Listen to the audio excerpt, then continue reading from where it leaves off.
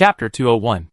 Nefarian's laughter resounded throughout the hall, and his voice and the echo made the laughter seem even more eerie and terrifying. Alvin was worried. Didn't he like this plan? Nefarian's next words completely dispelled Alvin's worries. Very good, Goblin. Your information is very timely. Nefarian said coldly. Sabrian, this guy used to be my father's adjutant. To be honest, this guy has always had bad intentions towards me, and I have long wanted to teach him a lesson. But I am not sure that I can defeat him, but this time. Take away his dragon eggs, so that we don't have to face this annoying guy, and then destroy the dark portal, so that this bastard will live forever in that strange continent. Nefarian became more and more excited as he spoke. He slapped the handle of the chair, then stood up and walked back and forth a few times, as if thinking about the specific implementation process. I will lead the team myself. As long as this is successful, Goblin, I will definitely reward you greatly. The Black Dragon Prince sneered. I will help you burn down your former boss, Revagaz, and his treasure bay. Then send people to build a new treasure bay on the original site. A treasure bay that belongs only to the Goblin Winterai. I will make your statue stand in that city instead of the short-sighted Revagaz. Thank you, my master. You are not only an invincible warrior, but also an unrivaled commander. Every creature you created is the most perfect existence in the world. Your power and majesty are unmatched. The Goblin Winterai immediately flattered Nefarian, making him so proud. With just a few words, Nefarian ran off to fight with Sabrian. Onyxia looked at the scene just now and thought in disbelief. This Alvin, this guy is really dangerous. She looked at the goblin carefully again, and now she was a little suspicious whether she was dazzled. This goblin was originally a pure goblin, not Alvin pretending to be. Come here, Nefarian shouted. Yes, my master, what do you want me to do? An orc ran over and asked humbly. Now I am leading my army to the dark portal. You take my sister back. Serve her with good food and drink, but don't let her leave the room. Do you hear me? Nefarian ordered. He glanced at Onyxia, and added another sentence to the orc. If my sister runs away, I will skin you alive. Yes. The orc trembled, as he accepted the task, and was about to take Onyxia back to the room. It was obvious that she was under house arrest. Nefarian, you can't do this to me. Onyxia wanted to struggle, but because of the seal of the pendant, her current strength was not as good as that of an ordinary farmer. Oh, there is one more thing. Let my baby go to watch the door for my sister. Hee. If she wants to come out by herself, or someone wants to save her, my baby will have a delicious snack. Yes. Baby? What is it? Alvin didn't understand. Onyxia's face suddenly turned pale. That baby? Could it be Chromagus? Let me go! I can walk by myself. Onyxia roared, and was taken away friendly by the orcs. Before leaving, she glared at Alvin. To outsiders, she seemed to hate the goblin who betrayed her, but Alvin could see from her micro-expression that she recognized him. Goblin. Nefarian was in a good mood at this time. See you when I come back? You can walk around my palace freely, and admire my great inventions by the way. I believe you will understand the greatness of our cause. Nefarian called the orc butler, and asked him to arrange accommodation for the goblin. When I come back, I will give you more rewards. Go and rest now. The goblin nodded, thanked the great Black Dragon Prince again, and then withdrew with his goblin companions. Soon, Alvin was arranged to live in a spacious room with windows that could directly see the scenery outside Blackrock Mountain. Soon, a huge dragon roar and the flapping of wings sounded. Led by the Black Dragon Prince, a group of black dragons set off from the platform and flew south. It seems that Nefarian has a strong execution ability. He actually set off now. Magni still looked like a goblin. He didn't dare to breathe just now, for fear that his poor acting skills would expose everyone's identity. Brother Alvin, you are really amazing. I really suspect that you are a goblin in disguise. Magni scratched his goblin head, with an expression of extreme admiration. You can imitate so much. Haha, I have dealt with them before. Alvin omitted the second half of the sentence. In the game. I didn't expect that things would go so smoothly. Not only could we lure Nefarian away from the mountain, but we could also let him attack the dark portal from behind the orc army. In this way, the orc army besieging Nethergard would see that their retreat was cut off, and their morale would surely collapse. It was like killing two birds with one stone. Alvin smiled, but I was also very nervous just now. This Nefarian is quite smart, but he was blinded by desire. Hey, let's not talk about him. What should we do next? Magni rubbed his hands and asked, My Fearbreaker is already thirsty, and I am ready to fight. Well, the battle will start soon. Nefarian agreed that we can walk around Blackwing Lair. Let's find out where my sister is imprisoned first. There is one more thing. I want you to tell me clearly. Magni frowned and said, I just heard Nefarian say that the woman is his sister, and you said you came to save your sister. Could it be that your sister is Nefarian's sister? Then is she also? It seems that I have to tell you. Elvin smiled bitterly. Yes, my sister, Countess Ketrana Prester. Her true identity is the Black Dragon Princess Onyxia, the daughter of Deathwing, and Nefarian's sister. Damn! You're making me miserable. Magni slapped the table. I didn't expect you to have something to do with the Black Dragon. Or, your true body is also a dragon? Elvin was surprised by Magni's imagination and explained quickly. I am 100% human. I am honest and trustworthy. I also mistakenly recognized Onyxia as my sister. She saved my life twice before, so now she is in danger, I have to save her. And this time, I was caught here because she saved me a few days ago. She volunteered to be kidnapped by Nefarian to protect me. Haha, I am kidding you. Magni laughed. I don't care if he is a dragon or something else.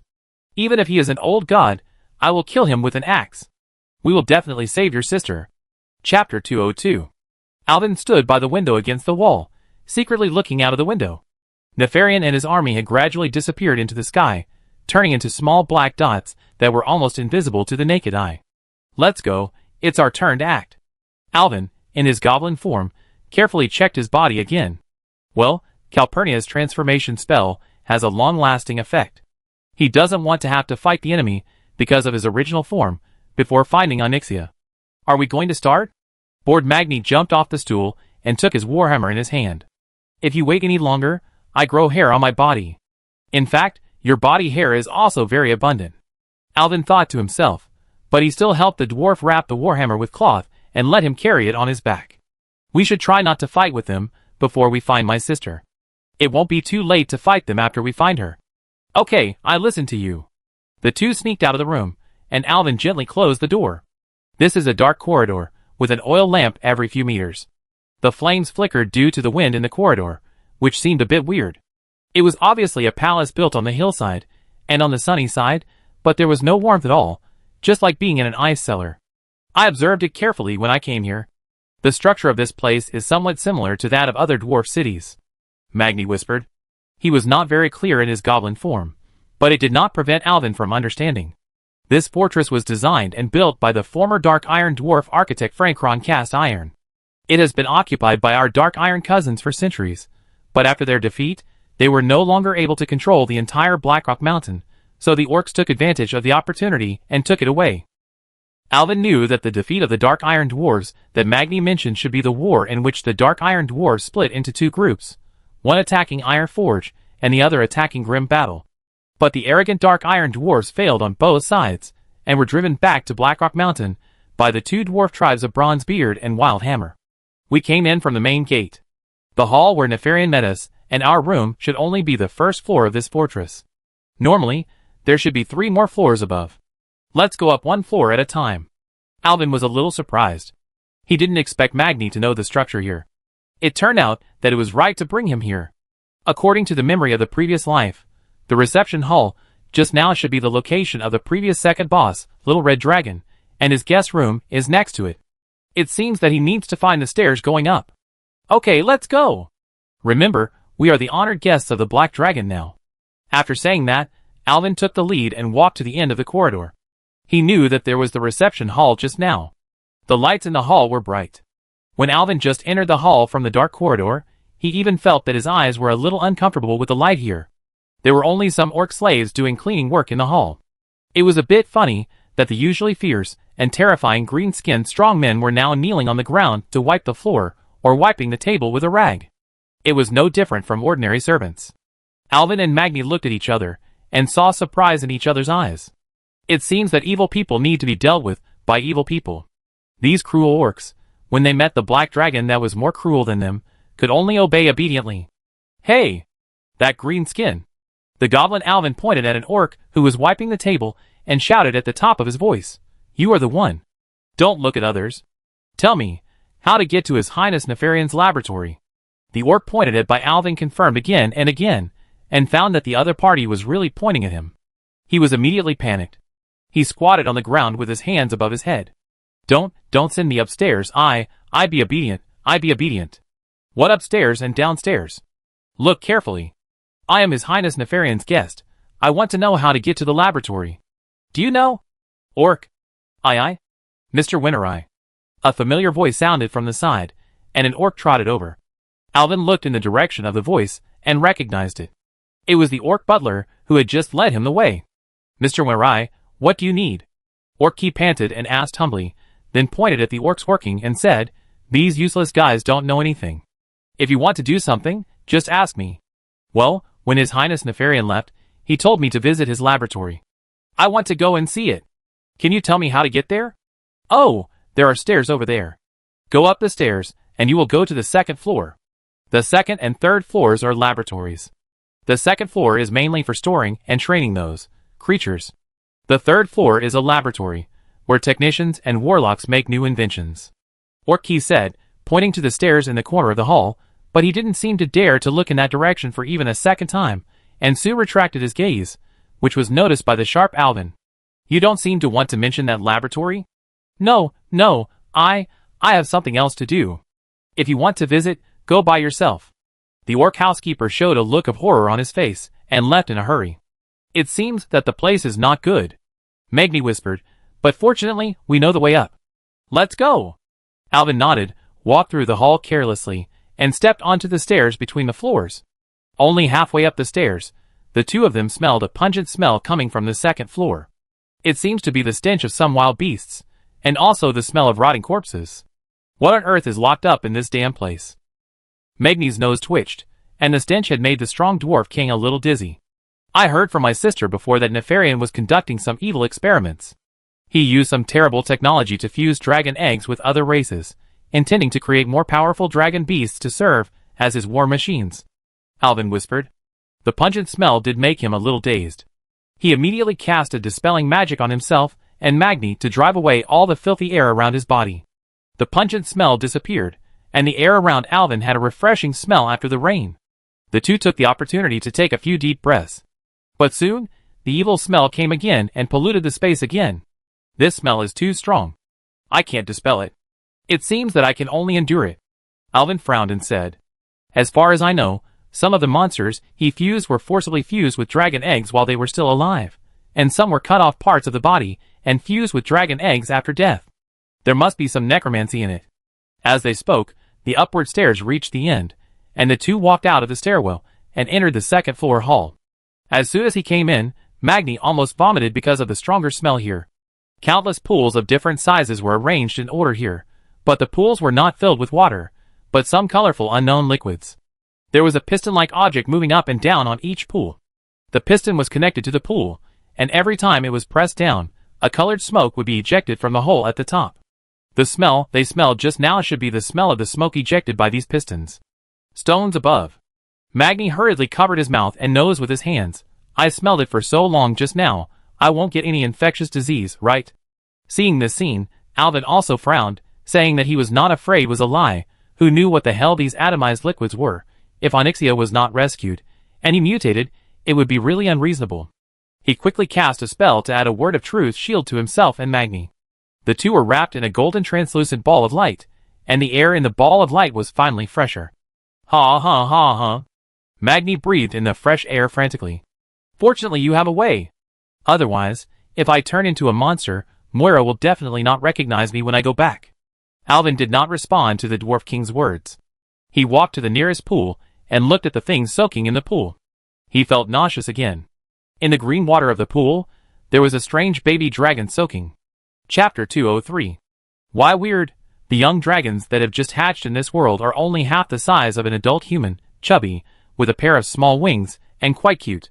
But the one in the pool is obviously not a proper young dragon. Its mouth is half open, and green unknown liquid keeps flowing in and out of its mouth and nose. It squinted, but its eyeballs have turned the same green as the pool water. Although it is open, its eyes are dull and unfocused. The skin of the young dragon has been swollen by soaking. The young dragon, which should be only half the height of a human, has swollen upper body to the size of an adult. What is surprising is its lower body, which is no longer the lower body of a young dragon, but a wriggling flesh worm. Holy light, What kind of creature is this? Alvin roared in a low voice. Hearing Alvin's voice, Magni curiously leaned over and saw this half-dragon, half-insect monster. Even though the Dwarf King was well informed, he was still shocked and speechless for a long time. This kind of blasphemy. Does Nefarian think he is the creator? Alvin suppressed his nausea and continued to walk to the next pool. Not surprisingly, the next pool also had a fusion monster made up of half the body of a baby dragon and another creature. It looked like the upper body was a dragon and the lower body was an orc. No wonder the orcs downstairs were so terrified and said they didn't want to be sent upstairs. It seemed that they were not just servants here. One day, Nefarian might suddenly have a whim and dismantle their bodies and sew them onto other dragon beasts. Continuing forward, there are still various dragon-shaped stitched monsters, and even some stitched-together dragons and humans. There are even those with a woman's body below the neck, but a dragon head on top. Magni followed Alvin closely, and the two of them tacitly did not speak, and quickly crossed the pool area. Huh? Soon, Alvin found something different. The monsters just now were all stitched together with dragons and other creatures, but here. Look, these monsters, they seem to be different. Magni came up and looked at the pool that Alvin pointed to. Sure enough, the monsters inside were no longer the previous ones that were obviously stitched together by two creatures. In the cultivation pool in front of him, a strange monster was soaked in red liquid. From the appearance, it seemed to be a humanoid creature with upright lower limbs and arms, but the whole body had strong muscles and thick scales, like a mature dragon, but no wings. Giant dragons can walk upright? Magni asked in confusion. Although he did not know much about dragons, the Dwarf King knew at least one thing. The dragons that had been seen, heard, and recorded so far were all creatures that walked on all fours, had wings on their backs, and were similar to large lizards. Dragons like this that had no wings and walked upright on 2 feet like humans or orcs were not even recorded in the oldest books. Alvin frowned and checked the several cultivation pools next to him. The more he looked, the more solemn Alvin's expression became. What's going on? Tell me, Magni urged. I have a guess. Alvin took a deep breath, sorted out his emotions, and cast Word of Truth, shield on himself and Magni again. It is very likely that Nefarian extracted the dragon essence from the dragon egg and injected it into the bodies of humans, orcs, or other creatures, causing these poor test subjects to mutate. Their bodies began to transform into dragons, thus becoming a kind of humanoid dragon beast. Oh my god!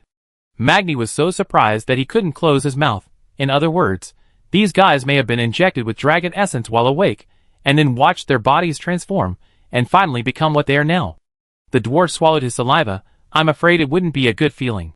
Alvin nodded and continued. Imagine, if a creature of the height of a human, orc, or dwarf suddenly grows into a 3 or 4 meter tall dragon beast in a short period of time, what kind of severe pain would it be? That kind of tearing feeling will definitely crush the spirits of these guys, and Nefarian will use his magic to brainwash these guys, and turn them into a fearless legion that only listens to him. Magni no longer knew how to describe his feelings, so he could only clench his teeth and hold his war hammer tightly. Alvin, can I destroy these pools and give these poor people a quick death? Alvin shook his head.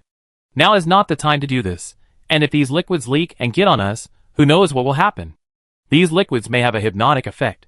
It's okay for them to soak in the water, but if they all get out of the pool and go crazy, we will be in big trouble. Onyxia was imprisoned by Nefarian because she opposed these cruel experiments. As long as she is rescued, this place can be easily destroyed. Alvin patted Magni on the back. Keep going forward. Magni nodded, followed Alvin without saying a word and continued to move forward. The two also came to the end of this floor. Going up further, it is not a staircase, but a gentle slope.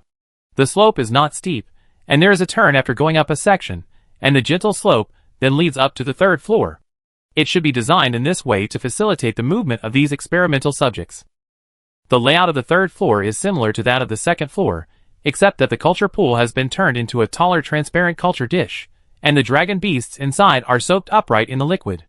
Many goblins and orc warlocks are busy working here. They saw 2 goblins coming up from the 2nd floor, but they only took a second look and lowered their heads to continue their work. It's best if no one pays attention, which is exactly what Alvin wants. He and Magni continued to walk through the huge petri dishes. He noticed that most of the dragon beasts here were mature, and their bodies were much larger than the previous layer. Some dragon beasts in a more complete and mature state were immersed in the liquid, but some dragon beasts were already incomplete. Some petri dishes only had one arm, and some had only one leg. Alvin was originally wondering, but he soon understood what was going on. In this layer of experiments, there was an area surrounded by many people. Alvin and Magni went over to take a look. It turned out that there was a huge one-armed dragon beast lying on the ground, and the goblins were holding one arm to sew up the dragon beast. The orc warlocks next to them formed a circle and released a strange spell to the dragon beast at the same time. The dragon beast and the broken arm were combined by a strange energy. A strange thread-like worm seemed to grow in the muscles on both sides, and then the worms entangled together, gradually stitching the broken arm to the dragon beast's body. We still underestimated Nefarian. Alvin was shocked and trembling. He whispered to Magni, "I thought that since a mature dragon beast has been created, the experiment should be over. But it is obvious that Nefarian is not satisfied. He stitched the most powerful part of each dragon beast again. He wants to create the most powerful dragon beast warrior." Chapter 204. The most powerful dragon beast? Magni took a deep breath in surprise, and looked carefully at the incomplete dragon beast bodies in the petri dishes around him. So these guys just cut their bodies and reassembled them to make a new monster? Alvin nodded. These beasts. Aren't they afraid of being punished by God? Magni was panting, and it seemed that he was really angry. Alvin grabbed a goblin who passed by them at this time. He should be the staff in charge of some experiments here. "You, brother, I'm new here. I want to ask a question." The goblin who was grabbed saw that it was two kinds who grabbed him, and looked them up and down. "New here? How come I haven't heard of it? I'm from Booty Bay. His Highness Nefarian asked us to visit the laboratory. He asked me to take a look around, but now he's out. I have something I want to ask." "Ah! Why didn't you tell me earlier?" When the goblin heard that it was arranged by the Black Dragon Prince, he immediately changed his expression to a flattering one, and was about to support Alvin with both hands. "You say, I will tell you everything I know. Well, brother, I just came here too, and I don't understand what this is for. What are the things in these bottles and jars? Can you tell me?" Alvin looked like he was humbly asking for advice. The other party frowned, but looking around, no one noticed him, so he came over and lowered his voice. "This place is a laboratory dedicated to making new dragon beasts for His Highness Nefarian." The goblin only thought that Alvin and the other two were popular people in front of the Black Dragon, and told them the situation in the laboratory, which was basically consistent with Alvin's speculation. "Hey, go up from there, and you reach the 4th floor. The one on top is the most powerful thing we've ever made. It's called Chromagus. It only listens to Lord Nefarian. Anyone who goes there will die. You can take a look, but don't get too close. If you get too close to that thing, you won't be able to run away." The goblin said, seeming to remember the horror of the monster, and shuddered visibly, "No more, no more. I'm going to be busy now. Remember to help my brother later." Okay. Thank you, brother. We just take a look from a distance." The goblin waved his hand, and walked away to work. Alvin winked at Magni, and the two continued to walk towards the stairs connecting the 3rd and 4th floors. "It's just as you said," Magni said viciously. "I don't know how many lives this laboratory has used to complete their experiments. Yes, if this place is not destroyed, I'm afraid they will soon go to Loch Moden or Ridge Mountains to capture new experimental subjects. Since we are here this time, we must completely destroy this demon cave." As the two talked, they had already arrived at the junction between the 3rd and 4th floors.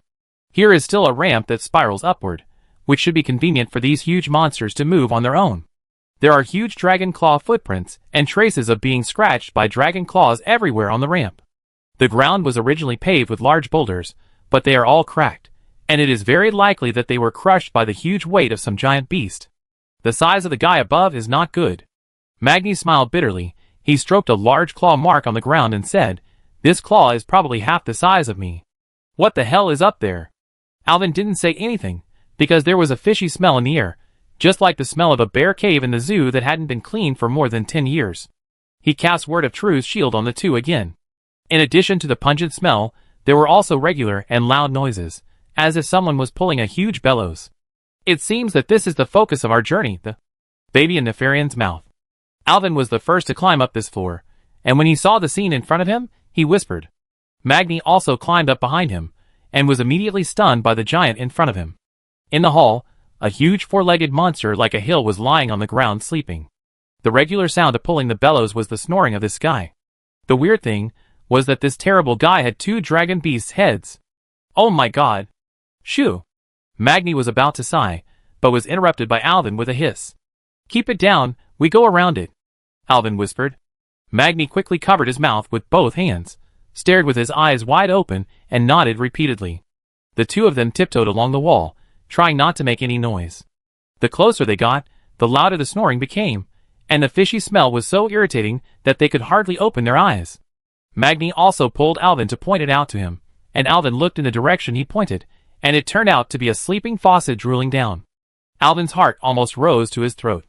If this guy was the watchdog in Onyxia's room, then Onyxia should be very close. He could already vaguely see a small door at the end of the hall, behind which might be Onyxia. At this moment, a large drop of water fell between the two of them, startling Magni, followed by the second drop, the third drop. "Why is the hall leaking?"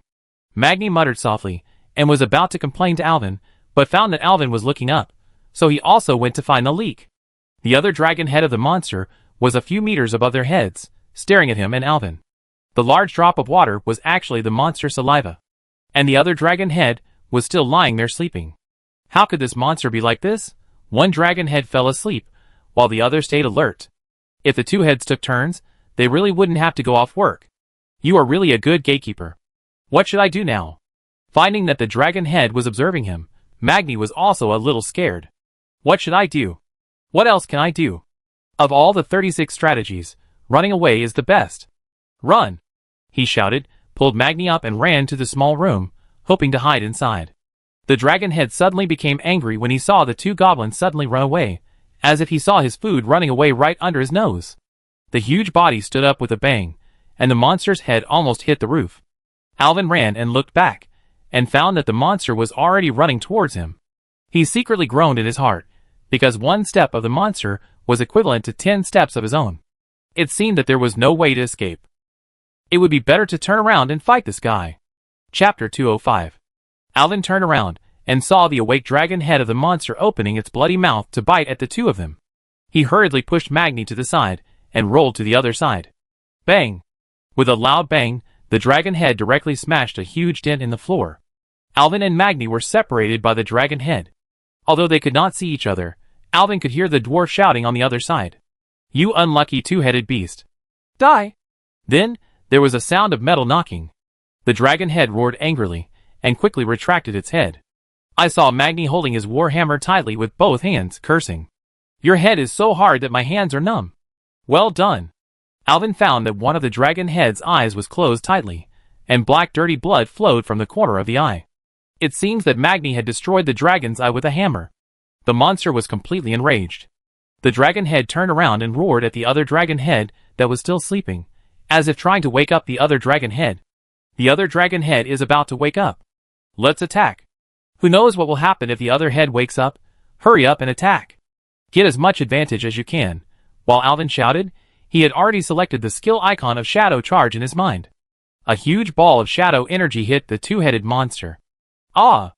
As the shadow energy exploded, the other dragon head also woke up, but it was awakened by pain. The explosion of Shadow Charge applied Dark Word, pain to the two dragon heads of Chromagus. The monster roared in anger. "Take my hammer." Magni ran to the monster's feet from the other side, but the two goblins had no height advantage, so he could only smash Chromagus's claws with a hammer, breaking one claw. "Ha ha! You are not invulnerable. Come again!" Magni cheered and raised his hammer again. When the dwarf was about to smash it, the one-eyed dragon head bit down fiercely. The dragon head was too fast, and the dwarf could no longer dodge, so he had to use the hammer to resist it in a hurry. But the dragon's mouth was too big, and it could swallow Magni whole after it was completely opened. As a result, Magni was stuck between the upper and lower jaws of the dragon head like a wooden stake. "Let me go! You two-headed beast!" Magni used all his strength, kicked hard with his feet, raised his war hammer with both hands, and competed with the dragon head. "Magni!" Alvin was so frightened that he thought Magni had been eaten. But seeing the strong dwarf holding on in the dragon's mouth, he couldn't help but admire him. "Here I come!" Alvin knew that the dwarf couldn't hold on for long, so he immediately selected his most commonly used 3-shot Holy Fire in his mind. 2 of the 3 shots were directly hit on the dragon's head biting Magni, and the last shot hit the second dragon's head that was about to attack him. Ah! The 2 big heads of Chromagus were trembling wildly due to the severe pain caused by the burning of the Holy Fire. Magni was also thrown out of the air. But the dwarf turned over in the middle of the dragon and landed steadily. Wow! Magni shouted, I was so scared. I thought I was going to be eaten. Thank you, brother. It's okay. Alvin shouted loudly on the other side. Keep attacking, don't give it a chance to breathe. Okay. Magni responded and attacked Chromagus again. But soon, the burning dragon head discovered the intention of the two. A light-colored magic circle suddenly appeared above the head of the one-eyed dragon head, and in an instant, a small magic arrow shot out from the magic circle and flew towards Magni. Get out of the way! This guy knows magic. Alvin shouted loudly to Magni. The dwarf also saw the light above his head, knowing that a powerful thing had come, and hurriedly rolled to the side.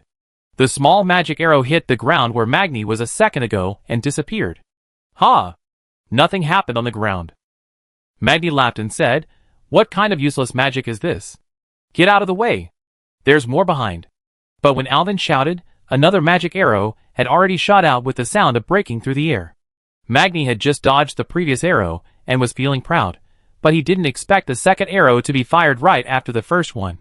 He had no time to dodge, and was hit directly in the chest. Ah! Magic instantly poured into Magni's body, and the dwarf roared, Ah! I don't seem to be fine. Magni was surprised to find that he didn't feel any pain in his body. No! Why can't I move? The dwarf roared in surprise. No matter how hard I try, I can't move. Looking at Alvin's livid face, Alvin suddenly realized. This is the time magic of the bronze dragon. It can stop the time of our bodies. Stop explaining. Come and save me. Oh my god. When Chromagus saw one of the goblins was immobilized, he roared excitedly and ran towards Magni on all fours. Seeing the monster close in front of him, Magni couldn't even move, and he also had a sense of foreboding. He tried his best to move his feet, but found that he couldn't move at all. Shadow Whip. Suddenly, Chromagus's movement slowed down. The monster turned back angrily, and found that Alvin's shadow energy was strong. A black energy whip extended from his outstretched arms, and hit his huge body. Severe pain came from the inside of his body, and his feet couldn't run at full speed. Ah! I can move! Magni suddenly found that his body began to obey his orders, but he had been secretly exerting strength just now, and the magic effect suddenly disappeared, causing him to fall to the ground uncontrollably. I can move now.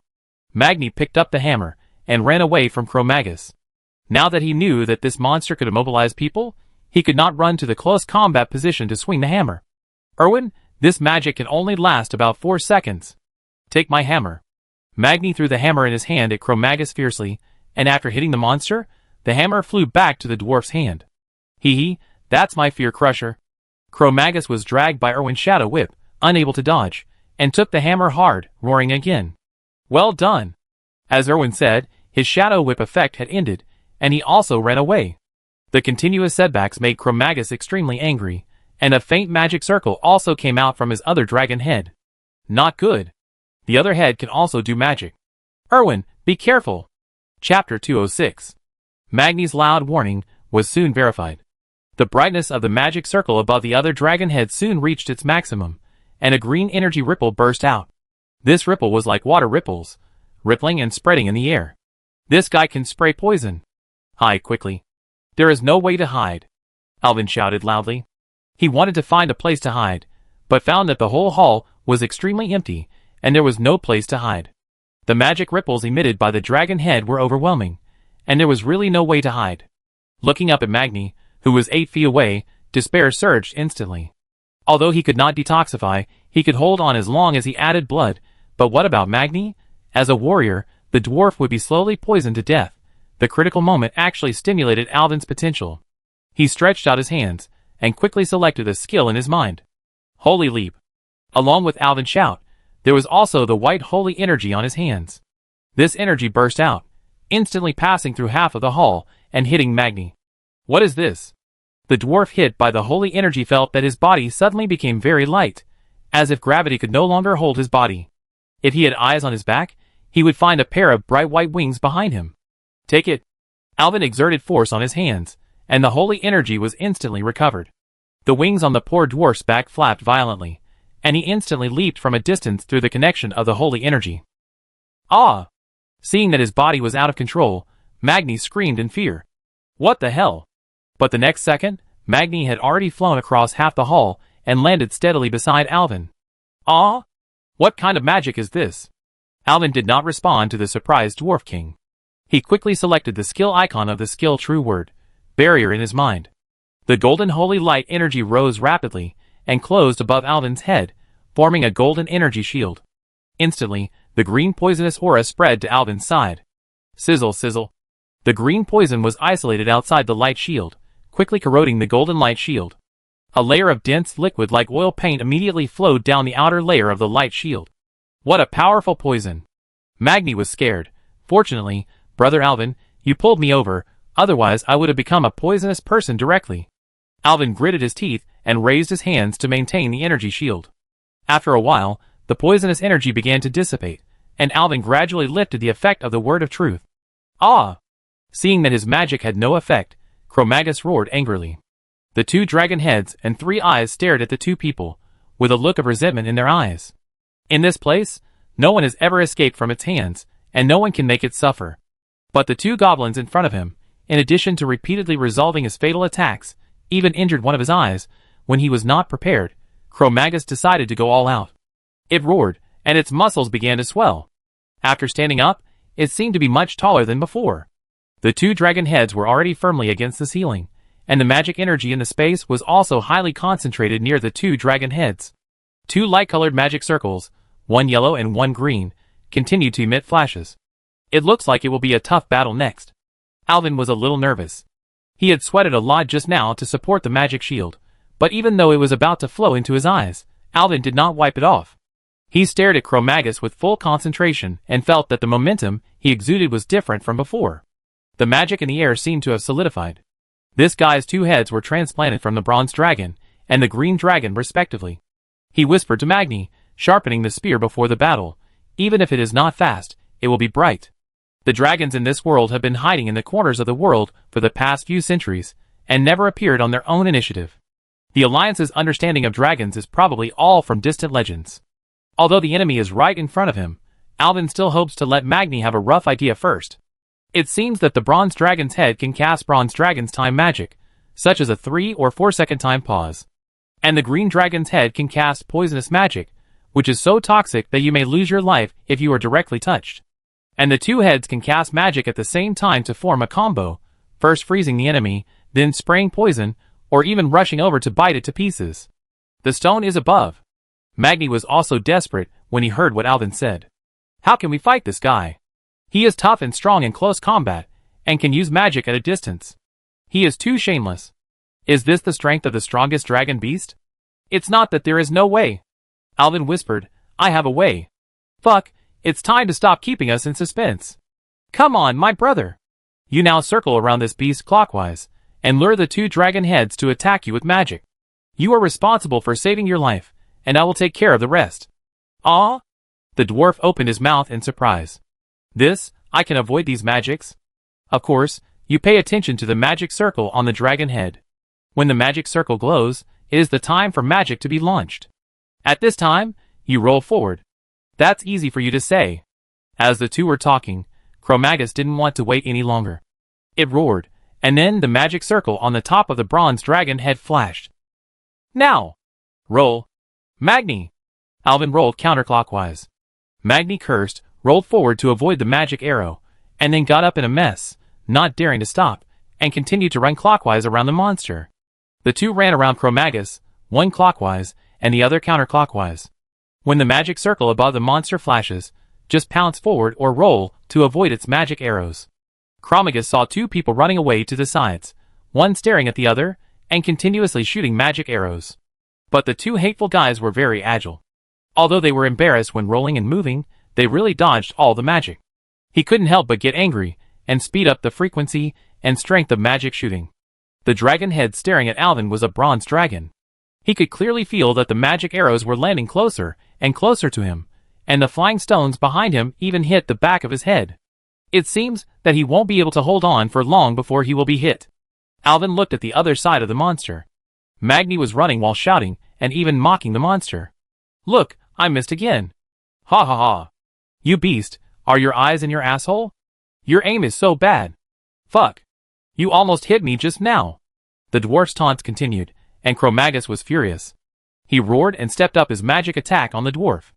Alvin looked around and saw that he and Magni had almost reached the north and south ends of Cro-Magus. The two men and the monster were already in a straight line. At this time, the two dragon heads, the bronze dragon was facing Alvin, and the green dragon head was facing Magni on the other side. Alvin knew that if he missed this opportunity, he might never have another chance.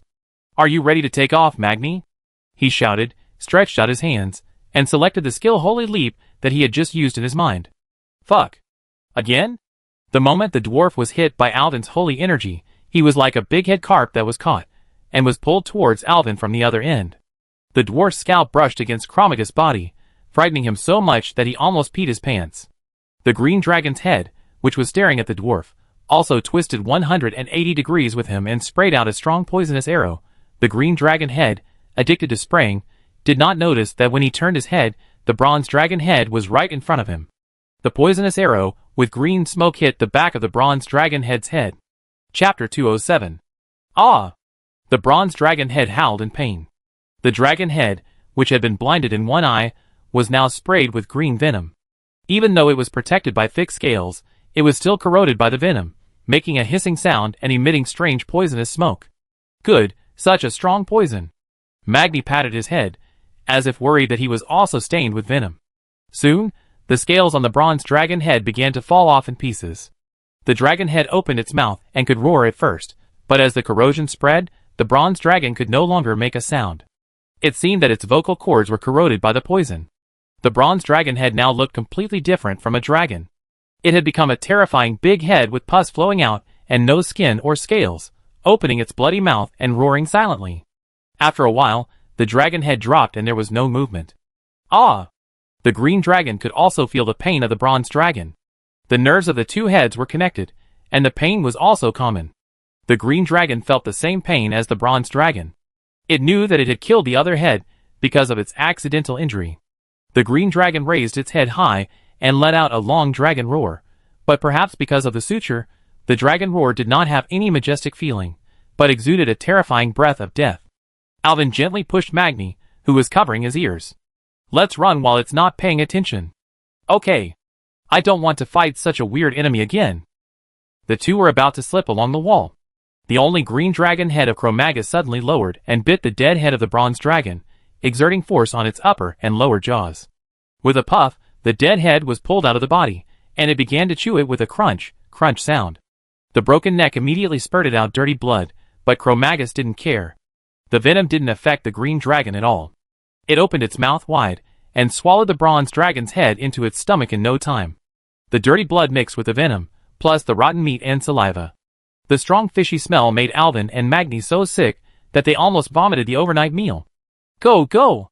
Magni urged Alvin in a low voice. But he bumped into Alvin's back. "Go! Why don't you go?" Magni looked up and found that Alvin had stopped for some reason. "It seems that we can't go." Alvin's bitter smile came from the front, and Magni realized that Cro-Magus had stood up and blocked the dragon head in the way of the two. Cro-Magus' big eyes were full of blood, and from a distance he looked like he had pink eye. At this moment, the only remaining green dragon's head was staring at Alvin with its eyes wide open. Without any warning, the magic circle on the top of the green dragon's head flashed with light, and it used the poison wave attack again. This move was a group-wide damage, and there was no way to dodge it, so he could only hold on. Alvin had no choice. He had just used the power word barrier, and the skill had entered cooldown, and could not be used again in a short time. This time he could only hold on. "Magni, can you use a shield wall?" "Hang on. It might hurt a little." He quickly put the power word shield on the two of them, and then told the dwarf to use the damage reduction skill himself, and then selected a pale white skill icon from his mind. Just as he was about to use it on himself, he held on to this wave of poison. But he heard Magni shouting aggrievedly, "I fucking used a two-handed hammer, and I didn't bring a shield. Fuck. Pain suppression." Alvin cursed in anger, but at the last moment, he applied pain suppression to Magni. With this skill, the damage to the caster can be reduced by 40%. Seeing the poison wave coming over, Alvin, unwilling to give up, quickly selected a skill icon in his mind. "Concentrate." I saw a white light burst out from his body, and instantly put on a white energy shield. Fortunately, there are many damage reduction skills. Alvin thought, if I turn on concentrate, I can get 3 shields that can absorb more damage in a short period of time, and then during the existence of concentrate, the skill of Word of God shield has no cooldown time. Just rely on this all-God shield to get through. The poison wave finally hit the two people, and Cro-Magus's turbid eyes glowed with excitement, as if he had seen the scene of the two people being melted by the venom. Alvin gritted his teeth and held on. He looked at Magni and found that the dwarf was also kneeling on the ground in pain, his body trembling with his hands. The poison entered the body, and the severe pain began to burn Alvin and Magni's skin. Alvin could feel his vitality rapidly draining away. This can't go on, Alvin thought. He kept putting shields on himself and Magni, and selected the link treatment icon in his mind, so that he could treat Magni and himself at the same time. Cro-Magus found that the two people had survived his poison wave for so long, and was immediately furious. It stopped casting spells, and rushed towards the two people. The heavy footsteps of dong dong dong echoed throughout the hall. When Alvin saw the poison wave stop, he felt relieved. Just when he wanted to take a breath, he saw the giant beast rushing towards him. There was no other way. Escape was the most important thing. Alvin quickly pulled up Magni, who was still lying on the ground retching, and ran towards the small door at the end of the hall. But 2 legs could not outrun 4 legs, and Cro-Magus quickly caught up with the 2. Alvin noticed that Cro-Magus was gathering magic power while chasing, and the magic circle on its head began to glow again. He knew that if he continued to run, he would either be swallowed or hit by the poison arrow, so he had to stop again and turn around to face the monster. Magni! Don't stop. Let me stop him. Go save my sister. Bullshit. You, a priest, can't stop him. Magni grabbed Alvin's clothes without saying anything, used all his strength, threw Alvin forward, and rolled to the side to avoid the venom arrows that shot out. You stitched monster. If you dare, come after me. He taunted while throwing the war hammer in his hand. But after fighting for so long, the strength in his hand weakened, and the flying speed of the hammer was a bit slow, and the green dragon head dodged it easily. Come back. Magni roared, and the war hammer drew an arc in the air and returned to his hand. Cro-Magus couldn't stand such provocation, gave up Alvin, and chased after Magni. Alvin, who was thrown out, couldn't stand steadily, staggered forward and fell to the ground. We can't waste the opportunity created by Magni now. Chapter 208. Alvin got up from the ground in a panic, and he did not look back. He knew that when Magni threw him out, there was no room for him to turn around. Now he had only one goal in mind, which was the small room in front. As long as Onyxia could be rescued, her ability could completely lead him to victory. The continuous casting just now made Alvin's mind a little dazed, and he felt his legs were a little weak. He bit his tongue hard, and the pain stimulated his brain. The bloody taste in his mouth not only tasted a little crazy, but also made him concentrate a little. Alvin used all his strength to move his legs and sprinted towards the final finish line. Onyxia. Seeing that he was getting closer and closer, Alvin shouted at the top of his voice, "Come and save your brother. Oh, Dowdu is going to heaven." He shouted randomly, hoping that Onyxia could hear his shouting and come to the door to meet him. The door of the room was just an ordinary prison door, like a cage. But it was pitch black inside, and there was no movement at all. That's not right. The Black Dragon blood contract told him that Onyxia was here. But why didn't the Black Dragon Princess show up? Could it be that the restraining power of the pendant was so strong that Onyxia had been imprisoned and lost her power? What should I do? Magni's screams and Cro-Magus's excited roars came from behind. Alvin knew without looking that Magni might not be able to hold on for much longer. Onyxia. Alvin did not give up. He continued to call the Black Dragon's name, but there was still no response. Although he was getting closer and closer to the door, Alvin's heart seemed to have fallen into an ice cellar, and his legs had begun to tremble. Alvin, Alvin. A weak voice came from the door, and Alvin was refreshed after hearing it. A black-haired woman, with a pale face, was lying at the door of the prison, holding the iron bars of the prison door with one hand, and supporting herself on the ground with the other hand, trying to struggle to stand up. But soon, the woman's hand slipped, and the whole person fell to the ground, raising a cloud of dust. It was Countess Katrana, a once noble lady, but now she was lying in the dust of the cell. My power. Plop. Alvin finally couldn't hold on, and fell to the ground with a cramp in his thigh. Are you okay? Alvin heard the concerned voice of Onyxia coming from the front, and hurriedly raised his head to see Onyxia, who was also disheveled. You are so stupid, didn't I tell you that I was tired of playing and wanted to go home? The Black Dragon Princess seemed extremely weak, and every word she said seemed to use up all her strength. At this moment, she had completely lost her former pride and confidence, and was just an ordinary woman who was tortured. Stupid sister, this is not your home. Alvin supported himself with his hands and stood up again. Didn't I tell you a long time ago that if you were kidnapped, I would risk my life to save you? You? Onyxia could no longer hold on, and tears burst out like a dam. Nefarian's evil pendant continued to absorb her power, and she had long wanted to take it off. But this pendant is very strange. Once you touch it, your energy will be sucked away faster. Alvin groaned in his heart. He finally came to the door of the cell and saw Onyxia. Although he spoke beautifully, he still had no way. Onyxia's trembling arm stretched out from the gap of the cage. Alvin saw this and held it tightly. It was cold to the bone. Alvin felt distressed. He gently lifted the dusty hair on Onyxia's face. The woman's face was pale, and even her most proud flaming red lips became lifeless. AI. What should we do now? Let me see this. Alvin saw the pendant on Onyxia's chest and quickly pulled it into his hand to observe it carefully. The black crystal, with dense shadow magic rolling inside, seemed to have a physical body. The moment Alvin touched it, it vibrated violently. What's going on? Alvin saw the pendant in his hand vibrating at a very fast frequency, and he didn't know why. And the Xalatath dagger in his arms also seemed to feel something and began to vibrate. Alvin thought, could Xalatath feel something? Is this pendant related to Xalatath? Ah! At this time, Cro-Magnus's roar and Magni's screams came from behind. Alvin looked back and saw Magni lying motionless with blood all over his body. Cro-Magnus was looking up at the only remaining green dragon head and roaring in victory. Then, the green dragon head turned its head towards Alvin. Its eyes revealed a sinister light. It let out a low roar and then rushed towards Alvin. Magni! Alvin shouted the dwarf's name, but the dwarf did not respond, and it was unknown whether he was dead or alive. Rage burned in Alvin's heart, and he had to avenge Magni. Although it was dangerous, he could only use shadow form once more. Buzz buzz buzz. As if sensing Alvin's thoughts, Xalatath began to vibrate more violently.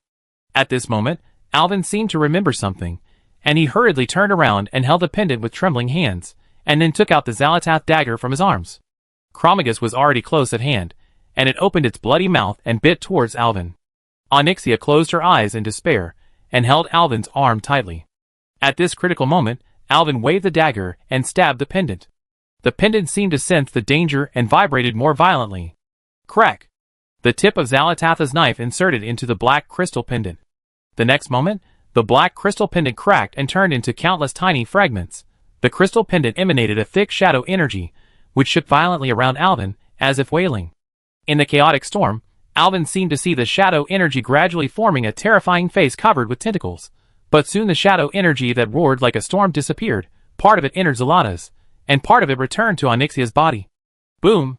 At the same time as a loud bang, a strong wind and scorching heat that made it impossible to stand upright came to his face. The black storm swirled around Alvin, and dark red sparks were mixed in the storm. The temperature in the air rose rapidly, and the furious airflows seemed to be welcoming something terrifying.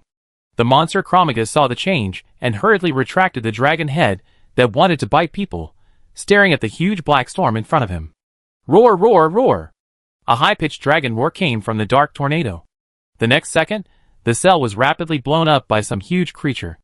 The half of the room near the outside of the mountain was directly squeezed and cracked, and large pieces of bricks and stones fell from the mountainside. Then, the cell door, no, the entire wall was completely shattered by some wild force. A dragon head spewing black smoke stretched out from the ruins. Chapter 209. The black dragon revealed her true appearance from the smoke. Alvin rubbed his eyes, and there was a hint of purple on the side of the black dragon's huge eyes. Yes, this is Onyxia. She has regained her strength. Roar, roar, roar! The black dragon roared, slowly walked out of the rubble, and the bricks and stones on its body slid down from the high dragon's spine. She spread out one wing, and covered Alvin's head to prevent the stones from falling and hitting him. The black dragon head stretched down, and to Alvin's surprise, it opened its mouth to pick up Alvin, turned its head, and put him on its back. Have a good rest. Leave it to me next. Okay. Alvin lowered his body and grabbed a scale of the black dragon. The dwarf lying on the ground in front is my friend, don't hurt him. Before Alvin finished speaking, Onyxia's wings had fully spread and flapped back violently. Alvin felt a strong wind cutting his face, and the black dragon's entire body shot forward and flew close to the ground, knocking Cro-Magnus over easily in a breath. Ah! The dragon beast roared angrily, struggling on all fours to turn over and get up. But the black dragon did not give it a chance, and leaped in front of it, stepping on Cro-Magus under its claws. Crack, crack. The sound of broken bones came from under the dragon's claws, and Cro-Magus's only green dragon head was distorted by the severe pain. It turned out that Onyxia had crushed the part under his feet. Ah! Cro-Magus was aroused by the primitive wildness in the severe pain, and the magic circle on his head lit up instantly, and several green poison arrows shot at Onyxia. Be careful of the poison. Alvin had witnessed the tragic scene of the bronze dragon head being corroded by venom, and immediately warned. But the distance between the two was too close, and Onyxia could not dodge at all. Waste, this low-level magic is worthy of hurting me. The black dragon princess opened her mouth wide, and sprayed out the dark red magma with black smoke. The venom arrow turned into gas, and disappeared the moment it met the magma, but the boiling magma did not stop, but poured into the green dragon's head with gravitational potential energy. Hiss hiss hiss. Ah! The green dragon head was burned black by the magma in an instant, and then melted. In a flash, the originally extremely brutal green dragon's head was completely burned. But the black dragon did not seem to be relieved. She used her sharp teeth and claws to tear Cro-Magus's broken body into pieces in a few seconds.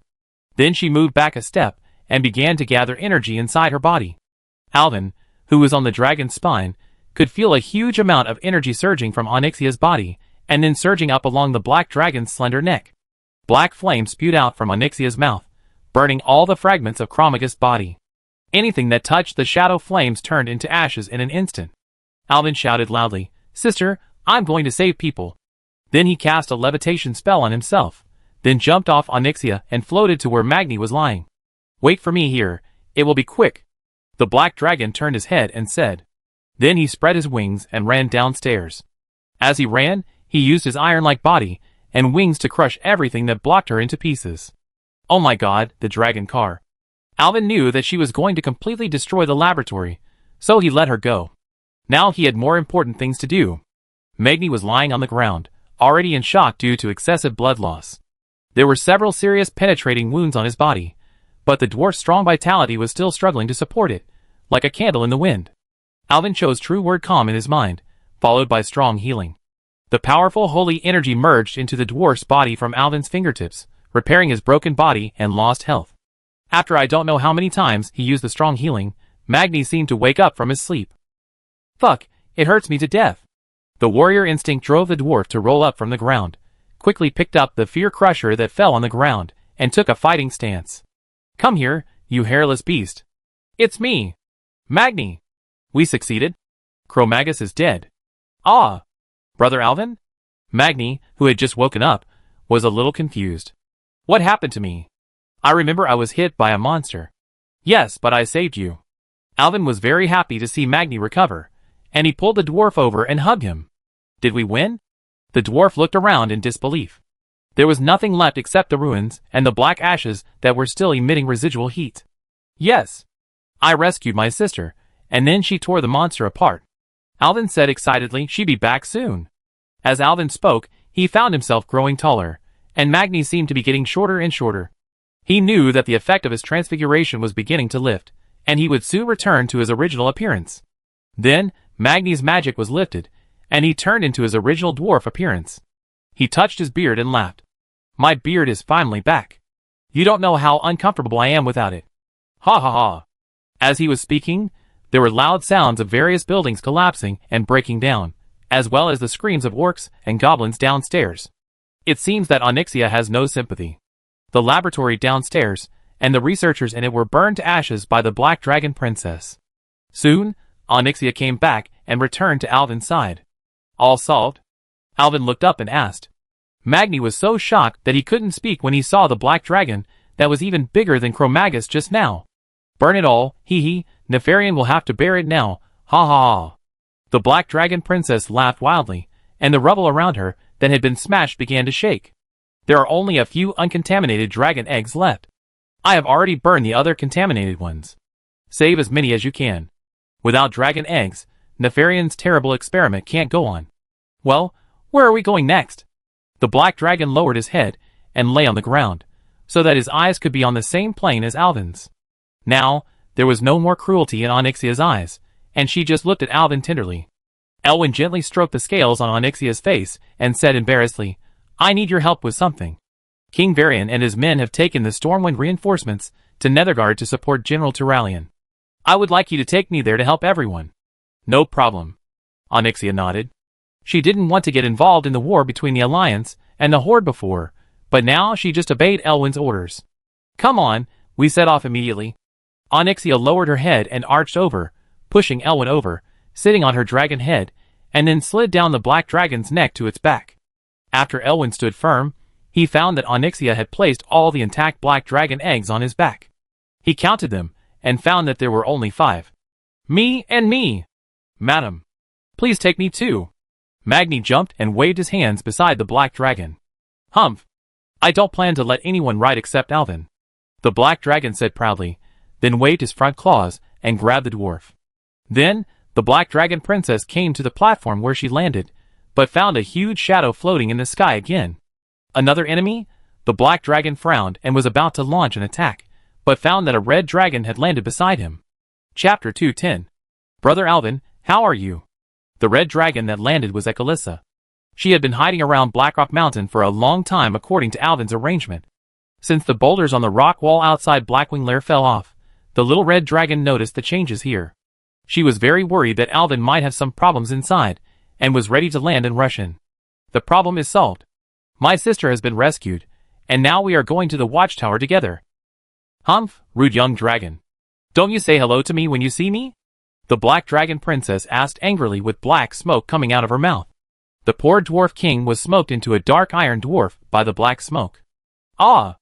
Oh, Sister Onyxia. Hello. Akratasza still had a headache when she saw the black dragon princess.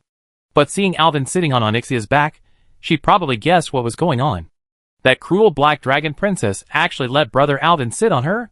As expected of Brother Alvin, even the black dragon surrendered. Stone above. Magni shouted in the dragon's claws, or, put me down first, I can walk by myself. Humph, let's go! Onyxia ignored the wailing dwarves, and the black dragon soared into the sky. Akratasza also took off, following the black dragon, and the group quickly flew south. Cursed Land, the outskirts of Watchtower. Due to the existence of the dark portal connecting the continent of Azeroth and the world of Draenor, the corruption of the dying continent of Draenor is affecting this land all the time, making it dry and cracked, showing a terrifying dark red color.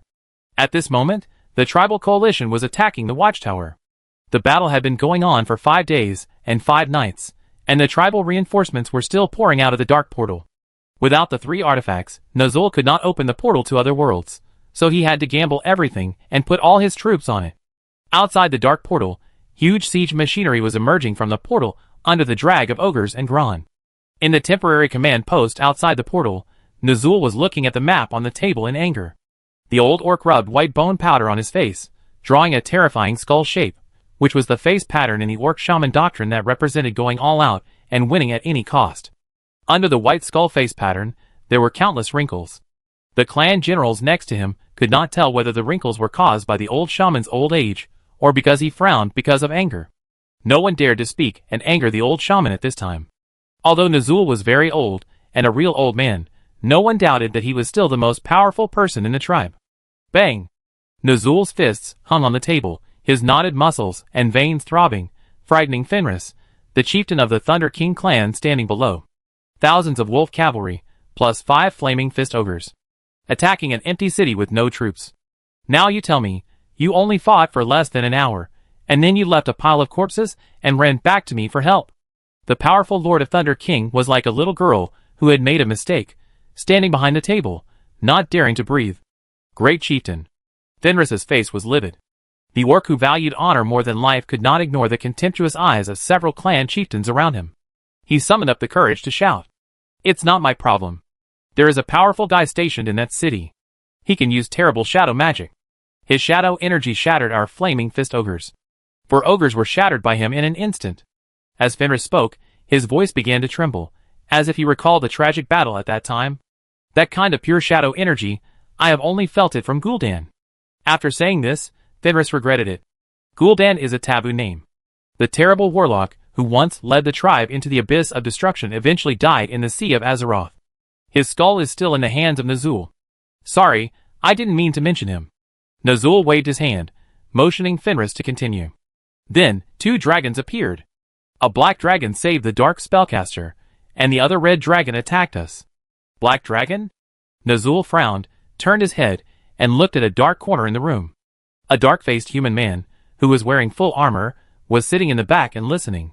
When he heard the black dragon appeared, he suddenly spoke in a hoarse voice. What kind of black dragon is it? Very big, taller than the city wall, wider than the city wall. The guy flew away after saving people, Fenris said hurriedly. The human man stood up and walked out of the darkness. Fenris realized that this short-haired middle-aged man still had a black mustache. Why is there a human here? Fenris had a question mark in his mind. Mr. Sabrian. Nazul bowed his head respectfully and asked the man, I have completely followed the agreement between the father of the Black Dragon and me. At that time, Neltharion also agreed that the Black Dragon army would be an ally of the tribe. May I ask, what about the Black Dragon in Stormwind? It turned out that this guy was a Black Dragon. No wonder the chieftain was so afraid of him, Fenris suddenly realized. That's right. If it wasn't for that Black Dragon, the Dark Caster would have been chopped in half by me. That's Onyxia. Sabrian didn't care about the orc's questioning. She sneaked into Stormwind City at her father's request. As for why she saved the dark spellcaster you mentioned, I don't know. It doesn't fit her character. But I heard you say just now that the Black Dragon did not attack you. It was a red dragon that attacked you, right? What's going on? That's right. Fenris shouted. It was a huge red dragon. It was only a little smaller than the Black Dragon. The flames spewed by the red dragon caused me heavy losses. Enough. Nazul's fists hit the table again. The white facial lines on the old shaman's face had twisted together, and they looked even more terrifying under the dim light. I don't want to hear your explanation. My tribe doesn't need orcs like this who failed to complete the mission and suffered heavy casualties. What? I said, this is not my problem. Fenris protested loudly, waving his arms to express his unwillingness. I remember I said that. Nazul sat back in his chair. This chair was not comfortable at all, but during the war, it might be one of the few furniture in the tribe. He picked up the skull of Gul'dan on the table and stroked it gently in his hands, as if feeling the knowledge and energy in it. My tribe does not need a general who loses the battle. After saying that, a dazzling lightning shot out from the dark eye sockets of the skull of Gul'dan. Fenris, who was protesting loudly, was hit in the chest by lightning. A moment later, Fenris had already widened his eyes and opened his mouth. He couldn't believe it before he died. The old shaman actually attacked him in the tent, and he had no power to resist. Come on! Drag this pathetic guy out. Yes! The orc warriors on both sides grabbed Fenris's legs and dragged him out like a dead dog. Tell all members that my tribe can only succeed, not fail. If it can't succeed, then die in battle. Yes! Chapter 211. Blood Fiend. Here! Nazul's decisive killing shocked every orc present. Death Knight Talon Bloodfiend was surprised, but at the same time, he felt a little pleasure. He participated in the First Orc War. He had served Gul'dan and Rim, but they both failed. As a Death Knight, he was created to conquer Azeroth, so he fled back to Draenor and pledged allegiance to Nazul again. I don't know if it's because he has died once. Bloodfiend hates these guys who are still alive. Hearing Nazul calling his name, Bloodfiend quickly answered and walked forward. When you brought back the Eye of Dalaran, I remember you said that you fought against the Alliance in Dalaran. Do you have any news about that? Dark Caster? Nazul tapped the table with his thick fingers, trying to get some useful information from the Death Knight. Bloodfiend carefully recalled the situation at that time. No, my men and I fought Antonidas and Kaeldats, and we didn't encounter the dark spellcaster Fenris mentioned. If there is anything strange. Bloodfiend suddenly remembered. We killed a long-eared elf. I did it myself. I guarantee that I crushed all the elf's internal organs. But later, I saw that the female elf came back to life. This is impossible. Someone must have used some strange spell. Later I inquired about it, and a powerful guy suddenly appeared in the Alliance recently called Miracle Priest. I heard that he set out from Lordaeron and went to Stormwind City to be a bishop. Bloodfiend's purple and stiff face showed a rare puzzled expression. The bodies of Death Knights were once human warriors, and they had long been rotten and stiff, so Bloodfiend had always managed his expression well.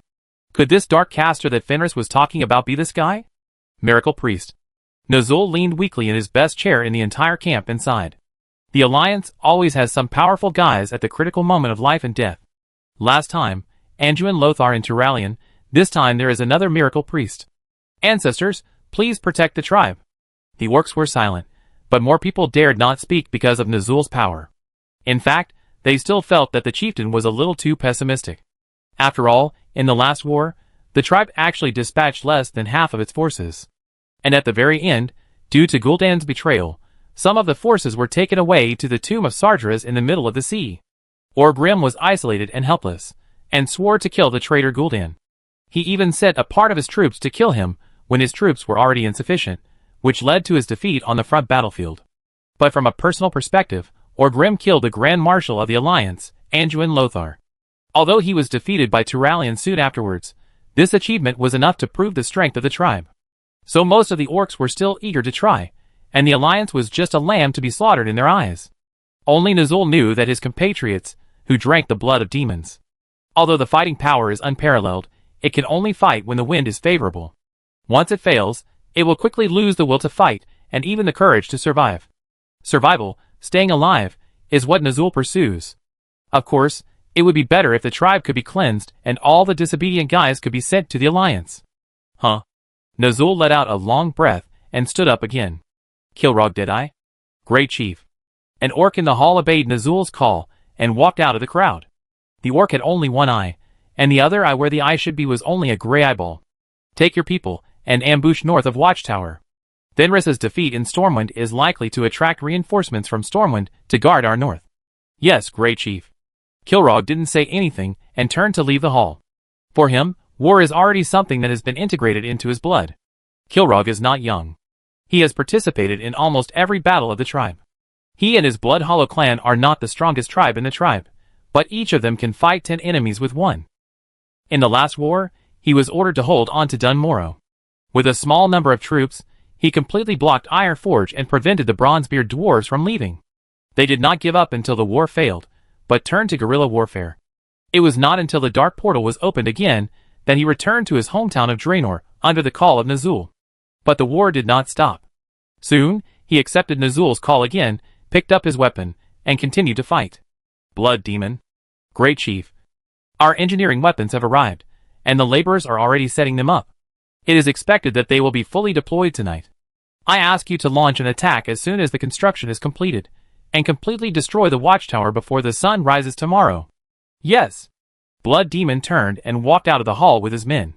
He is very confident now. The fierce battles in the past few days have almost exhausted the guards in the watchtower. The Alliance now has no food, no rest, and no weapons and ammunition. Now that his catapult has arrived, it will not be a problem to break through the fortress. An evil smile appeared on his stiff face, as if he was already tasting the fruits of victory. Watchtower. The Alliance is taking advantage of the rare gap to take a rest. Why did the tribe suddenly stop attacking? The Alliance commander, Paladin Turalyon, frowned and lay on the table in the combat command room, looking at the city defense map. These days, the tribe has been attacking all the time, and the Alliance troops have hardly rested since the beginning of the battle. Who knows? Maybe he's tired? Maybe he's working 5 days a week and taking 2 days off? Maybe he's preparing for other plans? A young but tired voice sounded. A white-haired old man pushed the door open and walked in. The purple robe showed the identity of the visitor, a Kirin mage. Although he looked a little old, he was agile, with sharp eyes and a very young and pleasant voice. To be able to enter the meeting room without saying hello, he must be a high-ranking member of the Alliance army. Yes, the visitor was Turalyon's close friend, the mage.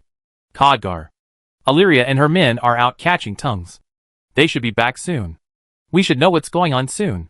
Well, how are the warriors doing? Not good. We've only been able to hold on until now, because of our faith. We ran out of food this morning. If this continues, we all have to eat barbecued orcs. My God, I'd rather die than eat that stuff. Khadgar smiled bitterly. Turalyon's expression eased a little when he heard that his old friend was still in the mood to joke. The Griffin Knights of Kurdran brought news that the reinforcements from Stormwind should be arriving soon. Tell the warriors to hold on a little longer. Turalyon was about to get himself a glass of water, but found that the kettle was already empty. Khadgar saw this, and untied the kettle from his waist, and threw it to Turalyon. The Alliance commander took the kettle, nodded to his old friend, opened it, and took a few gulps. Reinforcements? Khadgar smiled bitterly and said, the main force of the entire Alliance, the half led by Daneth Trollbane was wiped out, and the remaining half is here with us. Who can we rely on? Ironforge or Dalaran or Silvermoon City, which is far away. The Holy Light will give us strength. The Holy Light? I thought you were going to say something. Even if you awaken the power that defeated Orgrim again, what I want to say is that in a duel of thousands of troops, one person can do too little. Turalyon shook his head. My mentor, Archbishop Alonsis Fail, wrote me a letter before, saying that he arranged a priest to go to Stormwind to help me. I didn't pay much attention to it at the time. In fact, I wanted to say that it might be more useful to have one more paladin. Khadgar looked at Turalyon. He didn't know what he was talking about, but Khadgar knew that Turalyon was not the kind of person who liked to joke. Every word he said had his meaning. Until a few days ago, Kurdrin told me a piece of news, which was from his brother, Falstad Wildhammer. Miracle Priest, Alwyn Priest will come to Watchtower soon. Miracle Priest? Then I went to look through the Minor's letter, and this Alwyn Priest is the person he told me about. So? According to Kurdrin's oral statement, it was this person who defeated the legendary father of the Black Dragon, Deathwing. Chapter 212. H.U. Alvin, who was flying on the back of the Black Dragon, sneezed twice in a row, and it seemed as if there were two thunders in the sky. Alvin, are you cold? Onyxia's concerned voice came from the front. Do you need me to lower the altitude a little? For some reason, after leaving Blackwing Lair, Onyxia's attitude towards Alvin suddenly became very earnest, which made Alvin a little flattered. It's okay, I guess someone is thinking about me. In my hometown, 2 sneezes mean that 2 people are thinking about you, haha. Onyxia was speechless. What's the reason for this? Is it some kind of divination? Does 3 consecutive sneezes mean that 3 people are thinking about you? No. Alvin shook his head. What is that? 3 consecutive sneezes mean that you have a cold. Ha ha ha. The dwarf laughed boldly below. That was Magni. At the strong request of the dwarves, Onyxia finally made the claws of the dragon into a cage and locked Magni in it. Although it was like being in prison, Magni thought it was much more comfortable than being caught in the claws of the dragon. A strong wind blew beside his ears, and a Calitha approached from the side of the black dragon. The first time flying with the black dragon made the little red dragon very nervous. He wanted to follow from a distance, but he was worried that the black dragon would suddenly become fierce and throw Alvin from the sky, so he had to follow Onyxia closely. Brother Alvin, do you want me to take you flying for a while? Do you know how to get to Nethergard? Onyxia turned around and asked. I don't know. The little red dragon lowered his head and retreated in embarrassment. Don't worry, I'm not going to eat your brother Alvin. I return him to you in a while. Well, keep your word. The little red dragon was happy again, and adjusted his position to the side and rear of the black dragon. This formation was more labor-saving to fly. How does it feel to be the contractor of 2 dragon ladies? Respected double dragon knight? Onyxia's voice came, which seemed to have a sour taste. Alvin had never figured out how to face Onyxia. Since Terran Mill, Onyxia has always oppressed Alvin with her powerful strength and insidious style. By mistake, Alvin accepted Onyxia's blood and formed a blood pact with her. Later, she repeatedly saved his life, and was imprisoned for protecting him. It was not reasonable for him to leave Onyxia alone. Now that he had rescued the Black Dragon Princess, he had to seriously consider how to treat Onyxia. About the blood pact. I'm sorry, Onyxia continued. Although she couldn't see her expression, judging from her voice, the Black Dragon Princess seemed a little frustrated. This is my first time, so I don't know the side effects of the blood pact. It will shorten your lifespan. It's nothing. The world is so big. There will always be other ways. Alvin was very open-minded. It seemed that there were many ways to prolong life in this world. If it didn't work, he would just think of another way. Speaking of ways, I have one here. Onyxia continued. I know a bronze dragon. When the current matter is over, I will go and tie her up, and let her form a blood pact with you. That should be enough. Alvin was speechless. Sure enough, although the black dragon softened its attitude towards him, it was still the black dragon, and it still looked arrogant to others. No, when Nozdorma comes, I will become your accomplice, haha. TSK, stingy guy, it's just a drop of blood. Onyxia cursed in a low voice, and then stopped talking, as if she was really thinking about how to lure her prey into the trap. Alvin, I want to land and hide the dragon egg. We can't take the dragon egg to the battlefield. Suddenly, Onyxia looked down at the forest below and said, and then began to descend. Akaratasa didn't know what happened, and landed with them. Soon, the 2 dragons landed in a deep forest. Brother Alvin, What's wrong? Akaratasa, who transformed into a human form, ran over after landing. It's okay. We need to hide these black dragon eggs first. We won't be able to take care of them when we go to the battlefield. Okay. Onyxia also transformed into a human, still with black hair and a black dress, and restored her original noble appearance. Wow! It feels so good to step on the ground again. Magni jumped on the ground happily. Where is this? Alvin looked around. It was all trees, and it was really hard to tell. This is Ridge Mountain. I rested here for a while before coming to Stormwind. My dragon nest is in a cave over there. I moved the eggs over there and hide them. Okay, let's do it together. Several people did it as soon as they said it. Each person took an egg. Akalisa took 2, exactly 5 eggs, all hidden in Onyxia's temporary nest. Sister Onyxia, are these all the dragon eggs you laid? Akaratasa suddenly asked. The air was silent for a moment. Elvin actually wanted to ask, but he didn't have the nerve to do so. Magni was just looking around to watch the fun.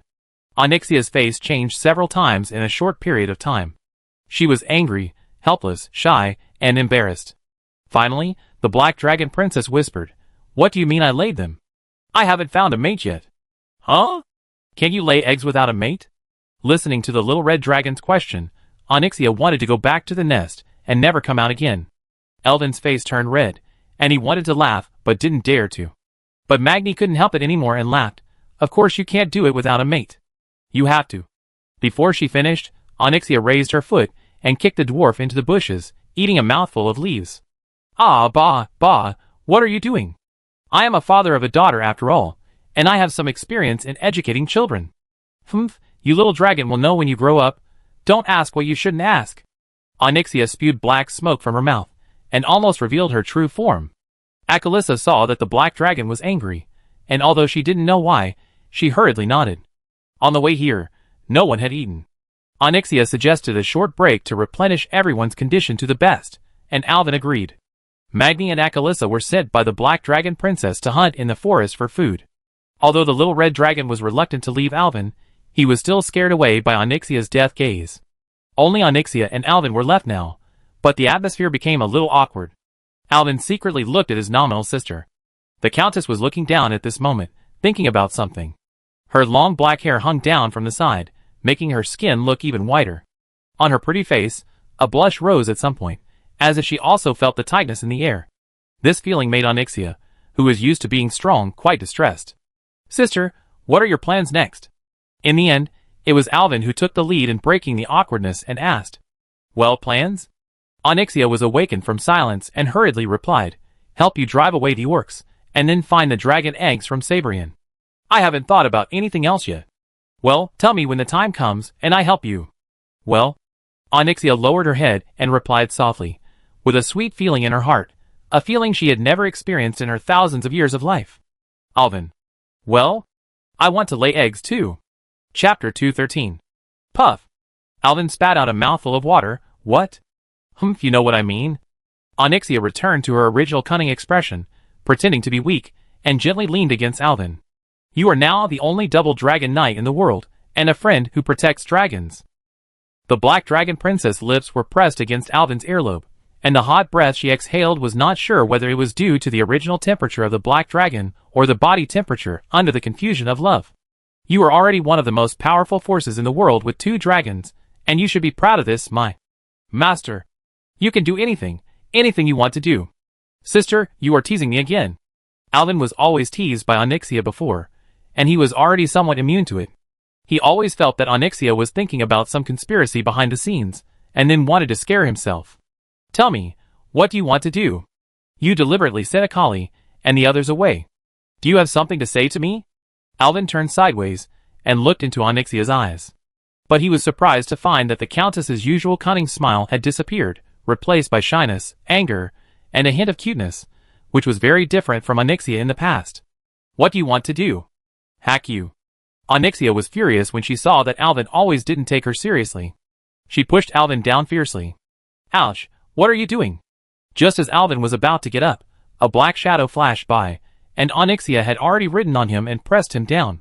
The Black Dragon Princess pressed Alvin's shoulders with her arms. Her eyes seemed to be about to drip with water, her face was red, her mouth opened and closed quickly, and her breathing was rapid. She leaned down gently, and blocked Alvin's mouth in surprise. Alvin's mind buzzed, hot, warm, sweet, and intoxicating. This deep mountain forest. How come there is nothing? You too, why did you swallow the wild boar? It would be fine if you left a hind leg. Magni's complaining voice sounded in the forest. I forgot what I looked like when I turned into a dragon. I was so excited that I couldn't help it. Akali Tasha said apologetically. In an instant, a black shadow flashed, and Onyxia had left Alvin like a gust of wind, and at this time Magni pushed aside the bushes and walked back. Alvin, you heard me. We found a wild boar and then... Huh? Alvin, why is your face so red? Are you feeling uncomfortable? Magni is always very sensitive in strange places. The dwarf looked at Alvin, and then looked at Onyxia, who was pretending to be fine, with a suspicious expression on his face. Sorry, brother Alvin, sister Onyxia. I accidentally swallowed the wild boar, Akratasa said embarrassedly. Compared with the experienced dwarf, the young dragon did not see any clues. I'm afraid we won't be able to eat anything today. Ha, I think Alvin is already full. Magni laughed. Alvin looked at Magni in surprise, not knowing how he saw it, but Onyxia had already squatted down and buried her face in her knees. What do you mean? What did brother Alvin eat? Akratasa asked. Delicious food. Ask if you don't believe me. Magni watched the fun and urged the little red dragon to ask. What delicious food? Brother Alvin, I want to eat too. The little red dragon rushed over and hugged one of Alvin's arms, shaking and asking. This? Alvin glared at Magni. This is really a bad friend. Eat later, now there is no more. Okay, it's a deal. Okay, since there is no food, I have rested enough anyway, let's continue on our way. Okay. This time, I will take brother Alvin to fly, Akratasa said excitedly, and then looked at Onyxia, as if intentionally or unintentionally asking for her opinion. In that case, I have to make things clear. Onyxia also recovered and said to the little red dragon in a serious tone, now Alvin is already a double dragon knight. As Alvin's contractor, we will inevitably fight together in the future. And I am older than you, and have more combat experience than you, so in addition to continuing to listen to Alvin, you must also listen to me. In order to cooperate more tacitly in the future, I will teach you some of our dragon's fighting methods, such as how to gracefully spit out deadly flames to burn Alvin's enemies to ashes, and how to use our huge bodies, sharp teeth, and claws to tear apart those bastards who dare to show their fangs to Alvin. Akratasa was very conflicted. If possible, she didn't want the black dragon to teach her. Can I go back to my mother to learn later? No. The Red Dragon Queen can't teach you what I can teach you. I will train you to be the sharpest spear and the most powerful shield for the master. Do you understand? Yes. I didn't hear it. Yes. This seemed to be a kind of military training. Alvin looked at the two dragons helplessly, and gently pulled up their hands. Everyone just relax. If there is a fight, I can fight myself, don't worry. No. Onyxia shook her head. Since you are my contractor, I must let the people of this world know how powerful you are. How stupid it is to disobey you. We will help you wipe out all those orcs. Let them regret being born in this world. Looking at the serious faces of the two, Alvin had no choice but to nod helplessly. I just want to say one thing now. The fact that you are our ally is really cool. Magni sighed. He had already begun to feel sorry for the tribe that besieged the watchtower at the Dark Gate. I even felt a little sympathetic towards them, but there was nothing I could do. These guys were just unlucky. They just happened to run into the fanatical Black Dragon Princess. Let's go! The watchtower is still waiting for us. Alvin stood up, rearranged his clothes, and put Zalatas in his arms. It's time to end this war. Let these orc invaders go back to their own universe. Okay. While speaking, the two women had already transformed back into the form of giant dragons. The two dragons, one black and one red, crushed many trees here and startled a flock of flying birds. This time, Alvin sat on the back of the little red dragon. He gently stroked Akalitas's ruby-like scales and said softly, "Take off and head south." Two long dragon calls sounded, taking Alvin to his fateful battlefield. Chapter 214. Where is this? Mage Kaddar was a little strange. Wasn't he just chatting with Turalian in the combat command room of Watchtower? How did he suddenly come to a bedroom? I can't remember the last time I lay on such a comfortable velvet bed. It seems that since I started to be an apprentice to Mediv, I have been away from normal life and always wandering in various bizarre events. The fireplace on the wall was burning firewood, making a crackling sound, making everything seem both real and illusory. Suddenly, the door opened and an acquaintance walked in. This person was bald, but had a long gray beard, wearing a Kirin wizard robe, and came to Khadgar's bed happily and sat back. As he sat down, a comfortable sofa appeared behind the old wizard, dragging the old wizard, and finally he didn't sit on the ground. Khadgar sighed. Teacher Antonidas, if there is anything, I still hope you can write to me. It is better not to use this kind of magic that enters my dreams as much as possible. It will make me mentally weak. You found out very quickly this time. This isn't your dream. Antonidas stroked his beard and said, I remember the last time I entered your dream. You thought you were really dreaming, and then you scolded me. Teacher, let's not talk about the past. What happened this time that blew you into my dream? There are a few things I need to synchronize with you. The old wizard said seriously that his spell lasted a limited time, and was very unstable. Maybe the effect of the magic would be lifted at any time, or Khadgar would wake up because of something else, so he had to quickly explain the important things. The Eye of Dalaran was stolen by the Horde, the kingdom of Alterac was also attacked by the Horde, and a group of orcs were captured by our people at sea. What?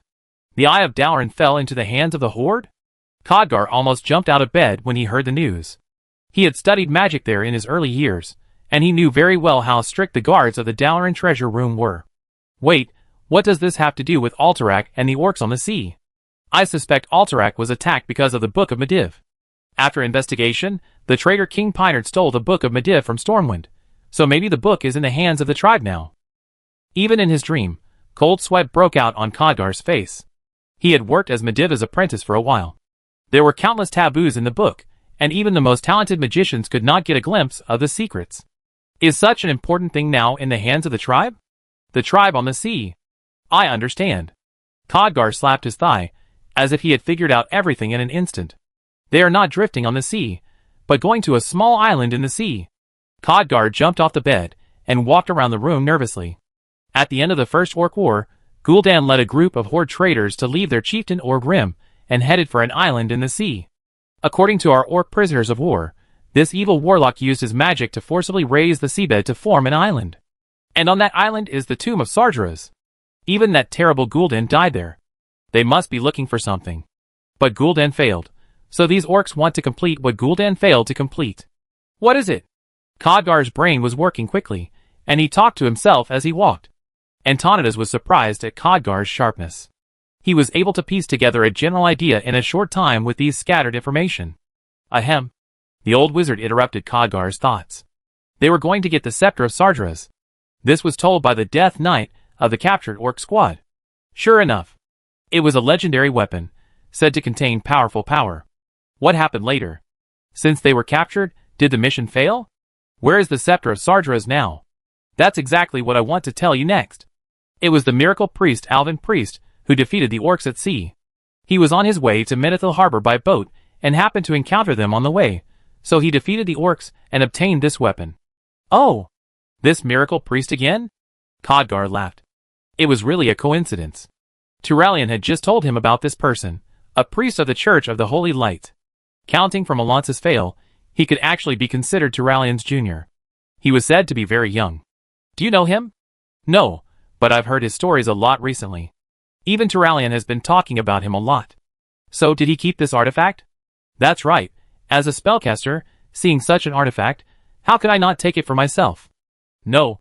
Antonidas laughed and said, he gave this staff as a betrothal gift to the Archmage Ramath of Silvermoon City. Because he fell in love with the daughters of the Starwish family. Ha ha! Khadgar laughed so hard that his stomach hurt, but he quickly stopped because he was afraid that he would wake himself up if he laughed too hard. This guy is really a genius. He even gave up the artifact for a woman.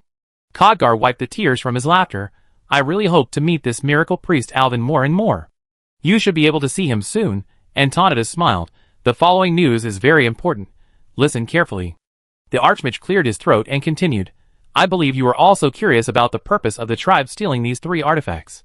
Alvin interrogated the orcs on the sea, and their leader, the Death Knight, explained that the tribe can use these 3 artifacts to open more portals to other worlds in the universe. Now the worst situation is that 2 of them have fallen into the hands of the tribe. We must know what else the tribe can do with these 2 artifacts. Khadgar was a little breathless.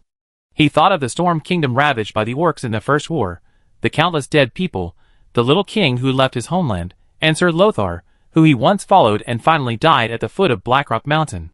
Before he knew it, Khadgar had already gnashed his teeth. All this would not have happened, just because of those abominable creatures. They poured out of the dark portal, like a tide of darkness, sweeping across the entire continent. Now they actually want to continue to invade other worlds? Well, I understand. The artifact is too dangerous in the hands of the tribe. I will try my best to find out the situation. Very good, alas, troubled times. Antonidas sighed. We are all old, and we still need you young people in the future. The old wizard was about to chatter away, but Khadgar was suddenly awakened. The old wizard disappeared, and the velvet bed disappeared, leaving only his sleeves of drool, and the handsome face of Turalian in front of him. Khadgar, wake up! Illyria has caught her tongue back. Chapter 215. The so-called tongue is the captive. Illyria Windrunner and her Farstrider Rangers are very good at lurking in the night. Under the cover of darkness, they actually successfully captured a Death Knight. When Turalian and Khadgar arrived, Illyria had already stabbed the dagger into the Death Knight's shoulder. But the Death Knight still sneered and looked at the elf with disdain. Leave it to me, Illyria. Khadgar took a few steps faster, and Turalian also pulled out the dagger, wiped it, and returned it to the elf. The Death Knight didn't bleed a drop after being stabbed. Illyria returned the knife to the sheath in a chic manner. Without asking anything, she stared at the Death Knight fiercely, like an angry female leopard. What's your name? Death Knight? The Death Knight said a few words, which seemed to be in Orcish. Everyone looked at each other. Could it be that this guy didn't know the common language? Isn't it a waste of effort to catch him back? Khadgar chuckled, stretched out a finger, and a small flame shot out of it. Without saying anything, he poked the burning finger into the wound on the Death Knight's shoulder. The Death Knight's eyes widened, and he roared heartbreakingly. I know that you, the products of evil demons, have souls of dead orc shamans and bodies of human warriors. You have both human and orc knowledge. You understand the common language, Khadgar said, while circling his finger in the wound. I will use the flames of magic to burn your soul directly. If you still want to keep the mystery and refuse to say anything, I will tell you clearly that I can continue to do this all night. I say, stop! You damn wizard! The Death Knight's throat made a hoarse sound, and the pronunciation was not very clear. I don't know if it was because the orcs were not familiar with the common language, or the tongue in the mouth of the dead body was stiff and could not speak accurately. Very good, you can survive only if you cooperate obediently, of course, if you think you can be considered alive in your current state. Khadgar gave Turalian and Illyria a dun look and continued to ask questions. What is your name? Why does the tribe want to rob the 3 artifacts? Our tribe will tell you maggots what power and glory are. People who can only sneak attack in the dark are despicable. The Death Knight suddenly began to shout, struggling violently to break free from the ropes on his body. It seems that you still don't understand your situation. Khadgar increased the strength of twisting his fingers, and the Death Knight began to scream again, but his face, which had already stiffened in purple, really had no expression, which seemed very inconsistent. Jez Soulbreaker. The Death Knight panted and replied, the 3 artifacts are what Nazul sent us to retrieve. With these things, the Warchief can open portals to other worlds. What? You want to invade other worlds? Illyria heard this, and immediately stood up, and drew her dagger. This news made her tremble unconsciously. How long will this war last? How many more innocent lives will be sacrificed? But unfortunately you failed. As far as I know, you should not have obtained all the artifacts. Ah? How do you know? Jez Soulbreaker was surprised. The Warchief has only got an artifact called the Eye of Dalaran, and nothing else. Fortunately. Turalian breathed a sigh of relief. Haha, do you know what this means? This means that we will fight you to the death. We can't go to other worlds, so we can only conquer your world. You maggots will eventually have your heads smashed by the hammers of my compatriots. You are all our food. Ah! Khadgar was angry when he heard it, and continued to increase the intensity of the burning. Don't ask me anything I haven't asked you.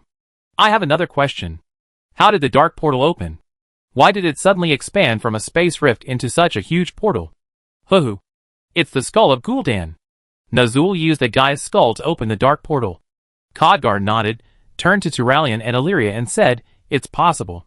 The last time the dark portal was opened, it was opened by Gul'dan and Medivh. That guy's relics must have the knowledge to open the dark portal.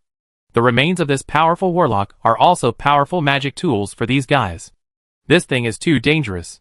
If we don't destroy this skull of Gul'dan, then the tribe can open the dark portal and enter our world at any time? Illyria said angrily, her pale cheeks flushed with anger, and her long green hair swung as her master spoke. Calm down, Illyria, we will defeat the horde and destroy the skull of Gul'dan. Turalyon patted the elf's shoulder, and the elf looked at him, and gradually recovered. It was this man who led everyone to victory in the First Orc War. I still remember the first time I met him in Nanhai Town. He was young and shy, blushed when he saw me, and even stuttered when he spoke.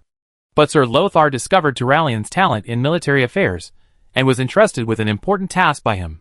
He was authorized to lead half of the elite troops of the Alliance to fight in the north, and fought back and forth with Orgrim Dewhammer, repeatedly seeing through the military intentions of the tribe. Finally, at the decisive battle of Blackrock Mountain, when Sir Lothar died, and the Alliance fell into a major crisis, he picked up Lothar's broken sword, triggered the miracle of the Holy Light, defeated the arrogant Orgrim, and then led the Alliance to fight back and defeat the tribe, and finally ended the war. And the elves themselves, I don't know when, from teasing this shy man at the beginning, to falling in love, and then relying on each other for life and death. Death Knight, now I understand why you keep attacking Watchtower, but I still have a question. Turalyon came to the Death Knight, and looked down at the guy kneeling on the ground. Why did your attack suddenly stop from daytime? What the hell is the tribe doing? Humph, I won't tell you, I tell you. Don't burn it. Huh. The new trebuchet has arrived, and our troops are assembling it, so we've stopped the attack. Ha, you soon be reduced to ashes under our engineering weapons. Ha. Trebuchet? Does it take so many people to build it? Turalyon was puzzled. He had seen the orcs' trebuchets in the last war. Whenever those scary big guys arrived at a place, they liked to cut down the local forests, and use wood to build trebuchets and other engineering weapons. It didn't seem to be scary. That's a brand new thing you've never seen before. It's huge. I guarantee that with just one shot, this city will be destroyed. Ha. You are doomed to perish. The catapult is almost complete. Soon you will feel your head explode. Ha. The Death Knight said, and suddenly jumped up. It turned out that he had secretly broken free from the hemp rope that bound him. He grinned and stretched out his hands to strangle Turalyon's neck. Chapter 216. With a flash of sword light, the two broken arms of the Death Knight flew into the sky. Illyria, who had already drawn her sword, saw the Death Knight break free and attack Turalyon, and immediately swung her sword to rush forward. The elf arrived first, and cut off the Death Knight's two arms with a clean and neat sword.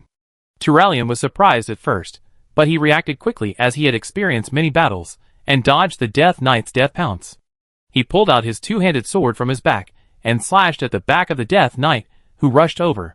The extremely ferocious Death Knight was instantly split into two by Turalyon, and fell to the ground motionless. Illyria rushed over, kicked the Death Knight's upper body away, swung her sword into his neck, and killed the dead body again. Great combo skill, Khadgar said while clapping his hands. The mage looked at the two people with interest. They cooperated tacitly and were close. I've asked all the questions I wanted to ask. It's better to kill them. It can save us food. Well, I just don't know if these resurrected dead people need to eat. By the way, how do they replenish their energy? When the war is over, you will have plenty of time to investigate, Khadgar. Turalyon put his two-handed sword back on his back, and wiped the blood that splashed on his body. Now let's get back to the problem at hand. The siege weapons of the tribe. Illyria gracefully sheathed the sword. I can take my people to destroy that thing. Don't fight. Sneak in quietly, destroy the catapult, and then come back. No, Turalyon shook his head. As the supreme commander of the Alliance army, Turalyon has absolute dominance in the military, but there are always one or two people who are not convinced, and Illyria is one of them. I think I don't need to prove my ability to you and my men. At this time, you should give this task to me. I don't doubt the combat effectiveness of the Farstrider Rangers, but I don't want you to make unnecessary sacrifices. Turalyon said seriously, it is obvious that the tribe will heavily guard there. Your people will just give their lives in vain. Call Kurdran and let his Griffin Knights go for reconnaissance immediately. I want the most detailed information there. In addition, Khadgar, please ask you and the mages to reinforce the magic barrier of the watchtower. The enemy may attack at any time. Now we can only rely on ourselves, friends. We didn't lose last time, and we won't lose this time. Illyria snorted, and seemed not to want to respond to Turalyon's words, and turned to look for Kurdran. I think you should have a good chat, Khadgar said, looking at Illyria's back. Some things may never be said if they are not said.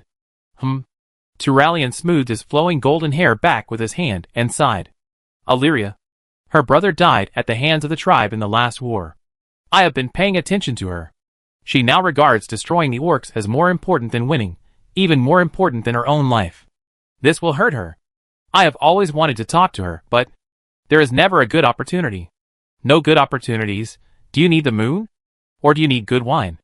Or do you need music? Khadgar smiled and said, That's not a reason. Okay, I'm going to convey your orders, Commander. The mage took off his hat in an exaggerated salute, and left without waiting for Turalian to explain. Sad swamp. The noisy footsteps were very obvious at night.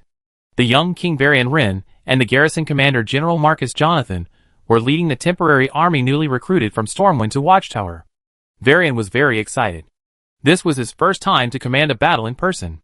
In the last war, the young Varian once followed Sir Anduin Lothar to the north to Lordaeron.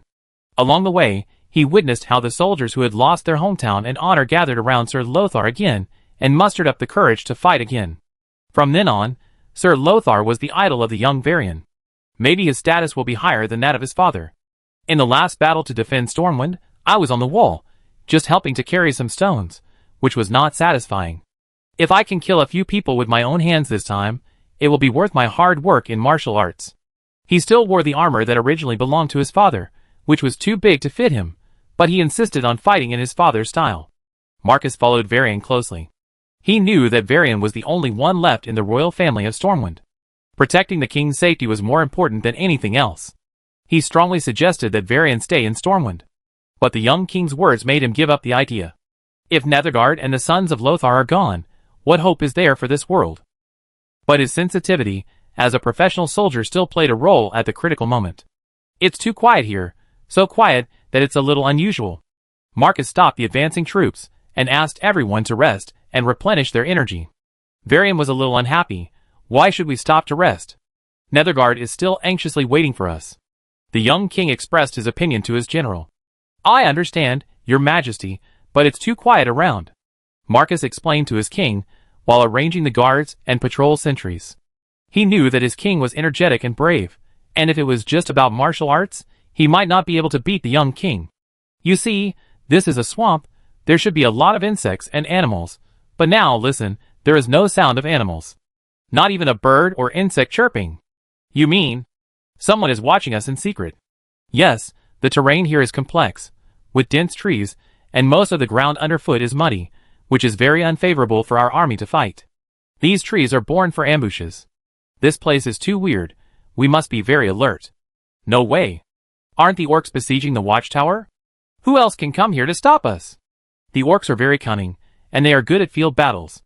This kind of place is simply their natural ambush point. Ah! As the two were talking, Marcus's worries became a reality. In the darkness, countless orcs rushed out of the woods and roared to attack them. Kilrog Deadeye has been waiting here for a long time. The number of orcs of the Blood Hollow clan he led was not large, because in the last war, they always faithfully carried out the orders of the great chieftain Orrim, defended Dun Morrow, withstood the pressure of the dwarves of Iron Forge, and left a way for the tribe to retreat. Kilrog also thoroughly carried out his mission. They suffered heavy casualties, and most of the clan members returned to the embrace of their ancestors at that time. Later, when Kilrog returned to Draenor with his few remaining tribesmen, Nazul met him. Seeing that the once huge Blood Hollow clan was now on the verge of extinction, Nazul was also very upset. So he deliberately arranged the Blood Hollow clan as his close bodyguards to highlight the glory of the Blood Hollow clan, which even aroused the jealousy of Nazul's own Shadowmoon clan. Speaking of which, the old orc Kilrog ambushed here on Nazul's orders for a while, and saw a large group of Alliance troops passing by here, which was the Stormwind new army led by Varian. He originally wanted to wait until the Alliance's main force was halfway there before attacking, but he found that they had stopped to rest. Kilrog decisively chose to attack, hoping to win a great victory. But after the Alliance was in chaos, they quickly organized a defensive force, and even started to fight back. The battle in the Swamp of Sorrows started first. Chapter 217. Kurdran Wildhammer returned to Nethergard. After learning of Turalian's order to spy on the tribe's siege weapons, the dwarf personally led the other two Griffin Knights, rode his beloved Griffin companions into the sky, and came to the rear of the tribe's front line west of Nethergard.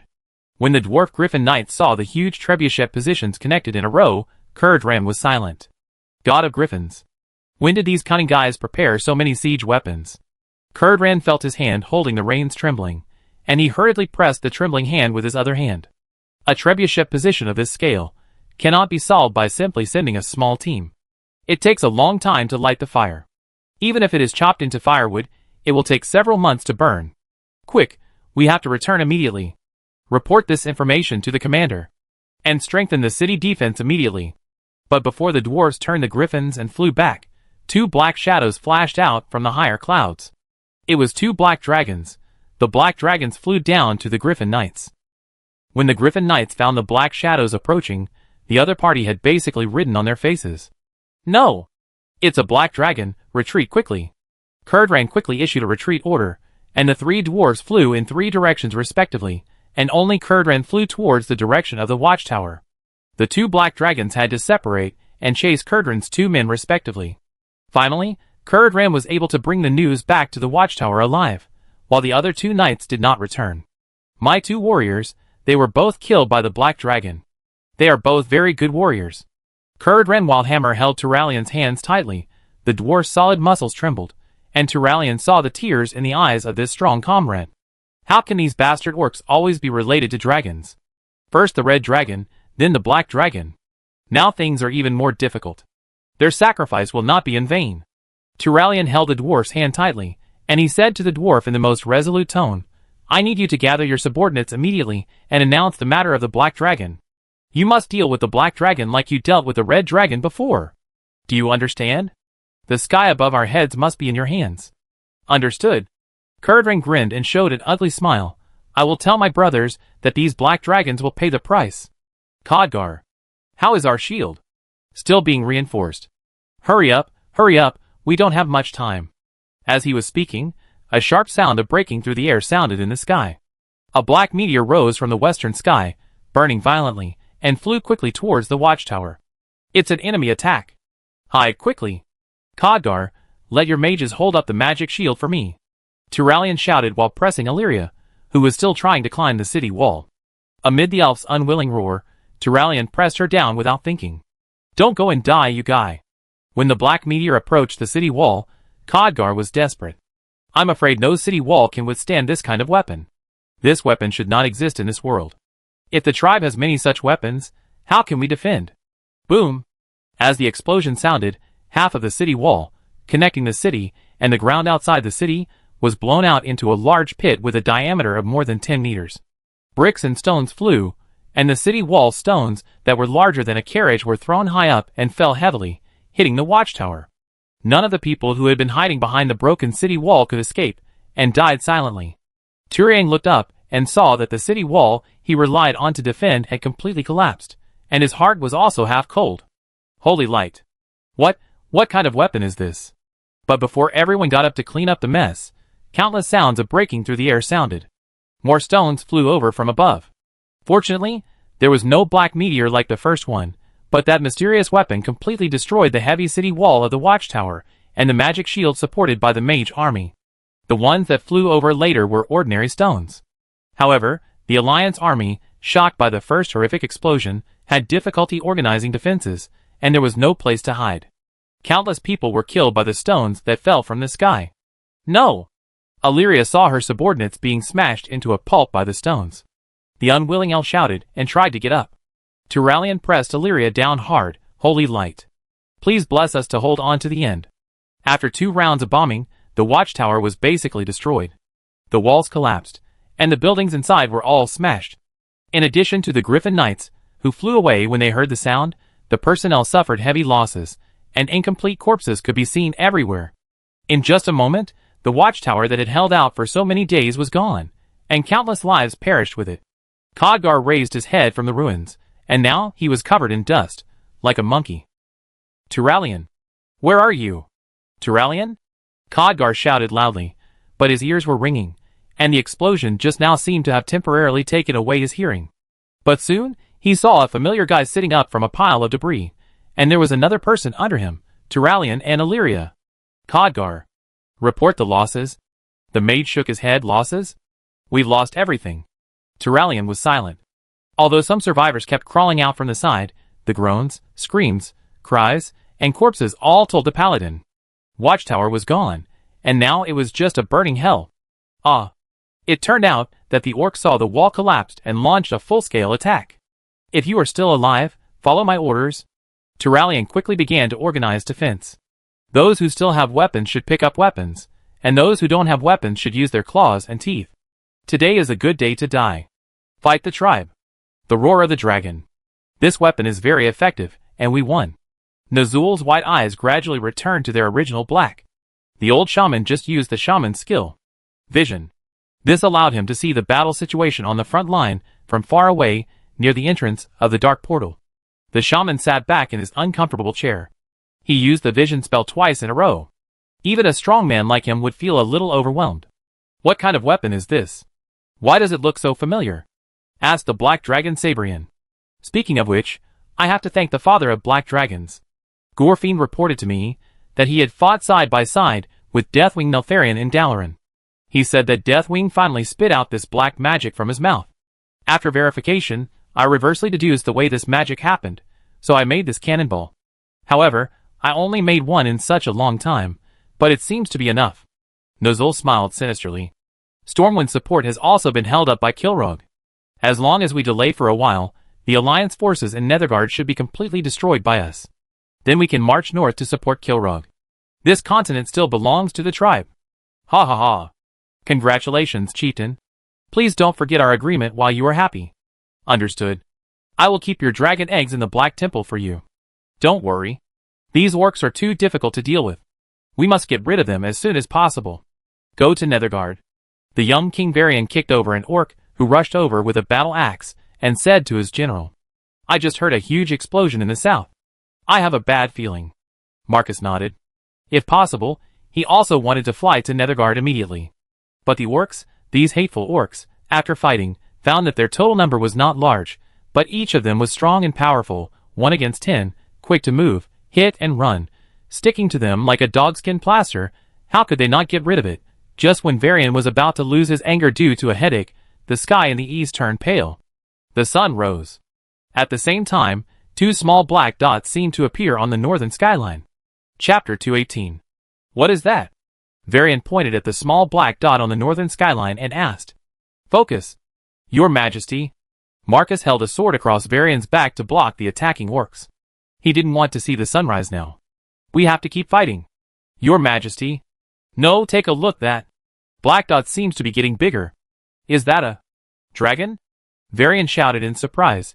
It's a dragon. It's the black dragon that rescued Mr. Alvin. The other black dot is his red dragon. What? Where? Marcus held a shield in his left hand and a sword in his right hand and surrounded Varian with his guards to ensure the king's safety. He then looked towards the north. The black spot grew faster than the sunrise. At this time, the outline can be seen completely.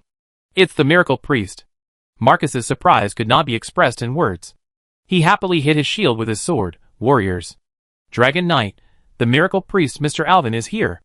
Just as he said, he arrived when we were about to reach the watchtower. Everyone, work harder.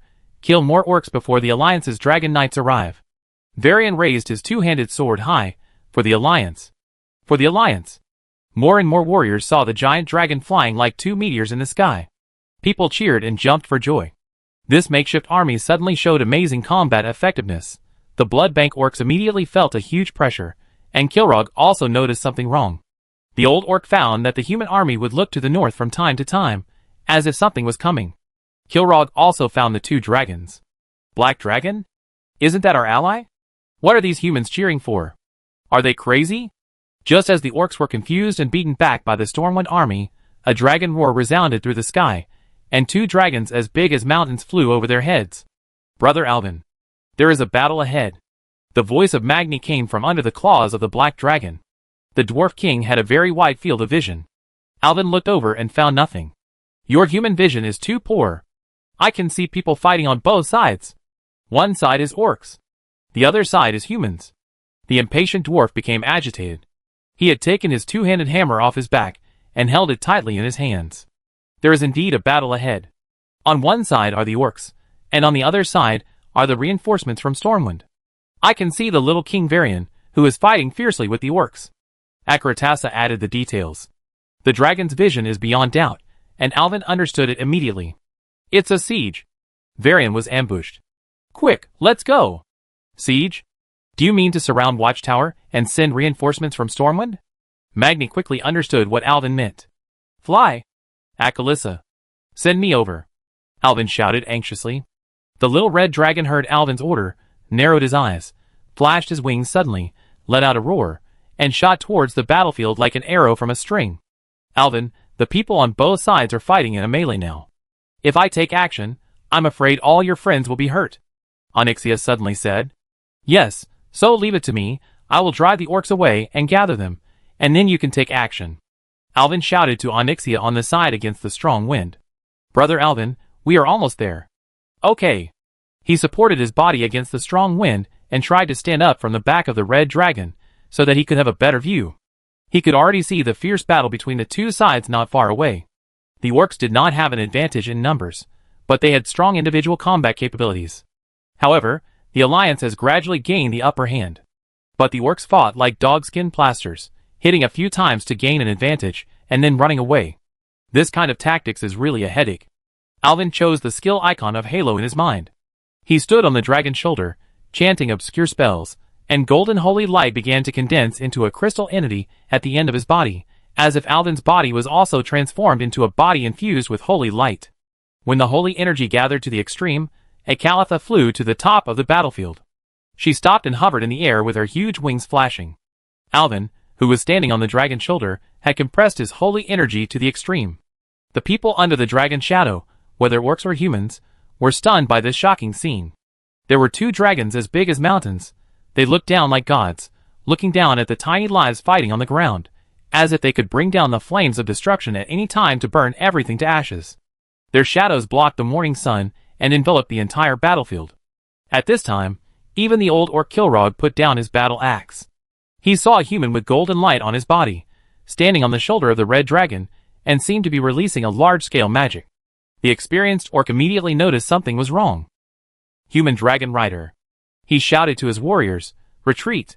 Hide. It's a magic attack. As he was giving combat orders with a heart-wrenching roar, Alvin's magic was activated. Holy light, punish my enemies. As Alvin's clear words spread with the morning breeze, a series of radiant golden halos spread out from Alvin as the center. The halos slid down from the heights like water, and when they touched the ground, they immediately spread to the distance again. Hurry, run! Although Kilrog didn't know what the human said, from the terrifying energy emitted by the halo, it was obviously not a simple magic. But it was too late. The golden halo spread rapidly like sunlight, and invaded everyone on the battlefield. Ah! The slow-running orcs were engulfed in flames the moment they came into contact with the aura. The terrifying thing was that this golden flame seemed to be completely inextinguishable. Some of the poor orcs threw away their weapons and screamed loudly as they fled into the distance, but soon fell to the ground and were covered by the aura. Some were tortured by the burning pain and rolled on the ground. Unfortunately, the sacred flame did not go out, but burned even more fiercely. At the same time, when the Alliance soldiers came into contact with the light, they all felt a warm power surging from their bodies, sweeping away the fatigue and pain from the battle just now. Everyone was bathed in the illumination of the sacred light, and the bells of the Stormwind Cathedral seemed to ring in their ears. Varian looked down at the holy light in his palm, which seemed to be touched like liquid, and then looked up at the man in the sky who closed his eyes, and continuously released sacred energy from his body. He exclaimed, "Is this the power of a miracle priest? Can mortals really use this power?" As the first cheer rang out, more and more people began to join in the cheering. The Stormwind warriors raised their weapons high to celebrate the miracle brought by the great miracle priest. Chapter 219. The battle is not over yet. Those orcs are running away. A figure fell from the sky. He somersaulted in the air and landed steadily, raising a huge dust. The dwarf's beard was flying. This person was Magni Bronzebeard. The impatient dwarf jumped out of the black dragon's claws without waiting for the dragon to land. At this time, he had already clenched his two-handed warhammer. Varian! Quick! Let's kill these orc remnants together! As he said, he smashed the head of an orc who was running away with a hammer. Uncle Magni! Varian immediately recognized the person who came. It was the king of Ironforge. In this temporary force of Stormwind, there were also dwarf warriors who came from Ironforge with Magni to support. When they saw their king, they cheered and surrounded their king, harvesting more orcs with Magni. Varian. Now is not the time for small talk. It's time to show you how a warrior can get more and more excited by going in and out of the crowd. Magni raised his hammer high, battle stance. Charge. Hamstring. Fatal strike. Furious stance. Intercept. Brother Alvin, save me. But before he could finish shouting, his injuries had healed under Alvin's holy halo. Stone. This is too scary. With such recovery power, wouldn't I be invincible? Go. Kids. Kilrog regretted it now. He regretted not listening to the warning of Fenris from the Thunder King clan. At first, he thought the guy was just a poor guy who was scared by the Alliance and didn't deserve the word honor at all. But when he faced this terrible power, he realized that Fenris was not exaggerating. The truth is more terrible than the legend. He led the few remaining orcs to flee south frantically, wanting to meet the blood demons besieging the watchtower and report to them at the same time. However, the dense forest of the Swamp of Sorrows was a good place for them at the beginning, but it was also an obstacle to marching. The speed of these large orcs in the muddy water was not very good. Alvin opened his eyes, and the effect of the magic shocked him. It seemed that the power in his body was getting stronger and stronger. Sure enough, the blood contract of the two giant dragons could not deceive people. It seemed that he was still a guy who would be exhausted after using only 2 magics a few days ago. Too many things have happened in these days, but now is not the time for Alvin to sigh, and Onyxia's voice came to his ears. Some orcs are going to escape, I'm going to stop them. Before Alvin could speak, the Black Dragon Princess had already flown over. Poor Kilrog thought he had escaped from the battlefield, but the Black Dragon's powerful vision made it impossible for these guys to hide. She had no good feelings towards the orcs. Whether they were the orcs cooperating with Nefarian or the orcs cooperating with Sabrian, they were just some smelly bugs. Just like their Black Dragon allies, they were not good people. Kilrog only felt that the sky suddenly darkened, and then a huge wind pressure came down from the sky, blowing his people all over the place. Then a huge monster fell to the ground with a bang. He looked up and saw that a mountain bigger than the Akron Peaks was pressing on his head. The mountain had hard and shiny black dragon scales and claws bigger than the Gron. The black dragon lowered her head, staring at him with dark eyes with ill intent. Thick black smoke was spewing from her half-open mouth and nostrils. What flowed out of her mouth was not saliva, but drops of burning magma. The scalding heat passed through the orc's body, evaporating his sweat. Why, isn't the black dragon our ally? Ally? Tell me, where is Sabrian?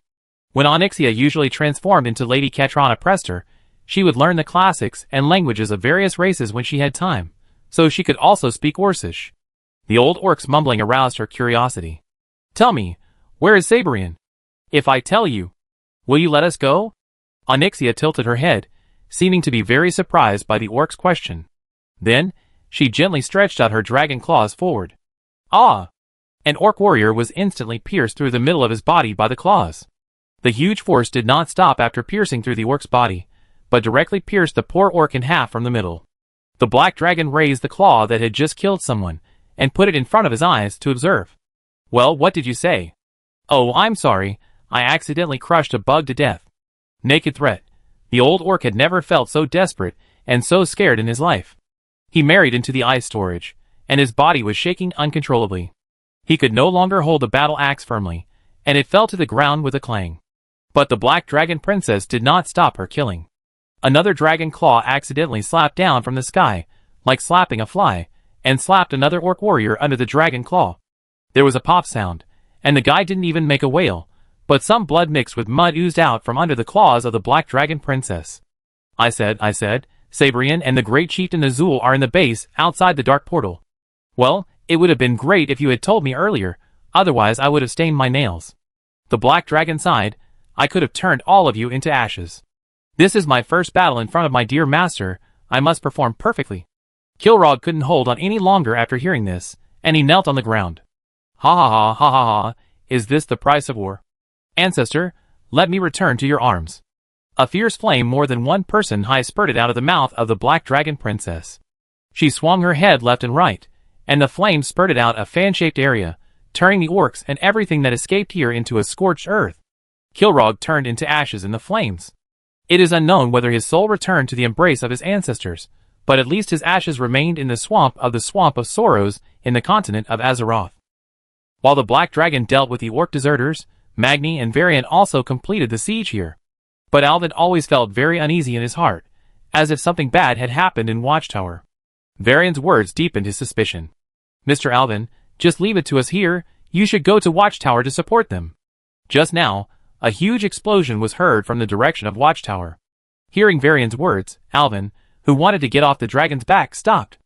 Okay, then I go first and support General Turallion. We will set off immediately after we finish here. Everything is up to you. Miracle Priest. Alvin nodded and gently touched the scales of the little red dragon. Akali Tasha immediately understood and flew south. After Onyxia solved the problem here, she followed. Elwyn, Sabrian is indeed at the Dark Portal. With the Orc Chieftain, they are indeed colluding. Just as I predicted. He is transporting dragon eggs to the world of Draenor. Sister, don't worry, wait patiently, Nefarian should have arrived now. When they are both injured, we will go out and deal with both sides. Hee, I have to say, maybe you are the destined master of my life. Your conspiracy is even more like a black dragon than the black dragon. Maybe. Take us to Watchtower. Akali Tasha. Okay. Brother Elwyn. A dragon roar sounded, and one man and two dragons quickly flew towards Watchtower. Chapter 220. Akratasa's flying speed was very fast. Alvin soon found that they had crossed the Swamp of Sorrows and entered a dark red land. The environment here was completely different from other places in the Azeroth continent. It seemed to be a place abandoned by the holy light without life. The cracked earth, the dark red sky, the constantly falling lightning, and the wasteland without any vegetation. Alvin was very shocked. Although he had already expected it, when he really entered this area, he was still shocked by the terrifying scene. The density of shadow energy in the air here is crazy. Brother Alvin, I see it. Watchtower is just ahead. Akratasa said with surprise, but soon she found that the situation might be worse than everyone imagined. What's going on ahead? Alvin noticed the sudden silence of the little red dragon and the tense muscles on his body. Brother Alvin. I saw a lot of dead people. Alvin was shocked. Am I really too late? Akali, lend me your eyes. Alvin selected the skill icon of mind vision in his mind and used it directly on Akali. Instantly, Alvin gained the broad vision of the dragon. He looked in the direction of the Watchtower. The collapsed walls, the town that seemed to be destroyed by the explosion, and the ruins everywhere. Is this the Watchtower? Has it been destroyed? The bodies of Alliance soldiers can be seen everywhere on the ground, and countless orcs are swarming from all directions, like locusts, attacking the last few Alliance troops. The Alliance warriors surrounded several people in the middle, but under the attack of the orcs, people kept falling. An orc without arms, but with two big swords growing in the place of his arms, was approaching them with a grin. The orc surrounding the side consciously made way for this wild orc, as if waiting for this orc to make the final judgment on the Alliance. Kog'Ath Blade Fist. Alvin knew this orc, the chief of the Broken Hand clan, a crazy guy, who cut off his hands and installed two big swords.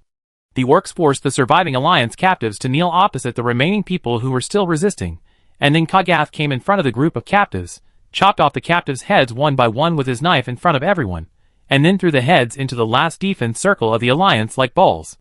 The orcs laughed loudly, and seemed very proud. They were enjoying the last fear and humiliation of the Alliance soldiers. This is no longer a battle, this is an execution, a blasphemy. Alvin was furious, and he lifted the effect of his mental vision. He finally understood why the Alliance lost so badly in the early days of the First Orc War. Because these orcs are completely different from humans. They are tall and strong, fearless of life and death, and regard death as the highest honor. At the same time, they have no bottom line and no moral constraints. In war, morality has become a constraint for those who have morality, just like humans. Restricted by too many rules and regulations, coupled with no preparation, they will be directly defeated by these ruthless beasts who enjoy killing. Alvin was furious. He seemed to have never imagined that he would be as angry as he is now because of something. Zalta seemed to feel his anger and trembled violently in his arms, as if asking Alvin to take her out. Similarly, Alvin would no longer have any mercy on these enemies. He pulled Zalta's out of his arms and held her tightly in his hands. Akratasa. Sister Onyxia. I order you to kill the orcs, these bastard invaders. Kill them all. Leave no one alive. Yes, my master, I am happy to fulfill your will. Onyxia answered happily. She was simply happy to slaughter orcs. For this man, she was willing to do anything for him. Akratasa had just shared the vision with Alvin, and her emotions were also infected by Alvin. She knew how angry Alvin was at this time. Yes, brother. Alvin held up Xalatath with both hands and whispered, "Xalatath, I don't care what conspiracy you have. This time, I will let you taste a lot of dark souls. Enjoy your appetite.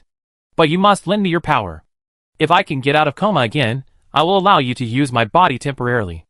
I have only one request. Orcs must die," Alvin said word by word, gritting his teeth. Akaratasa was shocked. "Xalatath? Use the body? Is it like the battle with the Faceless in the subway tunnel?" The obscure spell has been uttered from Alvin's mouth. He had already stood high on the back of the little red dragon, chanting a spell while walking along Ekalissa's neck towards the dragon's head. The shadow energy that permeated the sky above the cursed land quickly gathered towards him under the power of Alvin's spell. This time, Alvin did not hold back and directly activated his strongest shadow magic. Void Explosion. Onyxia immediately felt the dangerous aura emitted by Alvin. She recognized that this was the terrifying magic that Alvin had used on the walls of Stormwind before. The pure power of destruction made Onyxia tremble. Due to the existence of the blood contract, she and Akalissa could also share Alvin's violent energy at this moment. This power made the black dragon excited and tremble, but she was a little worried. After all, the last time Alvin used this magic, he fainted and almost fell off the wall and died. But this time was different.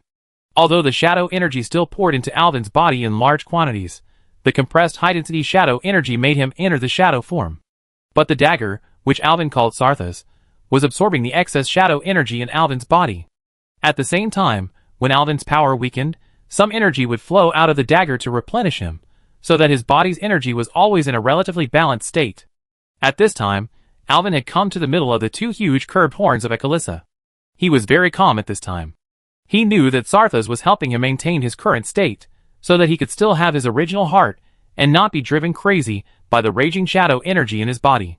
The orcs below had already seen the two dragons approaching as fast as meteors. They thought the dragons were their allies and didn't care. But when the two dragons hovered above their heads, they were surprised to find that the size of these two dragons was a little too large, covering the sky and the sun. Their shadows even covered the entire destroyed watchtower and its surroundings, as if there was a solar eclipse. Especially the red dragon, with a pure black terrifying existence exuding an ominous aura standing on its head. The orcs began to whisper to each other, not knowing what the two dragons were here for. Even Kargath Blayfist dropped the Alliance prisoners in his hands, and frowned at the dragon in the sky. Among the surrounded Alliance army, a purple-robed mage knelt on the ground excitedly. His tears flowed on the face of the seriously injured and unconscious paladin lying on the ground. "Turalian, we are saved. That person. He is finally here." Chapter 221. The cleanup begins. Alvin stood on the top of the little red dragon, staring at the tribe below through the rushing shadows. Shadow Halo. He selected the skill icon of Halo that he had just selected in his mind. In normal form, Halo uses a ring of holy light to heal its own people, and at the same time inflict holy damage on the enemy. In shadow form, Halo is a halo that spreads out shadow energy in the form of a halo, using shadow energy to kill the enemy. Before the orcs could react, they found that circles of dark magic energy were bursting out from the terrifying existence standing on the top of the dragon. The magic energy fell from a high place, like a black liquid, and spread out in a ring. No one knew what kind of magic this was, nor how much damage it could cause. Because none of the orcs, who had just experienced his holy version of Halo, came back alive. When the sticky dark power poured into the orcs' bodies, they began to be afraid. This energy has a huge corrosive power, as if this energy shattered the tiny tissues that made up their bodies from the inside. The whole body seemed to be rotting, quickly collapsed and disintegrated, and finally exploded, turning into a pool of foul-smelling sewage. What is this? The orcs who first came into contact with the black halo began to gradually burst into dirty blood. Other orcs saw this horrifying scene, and fear quickly spread like an infectious disease. Run! Run! It's the Dark Caster! The orcs dropped their weapons and moved away from them. They were just reckless, not stupid. The cruel living environment of Draenor taught them what it means to be the law of the jungle. Don't run. We win soon. Don't run. Kargath Blayfist raised his two-blade fists and roared, hoping to stop his troops from retreating. He chopped the retreating warrior in half without hesitation. If you dare to run again, I will kill you all myself. Don't run. Some orcs were frightened by Kargath and stopped running, but they were soon wrapped in the shadow halo and then burst into sewage. Other orcs were so scared that they didn't dare to stay for a moment.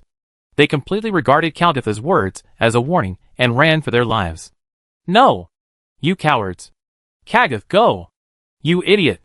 An orc with a bare upper body, a whip and a big knife rushed forward and punched Kagath in the face. Calm down! You idiot! Let's get out of the way first, and wait until this guy's magic is released, then we fight him in close combat. Don't let your blood get the better of you. Kagath angrily swung his blade fist at the orc holding him, but the orc easily resolved it with his knife. Gromhell screamed. After seeing the face of the man clearly, Kagath calmed down. This guy was also one of the generals in this attack, and one of the few people he looked up to. You're right. Hurry, everyone, get out of the way. The clans participating in the main attack this time were the Warsong clan of Hellscream and the Blade Fist clan of Kagath. When the battle was basically over and the tribe had almost won a complete victory, Grom didn't want to continue the massacre, so he retreated to the back. He had no honor in killing prisoners and insulting those who were fighting to the death. And these are exactly what Kale's good at. So these finishing tasks were handed over to the Bladefist clan, and he took his Warsong clan to rest for a while. Who knew that the battle was not over yet, and two dragons came to the battlefield with an imposing manner that covered the sky and the sun and looked down on the world. Before he could react, the dark spellcaster launched a magic attack. Gromhellscream immediately realized that this guy might be the dark spellcaster of the alliance mentioned by Fenris, the chief of the Thunder King clan, and these two dragons, one black and one red, seemed to be the mounts of this enemy. He quickly made a decision to temporarily avoid Alvin's edge. But seeing that Kale's brain was out of control, he couldn't just ignore him and run away. So he came up and punched him to wake him up, and took him away with him. When the magic was about to end, Alvin was still awake. He cast a levitation spell on himself, and floated down from the dragon's head. When landing, he turned around and said, "Go, Akalissa, Onyxia, destroy my enemies." Yes! The two dragons agreed and flew back to back in opposite directions. Onyxia could no longer bear it.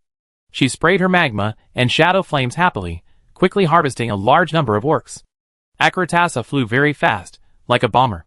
A dive with her dragon breath could burn a large number of orcs to death. Finally, she jumped into the middle of the orc army and trampled countless orcs to death. Then she rolled over, like a tsunami on land, and crushed countless orcs to death. Even the scales were stained with the blood of the orcs. Die! This is the fate of you who dared to enslave the Red Dragon Queen. The orcs must die. Onyxia was even more powerful. She took a deep breath in the sky, and then spit fire while flying. The huge flames burned from one end of the battlefield to the other end of the battlefield, like a tsunami of flames that swept away 1/3 of the orcs at once. Roar, roar, roar! The battlefield was filled with a majestic dragon roar. The two dragons had completely become weapons of mass destruction. Some orcs who were not afraid of death began to shoot the dragons with bows and arrows, but unfortunately, they either couldn't hit them at all, or those who hit them couldn't penetrate the dragon's scales. Grom! We can't run away! These dragons will burn us all to death! Kagath and Grom stopped. They looked up and found that the dragons kept spewing violent flames from the sky. With a slight flap of their wings, they could fly from one end of the battlefield to the other. Their feet couldn't run faster than the speed of the dragons flying. Rather than running away and not knowing when to be burned to death by a passing dragon, it is better to muster up the courage to fight. Grom nodded. Soldiers, fight the alliance. We are mixed together, and the enemy will definitely stop attacking to prevent accidental injuries. Go, go, go! The two commanders shouted, waving their weapons, and leading the way to the last alliance robe. Sure enough, when the orcs and the alliance got too close, the dragons stopped breathing fire. Spray, you guys, spray. Ha ha ha. Kagath laughed wildly, and stabbed another alliance soldier to death. Don't kill everyone. If you don't capture the enemy, you will have no scruples. Capture the people surrounded in the middle. Grom reminded Kagath loudly. You are so smart, Grom. Just do as you say. Kagath said while laughing. There's a long-eared elf here. Ha ha, she's mine. I'm going to enjoy her tonight. As he spoke, he swung his sword to block the elf's dagger, and slashed the elf's arm with another fist blade. The elf's arm was injured, and the dagger fell to the ground. Kale's sword was quickly put on his neck. Illyria. Khadgar saw his friend being stopped, and his heart was bleeding. He wanted to use magic to help Illyria, but after a long time, he still couldn't cast any spells, and he almost fainted. Khadgar. Don't save me. Illyria knew what she would face if she was captured by these orcs. It would be better to die than to do this. Tyrallion. See you in the next life. After saying this, Illyria slashed her neck against Kale's blade. No, no, no. Elwyn! Come and save us! Chapter 222. Dang! Ouch! A crisp sound of weapons colliding sounded, and Kale's chest was kicked hard, and then he flew backwards like a kite that had lost its line, and hit the wall of people heavily, crushing a group of orc warriors. And the elf that had just been captured had fallen into the hands of others again. Dark Caster. When he saw the person coming, Kale's cart jumped up. Grom! Come and help me! Let's kill this guy together! Facts have once again proved that orcs are not stupid at all. Even a reckless man like Kale's Bladefist would call on his companions to fight together when facing a powerful enemy. Alvin, shrouded in darkness, stood between the two groups of people, with his back to Kale's, and seemed to have completely ignored the enemy. Weak Illyria raised her head. She could not see the appearance of the person coming. She could only see a blurred black outline. But she knew that this person was the miracle priest of the Church of Light that Turalyon had been talking about. Elven priest. Are you okay? The shadow spoke beautiful Quel'Thalas. It's okay, I'm a little injured, I can bear it. Illyria said with difficulty. Her face was covered in blood, her body was wounded in many places, and it was difficult for her to even stand up. The shadow bent down and reached out to help her up. The roar of the dragon and the screams of the orcs were still coming from the distance. Elvin knew that these were two dragons faithfully executing his orders. And here, he could only rely on himself. Bear it up, it may hurt a little. The shadow spoke again. Shadow healing. He stretched out a hand and pressed it on Illyria's forehead.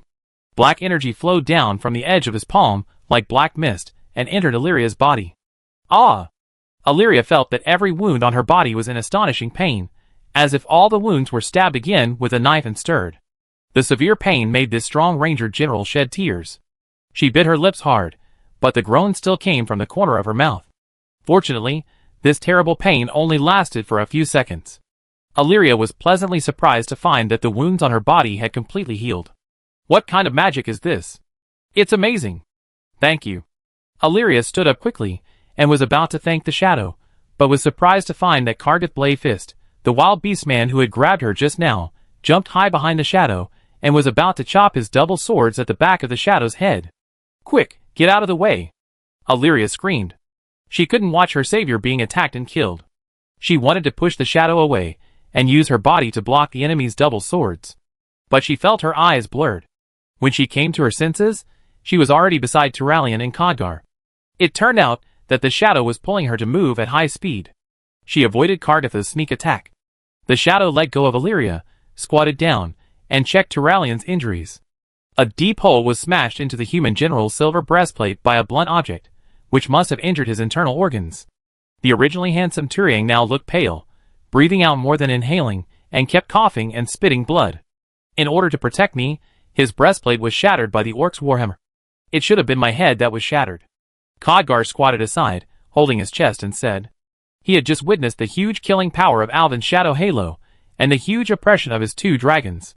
Although his appearance now is completely different from the rumored miracle priest of the Holy Light Church, this does not prevent him from showing his powerful strength. Especially in this situation. Strong power is much more important than beautiful appearance. Miracle priest Alvin Priest? Yes, Mage Khadgar? That's right. Khadgar smiled bitterly and stretched out his hand, and Alvin in the shadow also stretched out his hand, and the two of them greeted each other. It's hard to introduce yourself properly in this situation. Khadgar stood tremblingly with his staff supporting his body. Alvin noticed that there was a huge knife wound on Khadgar's leg, and blood was flowing down his leg. As you can see, Nethergard was destroyed. It was a terrible bomb thrown by a powerful catapult. Their artillery position is in the west. Khadgar raised his hand with difficulty, and pointed to the west. How is the wound on your leg? Don't worry, you won't die. Save Turalyon first. If you don't save him, I'm afraid he will be finished. You will all be fine. Alvin in the shadow stretched out his hands, one hand pressed on Khadgar's forehead, and the other hand on Turalyon's head. Hold it, it hurts a little. Be careful, it hurts a lot. Illyria added behind Alvin. She had experienced it just now. Khagath looked at the fist blade in his hand in disbelief. That person didn't even look back, and he moved so far with the elf woman in an instant? What kind of speed is this? I'm afraid that the black energy in his body strengthened his body. Just like our shaman priests, they can also strengthen their bodies through the power of their ancestors. Grom's voice came from the side, and Khagath looked back. Grom twisted his neck, and came to his side with a two-handed axe. Besides, he could also heal. Look at those people. After being healed by him, they all returned to their original state. Get ready for battle. Fuck. Fuck. Fuck. Even a mage like Khadgar, who is usually knowledgeable and elegant, couldn't help but curse when he was in severe pain when shadow healing healed his body. Cough cough. Turalyon, who was in a coma, coughed violently several times, with a painful expression on his face, tilted his head, and spit out a lot of blood. Turalyon, how are you? Illyria hurriedly lifted Turalyon's upper body and leaned on her. Cough cough. After a violent cough, Turalyon slowly opened his eyes. Where am I? Have I returned to the holy light? Oh my god, Turalyon, you are still alive, not dead yet. Illyria burst into tears. She really thought that today was the day when all the sons of Lothar would die. Illyria, oh my Illyria. Turalyon hugged his lover excitedly. The feeling of surviving a disaster is really great. But he soon discovered the shadow bathed in shadows. Who is it? Turalyon got nervous, and was about to find his sword. Wait, Turalyon, it's one of us, the miracle priest Alvin priest you've been waiting for. Aurelia quickly grabbed her lover, and whispered in his ear. Miracle priest. Let's talk about the greetings later, there are still some things to deal with here. Alvin smiled and nodded at Turalyon, although he was wrapped in darkness, and others couldn't see his expression clearly. There are still some garbage to deal with now. Alvin slowly turned his head, his eyes fixed on the orcs in front of him. Grom and Kael'gath stood in the front, holding their weapons in their hands, ready for battle. Their subordinates followed closely behind them, and surrounded them. Sister Onyxia, Akalissa. Elvin raised his head and said to the sky, Please fly to the west, there is an orc catapult position over there, destroy it. Two clear dragon roars came from the distance, and the dragon took off into the air, and flew to the west as he said. I don't know if it's the induction between the blood covenant, or the dragon's ears are better. It seems that I have to do a test in the future, Elvin thought. The orcs also discovered the movement of the dragon. Two dragons left the battlefield and flew west. The orcs became excited again. Without the dragon, these humans only have one shadow caster who can fight. As long as he is killed, victory still belongs to the tribe. Ha ha ha. Kaldith Bladefist laughed loudly. The dragon flew away. Victory is ours. But Grom held the battle axe tightly, staring at the shadow in front of him, not daring to slack off, as if he wanted to see through everything. You're overthinking it. Elvin said loudly in Orcish. All you have left is death. Chapter 223. You can speak Orcish? Kaldith was surprised. I didn't expect that there are humans who can speak our language. Hey! Who are you? Alvin Priest. Alvin? Grom suddenly remembered a name. Are you the miracle priest they are talking about? It seems so. Alvin said, as he walked forward, leaving a deep footprint with every step he took. I am Kargith Bladefist. Kaldith pointed at himself, and then at his companion. This is Grom Hellscream. You can remember it. He grinned, revealing a mouthful of yellow fangs. This is the name of the man who took your life. Humph, come and try if you have the guts. Alvin also raised his weapon, Xal'atath. The souls of the orcs killed by the shadow halo just now made Xal'atath vibrate with even more excitement. Do you think you can beat us just by knowing magic and being fast? Kaldith laughed. I give you no chance to use your power. Watch me. Charge. Kaldith rushed towards Alvin first, and Grom was not idle either, flanking his companions. The two men's weapons were aimed directly at Alvin's face. Alvin didn't even want to dodge. Power word shield. A golden shield appeared on Alvin's body, deflecting all the attacks of the two orc warriors. Why is the defense of this shield so strong? Tula Yang, who was watching the game from behind, opened his mouth wide as soon as the game started. Before he changed his job to become a paladin, he was also a priest. He also knew the magic of the shield, but his shield could not defend against the violent attacks of two orcs. This is a real shield.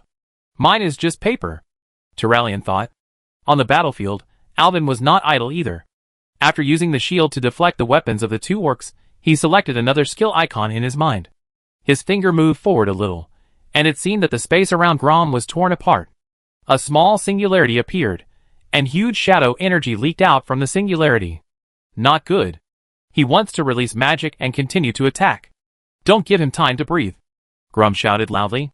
Kargith heard it, and knew that Alvin's magic was very powerful. Yet he was allowed to cast spells like this. Who knows what amazing and lethal magic he could come up with. Take my knife. The two knives chopped towards Alvin's head again, but there was no way, and they were deflected by the shield again.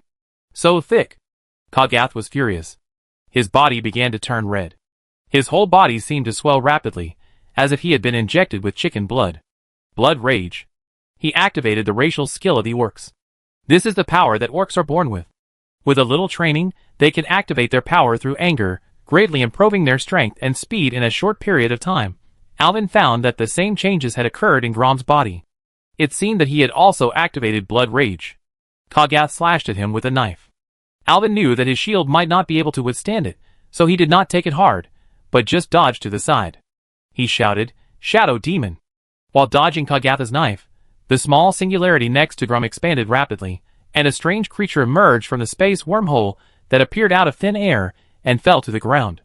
This guy was like a ball of black rotten meat, emitting ominous shadow energy. It was impossible to tell where the head and the mouth were.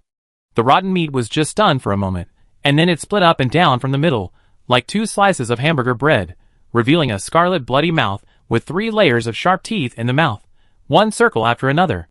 Even though Grom was a big and strong man, with a wide range of experience, he didn't expect that there would be such a disgusting and terrifying creature in the world.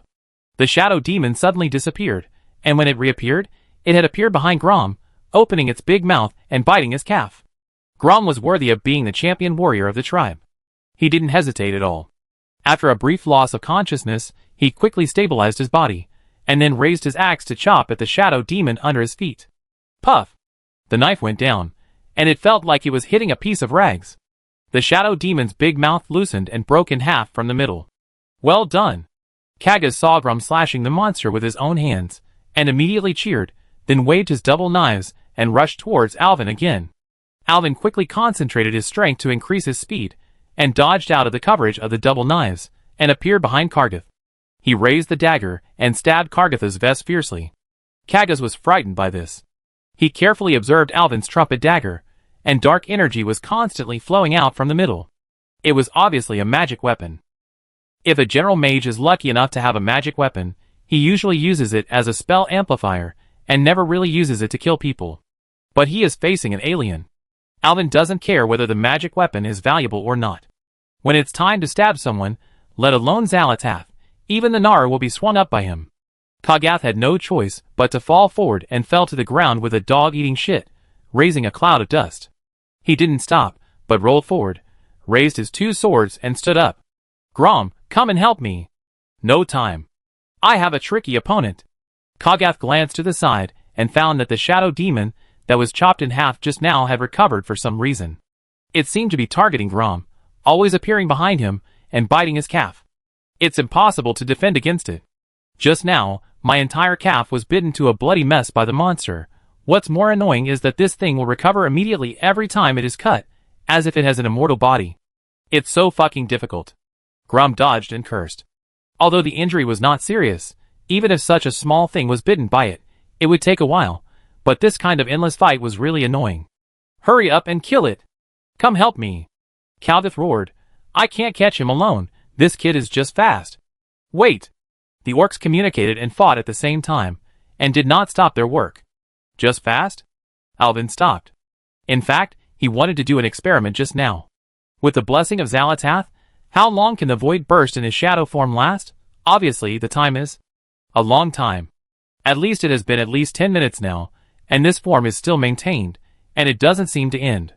Moreover, with the blessing of shadow energy, his body functions were greatly enhanced, and his speed, strength, and magic power were greatly improved. It is worthy of being a shadow priest's artifact. Alvin sighed. I have had enough fun, and now you are ready to die at work. Alvin said, raised his left hand, and selected a skill icon in his mind. Mind Spike. Without even chanting a spell, 2 pieces of shadow energy appeared out of thin air above Kagath's head, compressed to the point that they looked like a physical pair of scissors, and cut down Kagath's head. Chapter 224. Ah! The orc was unable to dodge, and was slashed to the ground from the front of his face by the scissors, cutting off his nose.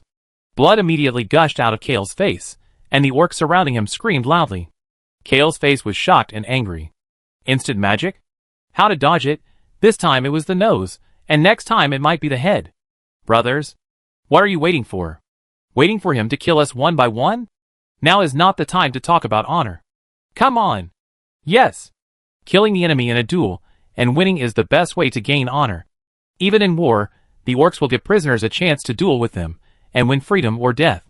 But now, as Kale said, if this continues, I'm afraid everyone will be killed by Alvin.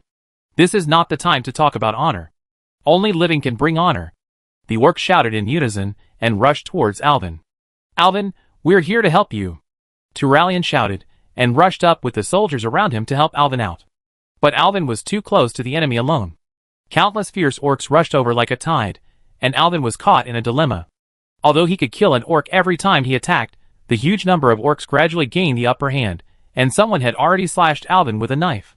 Although it was not fatal, I'm afraid he wouldn't be able to withstand a few hits. I should have killed Kargath just now. Alvin was a little regretful now. More and more orcs surrounded him. He could block the upper part but not the lower part, and he had been stabbed several times. The shadow energy was getting thinner and thinner, and the energy coming from Xalatath was also getting less and less. It seemed that Xalatath was about to reach its limit. Let's retreat first, and fight back together with everyone, but at this moment, a white light fell from the sky and shone on Alvin. Alvin suddenly paused, and was horrified to find that he was fixed. He couldn't move at all. It wasn't that he couldn't walk and was fixed, but that other parts of his body couldn't move at all. This power seemed to come from a distant place. Was it some kind of magic of Nazul? Then, with a light column covering him as the center, a large magic circle lit up. The magic circle was filled with a strong breath of arcane magic, and small blue runes seemed to dance in the air, combining into a large magic circle that almost covered the entire ruins of Watchtower. The sudden change also made the orcs stop in surprise. No one knew what happened.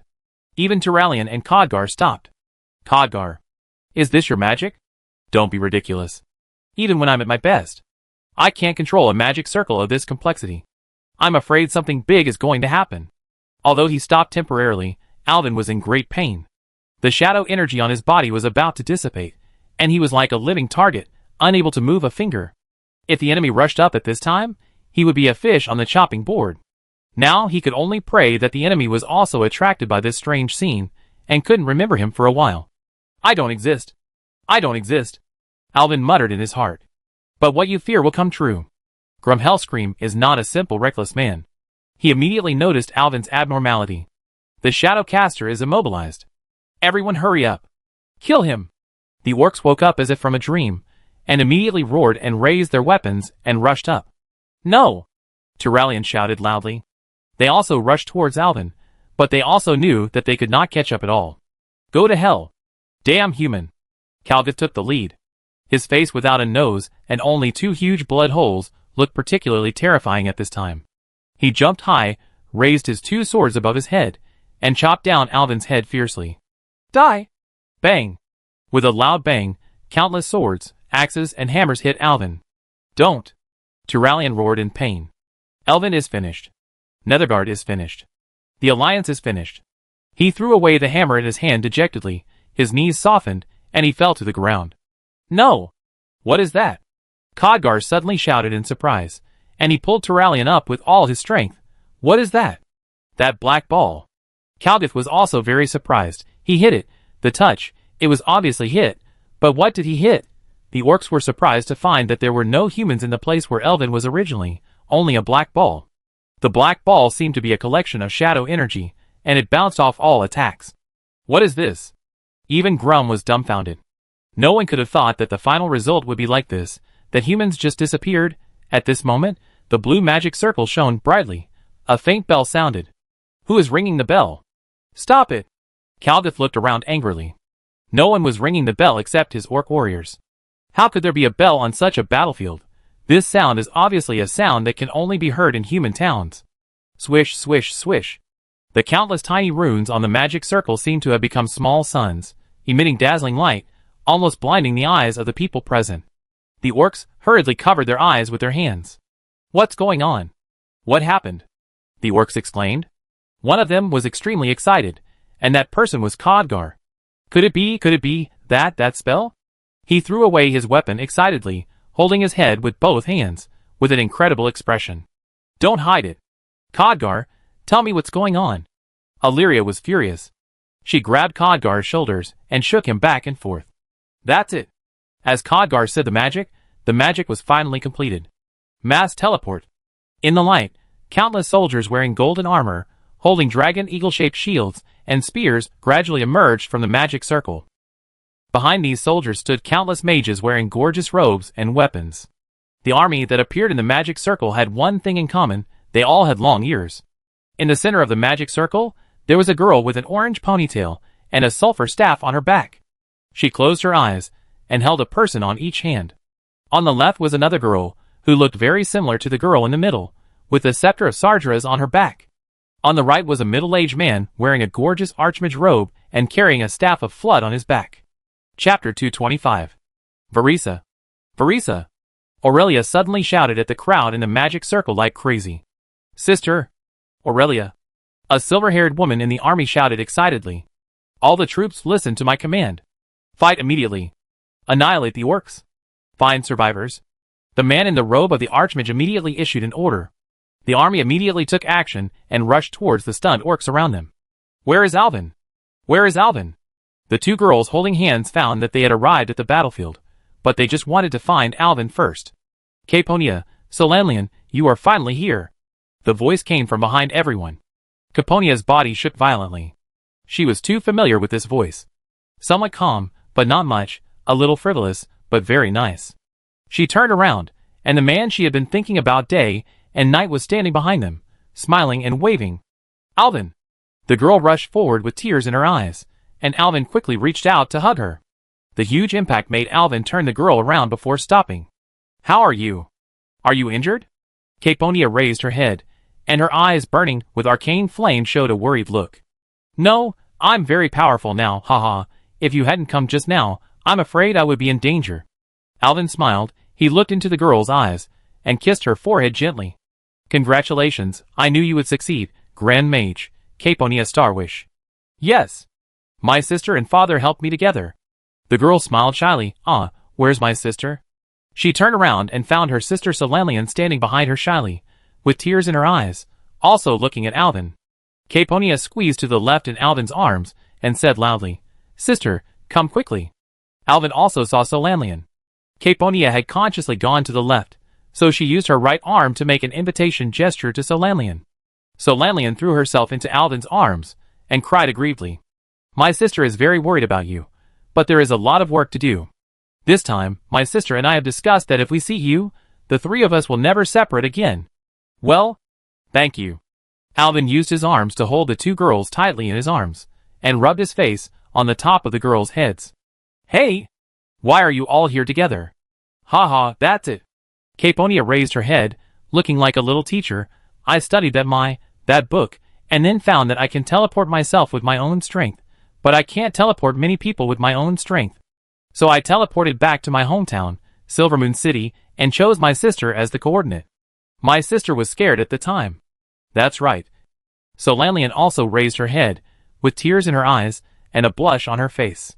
The person who is used as the teleportation coordinate must be a very familiar person, so that you can sense the other person's location in a distant place. And when the teleportation begins, the person who is chosen as the coordinate cannot move. I was scared to death at the time. I thought I was controlled by some strange witchcraft. That's it. I teleported to Silvermoon City and met my father. My father took me to meet Uncle Prince Kael'datz and His Majesty King Anasterion. I told everyone about our adventures along the way, and let everyone know that the Alliance army is now fighting the enemy in Watchtower. At my father's suggestion, the king agreed to send troops to help the Alliance. Then my sister helped me modify the magic circle, and my father summoned the mage troops of Silvermoon City. Everyone provided me with energy, so that I could maintain such a large-scale group teleportation. You are so amazing. I knew that everyone in the Starwish family must be a great magician. Alvin was so happy that he hugged the two sisters and kissed them left and right. The two sisters were so embarrassed that they ran around in his arms. Until Alvin passed through the two sisters, and saw the middle-aged male elf with a bad face. The Archmage of Silvermoon City, his future father-in-law. Archmage Ramath. Alvin seemed to be selected as a coordinate by the teleportation magic again, and his body froze. The two sisters noticed Alvin's abnormality, tickled him and twisted his waist, until Alvin coughed softly, and whispered in the gap between his hands covering his mouth, Dad is here. The two sisters realized what was going on, and hurriedly jumped out of Alvin's arms, and then turned to look at their father. When they found that the old father's face had turned liver-colored, they whispered, "Father." The great wizard kicked his robe and walked over in a square step. It seemed that he also felt that this matter was too embarrassing. The few people looked at each other for a long time, but Alvin felt that as a junior, he had kidnapped two precious daughters from someone else's family, which was too bad. He took a step forward. "Uncle." "Hello." "Yeah, okay. That. By the way, are you satisfied with the scepter of Sargeras I gave you before?" Too ostentatious.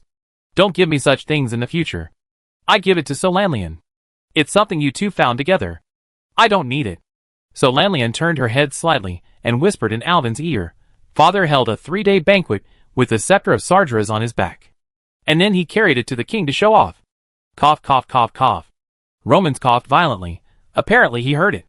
Alvin came over to help the Archmage pat his back, and the two daughters stood by with their heads down. "Well, since it's like this, I have no objection. But I have a request. You must live in Silvermoon City for 3/4 of the year. I will prepare the house. You don't have to worry." "Ah, yes, uncle, I follow your arrangements. Also, let me arrange the wedding. I remember you said you have no family. We will all be your family from now on." "Uncle." Alvin looked at Romance with emotion. "Yes, the Starwish family has helped me so much.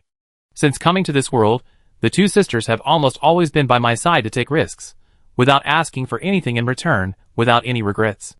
From now on, I am no longer alone in this world. I have a home too. Why are you still calling me father?" Caponia whispered behind me. "Fool, change your words." Solanlian twisted Alvin's waist. He suddenly realized. "Father, father." "Ahem, Alvin, that, son-in-law. It's so awkward. It sounds so awkward."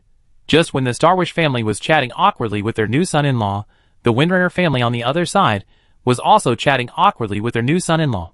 Alvin looked up and saw Turiang looking at him with a look of help. The three sisters of the Windrunner family were chatting around Turiang, and there was a female elf who looked similar to the three sisters. Alvin silently shook his head at Turiang, meaning to tell him, "You still have to solve this matter yourself. Your brother can't help you." Romans followed Alvin's gaze and saw the Windrunner family. The Archmage snorted and turned to walk towards them. It seemed that they also saw Romans over there. The leading female elf sneered and came to meet him. Chapter 226. Romance, congratulations on having such an outstanding daughter. A Quel'Thalas woman whose age could not be determined from her face looked at the two daughters standing behind Romance and said. This elven woman, like the three Windrunner sisters behind her, was wearing silver light armor.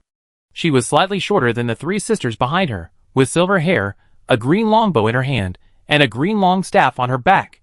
She looked very simple. She is the Ranger General of the Windrunner family, and Varisa's mother. Caponia introduced him to him softly in Alvin's ear.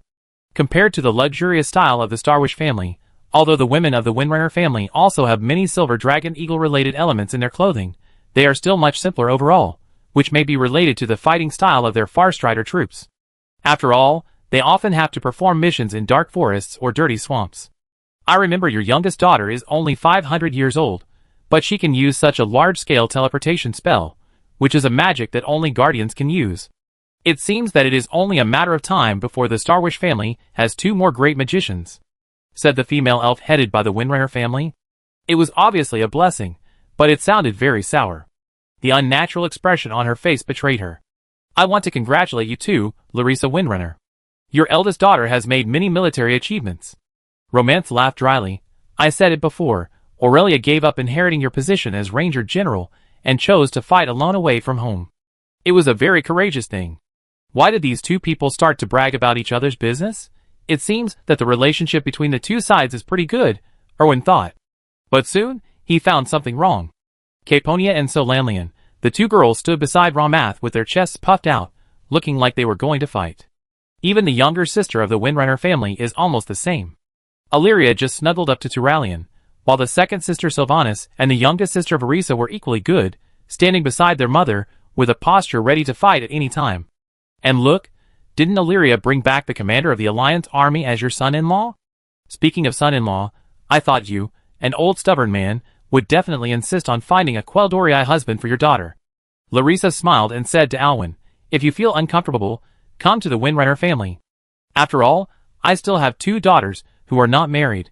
In terms of quantity and quality, they are not inferior at all. Mom. Varisa and Sylvanas exclaimed. Now the people of Starwish were even more unhappy. Caponia and Solalian hugged Alvin's arms. Look at what you were talking about, old woman. Romans was shocked and angry. He didn't expect Larissa Windrunner to come so blatantly to poach people. We are already preparing for the wedding. I suggest you turn left and choose another virtuous person. Alvin is already a member of Starwish. Humph. Before marriage, you are nothing. Although the beauty has a master, I will loosen the soil. The family motto of Windrunner is to give everything for love. Alvin and Turalian were sandwiched in the middle. The two looked at each other and smiled bitterly. This is the relationship between the great nobles of Silvermoon City, Starwish and Windrunner. It looks a bit troublesome. Amid the quarrel between the two families of Silvermoon City, the war began to end. The few remaining orcs, who were originally wiped out by Alvin, and others became prisoners of the Silvermoon City army without any surprise. Even Grumhellscream and Kargath Blayfist could not escape. Especially Kargath. Even the two knives on his broken arm were removed, and he and his friend Grum were locked in a cage with their heads down. This time, they were completely defeated. These two people can be said to be the strongest attacking force of the tribe, but they besieged Alvin for a long time, and did not gain any advantage. The rescue work was also carried out in an orderly manner. Many living people were saved from the ruins. The priests and paladins hurried to treat everyone, and finally recovered some losses. The biggest loss so far is the Wildhammer Dwarfs Griffins. When the explosion occurred, the Griffins bravely used their bodies to resist the huge impact for their dwarf allies.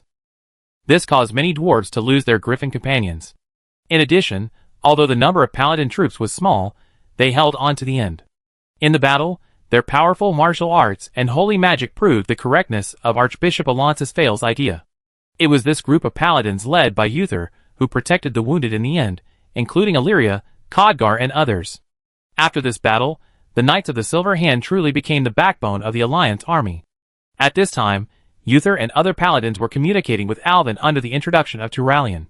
Everyone is from the Holy Light Church, so they are naturally close to each other. I was wondering why the teacher sent a priest instead of a paladin to support us, but now I completely understand. Uther is a burly man, a head taller than Turalian, and speaks very seriously and unsmilingly.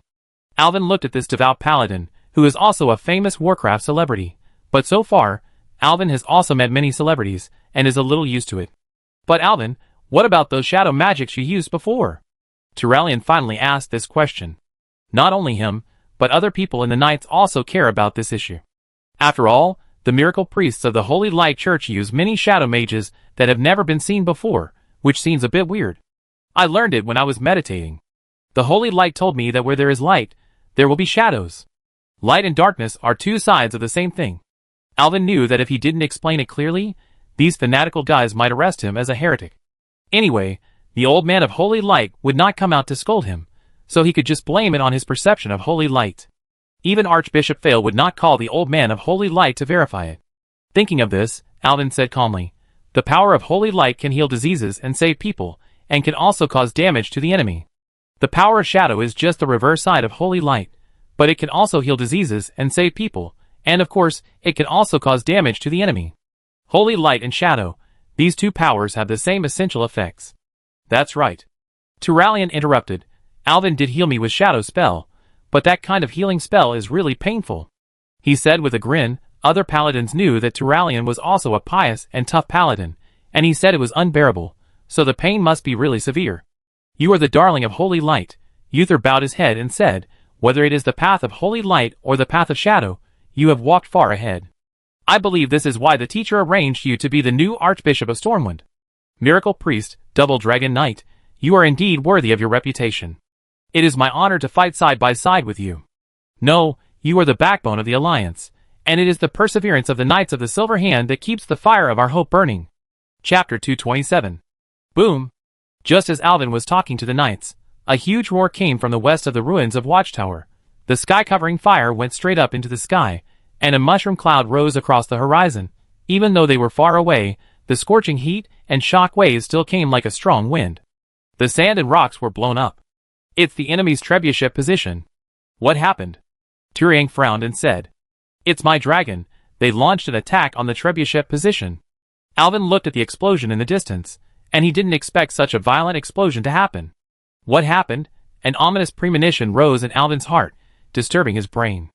I have to go over and take a look. He came out of the Knights and ran to the army of Silvermoon City. Caponia, hurry, magic spring water. I need to replenish my magic power. Ah! Okay, Alvin. Alvin shouted from a distance. The battle just now consumed too much energy, and the situation in the west is unclear. I need to replenish myself to the best condition first. Although she is already a great magician in the eyes of others, making magic spring water for her beloved man is still what Caponia likes to do most. She chanted the spell, and the blue arcane energy condensed in the air and finally compressed into water droplets.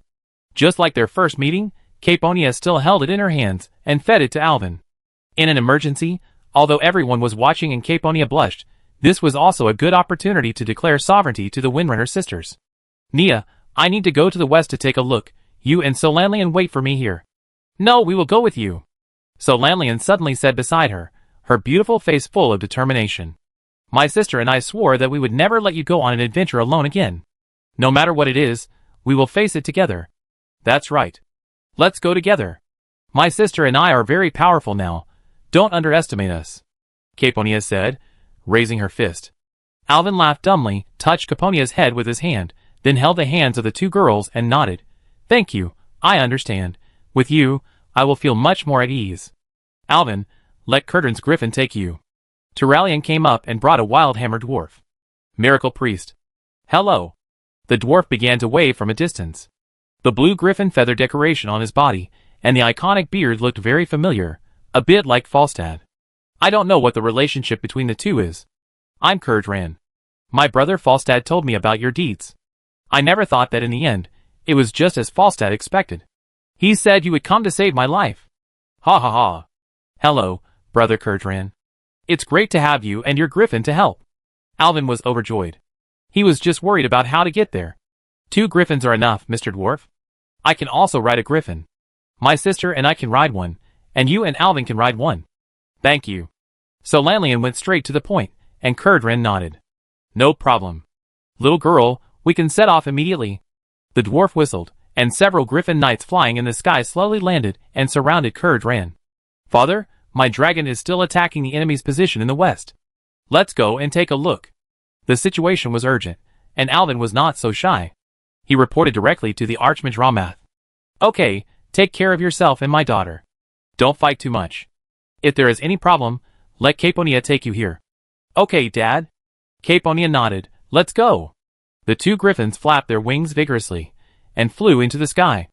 Although the griffins are not big, they are fast and sensitive. But compared with dragons, especially compared with huge dragons like Echolissa or Onyxia, they are much smaller in size, so they are easily disturbed by air currents and fly very bumpy. I saw it. Curdran suddenly shouted, Oh my god, what happened in front? His voice was a little trembling, as if he had seen something terrible. What's wrong? Alvin asked anxiously. Before Curdlan could answer, Alvin had already patted the griffin's belly. Good man, let me borrow your vision, the spiritual vision. When he opened his eyes again, Alvin had gained the vision of the griffin. In an instant, he understood everything. A giant dragon, a red dragon, was raging over the orcs' positions. It was no exaggeration to say that it was raging. At this time, the catapult position had been completely razed to the ground. The giant war weapons that were originally arranged in rows had been destroyed by some violent force, and fragments were scattered all over the battlefield. Everything was burning, and even the temperature of the air could roast people. The orcs' bodies were scattered all over the ground. Some angry orcs were drawing their bows and arrows, attacking the red dragon in the sky. But the poor arrows could not get close at all. The red dragon flapped its wings lightly, and all the arrows were shot away. Then the red dragon took a deep breath. Hoo hoo hoo. A mouthful of flame sprayed down, flying forward as it sprayed, just like plowing the land. The fierce flames burned as scorched earth in the middle of the entire site. The red dragon was so diligent, just like a farmer in the spring plowing period. He plowed the battlefield one by one without missing anything. In his eyes, there seemed to be no orcs at all. He might have regarded the orcs as small insects that turned out of the land when plowing the land. He burned them all to ashes with a mouthful of fire, until all the land was plowed. It was Echolissa. Why was she the only one? Where is Onyxia? Echolissa. Alvin shouted loudly in the air. The little red dragon heard it immediately, twisted her body lightly, let out a dragon cry happily, and flew towards Alvin. Brother Curdran, You take the griffins back first. Go and tell everyone that you are safe. Alvin lifted the effect of the mind vision, patted Curdran on the shoulder from behind, and without waiting for the dwarf to answer, he cast a levitation spell on himself and jumped off the griffin's back. Brother Alvin. What are you doing? Curdran was horrified. He could never imagine how this miracle priest would suddenly jump out of the car, but soon he was surprised to find that the two elf girls next to him also jumped off the back of the griffin. Oh my god! What the hell are you crazy guys doing? Curdran was anxious to control the griffin immediately, but he couldn't figure out who to pick up first. Akali! Catch us! Roar, roar, roar! The next moment, the red dragon had flown under the bodies of Alvin and the other two, and the three landed on the back of the red dragon without any danger. The red dragon roared happily, flicked its tail, and almost whipped Curdran's griffin out of the sky. Brother Alvin, don't let your griffin get close to us, it will get hurt. Alvin stood on the dragon's back and waved to Curdran. You crazy guys. I thought we dwarven griffin riders were already outliers. You, the dragon rider, are even more outrageous. Curdran didn't know whether to laugh or cry. He shouted, then waved his hand, and flew back to his base with the frightened griffin. Brother Alvin. Sister Calpurnia and Sister Solanlian. Why are you here? It's a long story, Akali. Where is Onyxia? Why are you here alone? Black Dragon. Sister Onyxia went to the Dark Portal. Chapter 228. Sister Onyxia went to the Dark Portal.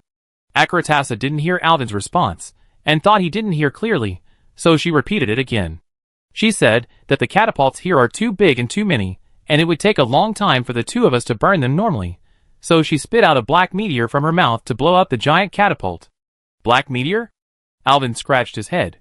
It seems that the explosion and mushroom cloud that happened here just now should have been blown up by this trick. I remember it. It seems to be the black meteor magic that Deathwing Neltharion sent out when we confronted him in Dalaran. Alvin looked at the shadow flame still burning on the ground, and remembered the lake island behind Dalaran that was destroyed by magic. At that time, he witnessed with his own eyes how the lake island was wiped off the map under the attack of Deathwing, and the entire terrain changed. Yes, yes. At that time, my sister Caponia and I were in the room and didn't dare to go out. I heard the explosion. It was indeed very similar to this time. Akratasha also remembered what happened in Dalaran, and said with lingering fear, it seems that this move should be the family heirloom of their black dragon family.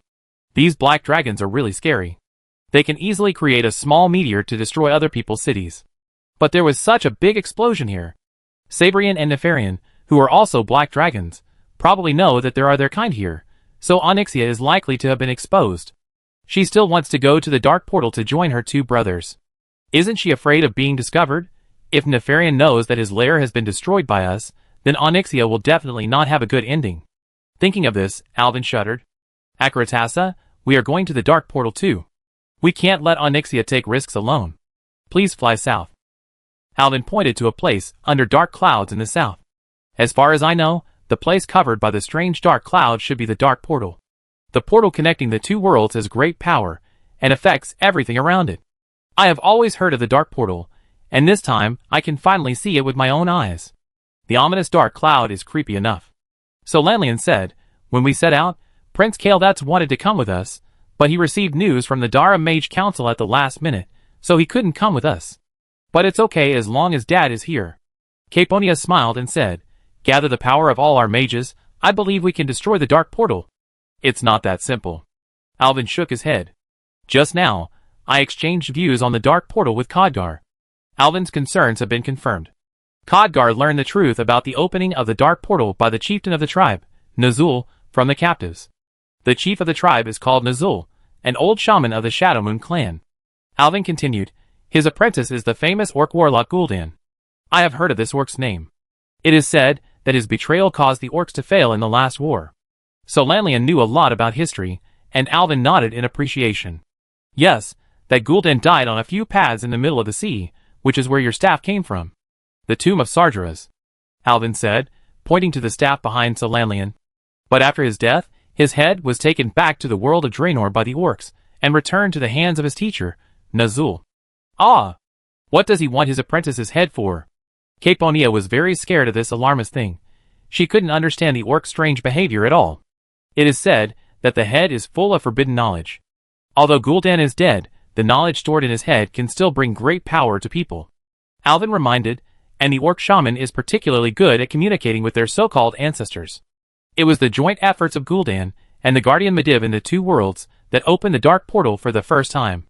And Nazul, who possessed the skull of Gul'dan, learned the secret of opening the dark portal through the knowledge in that terrible head, so he reopened the dark portal. According to our orc captives, as long as Nazul is willing, even if this dark portal is destroyed, he can completely reopen a new portal. Hearing Alvin's words, the two sisters were silent. So, it's meaningless even if we destroy the dark portal? The tribe will open a new portal at any time to kill our world again? That's the principle. Then, how many times will our world, Azeroth, have to endure this torture? Sunwell. So Lanlian sighed. Alvin, what do you say we should do? Alvin was actually very conflicted. At first, he thought that since Nazul didn't get the 3 artifacts, the orcs still couldn't open more portals to other worlds.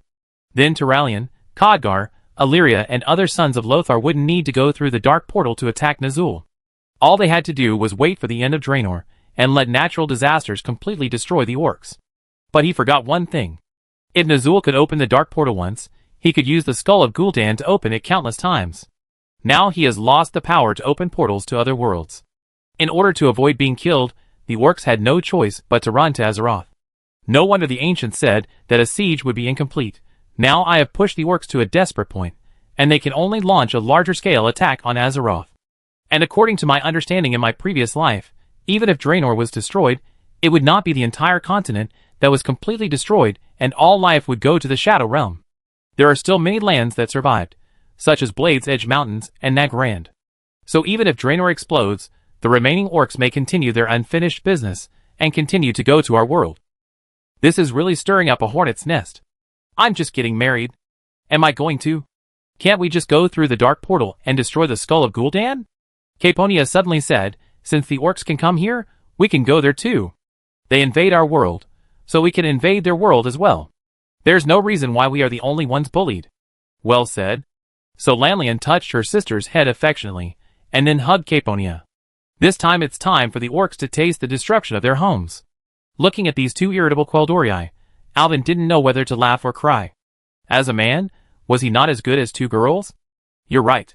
Actually, I've been thinking about one thing. Maybe we can also launch an attack on the orcs' world at any time.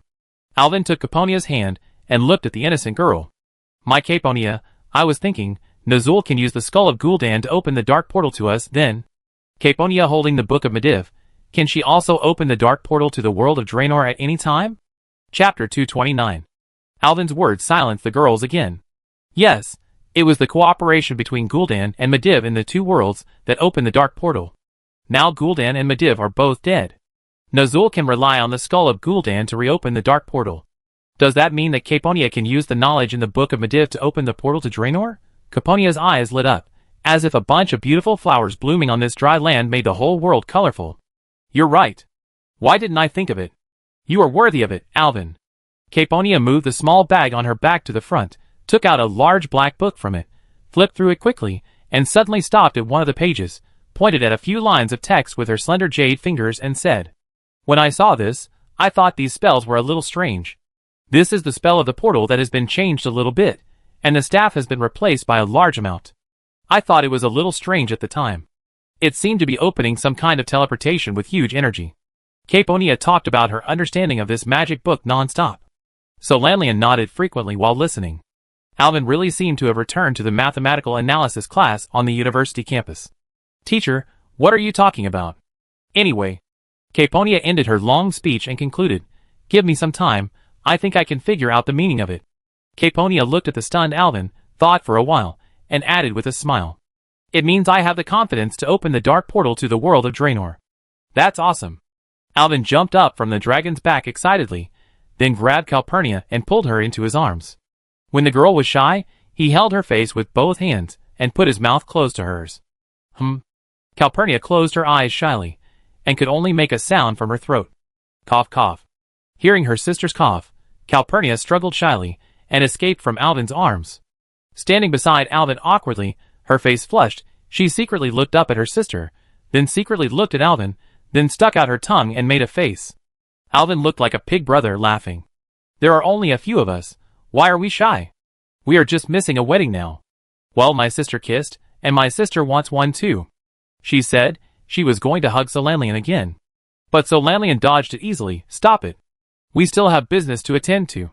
You can kiss me, but you have to wait until dark, Solanlian said, shyly covering her face.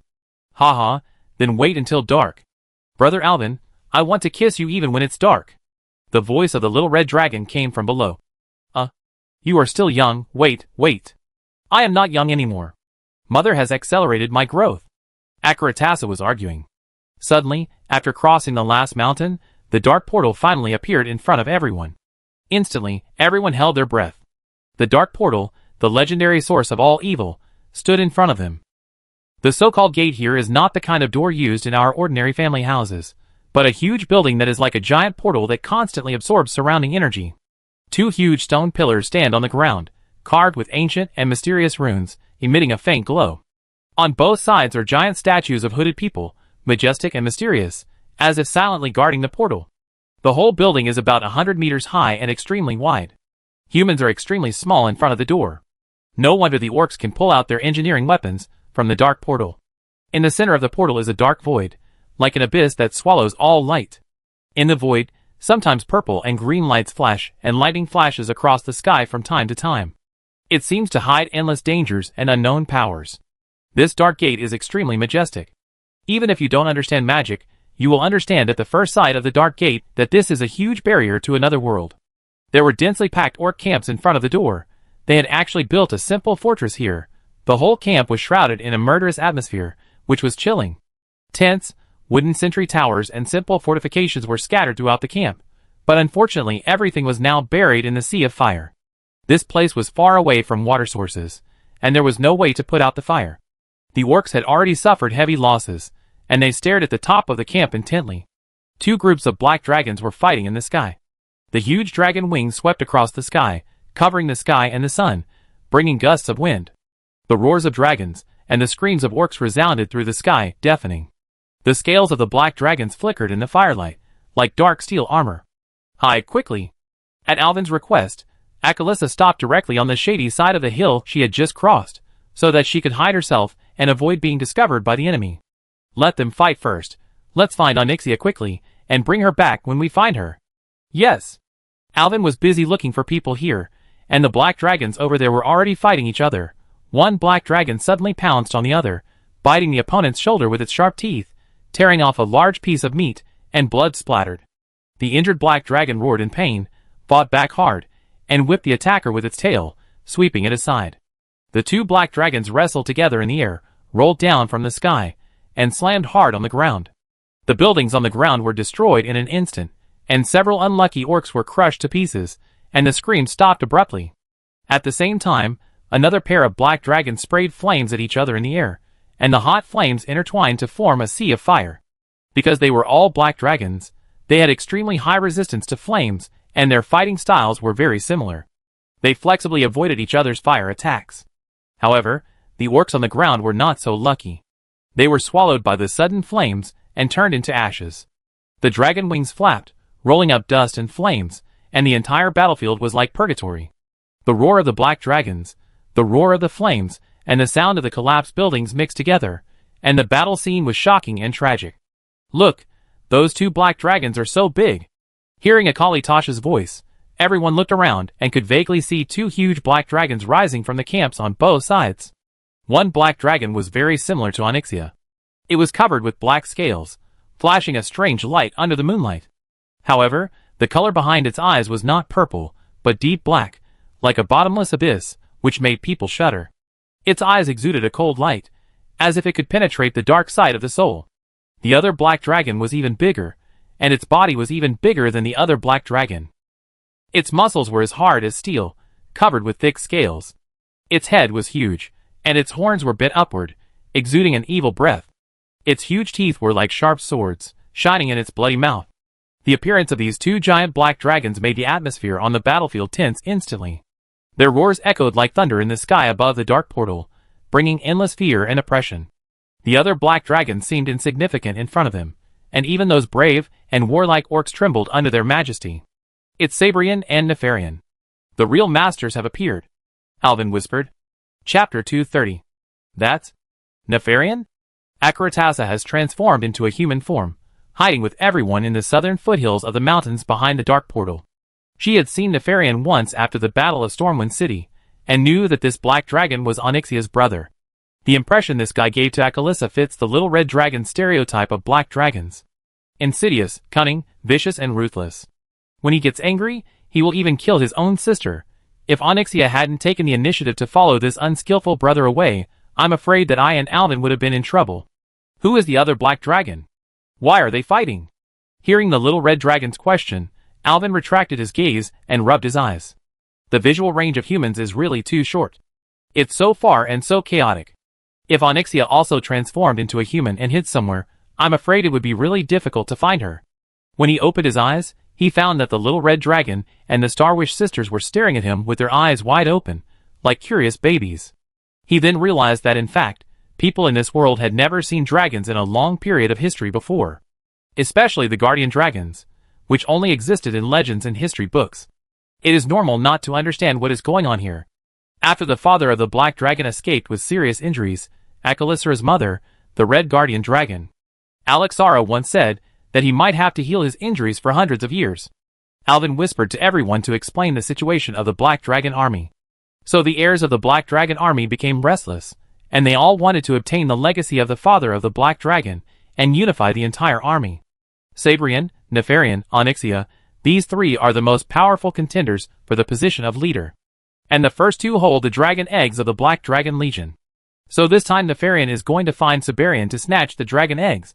Just like last time, Nefarian came to us to snatch Sister Onyxia's dragon eggs. Of course, Sister Onyxia also wanted to take all the dragon eggs while they were fighting, so she ran over here by herself. Before Alvin finished speaking, a dragon roar that shook the world sounded. Even from a long distance, the sound made Alvin's ears ring. Several people stopped talking immediately, and observed what happened to the two black dragons confronting each other above the dark portal. Nefarian, what wind blew you to this barren land? Sabrian spoke, his voice was very steady, and he seemed to be completely unaffected by their subordinates, who were fighting, just greeting an acquaintance normally. I remember that my father asked you to stay in Blackrock Mountain? The figures of the two black dragons looked particularly majestic under the gloomy sky. Their subordinates, who were originally fighting, also retreated to their original camps. Some black dragons were injured and licking their wounds. The air was full of tension. Sabrian, your time is up, Nefarian said coldly. The cold light in his eyes was like a sharp sword. He didn't want to talk nonsense with Sabrian. In his eyes, Sabrian was just his father's thug, a stupid brother who only knew how to do physical work, a brain full of muscles, and a hopeless existence. Since you like to obey your father's orders so much, I suggest you hand over the dragon egg and go to Draenor and never come back. The Black Dragon Legion does not need the existence of guys like you. Sabrian was furious, his wings spread out, and a gust of wind was raised. There was a flame of anger in his eyes. Nefarian, don't even think about taking anything from me. These dragon eggs are our hope and future. Your selfish behavior will only destroy everything we have. Hope and future? Nefarian laughed mockingly, only the strong can survive. I will make them evolve and become a stronger dragon clan. This is the future of our black dragons. Stop talking nonsense. Hand over the dragon eggs quickly, otherwise you won't even have a chance to survive. Sabrian opened his huge mouth, showing his sharp teeth, and growled, Do you think I will succumb to your threats? When you crawled out of the eggshell, I was already my father's adjutant, and I knew you were a cold-blooded guy. I can tell you clearly. My fathers must be executed. The dragon eggs will go to Draenor, where we will explore the future path of the Black Dragon. I will never allow you to hurt our offspring.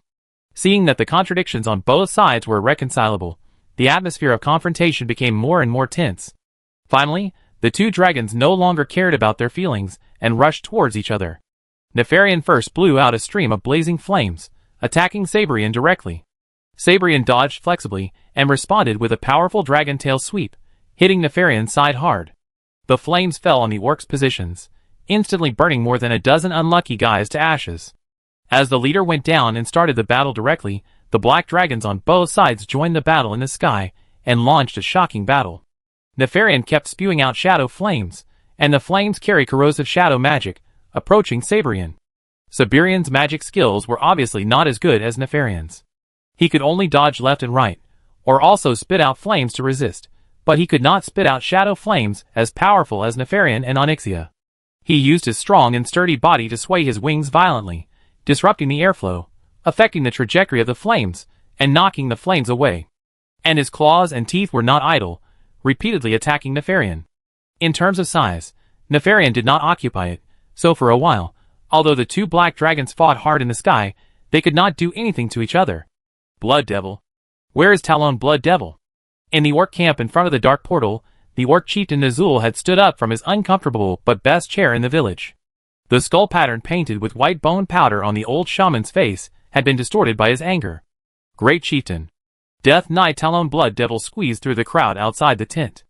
As he walked, he kicked away several blind orc warriors who were blocking his way. Now the whole camp has fallen into chaos, with dragons fighting in the sky and orcs suffering on the ground. The terrifying flames and the dragons that fell from time to time made the orcs miserable.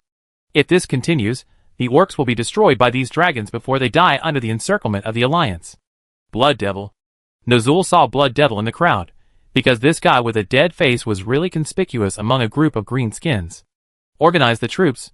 We have to retreat to the dark portal first. Wait until these unfortunate big lizards are defeated before coming back. Yes. The blood demon responded quickly, because he was almost burned by the dragon flame just now. Although the human body that has been dead for a long time has no pain, it affects the appearance. If his arms and legs are broken, it will directly affect his combat effectiveness, so he still cherishes this hard-earned corpse. The blood demon just turned around to pass the chief's order to each lieutenant. Suddenly remembered something. Great chief, if we leave, then what about Kilrog, Kelgath, and Grom? No one will support them, they are dead. When asking this question, the blood demon regretted it. Chapter 231. The great chieftain Nazul just stared at him, emitting a terrifying pressure, and his cold eyes were even colder than his body. The white skull pattern on the old shaman's face seemed alive, as if it was ready to open its empty mouth and rush out to bite people at any time. Even though he had been dead for a long time, and could not sweat, the blood demon began to feel a chill on his back. He didn't know whether it was cold sweat or corpse oil, but the yellow liquid began to flow from the top of his head. I'm sorry for talking too much. I will execute your order immediately. The blood demon didn't dare to stay in front of the old shaman any longer, and hurriedly turned away. He, who was always calm, felt a little top-heavy. It seems that Nazul didn't want Grom and his men to come back alive from the beginning. What an old bastard. Maybe even more of a bastard than Gul'dan. The blood demon sighed. Perhaps the old shaman wants to use the Alliance to clean up those unruly guys who don't obey his control. After the Death Knight passed on the chief's order, the orcs were surprised, but even the barren land of Draenor was much better than the place where they could lose their lives at any time. If you die on the battlefield, it is an honor. After death, your soul will return to Nagrand and return to the embrace of your ancestors. But being killed by the dragon's saliva in the camp can only be a shame. When the orcs began to retreat in an orderly manner, the War of the Black Dragon also changed. Perhaps because the long-term battle was too exhausting, the battle between Nefarian and Sabrian gradually shifted from the sky to the ground. Two huge black dragons wrestled on the ground, and every collision brought a terrifying vibration to the earth. At this time, Sabrian relied on his physical advantage to press Nefarian hard, bit his shoulder, and tore off a piece of flesh, and blood splattered immediately. Nefarian roared in pain, opened his huge mouth, and blew a shadow flame towards Sabrian's neck. Sabrian wailed in pain and rolled backwards, and his huge body crushed the building and the unfortunate orc into pieces. Nefarian broke free and used the powerful whip of his tail to push Sabrian back a few steps, then suddenly spread his wings and flew into the sky again. It swooped down from the sky again and hit Sabrian hard. The two dragons wrestled again, and the battle was even more bloody and cruel than the previous one. Nefarian and Sabrian both tried their best and concentrated their hearts and minds. Neither of them was willing to give in. Every second was full of danger of life and death. Too scary. Is this a battle between dragons? Caponia suddenly said. Alvin and his 4 companions hiding on the hillside north of the battlefield were completely stunned. They quietly observed the fierce battle between Nefarian and Sabrian. The 3 girls stared at the battlefield, speechless with shock. Alvin closed his eyes. He needed to use mind vision to share Ecolatras's vision to see clearly. These black dragons are simply crazy. So Lanlian whispered, the elf, who always showed maturity and stability, was now full of fear. They can be so cruel to their own kind. Ecalitha nodded in agreement. Just like what is said in the book Red Dragon Survival Manual. Black dragons have no sympathy, they only know how to pursue strength and power. Betrayal and killing each other are very common among the same race. What kind of strange book is this? I must borrow it to read it someday, Alvin thought. Calpurnia's eyes were sharp, staring at every detail of the battlefield. Look, the two dragons fell into the orc camp. Sure enough, Nefarian and Sabrian wrestled fiercely in the air, and finally fell into the orc camp together. Calpurnia hurriedly said, No, the orcs started to move. What are they doing? They are moving towards the dark portal. They retreated? Alvin looked at Calitha's instructions. Sure enough, the remnants of the orcs were quickly gathering towards the dark portal, obviously realizing that this attack did not gain any advantage, so it is better to retreat immediately to stop the loss in time. Just run away, the Alliance suffered too much loss in this war. The watchtower was destroyed, and countless soldiers who defended the city were killed. I am afraid that the Alliance will need to recuperate and recover its strength in a short time. And it seems that the orcs also suffered a lot of losses. They retreated very decisively, and even the wounded were not taken away. All those who could leave on their own left, and the other seriously injured orcs could only stay here to face the flames or the Alliance army that would fall on their heads at any time. The orcs may not be able to launch a new invasion in a short time. Although the key item, the skull of Gul'dan, is still in the hands of Nazul. Although the tribe was now a defeated army, he was not sure that he could single-handedly break into the orc camp and grab Gul'dan's head. At this moment, the battlefield changed. Nefarian and Sabrian seemed to be fighting each other. Their moves were deadly, and they no longer tried to avoid each other's attacks. Instead, they entangled with each other, and seemed to be ready to die together. You will never beat me, Nefarian. Sabrian roared, his wings suddenly spread out, and crashed into Nefarian's chest. Then let's destroy together, Sabrian. Nefarian roared, his originally perfect black dragon body was now covered with wounds and blood. He did not dodge, but grabbed Sabrian's dragon horn with his huge claws, and then sprayed the scorching shadow flames at him. But Sabrian's huge impact still made him escape from Nefarian's control, and hit Nefarian with the weight of his whole body. Nefarian's flames also sprayed on Sabrian's back. The two dragons wailed at the same time, rolled on the ground, and unconsciously sprayed flames. The camp was filled with a sea of fire, and their roars were deafening. Nefarian used dark magic to summon countless shadow tentacles, trying to trap Sabrian. Sabrian sprayed with dragon breath, burning the tentacles to ashes. After a brief moment of unconsciousness, the two dragons immediately began to collide and bite each other, and the flames and blood intertwined, which was terrifying. In the end, Nefarian and Sabrian cooperated to destroy everything around them. The entire camp was shattered by a huge shock wave, and the buildings collapsed, burying the remaining orc wounded soldiers. Alvin and his companions witnessed all this on the hillside, and they couldn't help feeling a chill in their hearts. What is that? It seems to be Onyxia. Acaratassa shouted in surprise. No, what is she going to do? Chapter 232. She rushed towards Sabrian and Nefarian. Several people looked in the direction pointed by Akali, and Alvin also adjusted the vision of his mind vision. Sure enough, when Nefarian and Sabrian were fighting to the death, a huge black dragon suddenly appeared on the battlefield. The corners of the black dragon's eyes were purple. It was really Onyxia. Her huge body emerged from the shadows, her huge wings spread out, covering the sky and the sun. Her eyes were like burning amber, flashing with a resolute light. Her scales flashed a cold metallic luster under the light. Although her body size was not as huge as the first two dragons, it was only slightly smaller. Is she going to kill her two brothers and unify the Black Dragon Legion? Alvin can understand her. This is really a once-in-a-lifetime opportunity. I am afraid that few people can refuse the throne of the Master of the Black Dragon Legion. Moreover, at this time, the two most powerful Black Dragons were fighting for their lives. If Onyxia appeared at this time, she could easily defeat both of them at the same time. She must have been lurking there and observing for a long time. When she noticed this once-in-a-lifetime opportunity, she would certainly come out to reap the benefits. However, a scene that surprised Alvin appeared. Nefarian! Sabrian! Onyxia roared and rushed towards her two brothers. You two hopeless fools! Her huge body and amazing strength forced the two fighting dragons apart at lightning speed. Her body crashed into Sabrian, but she tore Nefarian apart with her claws and fangs. This sudden attack startled Nefarian and the others. When they came to their senses, Onyxia stood between the two black dragons, majestic and majestic, her huge figure like an immortal statue, separating the two black dragons that were fighting for their lives. Farian and Sabrian were still in shock, panting, while climbing up from their respective positions, looking at each other, their eyes still full of murderous intent.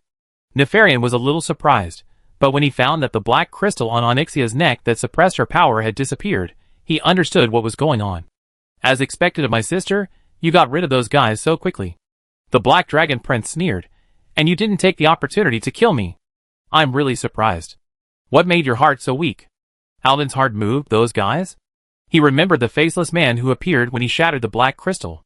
And the black tentacles summoned by the Black Dragon Prince when he fought with Sabrian just now. Could it be that Nefarian also had some connection with those guys buried deep underground? Akaratasa, let's go to the Black Dragon and find Onyxia. Okay. Onyxia took a deep breath. Looking at her brother who deserved a beating, she spent a lot of strength to control her impulse to rush up and tear him apart. I wanted to wait until your dispute was over before I showed up to deal with you. Onyxia asked, looking around. All the black dragons that were swept by her majestic gaze lowered their heads and retreated, looking submissive. It seems that they also know that Onyxia's strength is not inferior to their master. The Black Dragon Princess glanced around and counted silently in her heart. Look for yourself. How many people are there in the Black Dragon Corps? The several dragons present looked at each other, and the anger between them was gradually replaced by an indescribable fear. At this time, the Black Dragon Corps, except for Nefarian, Sabrian, and Onyxia, plus the black dragons of all sizes, there were only about a dozen. If you continue to kill each other, the entire Black Dragon Corps will probably die. Onyxia's body seemed to tremble a little, and as she spoke, black smoke and burning flames were also emitted. She roared in a low voice that was almost a roar. Even if I become the leader of the dragon army, what's the point? The Black Dragon Corps no longer exists. Onyxia's words were like thunder, shaking the hearts of every black dragon. It seems that the black dragons of the whole world are basically concentrated in front of the dark portal. The once powerful force that made other dragons and the entire Azeroth continent extremely afraid. Is it that only these people are left? However, the conflict between Nefarian and Sabrian did not dissipate. Nefarian looked at Onyxia, then turned his head and stared coldly at Sabrian. The Black Dragon Prince's originally flawless body was now covered with wounds. The matter of the dragon eggs is not over yet. Sabrian, you must hand them over. Sabrian also glared at Nefarian. Don't even think about it. This is my father's order, and it must be executed. I don't know where my father is now. It will do us no good to blindly obey his orders. The two dragons quarreled again, and flames and anger filled the air. The surrounding black dragons secretly raised their heads, looked left and right, and just quietly retreated, leaving the two leaders in the middle. It seems that the black dragons don't want to continue fighting with their kind. Onyxia stopped them again. Enough. Stop this meaningless quarrel. She turned her head to look at Sabrian, and said to the dragon, who was bigger than her in an unacceptable tone, Dragon eggs cannot be placed in the world of Draenor. Look at the land under our feet. You have been there, and you know that the Hell Place is a world that is about to collapse. If the dragon eggs are placed there, the final outcome is nothing more than to perish with that unfortunate world. Onyxia stared at Sabrian with her eyes fixed, and under her terrifying gaze, Sabrian unconsciously took a step back. The dragon eggs must return to Azeroth. Sabrian snorted coldly. In his heart, he actually agreed with Onyxia's opinion. He had been to the world of Draenor. It was dry and hot there. Looking around, the whole world was filled with continents without vegetation and turbid air. It was a lifeless world, not suitable for any creature to grow. Perhaps it was because of this that such ugly creatures as orcs were born. If it weren't for his father's order, he himself would not want to stay there for a minute. He had already placed the dragon eggs in a temple in the south of that world. However, thinking of his father's order, he hesitated again. Is your decision right? This is my father's order, and we must obey it, Sabrian said stubbornly.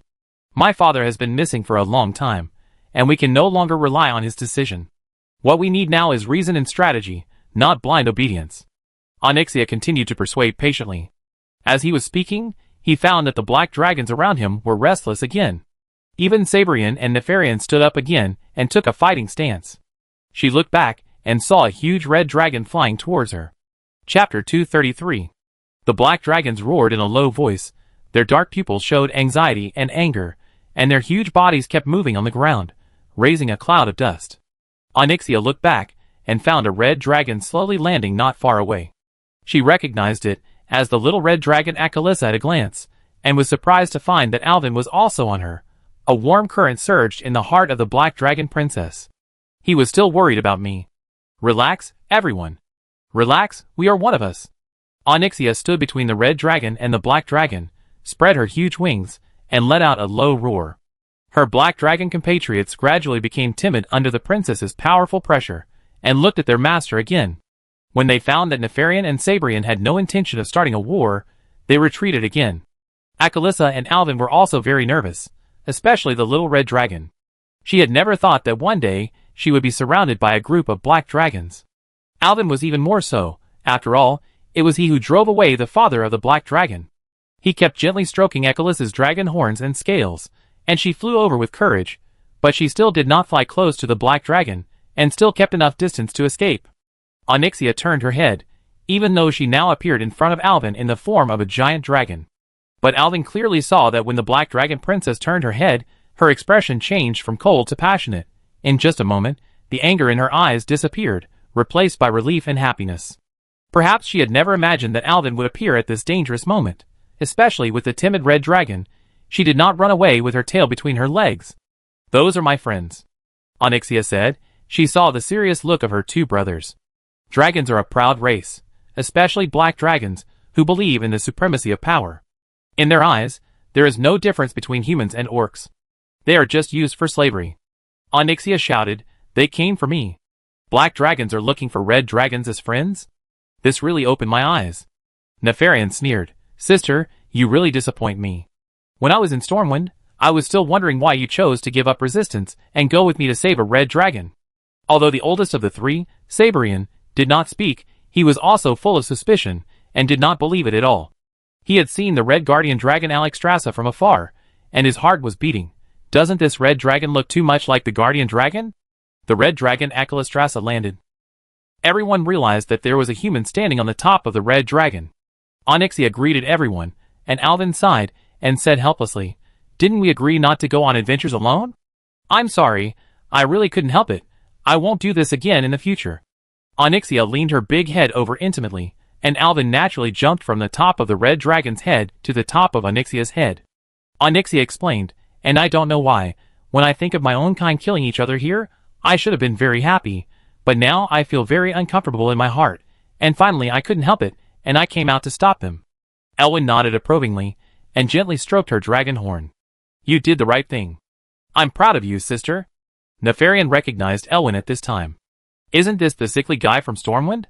Let me see. A human, a Quel'Dorii, and a red dragon are friends with an evil and cunning black dragon." Onyxia turned her head, and proudly announced to her brother and her people, "This is Elwyn, the miracle priest, the friend of the guardian dragon." Roar, roar, roar. Only then did Sabrian know that the human in front of him was the one who defeated his father in grim battle. The black dragons became more agitated, with anger burning in their eyes, as if ready to erupt again at any time to avenge the father of the black dragon. Onyxia spread her wings angrily, and advanced instead of retreating. As he approached the black dragons, he spewed out shadow flames mixed with black smoke and threatened, "Alvin is my blood covenant and my master. I don't mind tearing apart anyone who disrespects Alvin." "Sister Black Dragon, you just said you didn't want to see brothers killing each other." Nefarian was angry. He roared and asked, "How can you sign a blood covenant with a tiny human?" Onyxia laughed, "Who made me meet him? Besides, Alvin's strength is beyond your imagination." As she said that, her dragon claw stepped on her brother's claw. That was exactly the wound left by the battle just now. Nefarian sucked his teeth in pain and gasped. He stared at Alvin fiercely, and then looked at his sister. This wise mother dragon, who is more insidious than her father, actually found a master? He decided to wait and see, and quietly retracted his claws. "Okay, so what is this powerful miracle priest doing here?" Alvin took a deep breath, calmed the tension in his heart, and his eyes were firm and sincere. "I am here to save the future of the Black Dragon." His voice was steady and powerful, with unquestionable determination.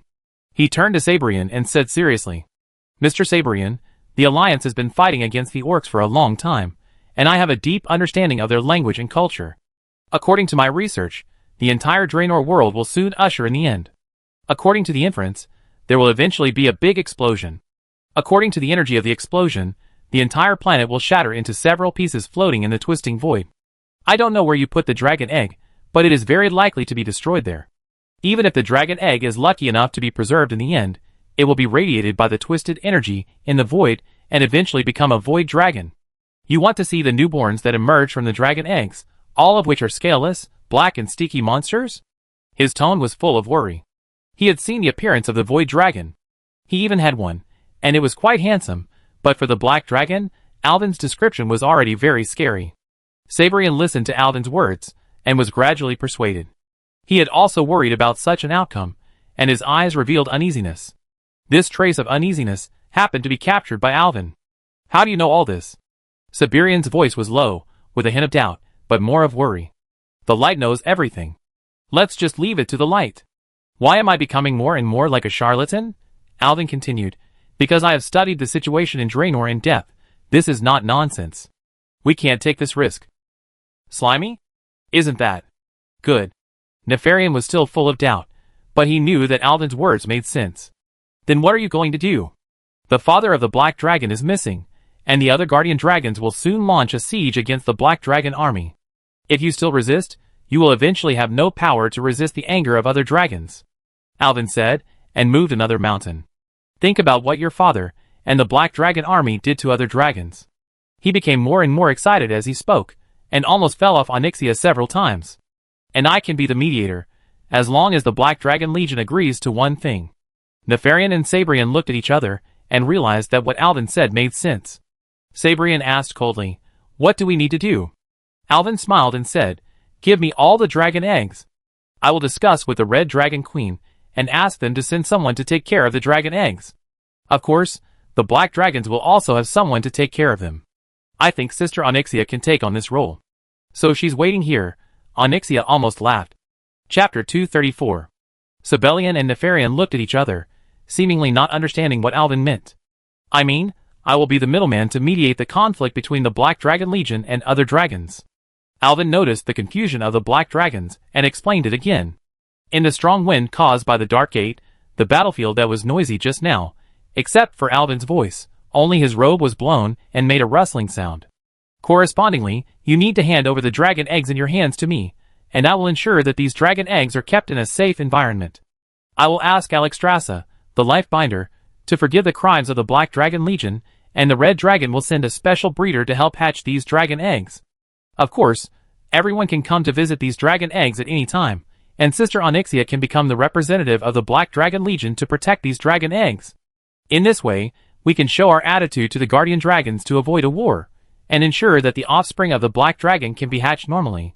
Siberian, the largest dragon, stared at Alvin with his bright eyes, and said in a cold tone, the Black Dragon Legion has the ability to protect our dragon eggs, and they must be hatched by us ourselves. Although I don't like this guy, I don't think it's a good idea to wag my tail and beg for mercy from the Red Dragon. Nefarian waved his huge wings, his voice full of disdain. Giving the dragon egg to the Red Dragon? It's just courting death. Just imagine what we have done all these years. The other dragons will never let us go.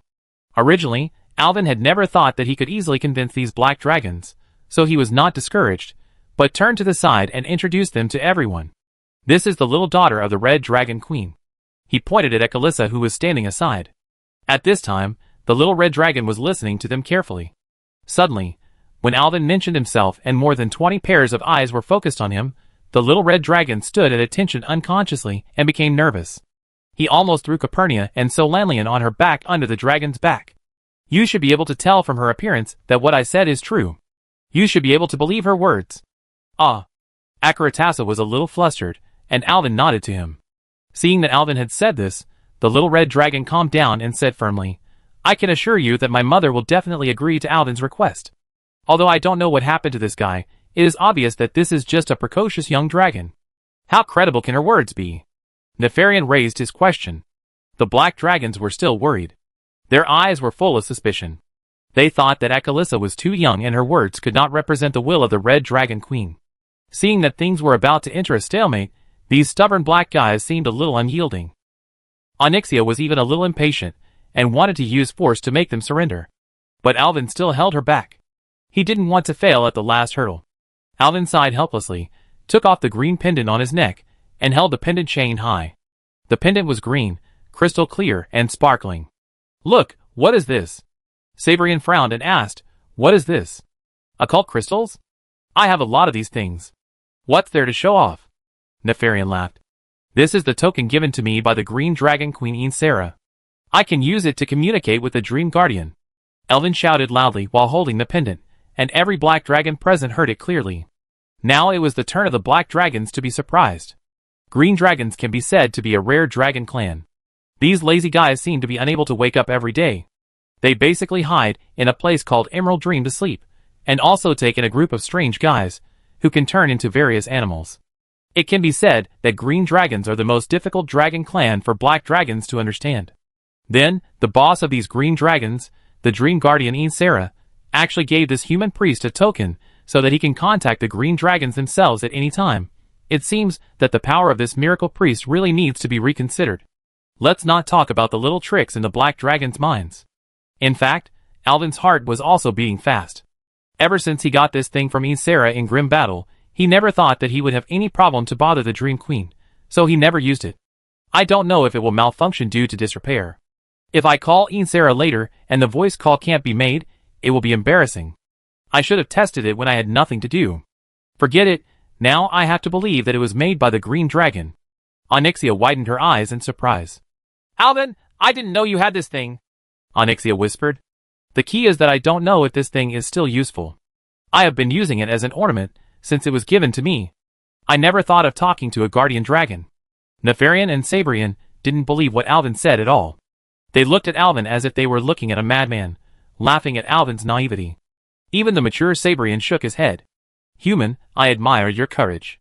You can still say such words in this environment. But talking to the mysterious Dream Guardian at any time? Please forgive me, I don't believe this kind of thing, it's too unbelievable. This is really a thank you gift from the Dream Guardian Ensera to Brother Alvin, Akratasa said angrily. When Ensera gave this gem, Akalissa was also beside him. She witnessed it with her own eyes. Now seeing that the black dragons don't believe it now, they are so angry. Whether it's true or not, you know after you try it? But Alvin was not angry. This is normal. If someone suddenly told you I, Qin Shi Huang, sent you money, would you believe it inexplicably? He stopped explaining, and just injected magic power into the green dragon scale crystal, then closed his eyes, and whispered Ensera's name. In an instant, the crystal emitted a dazzling green light. The green light became brighter and brighter. The black dragons watched intently. Their expressions changed from disdain at the beginning to surprise later, and finally opened their mouths wide. Alvin also found it a little funny. Soon, the light turned into Ensera's projection. A complete green guardian dragon appeared in front of everyone. She seemed to be still in a dream, lying quietly in a green forest. It seemed that she heard Alvin's call, raised the dragon head that was comfortably cushioned on her front paws, opened her eyes, and her eyes emitted a silver light like the moon. Ensera seemed a little confused, but when she saw Alvin, she smiled happily. Alvin Priest, it's nice to meet you. Chapter 235. Yinsela greeted gently. You haven't contacted me. I thought you had lost the token I gave you. The black dragons were shocked by this magical scene. They looked at each other in amazement. Dear Dream Guardian, please forgive my interruption.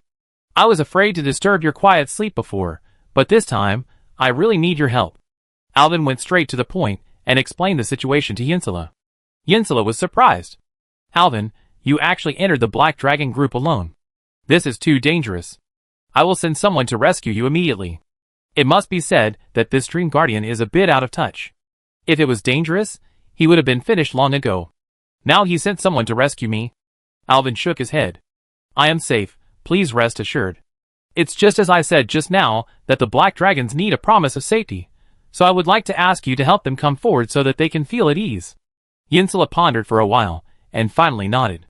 It would be a good deed for the whole world if the Black Dragons stopped causing trouble. I can vouch for them, and contact other Guardian Dragons immediately. The Dream Guardian cast her eyes on several Black Dragons. She knew Sabrian, Nefarian, and Onyxia. When her eyes swept over them, several proud Black Dragons bowed their heads slightly to show respect. It seems that most of the Black Dragons are here.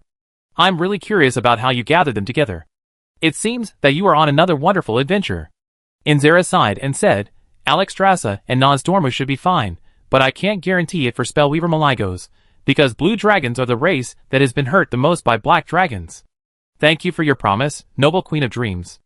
Onyxia took a step forward and said to the green dragon in the image, "I believe that this time, the 5-colored dragons can be reunited, and the scars between the black dragon and other dragons that have lasted for tens of thousands of years can be eliminated." She raised her head and looked at Insera with a firm gaze, making up her mind. "If the Weaver Maligos cannot calm his anger, I am willing to take responsibility for the evil deeds done to the Blue Dragon army by my father and brothers and sisters. I will go to the Blue Dragon's lair in the north, the Nexus, and plead guilty to the Blue Dragon King with my life." Roar, roar, roar. When the black dragons heard Onyxia's words, they became restless. Their princess, the powerful Onyxia, was actually willing to sacrifice her life for the Black Dragon Legion? Is this still the Black Dragon Legion with betrayal and slavery as social norms? No, I can't let my sister bear the guilt of the entire Legion, so I go.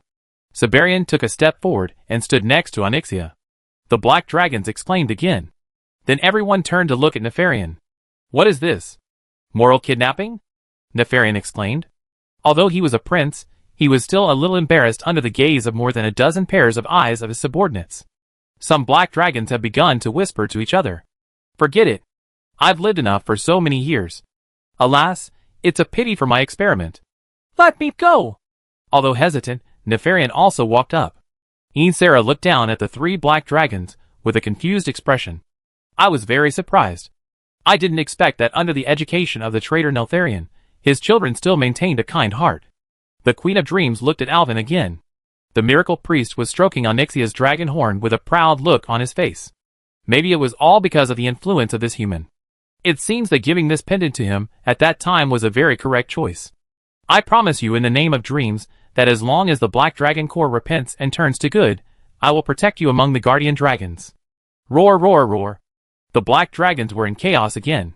Since the disappearance of the father of black dragons, the Black Dragon Corps has been in a state of being leaderless. Everyone still follows the original arrangement of Neltharion, and works under Nefarian and Sabrian respectively. The guardian dragons recover their strength, and the Blue Dragon King encircles and suppresses the black dragons. If nothing unexpected happens, I am afraid that everyone will have to live a lifetime of escape in the future, ready to be killed by other dragons at any time. That's why Nefarian went crazy to study war weapons such as dragon beasts. Sabrian wanted to hide in the world of Draenor. And now, under the leadership of Princess Onyxia, the matter was solved just like that. No longer need to hide in the dark. Everyone can walk in the sun openly. Happiness came a little too suddenly.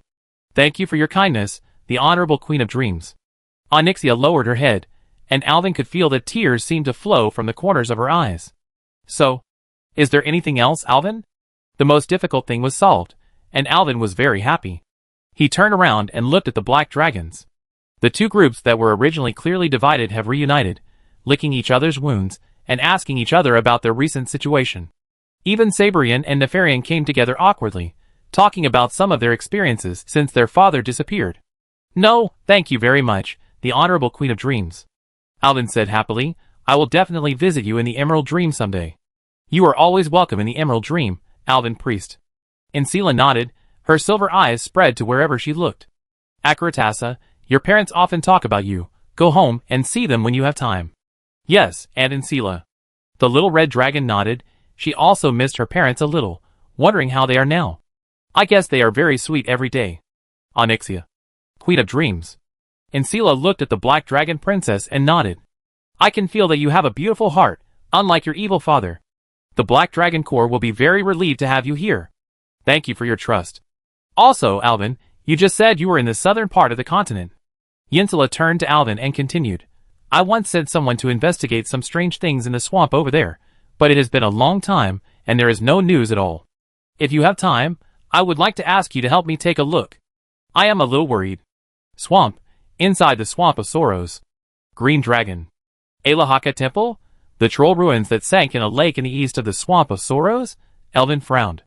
Could it be that the monsters in there were also making a commotion? "No problem, I will investigate. If there is any situation, I will contact you through the dragon scale pendant." "Thank you, Elvin, I know you are trustworthy. In addition, if there is any news about my people, please take care of them for me." "Okay, Queen of Dreams, I will contact you if I see your people." "Thank you." Yinsela looked at everyone and smiled. "Goodbye, Elvin, may there always be moonlight in your ears." Chapter 236. When the green light gradually faded, The projection of the Dream Guardian also dissipated in the air with the light. When my father disappeared, I didn't expect this day to come. Sibelian spoke first. Alvin always felt that this dragon was a little too honest and kind, and was completely unlike his brothers and sisters, and even completely unlike a black dragon. I will go to Draenor and bring back the dragon egg. I will go with you, Nefarian said, to prevent you from secretly taking the dragon egg and escaping to another world. I think you want to be beaten again. Come on. Stop fooling around. Onyxia frowned and separated her two brothers again. She turned her head and looked at the dark portal. The huge black portal that swallowed all the life around it like a huge mouth of the abyss. I will go with you, too, to make sure nothing happens to you two on the way. She lowered her head and leaned close to Akalatrasa. Elvin understood what she meant, and returned to the little red dragon. Elvin. Onyxia brought the dragon's head close to her, and she tried her best to control her breathing, fearing that she would accidentally hurt him with the flame she spewed out. Thank you, I now ask to leave you for a while. I want to go through the dark portal and bring back the dragon eggs. What are you talking about? If you go, we will definitely go with you. That's right, Sister Black Dragon, we will all go together. Caponia also expressed her opinion. She met Onyxia in Stormwind. At first, I just thought this sister was a little weird, but I didn't have a bad impression of her. She also treated everyone to that super delicious ice cream. No. Onyxia shook her head, that world is full of dangers, and now we are no longer allies of the orcs. I'm afraid this journey will not be easy. She looked back at her black dragon compatriots and continued, and these guys. They are not good at getting along with humans. Alvin, give me some time, and I will definitely come back to you after I retrieve the dragon egg. Moreover, the Alliance also needs to cultivate now, and they need you. What's more, you have a task given to you by the Queen of Dreams. Well, Alvin knew that what she said was right. He stopped talking, just slowly closed his eyes, and selected a skill icon from his mind. Holy him. Alvin raised his arms. Holy light burst out from his body, turning him into a golden color like holy light. He slowly rose above the little red dragon's head, his feet leapt and floated in the air, and holy light gradually radiated from his body. The black dragons were surprised by this scene. They found that the holy light energy emitted by this human healed the injuries they had just suffered in the battle. There seemed to be a sacred song in their ears, and the whole person was bathed in the holy light, warm and comfortable. However, a huge explosion from the dark portal interrupted the tranquility at this moment.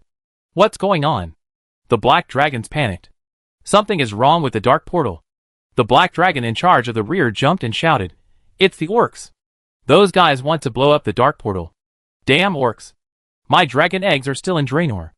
These treacherous guys. Siberian let out a deafening roar, and his body, which had just recovered under Alvin's healing magic, stood up again and shouted loudly, Brothers, rush into the dark portal and kill all these orcs. Roar, roar, roar. The black dragons roared angrily, spread their wings, and took off with Siberian, rushing towards the exploding dark portal. Nefarian's subordinates also stood up, and just as they were about to take off, they stopped and looked at Nefarian. The black dragon prince roared, Damn orcs. I want to capture them, and use them as experimental subjects for my next experiment. Come with me. As Nefarian said, he spread his huge black wings and followed Siberian, looking at the explosions one after another, and the dark portal that was about to collapse. Alvin anxiously said to Onyxia, Sister, there is one thing you don't know. Calpurnia has begun to study teleportation. If nothing goes wrong, we can find the way to Draenor soon. Even if the dark portal is destroyed, we can still go there. Onyxia shook her head and looked at Alvin tenderly. No. We can wait, but those dragon eggs can't wait for a minute. Onyxia sniffed Alvin gently, as if she wanted to remember the smell of Alvin. She took a deep breath, and her huge body slowly floated up with the vibration of her wings. She glanced at her brother who was slaughtering orcs at the dark portal, and then glanced at Alvin, as if she wanted to imprint everything about him in her mind. I'm leaving. Roar, roar, roar. Onyxia let out a clear dragon roar, and flew towards her compatriots with all her strength. Alvin's eyes were also moist. He stood up high by the dragon horn of the little red dragon, and shouted loudly, We will catch up with you soon. Under the huge shadow of the dark portal, the black dragons Nefarian and Sabrian hovered, their scales flashing black cold light in the moonlight. Their claws and teeth tore apart all the orcs who dared to block them, and blood sprinkled on the earth like red raindrops. The vibration of the dark portal became more and more violent, and each vibration was accompanied by a deafening explosion, as if it was the roar of the world. Onyxia hovered in the air, and her eyes flashed with a resolute light. "Quick, everyone, go through the dark portal." Her voice echoed on the battlefield, and the black dragons responded without hesitation. They plunged into the dark portal like black lightning. The light of the explosion illuminated the sky, and flames and smoke filled the air. The roar of the orcs and the roar of the black dragons intertwined, forming a magnificent battle scene. The figures of the black dragons appeared and disappeared in the light of the explosion. Their wings drew graceful arcs in the air, and then disappeared into the dark portal. Onyxia hovered in the air, her eyes flashing with reluctance and determination. She looked back in the direction of Alvin. That was her home, her roots, and the people she loved. Her heart was full of contradictions, but she knew that she could not hesitate. She took a deep breath. A trace of determination flashed in her eyes, and she flew into the dark portal without hesitation. The tall building standing here could no longer withstand more explosions, and finally began to collapse. At the moment of the explosion of the dark portal, the whole world seemed to be torn apart. The flame shot up into the sky, and the huge shock wave destroyed everything around. Alvin was shocked by this sudden disaster and could not speak, and could only watch the dark portal turn into ruins. "Run, Calpurnia, run! Go back to Nethergard!" So Lanlian shouted loudly. She found that Alvin was stunned and seemed to be completely unaware that he would also be affected by the explosion. Akratasah heard this, and quickly adjusted the direction, turned around and took off. The huge space attraction was just a little bit away from hitting Akratasah's tail. Fortunately, at the last moment, the power of the explosion finally reached its limit, and Alvin and others finally escaped. Looking at Alvin, who was a little lost, Calpurnia gently patted Alvin on the shoulder and said in a calm and firm tone, "Alvin, don't worry. Although the dark portal has exploded, our mission is not over yet. I will find a way to Draenor as soon as possible and bring the black dragons back." Chapter 237. On the ruins of Nethergard, the Alliance soldiers were carrying out post-war repairs. There were constant explosions coming from the direction of the dark portal, and the little King Varian, who was leading everyone to work here, looked south from time to time. When he and the Stormwind reinforcements led by Marcus arrived, the battle was over. When Varian saw the destroyed Nethergard, his heart was broken, and he was afraid that he would experience the pain of losing his home again. But when he saw that everyone's faces were still full of fighting spirit, he knew that the miracle priest Alvin had created a miracle again. "We won this war." The figure of the little red dragon was like a red meteor that cut through the dark sky in the south. Her figure had just appeared on the horizon, and she was already noticed by the sharp eyes of the little King Varian. "It's Mr. Alvin who is back. That's his red dragon, Miss Akratasah," Varian shouted while standing on a huge piece of rubble from the sentry tower, and soon attracted everyone's attention. "It is Mr. Irwin. The miracle priest is back," everyone shouted excitedly. Irwin left here as soon as the battle ended. Many soldiers of Nethergard woke up and heard that it was the miracle priest who saved them. They hated themselves for not fainting a little later, so that they could see the heroic figure of the miracle priest fighting. Turiang, the resolute paladin, was in a makeshift tent with his companions. Rescue people, repair, deal with prisoners, and plan the next step. Although it was cumbersome, all the actions of the Alliance were orderly and powerful. It seemed that they were the only order in this chaotic battlefield. Varian's shout came, and everyone came out of the tent. At this time, a red dragon was falling from the sky, and in a puff of red smoke, it transformed into a tall and beautiful red-haired girl. Returning with the little red dragon were the miracle priest Alvin and two Starwish girls. Their arrival immediately attracted everyone's attention. Alvin's body still had traces of the explosion. His robe was covered with scratches from stone fragments. His face was also covered with dust and blood. He walked slowly towards everyone, and people could clearly feel that Alvin's expression seemed to be wrong. The catapult position in the west, and the orcs there have been cleared. Alvin first reported the previous mission to Turalian. There was another cheer from the crowd. They took down the enemy position so quickly. They are worthy of being called miracle priests. In addition, the dark portal exploded. The portal has been destroyed. A silence spread among the crowd. The soldiers looked at each other. Finally, the silence turned into a huge cheer. Everyone shouted those words from the bottom of their hearts. "We won." For a long time, the orcs have been threatening the entire continent through the dark portal. Now the damn gate has finally been destroyed. Among the happy people around, there are a few people who are not happy. Khadgar looked at Alvin, and a little uneasiness rose in his heart. He guessed that something serious must have happened to Alvin. In addition, the threat of the dark portal was only temporarily lifted. When the orcs get enough reinforcements, they will soon come back. The Alliance and the Horde are now rivals who will never stop fighting. Let's talk inside.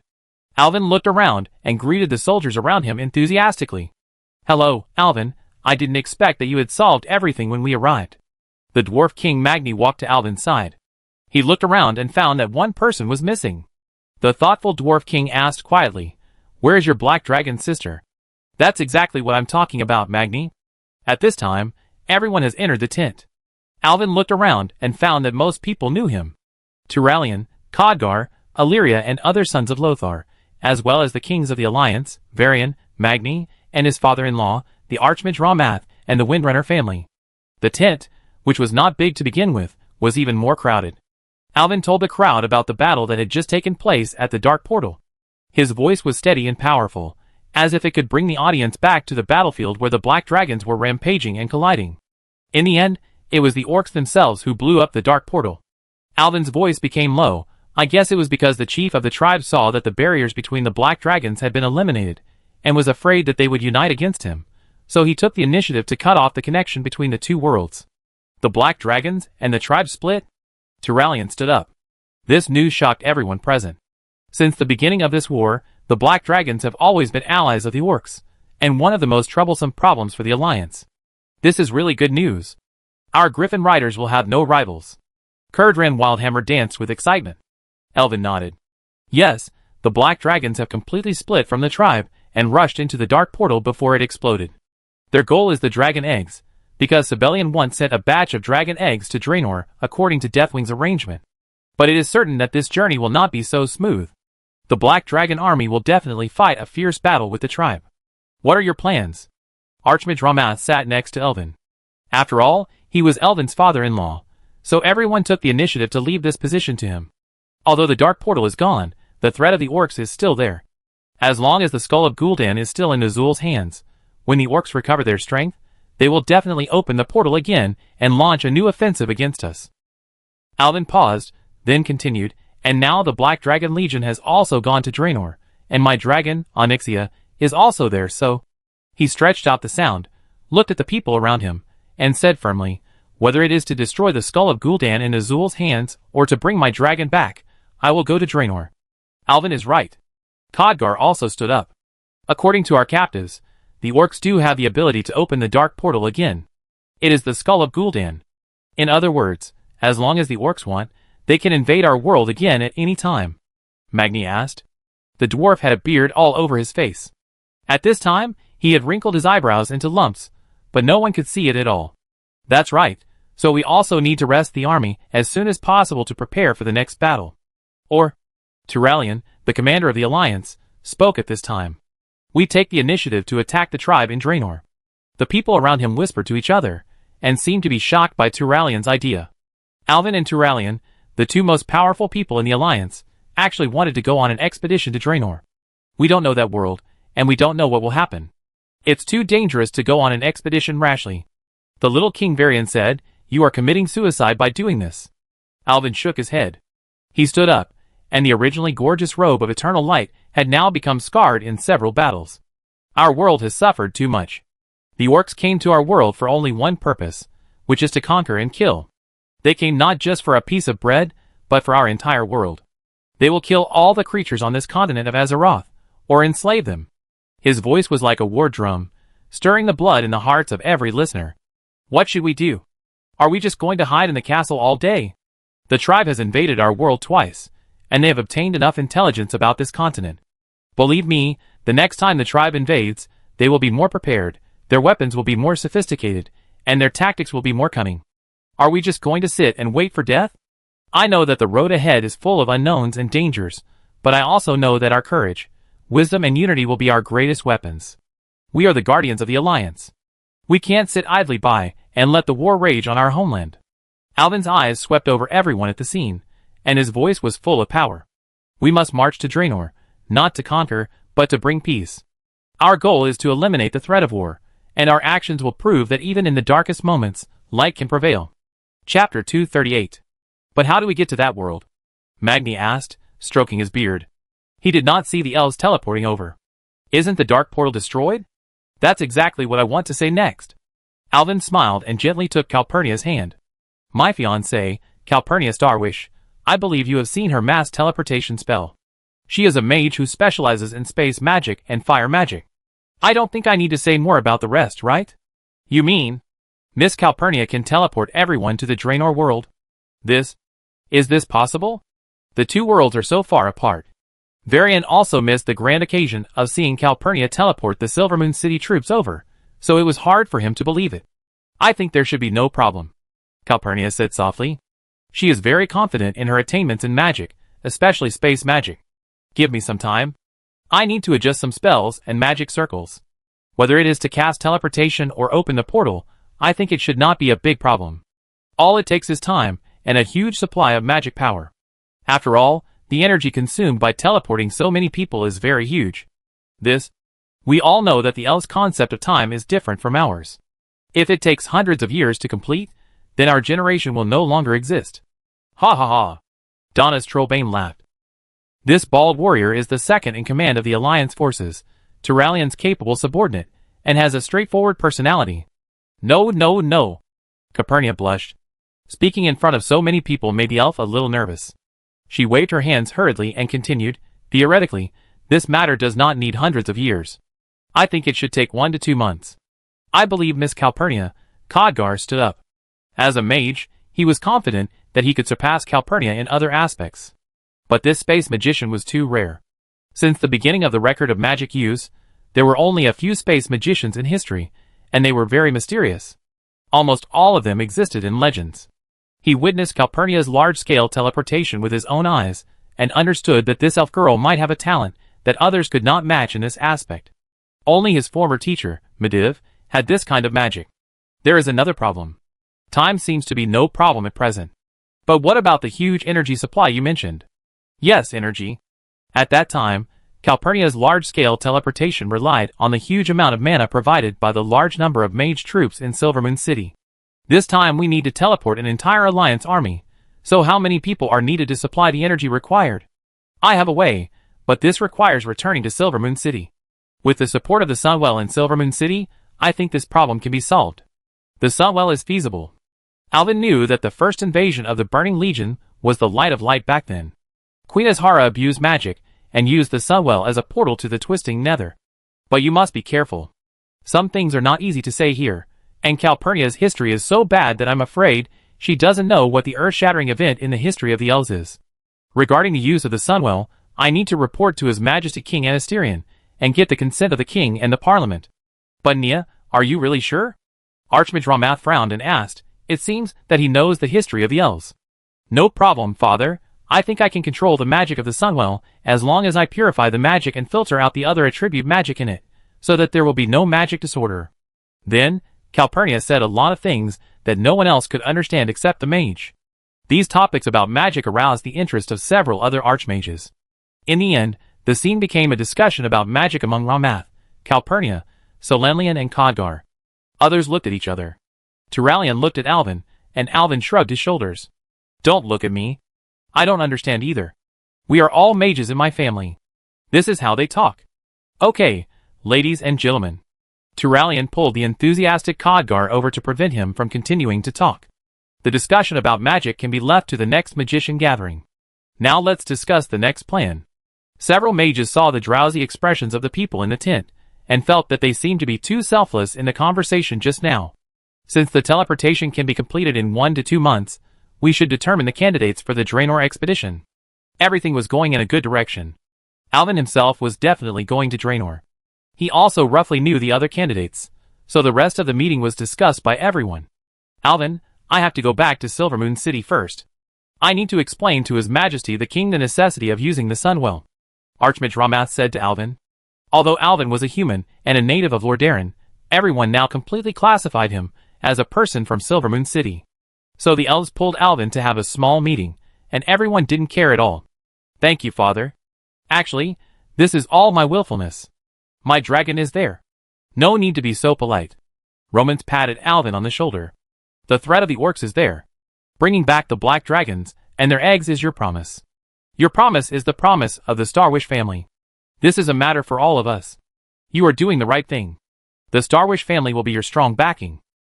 Then next, father and sister will return to Silvermoon City first. I have nothing to do, and want to stay with Alvin. Is that okay? Solanian said. She was a little embarrassed and her face turned red. Of course, Alvin will need your help. By the way, I heard Solanian say that you are going to complete a commission from the Green Dragon Queen. Yes, Queen Eensara asked me to investigate the Swamp of Sorrow. The Green Dragon suspected that something terrible was happening there quietly, and the people she sent also disappeared there, so she asked me to investigate. Roman seemed to remember something. In history, the Green Dragons once launched an operation there, which seemed to be related to the trolls. I don't know the details. You know, the affairs of the Dragon Clan are always mysterious, so you must pay attention to safety. I understand. Originally, my mission was just to investigate. If I find anything, I just need to report to the Green Dragons and wait for them to deal with it. Okay, I'm relieved. So Lanlian will cooperate with your actions, and you can take care of each other. Sister, I leave Alvin to you. Calpurnia gently pulled her sister's hand, with a smile on her face, but sighed. It was obvious that she was a little depressed. Not being able to go on adventures with Alvin made her feel a little lost. Alvin gently messed up Calpurnia's hair with his hands. It's just a month. I will soon go back to Silvermoon City with your sister to find you. Also, Akali Tasha. The little red dragon was drowsy, but suddenly heard Alvin calling her, and she became energetic again. It's time for you to go home. Her Majesty the Queen must miss you and your father very much. When the little red dragon heard Alvin mention his parents, her eyes turned red. She missed them too, but she couldn't bear to leave Alvin. She has been struggling with this matter for the past few days, and even ate fewer sheep. But brother Alvin, I don't want to leave you. Don't worry, the Swamp of Sorrows is very close to here, and there is no danger. You can take this opportunity to go home and take a look. By the way, tell Her Majesty the Queen about the current movements of the Black Dragons, and remember to tell the Queen that the Black Dragons have returned to the Dragon family. Well, okay. I go home first, and you must call me when you leave for the Draenor world. Chapter 239. In the depths of the Swamp of Sorrows, Alvin and Solanian are struggling to move forward. The soil here is slippery and muddy, and every step needs to be careful, otherwise you will fall into a deep quagmire and cannot extricate yourself. They finally found a good way to go, but it is only relatively easy to walk. The forest in the swamp is dense, and the sunlight can hardly penetrate the thick leaves. Only sporadic spots of light are sprinkled on the swamp, adding a touch of mystery to this dark world. After the meeting of Netherguard Fort, the leaders of the Alliance dispersed. Everyone has been fighting for several years. Now it is rare to have such a month of rest time. Most of them choose to return to their hometown and reunite with their relatives, whom they have not seen for many years. Calpurnia and her father, Archmage Ramath, and the Windrunner sisters returned to Silvermoon City together. Khadgar went to Dalaran. He was going to meet Archmage Antonidas. Danath Trollbane returned to Stromgarde, and Kurdran led his Griffin riders back to Airy Mountain. As the commander-in-chief of the Alliance army, Turalian led the Alliance soldiers to Stormwind with Varian Wrynn and the dwarf King Magni.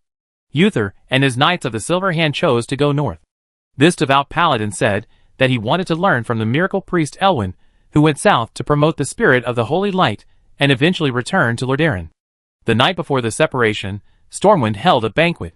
The banquet hall was brightly lit, everyone laughed and talked, and the aroma of wine was everywhere. It was a rare relaxation, and everyone drank a lot of wine, almost drinking up the wine in the entire Stormwind fortress. It was only then that Alvin asked Jim to bring over the wine from the hotel, which was barely enough to drink. Alvin had seen the dwarves' drinking capacity in Iron Forge before, and he saw it again this time. Magni and Kurdran even jumped onto the table to dance, and their laughter echoed in the banquet hall. Calpurnia and Solanian were also drunk. The girls looked at Alvin with seductive eyes, and it seemed that tears could drip from their eyes. If it weren't for the Archmage Ramath staring closely, the girls would probably have devoured Alvin that night. Akalissa was not interested in wine. The girl just sat there and ate quietly. From the beginning of the banquet, until someone got drunk and lay under the table, and then until the next morning. When everyone woke up from their hangovers, said goodbye to each other in a daze, and set off on their own journeys, the little red dragon put down the food in his hand. Just eat half full first. That night, she ate almost half a year's worth of food stored in Stormwind Fortress. General Marcus Jonathan was so angry that his eyes almost popped out. Finally, everyone said goodbye to each other reluctantly. After seeing everyone off, Alvin also said goodbye to Varian and Turalian. Then he and Solanian set out on the journey to the Swamp of Sorrows. The sun was setting, and the afterglow enveloped the forest path, making the already dim forest even darker. Alvin and Solanlian walked side by side. Solanlian, the blood elf girl with long green hair and blue eyes, seemed particularly quiet today. There was always a faint blush on her cheeks, as warm and shy as the sunset glow. Alvin couldn't help but glance sideways, trying to read something from her expression. Finally, after a bold peek, he stopped. He reached out and gently touched Solanlian's forehead. But this sudden move made Solanlian panic. She jumped to the side suddenly, like a frightened little rabbit, smart and cute. "What are you doing?" There was a hint of blame in Solanlian's voice, but the corners of her mouth unconsciously rose up. "Your face is so red, I'm afraid you are sick. Let me see it." "No, really not." Solanlian hurriedly shook her head. She waved her hands in panic, and seemed a little embarrassed that Alvin saw through her emotions. Obviously there is a problem. Alvin frowned and didn't believe her words. "Hey, are you thinking about something fun? Tell me," Alvin said, smiling and pulling Solanlian's hand. The girl's little hands are delicate and warm. Alvin found that his big hand could completely wrap around the girl's hand. Solanlian lowered her head, her voice almost inaudible. "I drank a lot of wine last night. I seem to have done a lot of bold things." Alvin suddenly realized that the girl was embarrassed about what happened last night. He pretended to be confused. "Alas, I was drunk yesterday too, and I had no memory when I woke up this morning." "What happened last night?" "Aw? Don't you remember?" Alvin had a confused expression on his face, and shook his head stupidly. "It's best not to remember." Solanlian's face turned cold. "I have been struggling here for a long time, but this annoying guy actually forgot everything. What is the point of my kindness?" Solanlian turned her head away, not wanting to see this annoying guy in front of her anymore, and walked forward with her head down. "Ah, Solanlian, wait!" Alvin saw that the girl was angry, and laughed secretly in his heart. He caught up with Solanlian in a few steps. Stretching out his hands, he gently hugged Solanlian's waist from behind. "Ah!" Solanlian screamed and hurriedly pressed Alvin's hands with both hands, as if she was afraid that he would make any next move. Turning her head, she found that Alvin's face was so close that she almost kissed him on the face. The girl didn't dare to move. Alvin just hugged Solanlian tightly. Feeling her waist as smooth as silk, the girl's body was so soft that it seemed to fit into his arms. Solanlian's body suddenly stiffened, and her cheeks instantly turned red. She tried to struggle shyly, her voice trembling with nervousness. "Alvin, what are you going to do? I remember a girl told me last night that she wanted to kiss me." Alvin's voice was low and full of magnetism. His breath brushed against Solanlian's ears, making her heart beat faster. Solanlian was ashamed and angry, struggling hard, with angry arcane sparks flashing in her eyes. "So you remember everything?" she screamed, but couldn't hide her shyness. This time, the girl struggled even harder, as if she wanted to escape from Alvin's clutches. Alvin grabbed her shoulders tightly and stopped her movements. He leaned down and held her face, his eyes gentle and firm. Solanlian's struggle gradually stopped, and her eyes were filled with complex emotions, shy, expectant, and uneasy. When Alvin's lips gently touched her lips, at that moment, the world seemed to stop. Solanlian's body became stiffer, but as time passed, it slowly relaxed.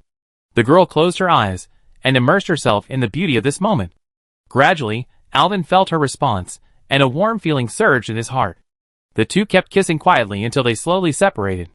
The girl raised her head shyly, saw Alvin smiling at her, and shyly buried her head in his chest. "What? Do you feel anything?" Solanlian asked in a low voice. She seemed not very confident in her kissing skills. "Very soft, very sweet.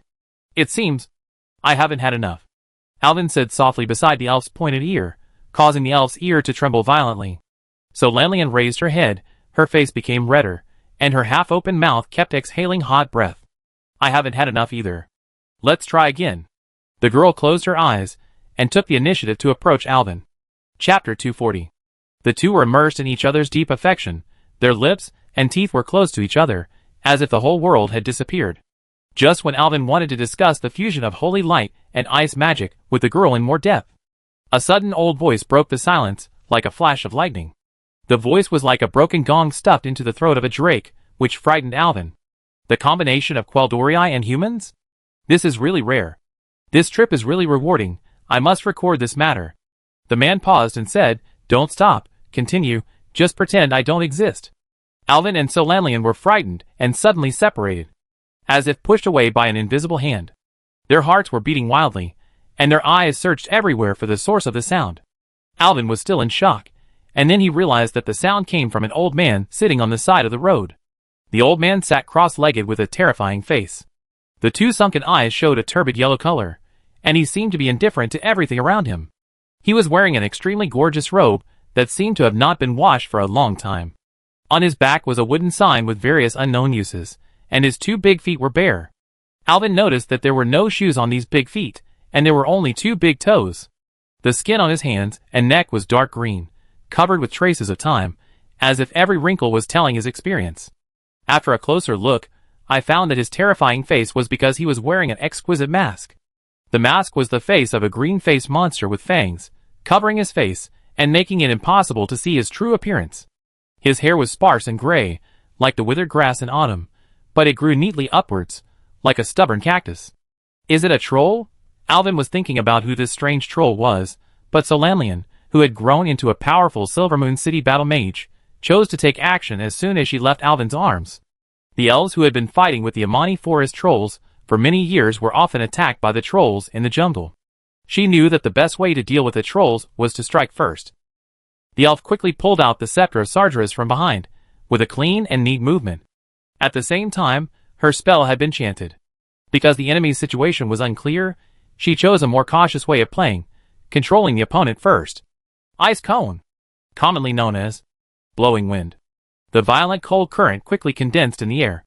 To the surprise of Alvin and the old troll, a strong cold current surged from the tip of Sargeras' scepter, turning into an invisible crosswind and sweeping towards the old troll. The sudden magic storm quickly flipped the old troll over. With the old troll's ugly screams, he turned 180 degrees in the air, followed by a Thomas forward spin, followed by a whole set of complex aerial moves, which amazed Alvin. Finally, the old troll landed steadily like a gymnast. It was just that he landed on his face. He lay in the mud pit on the side of the road, and his face was shoved into the mud with his mouth biting the mud. Ouch, ouch, ugh, ugh. The old troll wailed in pain, and he pulled his face out of the mud. The mask was still firmly on his face, and did not fall off. It's just that there are now 2 lumps of mud where the eye sockets used to be. You damn girl, how dare you treat a scholar like this? The old troll said, as he dug out the mud from his eye sockets, shook it off, but it didn't come off, so he smeared it directly on his clothes. I must record the rude behavior of the Quel'Dorii. Wait for me. Troll. Tell me your purpose. As an elf in Silvermoon City, Solanlian has spent more than half of her thousands of years fighting trolls. Seeing trolls equals starting to fight, this is a habit that has been deeply engraved in her bones. Every one of the Amani trolls, before, was a natural killing machine. They are bloodthirsty, cruel, and even like to eat people. Rather than saying that trolls are humanoid intelligent creatures, it is better to say that they are a kind of beast that has not yet evolved completely. What is going on? Who are you? Why do you speak Quel'Thalas? Solanlian's cold voice was filled with surprise. Her eyes were wide open, not wanting to miss any movement of the troll. Alvin was also shocked. He was obviously confused by the situation. Imagine a troll who was beaten up, but didn't scream and rush up to chop people, but wrote in a book to curse you to death. When did the trolls become civilized? The old troll crawled out of the mud pit. His body was covered with mud, and he looked like a wild boar that had just crawled out of the mud. He kept cursing in the troll language. Although Solanlian didn't understand, Alvin did. Anyway, it's not a good thing. When Alvin saw this scene, a trace of sympathy flashed in his eyes. He winked at Solanlian, calmed the elf's nervous mood, and then took the initiative to step forward. He stretched out his hand, and a holy light emanated from his hand, warming the old troll. The old troll began to emit a warm light, and his body began to slowly recover. While Alvin apologized, he took out a kettle and poured water for the old troll to wash his face. His movements were gentle and careful, as if he was treating an elder. The old troll was talking in a low and hoarse voice, sometimes in common language, sometimes in troll language, which made it very difficult for Alvin to switch. Human boys can still be reasonable. The old troll commented, but Quel'Dorii women are simply terrifying. Do you really want to marry such a barbaric woman? The old troll looked at Solanlian, and his yellow eyes under the mask were full of dissatisfaction. So short, so thin, with such small teeth, and still no help. The old troll muttered to himself, and Solanlian's face turned red and white, and finally he could no longer bear it. She raised her staff high and began to chant the spell of the blizzard. Old man, shut up. Otherwise, I can't save you, Alvin shouted in a low voice. But she is a kind-hearted and considerate girl. She is a perfect match for you, young man. The old troll saw that Alvin had hidden to the side to avoid being affected by the blizzard, and quickly jumped to Alvin's side, with a frog jump, holding Alvin's clothes tightly, and said, "This agile skill is not like an old man at all. Tell me, who are you?" So Lanlian raised her staff high, as if she would drop the blizzard on the old troll's head at any time. The old troll slowly arranged his robe, and the ancient robe glowed mysteriously in the dim sunset. He raised his head, and the eyes blocked by the mask flashed with wisdom and majesty, and began to introduce himself in a low and powerful voice. "I am a sage from the sacred Zandalari Troll Empire. I am a recorder of history, a collector of knowledge, and the light of wisdom of Zandalari." The old troll's words were full of pride, as if every word and sentence carried the glorious history and endless wisdom of the Zandalari Troll Empire. The turbid eyes revealed from under the Fong mask were firm and deep at this moment, as if they could see through all the mysteries of the world. In Zandalari, we respect history and cherish knowledge. As a sage, I shoulder the responsibility of passing on these precious treasures. I have witnessed the rise and fall of countless empires, and recorded countless legends and stories. My existence is a symbol of Zandalari's wisdom and courage. I am a recorder of history. My name is Zul. Chapter 241. Zul, this name sounds familiar. Who is he? Alvin's brain was a little confused. Recently, his memories of his past life seemed to be gradually disappearing with the passage of time. Maybe because of his activeness, he changed the course of history. So his memories of the part of history that should have happened but didn't happen gradually blurred. In his mind, he only vaguely remembered that there was such a person. Intuition told him that what the old troll said might be true. Zul ended his passionate self-introduction. The old body seemed to be ignited by the flame of passion, and for a moment, it looked much younger. Although his voice was as unpleasant as a broken gong in a drake, it carried an unquestionable power. "What's Zandalari? I haven't heard of it." So Lanlian frowned and said coldly, "Trolls are trolls, and as long as they are trolls, they should die." As the elf spoke, he raised the staff in his hand again. "Ah! You girl, why are you like this?" Old Zul said, as he hurriedly hid behind Alvin. "Wait, Solanlian, listen to me first." Alvin took Solanlian's hand, and stopped the girl's spell. "Alvin? Are you going to help this troll? You know how they treat us." What he said should be true. Alvin advised, "Do you remember when we first met?" Solanlian blushed, thinking of the time when she first met Alvin. She was cooked by the trolls, and it was Alvin who controlled a troll and rescued her from the troll's nest. "Why are you saying this? You don't want to say that when you controlled the troll, you also learned the historical stories in the troll's head?" "No, the troll's head is empty, and there is nothing." Alvin shook his head. "What I want to say is that when I was facing Zul'jin, the troll commander saw that I was different. In a hurry, I said that I had seen a Zandalari troll sage when I was young. Then Zul'jin believed it. He also said that when he was young, he could still meet Zandalari trolls from time to time, but now it is difficult to see them in recent years. So I think this should be true, and you see, Zul can speak multiple languages, which is not like an ordinary troll at all. Well, human boys are very smart, much smarter than Quel'Dorii. I didn't expect you to have seen that bastard Zul'jin." As Zul said, he stuck his head out from behind Elvin, but when he saw the elf's cold face, he hurriedly shrank back. "So? I read related books in the church in my early years, some research on trolls by predecessors." Alvin carefully searched for useful information in his past life's memories.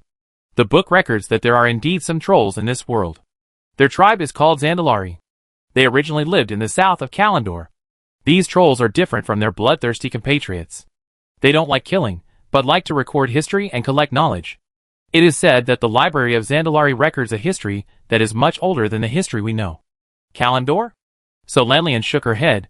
"I don't remember any Zandalari trolls in southern Kalandor." "Well, something happened later. Speaking of this history, it is actually related to your people. What connection can trolls have with elves?" So Lanlian frowned. "The explosion of the Well of Eternity. This is a dark history that the elves never want to mention. The Quel'Dorii and their Quel'Dorii people broke up and traveled across the ocean to the eastern continent because they could not give up the magic of the Well of Eternity, thus creating a fierce confrontation with the Quel'Dorii, who completely abandoned magic and chose to learn the way of nature, that is, the current night elves. Therefore, this group of elves left the Kalandor continent where they originally lived, crossed the ocean to the eastern kingdom, and finally chose to settle in Silvermoon City, and used a bottle of water from the Well of Eternity to create the current Sunwell in the north of Silvermoon City. And the location of Silvermoon City happens to be the country of those unfortunate Amani Forest trolls. In order to fight for the land for survival, the elves and trolls started a bloody war that lasted for thousands of years. Before the Big Bang began, the Zandalari sages had already predicted this. They held up a magic shield to protect the entire Zandalari from the Big Bang. But outside the magic shield, everything was destroyed, the continent was split, and the place where the Well of Eternity was originally turned into a whirlpool in the ocean. Similarly, around Zandalari, the land was also submerged by the sea. From then on, Zandalari was separated from the Kalimdor continent and became an island in the ocean. And the sages of Zandalar recorded all this in the book. Listening to Alvin's story, Solanlian believed most of it, and she gradually put down the staff. Zol also nodded with satisfaction, praising Alvin's erudition. "You are very smart, young man." Solanlian disagreed and said contemptuously, "What sage? Wasn't he knocked away by my ice cone spell?" Zol retorted angrily, "What's wrong? Does a sage have to be a warrior? Let me tell you, magic combat skills, I don't know anything. But this does not prevent me from becoming a sage who records history. What a sage needs is wisdom and insight, not brute force. Alvin, I believe your story, but I have a question." Solanlian put the staff back on her back. "You said that the Zandalari sages predicted the explosion and put up the magic shield. How did they predict it?" "I don't know. Don't we have a senior who calls himself a Zandalari sage? Why don't you ask him?" Alvin smiled and turned around, letting Zol out. Zol wanted to continue hiding behind Alvin, but Alvin turned around and stood next to Solanlian. "Tell me, how did you predict it? If you can tell me, I will believe you." "I protest." Zol raised his fist with only 3 thick fingers. "This is the secret of Zandalari. I don't mind a blizzard on your head." Seeing that dark clouds began to gather above the old troll's head, the cold air had begun to make Zol breathe out of his mouth. The old troll had a serious look on his face. "Of course, I always talk to friends about everything. For example, for foreknowledge, we can communicate with the lower gods and souls, and make some reasonable inferences based on the revelations they give." H.U. The old troll blew a big nose and wiped it on a passing toad. Alvin and Solanlian didn't know whether they should discuss the old troll or the toad. "Miss Queldorii, can you remove the cold air on my head first? I'm old and can't stand the cold wind." Solanlian snapped her fingers, and the cold air gradually dissipated. I continued. Zol's smile became even bigger, and he spoke faster. "And the sage in front of you is the one who can predict the future." "You? Predict the future?" This time, not only Solanlian didn't believe it, but even Alvin thought the old troll was bragging. "Think about it. How can a weak person like me move forward in this dangerous swamp? Of course, it is through foresight, knowing the danger in advance, and avoiding it." This is quite convincing. According to Solanlian's test, the old troll may really have no other abilities, otherwise he would not have been almost hung on the tree by a gust of wind. "Then did you foresee that you would be beaten?" Solanlian asked with a mocking face. "You should ask. Why did I insist on waiting for you here when I knew I would be beaten?" Zol asked back. Chapter 242. The old troll Zol stopped talking. He squatted down calmly and began to sort out his messy luggage. It was called luggage, but it was actually just a dirty package. "What do you mean?" Solanlian said angrily. "Don't always speak halfway. What do you want to do?" Alvin also looked at the old troll vigilantly, thinking in his heart. This Zandalari troll, who called himself Zol, was obviously coming for him. "Young man, you are the miracle priest who has recently emerged in the Alliance, Alvin, right?" "Yes. Do you have anything to say to me, senior?" "I don't know where you are from. This is very strange. Your soul does not belong here. The god of death doesn't know where your soul comes from, so I am very curious about you." Zol looked like he was looking at a rare animal. His yellow eyes swept over Alvin, which made Alvin very uncomfortable. But his words made Alvin's heart beat faster.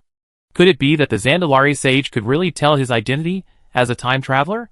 "Do you know how many great things you have done since you came into being?" Zol's cloudy eyes suddenly glowed with fanaticism.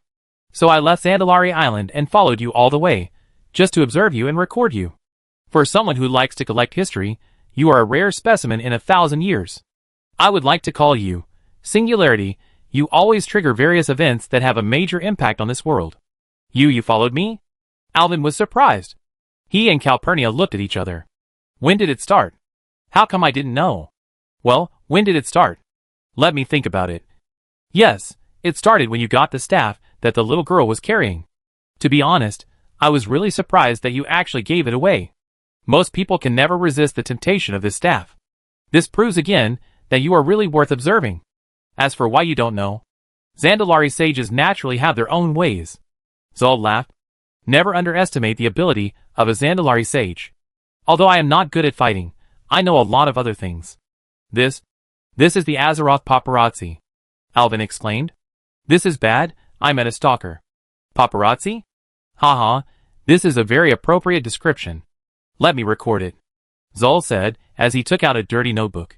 He took out a feather pen from his clothes, licked it in his mouth and began to write.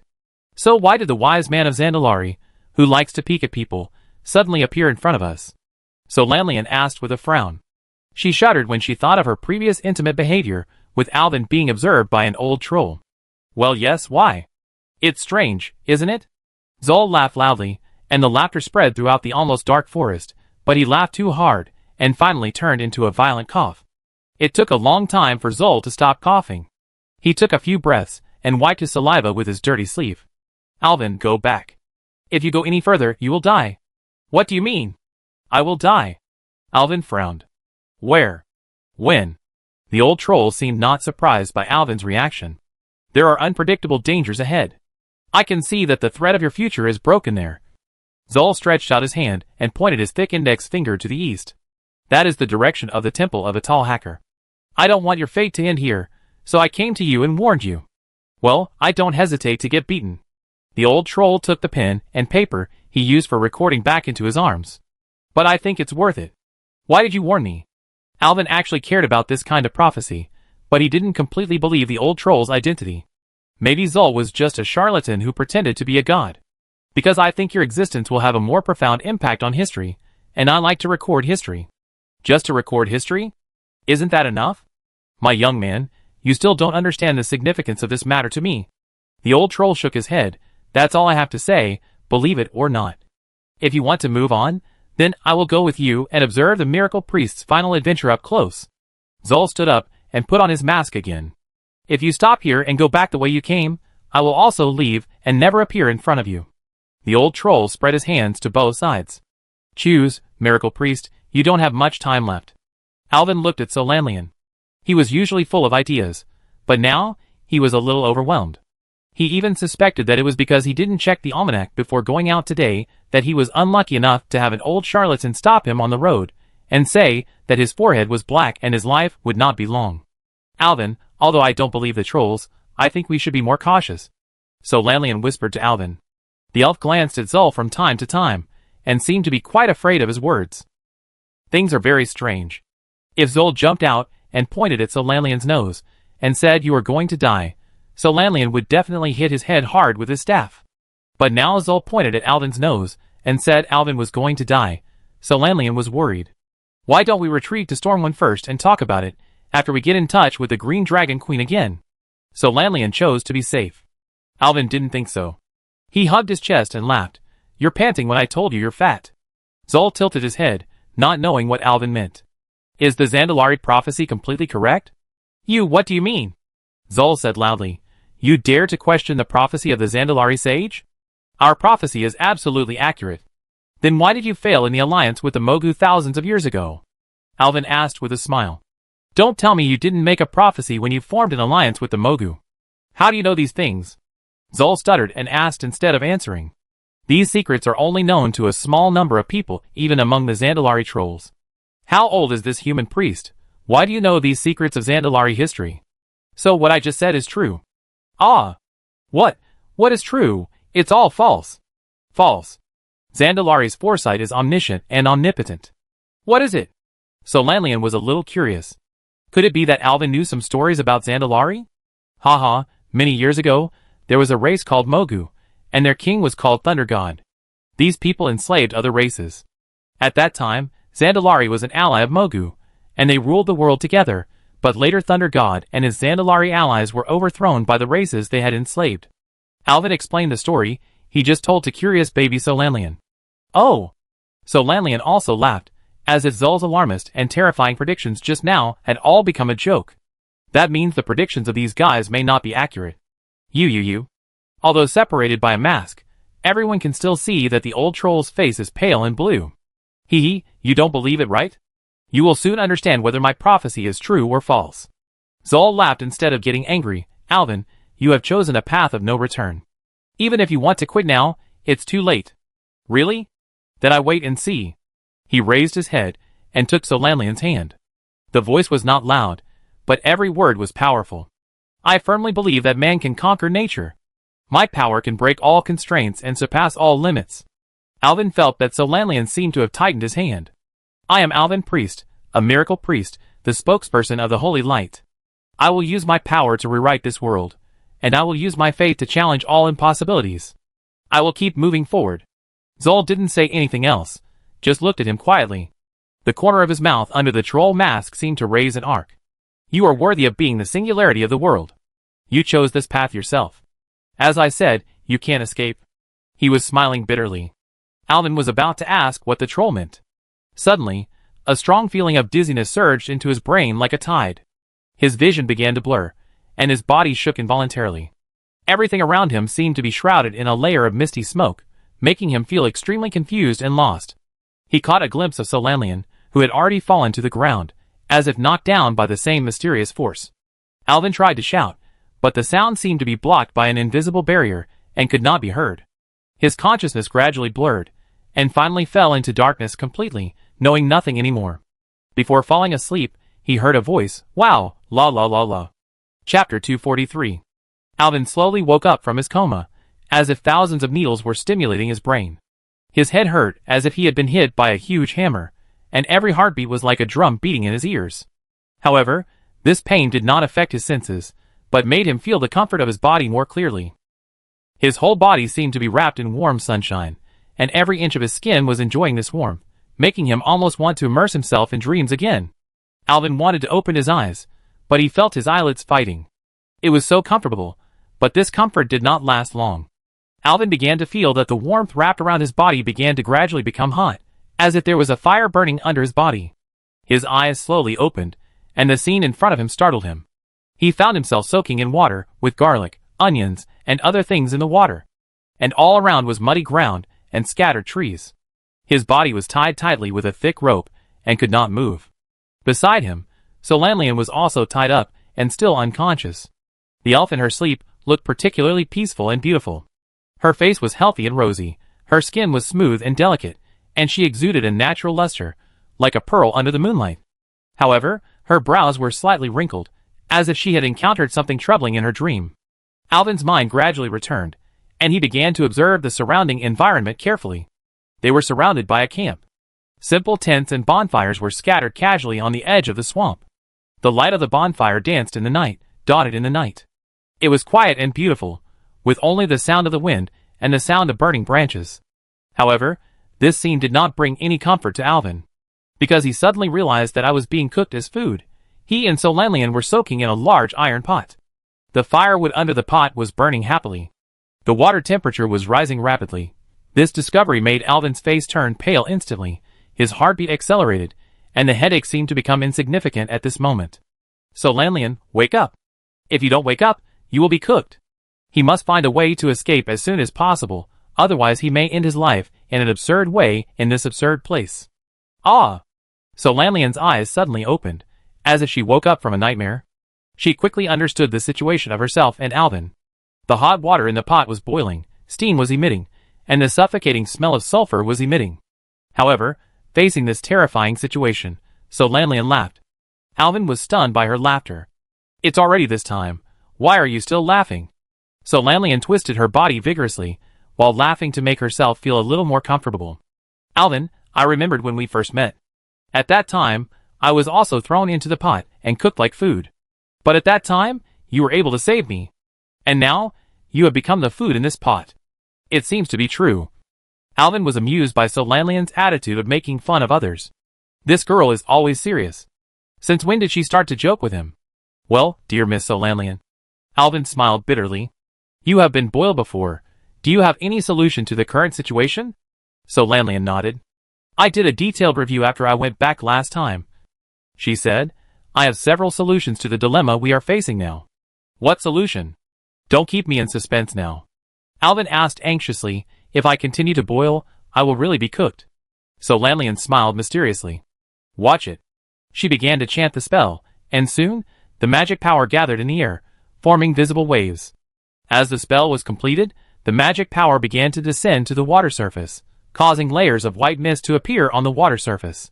The white mist was chilly, and the part of Alvin exposed outside the water surface quickly cooled down, and even his breath was exhaled.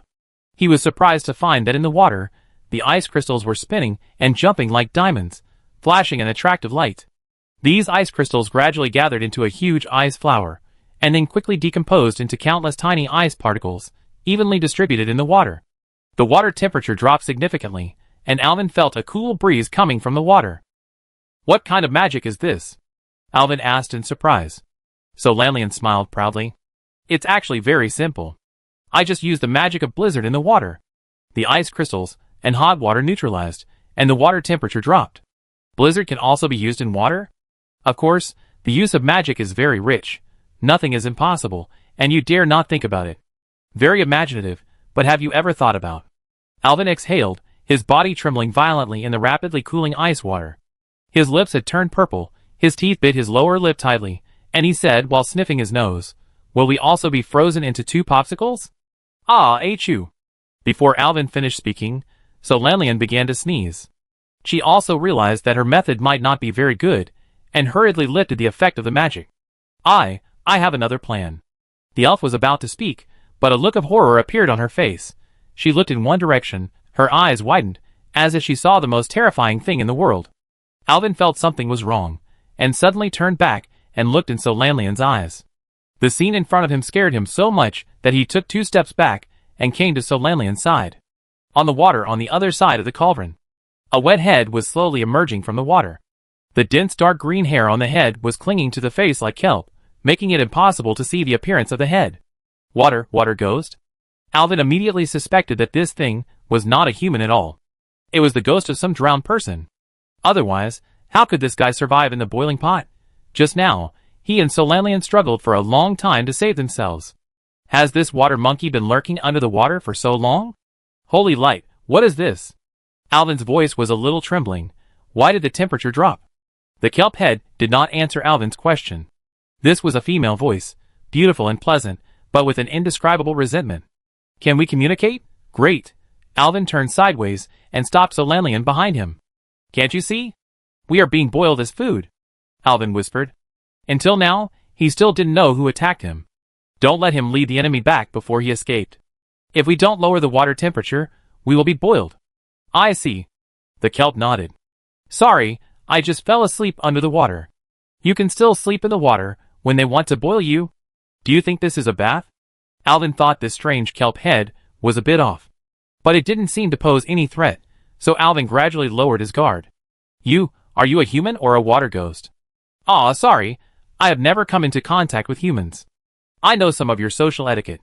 As the kelp head spoke, he held up the water in the pot with both hands and gently splashed it on his face. It moved lightly and was washing its face.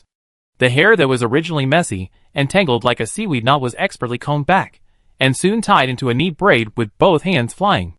When she raised her head again, Alvin was stunned. Her skin was a light violet color, and there were unique blue patterns on her face, which formed a mysterious and beautiful pattern on her face. Her eyes were as deep as the sea, shining with silver light like the bright moon.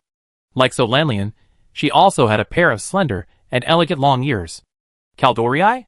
Night elves? So Lanlian and Alvin exclaimed at the same time. Chapter 244. The lavender skin, pointed ears, and wild facial patterns are clearly night elves. That is what So Lanlian said about Kaldorii. There are several types of elves on this continent. They actually have the same ancestor, but the elves split after the explosion of the Well of Eternity.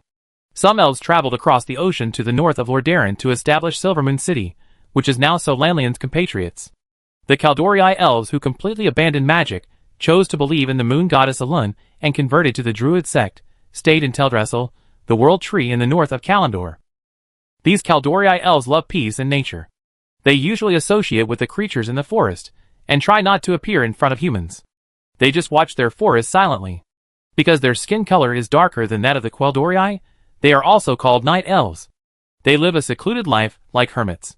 The Kaldori in front of him is the first night elf that Alvin has seen since he came to this world. Of course, the Dream Guardian Sarah who transformed into a night elf in grim battle does not count. I'm sorry to have frightened you all before. Beautiful ancient elven language came out of her mouth. If the three people were not being boiled now, Alvin would have thought that he was talking to a noble priestess of the Moon Temple.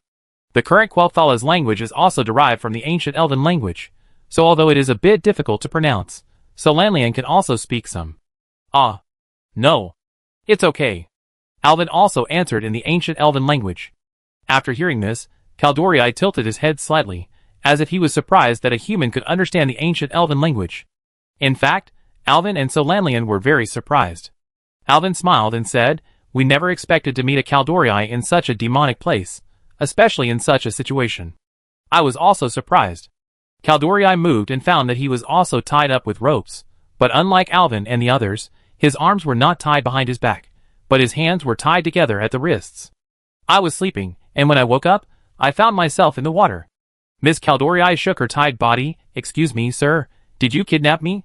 Alvin was a little speechless. Now the three of them were tied up, and put in the pot to be cooked as dumplings. How did this guy think he was a kidnapper? You guy, don't you see that we are also tied up?" Solanlian said viciously without any politeness. But she didn't speak the ancient elven language very well, so she finally chose to speak Quel'Thala's. "I think you conservative Kaldori have completely turned yourselves into fools. Look at us, can we be the ones who kidnapped you?" Solanlian has never had a good impression of her Kaldori cousins. When the elves split and the Great Migration began, Solanlian was still a little girl who was not very demonic and sensible. But she clearly remembered that her people followed Lord Dathramar Sunstrider on the ship to the unknown continent. It's better to say that they were exiled by the Elven Society that opposed the continued use of magic than to say that they migrated. They experienced untold hardships along the way, crossed the endless sea and the great whirlpool, and finally set foot on the new continent, when most of the tribesmen who were traveling with them had been killed or injured. From then on, the young Solanlian no longer had any good feelings towards those purple-skinned relatives who lived in the trees. And he was full of nonsense, very pretentious. "Ah, sorry, it's my fault, I didn't notice that you were also tied up." The night elf showed an apologetic look, and didn't seem to have any emotional fluctuations in Solanlian's scolding. Instead, he cooperated with Solanlian to speak the Quel'Thala's language that Solanlian was more familiar with. "In other words, you were kidnapped while sleeping?" Alvin frowned, thinking that this woman was really rough enough. She didn't know that someone threw her into the pot while she was sleeping, and she could continue to sleep. "We were kidnapped by a strange thing, which seemed to be magic or fog.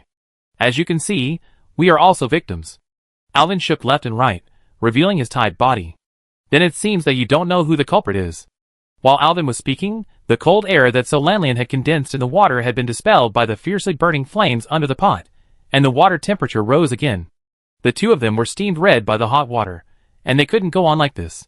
"Well, no matter what, Miss Kaldori, your body may feel comfortable with this temperature, but if we continue like this, we will really be cooked." Alvin approached the edge of the pot and looked out. It turned out that the big pot was placed on a clay stove. The enemy who could tie up the three of them in their clothes and throw them in to cook must be either a time traveler who likes to eat zongzi, or a guy with low IQ who eats raw meat and drinks blood. Combined with the "Ola wow wow wow" sound he heard before he fainted, and the simple straw hut stuck in the muddy ground in the camp, Alvin guessed that it was very likely that a group of fishmen attacked him. But how did the fishmen knock him and Solanlian unconscious? "I will put out the fire first," Alvin said, closing his eyes, and selecting the skill icon of Shadow Demon in his mind. Obscure spells came out of his mouth. A small crack appeared in the air. Kaldori looked at all this, frowned, and moved his nose, as if he didn't like the taste of shadow magic. Soon, an ugly black meat ball appeared on the other side of the crack. It stretched out a few short tentacles, stretched out from the space crack, and tore the space crack as small as a crack. This ugly creature completely drilled out of the space crack. Its body was surrounded by black shadow magic, and its eyes and facial features could not be seen, only a mouth that occupied half of its body. The mouth opened, and there were several layers of teeth inside, which was very scary. Squeak, squeak. The shadow demon fell to the ground, and made a strange cry. "Quick, go put out the fire," Alvin ordered. The shadow demon heard the order, although somewhat reluctant, but still crawled towards the fire under the pot, while making an unpleasant noise. In front of the fire, the shadow demon stopped and yelled at Alvin again. Alvin didn't know what it was saying, and gave another order. Go! Put out the fire. Alvin's language seemed to be a spell, forcing the shadow demon to obey. It turned around, suddenly shot up, and fell into the fire. Then the shadow demon bounced left and right, pushing all the piled and burning firewood out of the stove. The shadow demon also screamed in pain, and Alvin was a little strange. Is this creature afraid of fire? In just half a minute, the shadow demon has completed the task brilliantly. The firewood pile had been pushed apart by it, thrown randomly into the mud outside the stove, and soon extinguished. There was no sign of burns on the shadow demon's body. But it seemed very dissatisfied, grinning at Alvin for a long time, and then gradually disappeared into the air. I hope it's okay, Alvin said to himself. Next time I have to give it a name, otherwise I won't know if the shadow demon I summon is the same one every time. Chapter 245. The fire is out, the water temperature will not rise, and the danger of being boiled will be avoided for the time being. Okay, at least you won't be boiled now. It's time to think about how to get out of this predicament. I have a way. Solanian has another way. I can use the sheep transformation to turn you into a little sheep, so the rope can't tie you up. I hope it's a good idea. Alvin nodded. In fact, he originally wanted to ask Miss Caldorii for help. After all, the night elves only tied his wrists, so it shouldn't be a problem to untie the rope for him. But seeing that Solanian didn't seem to have a good impression of Caldorii. Forget it, this time I go far away and listen to my girlfriend. Then I help you untie the rope after I get out of this predicament, and then we go find our equipment and make these robbers pay the price. Just do it.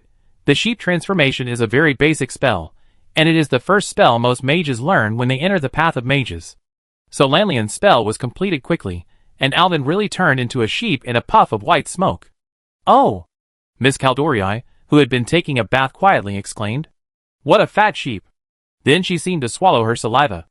Alvin the sheep bleated twice, and the rope tied to his body could no longer bear the force, and sank to the bottom of the water. Alvin the sheep fluttered violently in the water. After turning into a sheep, his limbs became short, and he could no longer step on the bottom of the pot, so he had to swim. But he really didn't know how to swim with his sheep's body. After a few flutters, the sheep almost sank to the bottom in danger. Solanian hurriedly dived into the water, trying to lift the elven sheep out of the water, but the weak body of the Queldorii, and the fact that he was tied up, and could not exert any strength, not only failed to lift the elven sheep, but also choked on a few mouthfuls of water, and started coughing violently. Come and help! Caldorii. Okay. The Caldorii, who was watching all this with a smile on his face, immediately dived into the water, when he heard Solanian's call. You know, just now, our Lady Caldorii was sleeping in a boiling pot of water, and she is very good at swimming. I saw a few bubbles coming out from under the body of the elven sheep. The next moment, the whole elven sheep was lifted out of the water. The wet head of the Lady Caldorii emerged from the water again, and she had already carried the elven sheep on her shoulders. Elven sheep looked at his body. His head and front legs were on Miss Caldorii's left shoulder, his body and waist were around her neck, his hind legs were on her right shoulder, his head and legs were hanging on Miss Caldorii's two heels, and his fatal part was against her neck. Elven sheep bleated a few times. He wanted to dig a hole to bury himself, or just sink to the bottom of the pot. What bad ideas did Solanian come up with? Don't worry, Mr. Sheep, I won't let you drown. Drowned sheep are not delicious. Bah! Elven sheep made a cry, not knowing whether he was thanking or complaining about the prank played by God on him. The duration of the sheep transformation spell varies according to the power of different mages. Solanian didn't know how embarrassed Alvin was at the moment. Seeing that Alvin was temporarily out of danger by being carried on the shoulders of the Caldorii, he was relieved. With my strength, I should be able to last for more than 40 seconds, Alvin. Just hold on a little longer. But as expected, the accident still happened. This quiet night was torn apart by a shrill scream. Before Solanian had a chance to breathe, he found a group of strong fishmen rushing out of the camp from nowhere. These fishmen were like disturbed beasts, with angry light flashing in their eyes. Their attention was focused on the cauldron in the center, and they found that the flame in the stove had been extinguished. A fishman jumped onto the stove, but found that the original 3 people in the pot had become 2, and one of them had a helpless sheep riding on his neck. The fishmen looked at each other at first, and then began to shout and scream. A fishman who looked like a leader stepped forward, his eyes sharp, and pointed his finger at a place in the water. Following his command, the other murlocs made chaotic noises, wielded sharp harpoons, and stabbed at Solanian in the water. The magic effect of the elven sheep had not yet expired, and he was helpless at this moment. I was at the mercy of others. Solanlian's heart was beating like a drum, and under the tension, he hurriedly chanted the spell, but accidentally bit his tongue. The spell was spinning in his mouth, but could not be recited smoothly. Just when the harpoon was about to stab Solanlian, Miss Caldori felt the violent struggle of the elven sheep on her neck, and she seemed to feel Elvin's emotions. Kuma and I lie. A strange spell came out of Caldori's mouth. At this moment, the bright moonlight just penetrated the gap in the woods and sprinkled on Miss Caldori. There was a silver light flashing in her eyes, which completely stunned the surrounding fishmen. In an instant, the air around her began to become heavy. Miss Caldori, who had been smiling peacefully, began to change rapidly. Her muscles began to swell, and her bones made a slight creaking sound, as if responding to some ancient call. Her shoulders became broad and strong at a speed visible to the naked eye, her arms became thick and powerful, and her body grew taller rapidly. The swollen muscles instantly broke the ropes tied to her body. Her swollen body quickly occupied the entire large iron pot. Her nose began to protrude forward, and her nostrils became wide. Her mouth began to tilt forward, revealing sharp canine teeth. Then, thick silver mane began to grow on her nose, and the mane flashed white light in the moonlight, just like the moonlight sprinkled on the top of the forest. Silver hair quickly began to spread, soon covering the whole body. Roar, roar, roar! With a roar, the elegant and noble Caldori lady had turned into a huge and savage silver-brown bear. The water surface could only cover the giant bear's big butt. The giant bear stood up in the pot under the moonlight, with its two front paws stretched to both sides, revealing the claws hidden in the bear's paws. Her angry roar echoed in the forest, shocking the fishmen so much that they dared only stand there and tremble. Poor Eldon bleated, as if to express his shock at the moment. This Caldori lady is actually a druid? The elven sheep could no longer stay on the giant bear's neck, and was about to slide off. The giant bear shook its head gently, and threw the elven sheep into the air. Then, she opened her bloody mouth, and picked up the screaming elven sheep in midair, as swift and graceful as a falcon catching its prey. It was not until this moment that the fish people woke up from their dream. Their leader screamed unpleasantly and harshly, and the fish people seemed to be encouraged, and waved their harpoons to attack the giant bear. However, those sharp spearheads could not penetrate the giant bear's hard hair. The moment it touched the giant bear's fur, the spearhead emitted sparks and loud noises of metal collision, and the sharp spearhead was actually broken directly by the giant bear's fur. The giant bear was not idle either. She waved her palms, and splashed the water in the pot out. The strong water splashes carried the seasonings in the pot, and shot out to the surroundings like darts. An unlucky fishman was screaming with his mouth wide open, when a garlic flew directly into his mouth, knocking off several of his fangs. A bare paw like a tree stump flew over, and slapped it away with a slap, as easy as autumn wind sweeping fallen leaves. The fishmen who were close to him were the first to be hit, and suffered a ruthless blow. Every swing of the giant bear's paw was like thunder, beating these poor guys to pieces. Some hung on the branches, some got stuck in the gaps of the tree holes, and some plunged directly into the mud pit. The whole scene was like the arrival of a demon god, the wailing of the fishmen, and the roar of the giant bear intertwined, forming a thrilling picture. At this time, it was time for Alvin to turn into a sheep. Chapter 246. The scene in front of me is hard to describe. Alvin, the miracle priest, the spokesperson of the holy light, and a man with many titles, is now being held in the mouth of a raging giant bear standing in the pot, shaking with the giant bear's twisting. The originally spacious pot can no longer even fit the giant bear's butt. Solanlian's scream came from behind. Her body was squeezed to the edge of the pot by the giant bear's butt, and she was almost crushed. Lady Caldori, my companion is going to be squeezed to death by you. At the critical moment, Alvin heard Solanlian scream and immediately warned the giant bear loudly. The giant bear immediately realized that he was out of control, and it suddenly crashed to the front of the pot to make room for Solanlian behind his butt. The giant bear squatted down and stretched out his palms to hit forward. The pot could no longer support the noisy giant bear, so it overturned forward. The hot water in the pot was like a flood, sweeping towards the fish people with scorching temperature and destructive power. The fishmen warriors, who had tried to attack Solanlian, were instantly submerged in the hot water and screamed in pain. Poor Solanlian was also washed to the ground by the water flow, and her arms were still tied tightly behind her back.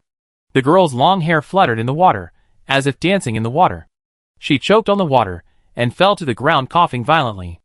Despite this, she still tried to stay calm, and quickly cast an ice barrier to protect her body. However, the crisis was not resolved.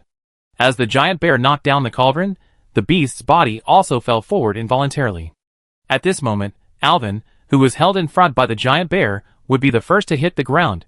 Then he was crushed into a meat pie by the lying giant bear. Desperate, Alvin cast a shield of truth and pain suppression on himself, ready to take it hard. However, he felt his body suddenly become lighter. It turned out that the giant bear shook its head at the critical moment and threw Alvin into the air. The roar of the giant bear echoed in Alvin's ears, but his vision gradually became clearer. He was rising at an astonishing speed, and the body of the giant bear became smaller and smaller in his field of vision. Then, Alvin's body began to fall, his heartbeat accelerated, but he was ready. He flipped his body in the air, adjusted his posture, and cast a floating spell on himself. At the moment when the giant bear laid down, Alvin's body also accurately floated on the giant bear's neck. He sat down quickly, grabbed the giant bear's hair tightly with both hands, and rode on the giant bear's neck. Alvin was condescending and wanted to help, but found that he was totally overthinking. The giant bear rushed left and right among the murlocs, and took control of the situation in an instant. Under her bare paw, the murlocs suffered heavy casualties. Who said that ants can kill elephants? Miss Caldorii. Please don't kill the murloc leader. I want to ask him something. The giant bear, who had just smashed a murloc's head, roared in response. She looked around and finally saw the murloc, who had been giving orders among the murlocs. She roared and ran towards it. I go save people first, Alvin said, and cast a levitation spell on himself and floated down from the giant bear. Solanlian, here I come. He landed accurately beside the elf, took out the Zalatath dagger, and cut the rope tied to her body with one knife. The girl was still vomiting water, and Alvin patted the girl's back gently to help her calm down. Okay, you take a rest first. Yeah. When Alvin treated Solanlian's injury and stood up, the giant bear had already dispersed the murlocs, and was pressing the leader's leg with its paw, showing its bloody mouth to this guy. Don't kill it. Let me ask first. Alvin shouted while running over. Roar, roar, roar. Miss Caldorii seemed to have changed into a different person. In human form, she was quiet and elegant, as calm as flowing water, but after turning into a giant bear, she became extremely violent. She turned her head, seemed very dissatisfied with Alvin's order, and roared at him in a low voice. Alvin was fully focused, guarding against the violent giant bear suddenly attacking him without distinguishing friend from foe. Unfortunately, soothing the soul can only work on humanoid or dragon creatures. Alvin made a whoosh sound from his mouth.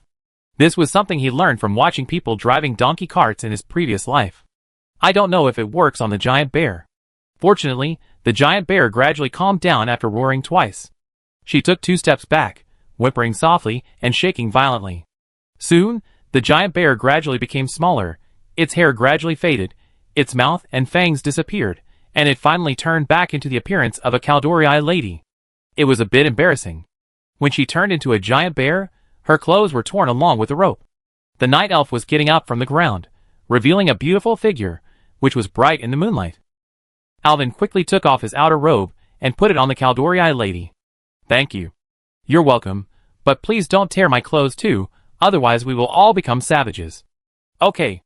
After Alvin gave his instructions, he turned around to observe the injuries of the murloc. The 2 short legs were crushed, bloody.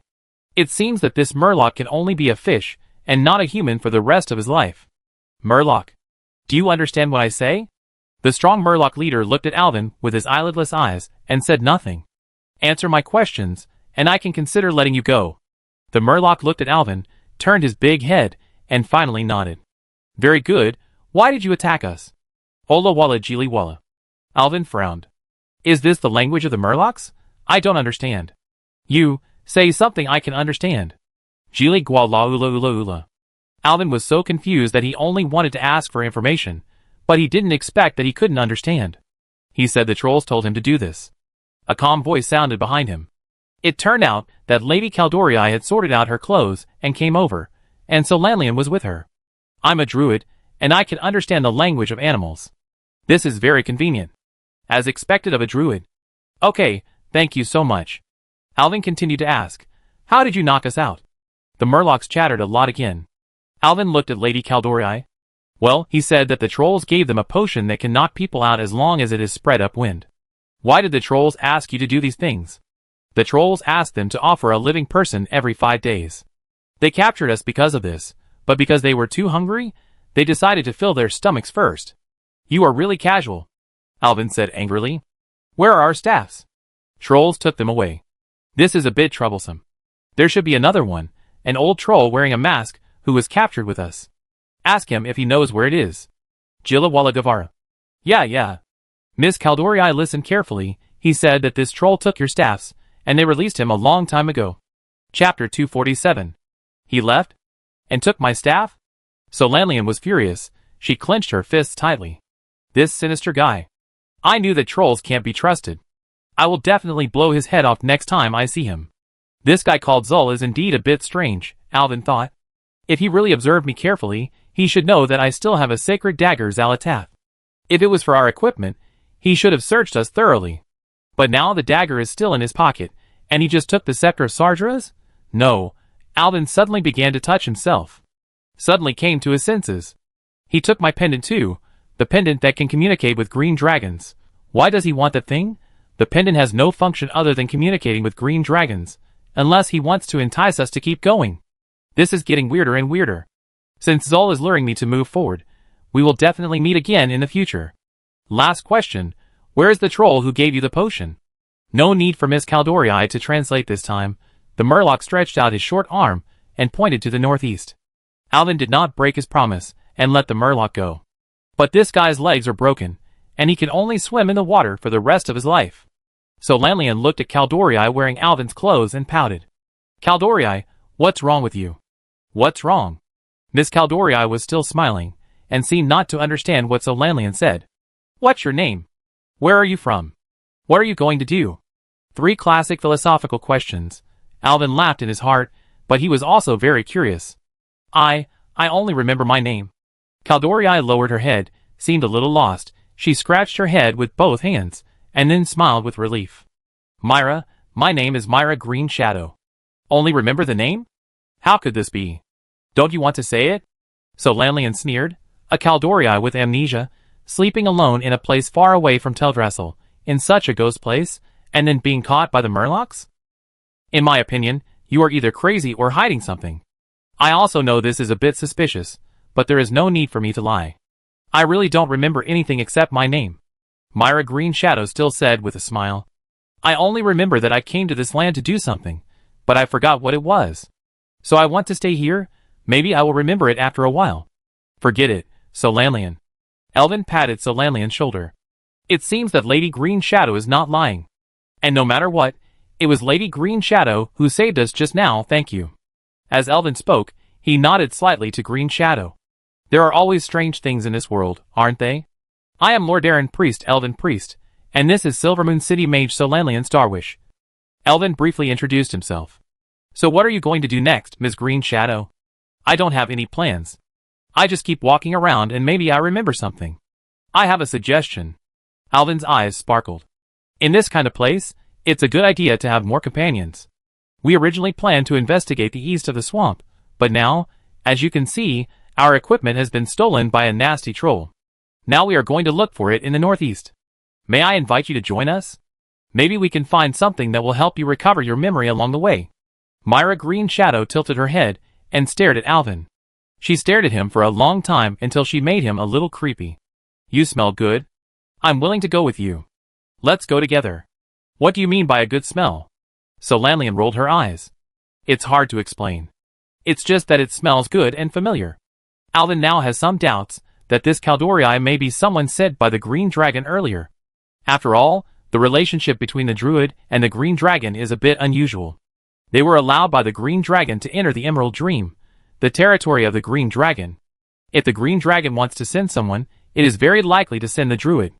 But now Green Shadow has lost her memory, and it is very likely that she has been attacked by some unknown attack.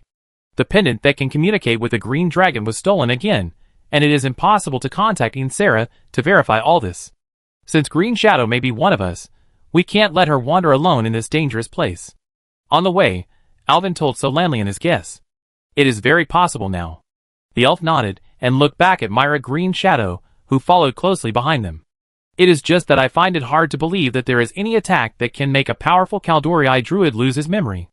My compatriots, you should know that they have the blessing of the World Tree and the Dragon, and almost have eternal life. These druids are monsters who have lived for an unknown period of time, and even she has been attacked. Maybe there is really some terrible monster in this swamp. So Lanlian became more and more uneasy. She looked around, and all she saw was swamps, bushes, or withered trees.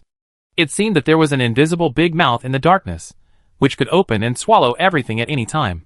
She subconsciously hugged Alvin's arm tightly in her arms. It seemed that this could ease the worries in her heart. Alvin held Solanian's hand tightly and looked back. Ms. Green Shadow followed them closely, but she closed her eyes at some point. She seemed to be asleep. But it didn't affect her journey. She could still follow them. When they walked fast, Green Shadow walked fast, and when they walked slowly, Green Shadow walked slowly. Automatic driving. I really envy the living conditions of you Caldorii. Alvin was still secretly envious, but Green Shadow suddenly opened his eyes. Someone is coming up ahead, 2 trolls.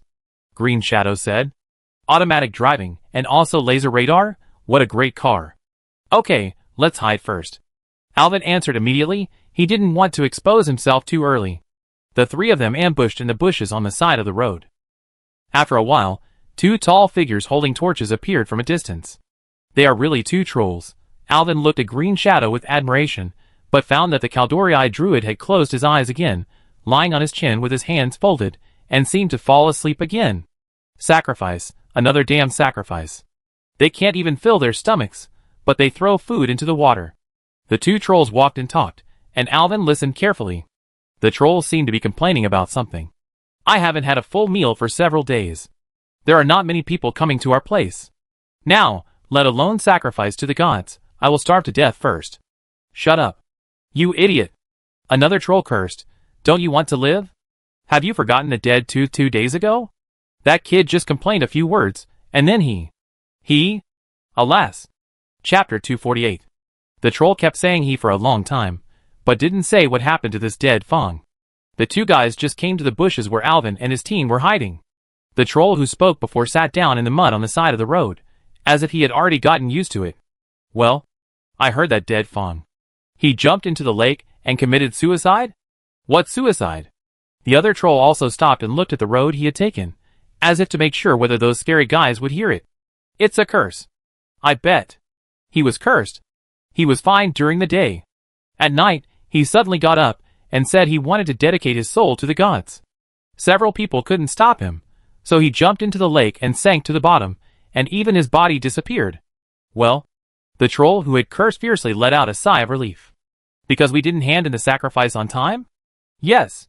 If we can't hand in the sacrifice, we will have to be the sacrifice ourselves. These evil Atala. Shut up. Instead of complaining, why not go to the Murlocs and find some sacrifices? The trolls at the back began to urge the trolls in front. The troll in front stood up, and the 2 trolls left cursing. After they walked away, Alvin and the other 2 crawled out of the bushes. What are these guys talking about? So Lanlian asked while cleaning the leaves stuck on his body. Green Shadow also opened his eyes rarely, and his silver eyes stared at him curiously. It seems that Green Shadow only understands the language of animals, not the language of trolls. It's very important information. Alvin whispered. These 2 guys went out to look for prey. In their words it was a living sacrifice. They mentioned that some guys called Atali asked them to do so. Living sacrifice?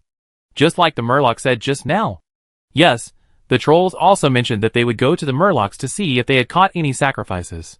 This means that the Atali asked the trolls to provide living sacrifices, and the trolls found the Murlocs again. Alvin sighed.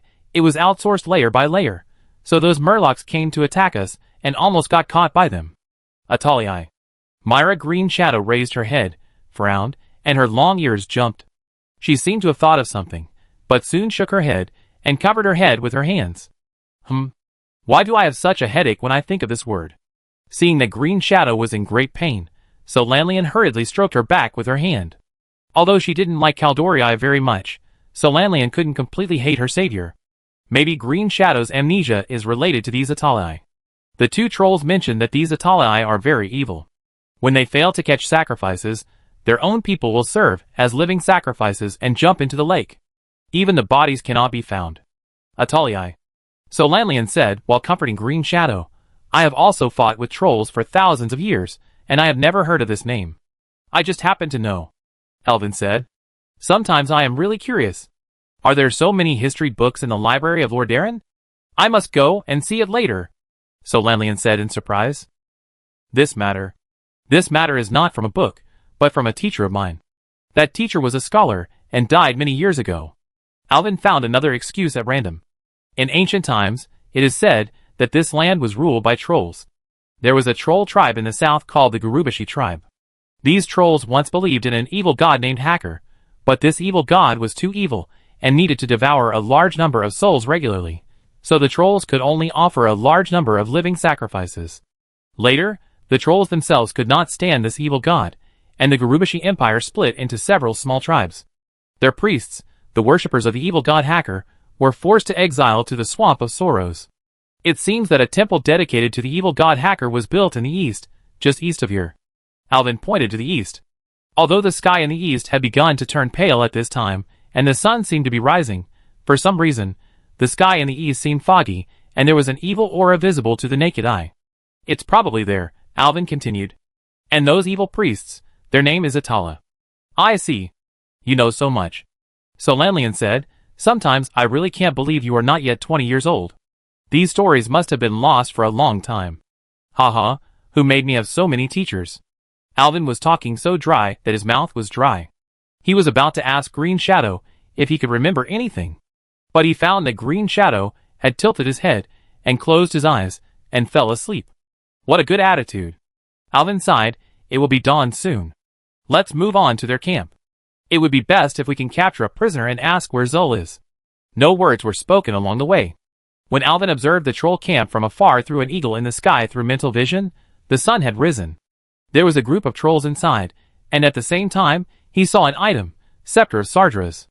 That thing was placed in the center of the camp, so openly. What's going on? Did Zul give the Scepter of Sardras away? Alvin was puzzled. But the problem was easy to solve. Everyone rushed in and killed all the trolls, and then left a tongue to ask for information. Now Alvin can rely on Xalatath to perfectly control the shadow spell, and it is no problem to deal with a nest of trolls. This idea was highly approved by Solanian. Green Shadow frowned. I can't control my anger when I turn into a bear, just kill them all. Alvin told her that he was mainly trying to get information, and that he didn't need Green Shadow to transform, so the night elf nodded. But something unexpected still happened. When the three rushed to the troll camp and prepared to kill, the trolls were not surprised, but all ran out and knelt on the ground, kneeling to the three, and kept muttering. Alvin heard them shouting. Liberators. What are these guys doing? I don't understand, they are shouting that we are liberators. After being messed up by these trolls, Alvin couldn't do it. Just about to ask them what they were going to do. The trolls retreated to both sides, leaving a path in the middle. The troll leader, who was seen just now, was walking out with the Scepter of Sardras in both hands. Liberators, welcome. We have been waiting for you for a long time. The troll raised his staff and knelt in front of the three people. Why do you call us liberators? Alvin took the scepter and looked at it carefully. It was perfect as before. He turned around and handed it to Solanian. It is the revelation of the Zandalari sage Zul. The troll leader bowed his head. The sage said that 2 women and 1 man will come to our camp soon. Let us give the staff to him and say that he will be the savior of our tribe. Zul? Alvin looked around and didn't see the old guy. Where is he? He volunteered to be our living sacrifice. Jumped into the lake of tears. Chapter 249. What? Say it again? Alvin suspected that he had heard wrongly. Lord Zul. He said that he was willing to be a living sacrifice for our tribe, and to offer his soul to the evil god in exchange for the lives of my people. How is this possible? Alvin didn't believe that this old guy would have the spirit of dedication to hell if I didn't go to hell.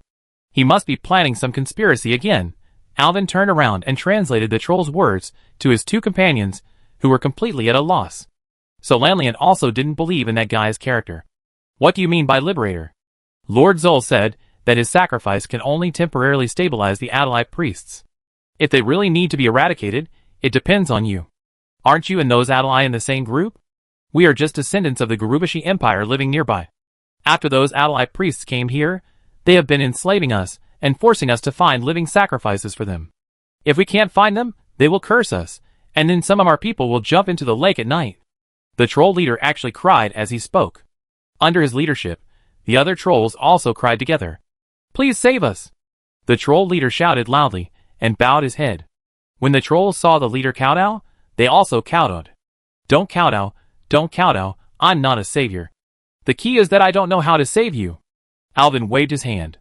In fact, it was not that he didn't want to help, but he knew that the ally priests were hiding in the temple sunk in the lake. In order to kill these guys, he had to go deep into the temple at the bottom of the lake. In his previous life, he didn't understand what this temple was all about. Those who join the game later may not know that the earliest temple was very troublesome. Every time Alvin went there, he had to die many times at the door before he could find the door to the dungeon. After finally entering the dungeon, there were many roads, and Alvin didn't know which one to take. Moreover, the Alliance's temple quests were boring and long, and he had to run around the map, Hinterland, Tanaris, Verila's Swamp of Sorrows. Several places happened to be in the north and south corners of the two continents. At that time, he had to run back and forth between these places to complete the temple quests. Alvin never finished it. That's why he didn't want to get involved in the temple. The terrain there was complicated, and he had to swim through an area flooded by the lake. After all, he was not himself now, and he was still with Solanlian. He didn't want to bring his beloved girl into danger. Alvin, what are these guys talking about? Solanlian saw Alvin waving his hands constantly, and it felt strange that these trolls were crying and shouting. Alvin translated the words of the troll leader, and Solanlian felt that there was no need to really go deep into the unknown danger for the Liberator's words. But when Alvin looked at Myra Green Shadow, he hesitated. The night elf was probably amnesiac by some attack from the Atalii priests. Looking at her clear, but empty silver eyes, Alvin felt that he had to do something. Miss Green Shadow, we are going to retreat now. Are you willing to continue to go with us? I promise to send you to your fellow Caldorii, so that you can get the best treatment. Thank you for your care. Green Shadow looked at Alvin and shook his head. Although I can't remember many things, I have a strong feeling that I still have an important task here. I must remember my task and complete it. When Green Shadow spoke, a trace of helplessness appeared in his silver eyes. But there is no clue now. It doesn't matter. I will remember it one day. Green Shadow smiled and said, more like cheering himself up. Then I will leave first. Although the time we spent together was short, the time I spent with you was the most interesting time I have had in these years. I hope we can meet again one day. The night elf said, and bowed. She made a strange seal with her hands, pointed her index fingers at her forehead and bowed slightly. Alvin had never seen this kind of etiquette before. It might be the etiquette of the ancient Caldorii. May there always be moonlight in your ears. Myra Green Shadow said, and turned to leave. Wait! Solanlian shouted. Green Shadow turned around in surprise, seeming a little confused. Excuse me, is there anything else? Solanlian looked at Alvin. The usually strong female mage was a little shy at this time. Alvin. I think, I'm worried that this confused guy might fall asleep soon and be caught by those guys and thrown into the water.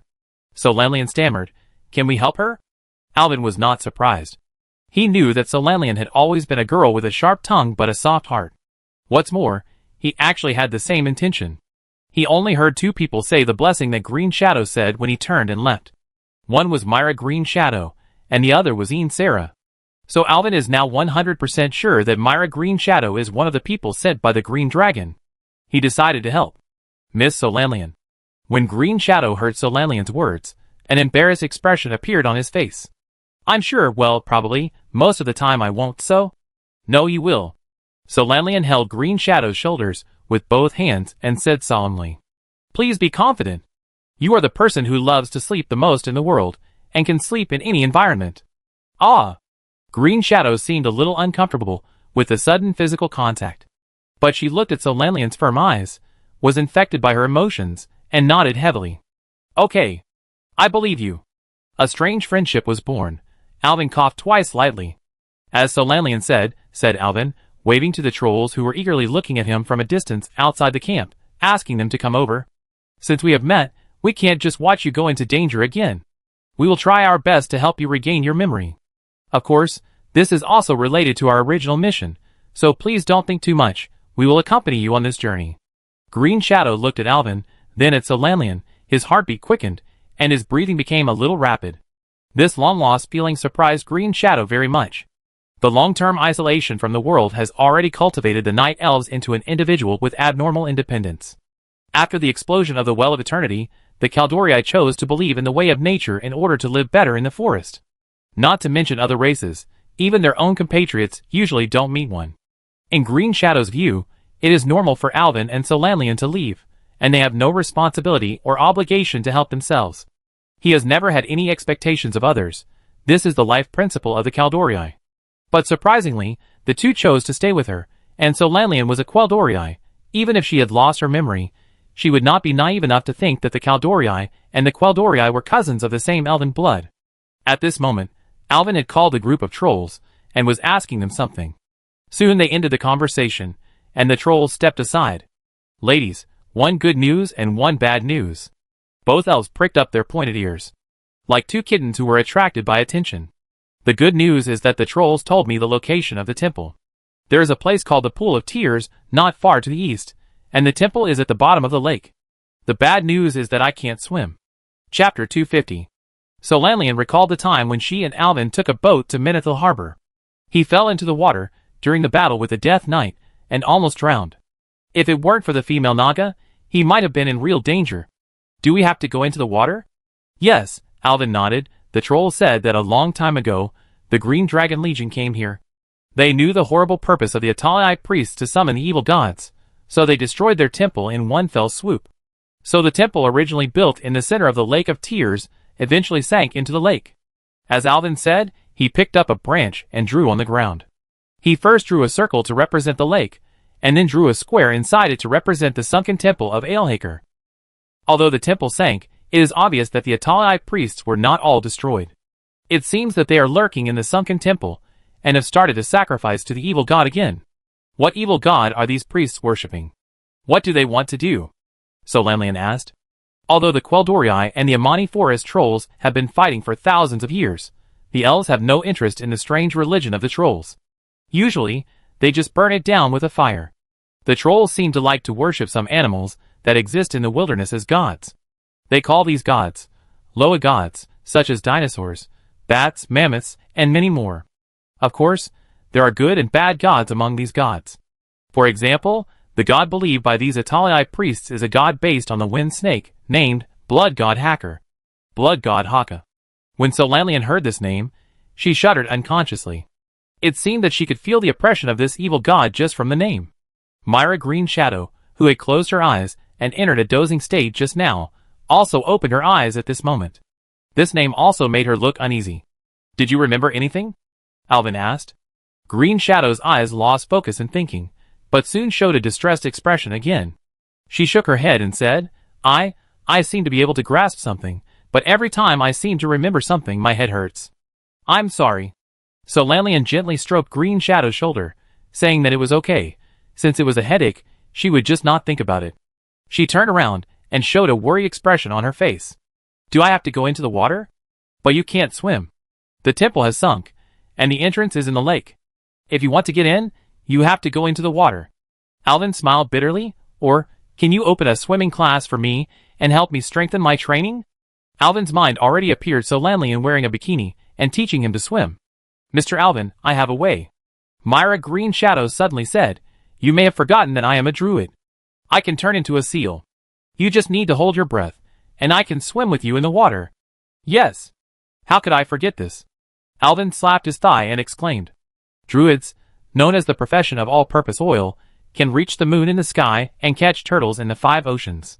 There is nothing they can't turn into, whether it flies in the sky, runs on the ground, or swims in the water.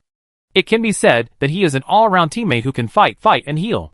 The main thing is that this guy always sleeps in a daze and looks out of the situation, and often does not consider her. Then Ms. Green Shadow, I leave it to you.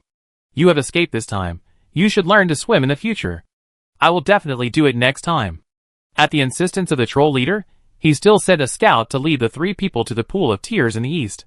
This is a very large lake, with no end in sight. The entire area is surrounded by bare mountains, and there are no water birds on the lake, which looks particularly desolate. A broken wooden trestle extends into the lake, and there is thick fog above the lake, making it impossible to get a glimpse of the panoramic view of the Lake of Tears. It was noon at this time. Although the sun was hanging high above the head, it was blocked by the fog, and only the shadowy light could penetrate the fog. The scout bravely led the 3 people to the back and ran away in a hurry. The troll said that the pier is where they offer sacrifices every time. Alvin pointed to the rotten wooden pier in front of him and said, "It is said that Zol jumped from there. All those who entered the lake have never floated up again. I suspect there is something in the lake." The lake exudes an evil aura visible to the naked eye. So Lanlian put her hands on the pergola and looked at the lake. Many people must have died. These suffering souls have nowhere to go, and can only be trapped in the lake. Their resentment penetrated the water, and formed these mists. This is really bad news. Alvin smiled bitterly. He was surprised at Lanlian's keenness. This underwater temple was really a bloody slaughterhouse for the Adlai priests. I don't know how many lives were sacrificed to their evil gods here. Is it worth it? Myra Green Shadow didn't speak. The quiet Kaldori leaned down and put his hand into the lake. The moment he touched the lake water, Green Shadow's body trembled. Green Shadow pulled his hand back at the speed of light. This time, he didn't stand firmly and fell on the shore. The other two were shocked. I seem to have an impression of this place. The cold lake water. Full of fear and resentment of death. Myra Green Shadow looked at Alvin and said, "I have been here. I am sure. Maybe I didn't come here, but escaped." Alvin said his guess. "You may have escaped from here. Something terrible must have happened in the temple, causing you to lose your memory and wander in the swamp of sorrow." He took a deep breath, looked into Green Shadow's eyes, and asked again solemnly, "Do you really want to return to this hellhole? This time, you may not be so lucky to escape again." Myra Green Shadow smiled. "Without memory, what's the difference between me being alive and dead?" She began to chant a spell silently after she finished speaking. Before Alvin could react, Green Shadow had disappeared from his sight. Only the eternal light robe that Alvin had put on her before piled on the ground, because it had no support. "Myra?" So Lanlian was surprised. "Don't worry, she's here." Alvin pointed to the robe squirming on the ground. Under Lanlian's surprised gaze, he leaned down and carefully picked up the robe on the ground. The robe continued to wriggle, and then a cute little silver seal emerged from the robe. "Ah! I almost suffocated." The little seal made the voice of Myra Green Shadow. It turned out that the druid had turned into a seal that was good at swimming. So Lanlian was the first time to see a druid turn into a seal. She was very surprised, and unconsciously reached out and touched the seal's head. "So cute." "Myra! Hey! You have to know that although I have lost my memory, I may be much older than you. Don't treat me like a pet." The little seal shook his head and pushed Lanlian's hand away. The seal's long beard trembled, which was very interesting. "Quick, put me in the water. I go explore the way first, and come back when I figure it out." Alvin followed Green Shadow's instructions and put her on the water. Green Shadow twisted his body and jumped into the lake, splashing a huge splash. But soon it became calm again, and no trace could be seen on the water. Now they had no idea what was happening underwater, and the two of them stood on the shore fidgeting. So Lanlian walked around the pool, trying to figure out what was going on below. Suddenly, a burst of bubbles emerged from the water. Then, more and more bubbles appeared, like boiling water. The next moment, the little seal shot out of the water like a sharp sword and left the surface. "Yes, there's a ghost chasing me." Chapter 251. Catch it. So Lanlian was quick-witted and quickly ran to where the Green Shadow flew out, opened his arms, and hugged the little seal that fell to the shore. Under the strong impact, so Lanlian lost his balance and fell to the ground holding the Green Shadow. Alvin was already ready. The moment the enemy appeared, the holy fire fell from the sky and struck the enemy Zila la la la. The enemy's light blue translucent body ignited a fierce golden flame. In just one breath, the enemy was burned to ashes by the flame. It turned into a small blue ball floating on the water, but the battle was not over yet. More blue translucent ghosts flew out from under the water and rushed towards Alvin. This kind of ghost monster is also unlucky. Alvin's holy magic is simply the biggest natural enemy of these guys. He saw a large number of ghosts flying towards him, and directly opened the infinite holy star. "I will kill you ghosts." The golden holy energy continued to spread around with Alvin as the center. The ghosts let out a terrifying roar when they came into contact with the holy energy.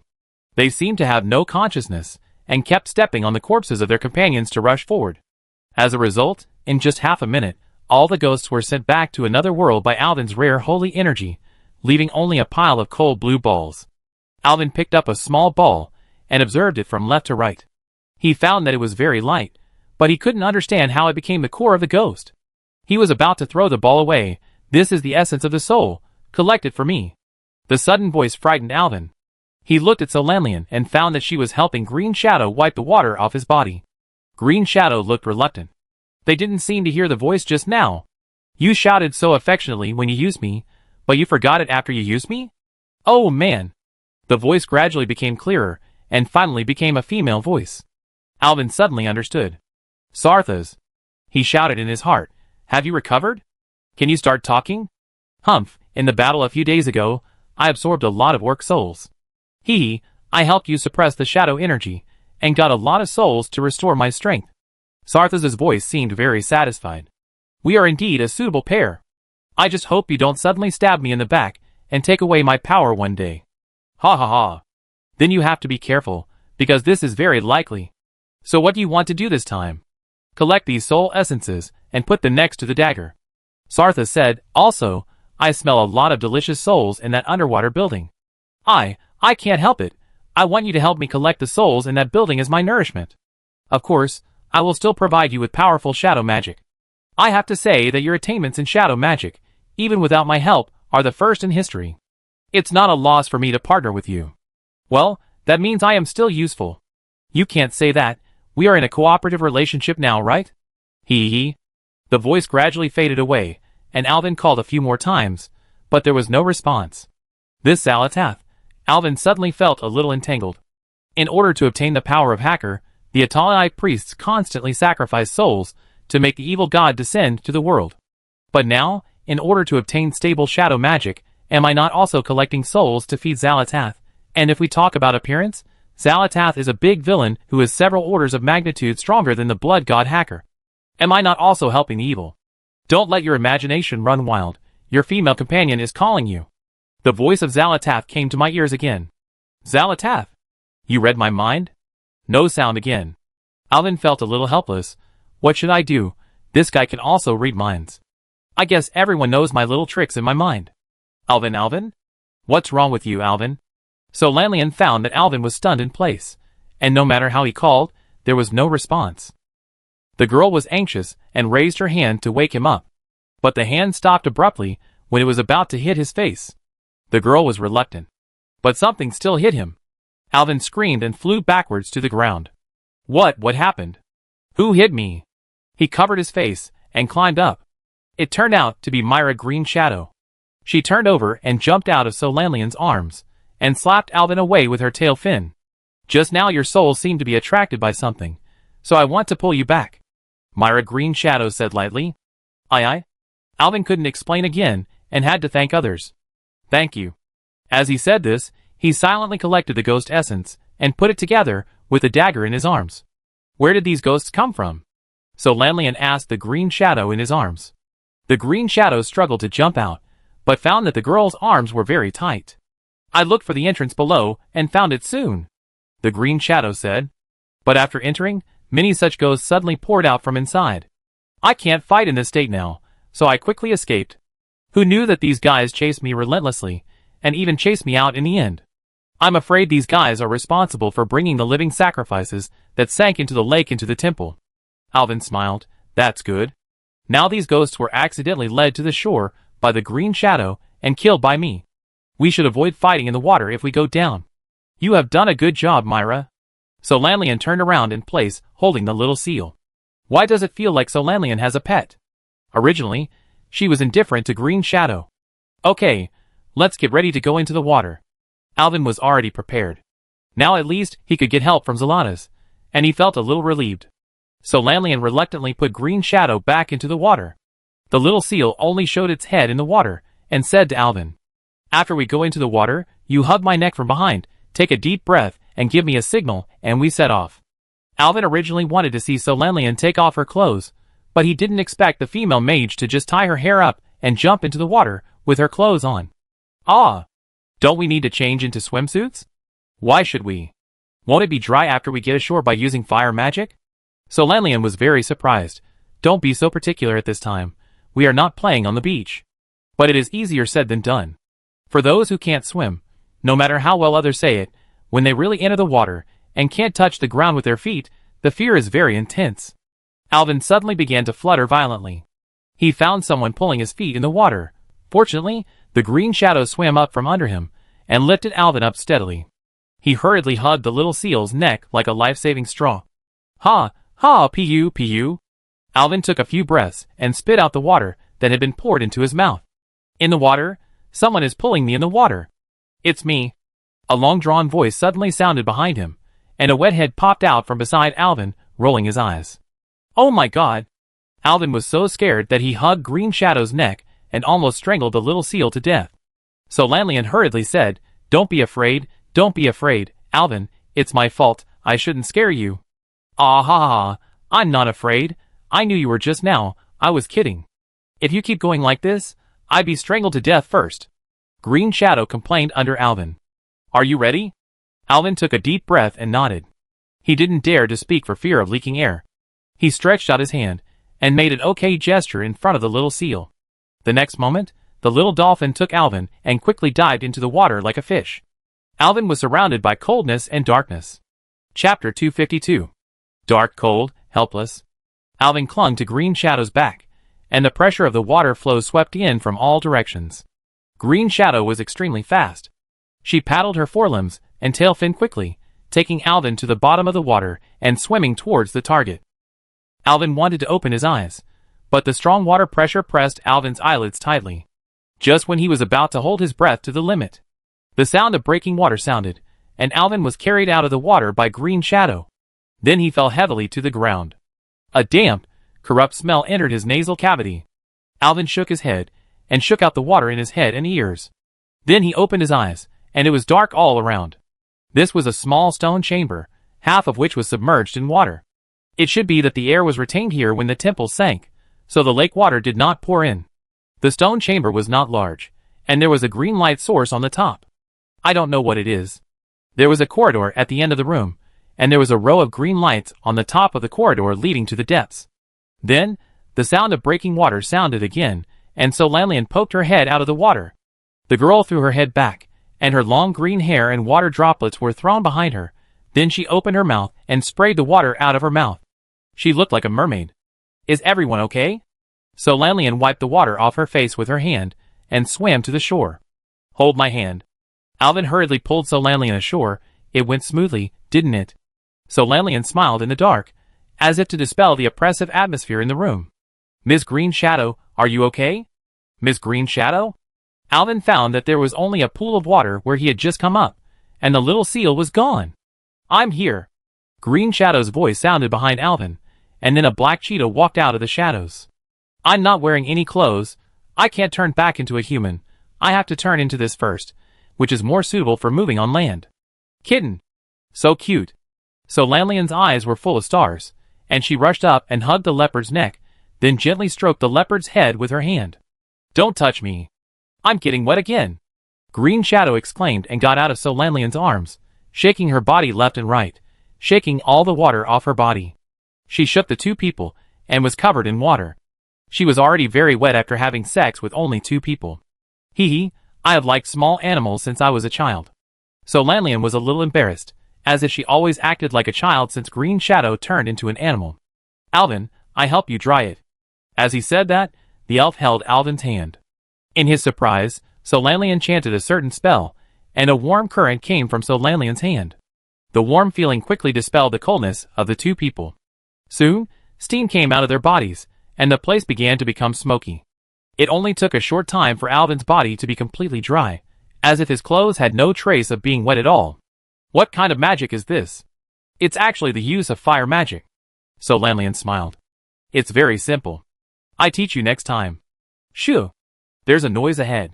The Green Shadow suddenly whispered, staring at the other end of the corridor vigilantly, lowering his body, and even his hair stood up. That sound is not human. Alvin immediately pulled So Lanlian to the wall next to the door leading to the corridor in the room, and turned his head to observe the situation in the corridor. The dark corridor was about 10 meters long, and it was once again in silence. Alvin felt that So Lanlian's palms were a little cold, and it seemed that she was also suppressing her fear of the unknown environment. Rustle, rustle. A strange sound suddenly came from the quiet corridor, as if something was dragging on the ground. Alvin turned his head to look at So Lanlian, who shook his head, indicating that he couldn't hear what it was. He nodded and continued to observe, and a strange head appeared from the darkness. It was a huge cobra head, but the originally wide areas on both sides of the snake head revealed the white bones. The entire upper body stood upright, while the lower body was like a worm, sliding slowly on the ground. The strange sound just now was the sound of the monster sliding on the ground. Is it a worm or a snake? Alvin thought. The monster was walking towards the stone chamber on his side through the corridor. It probably heard the sound and came to check.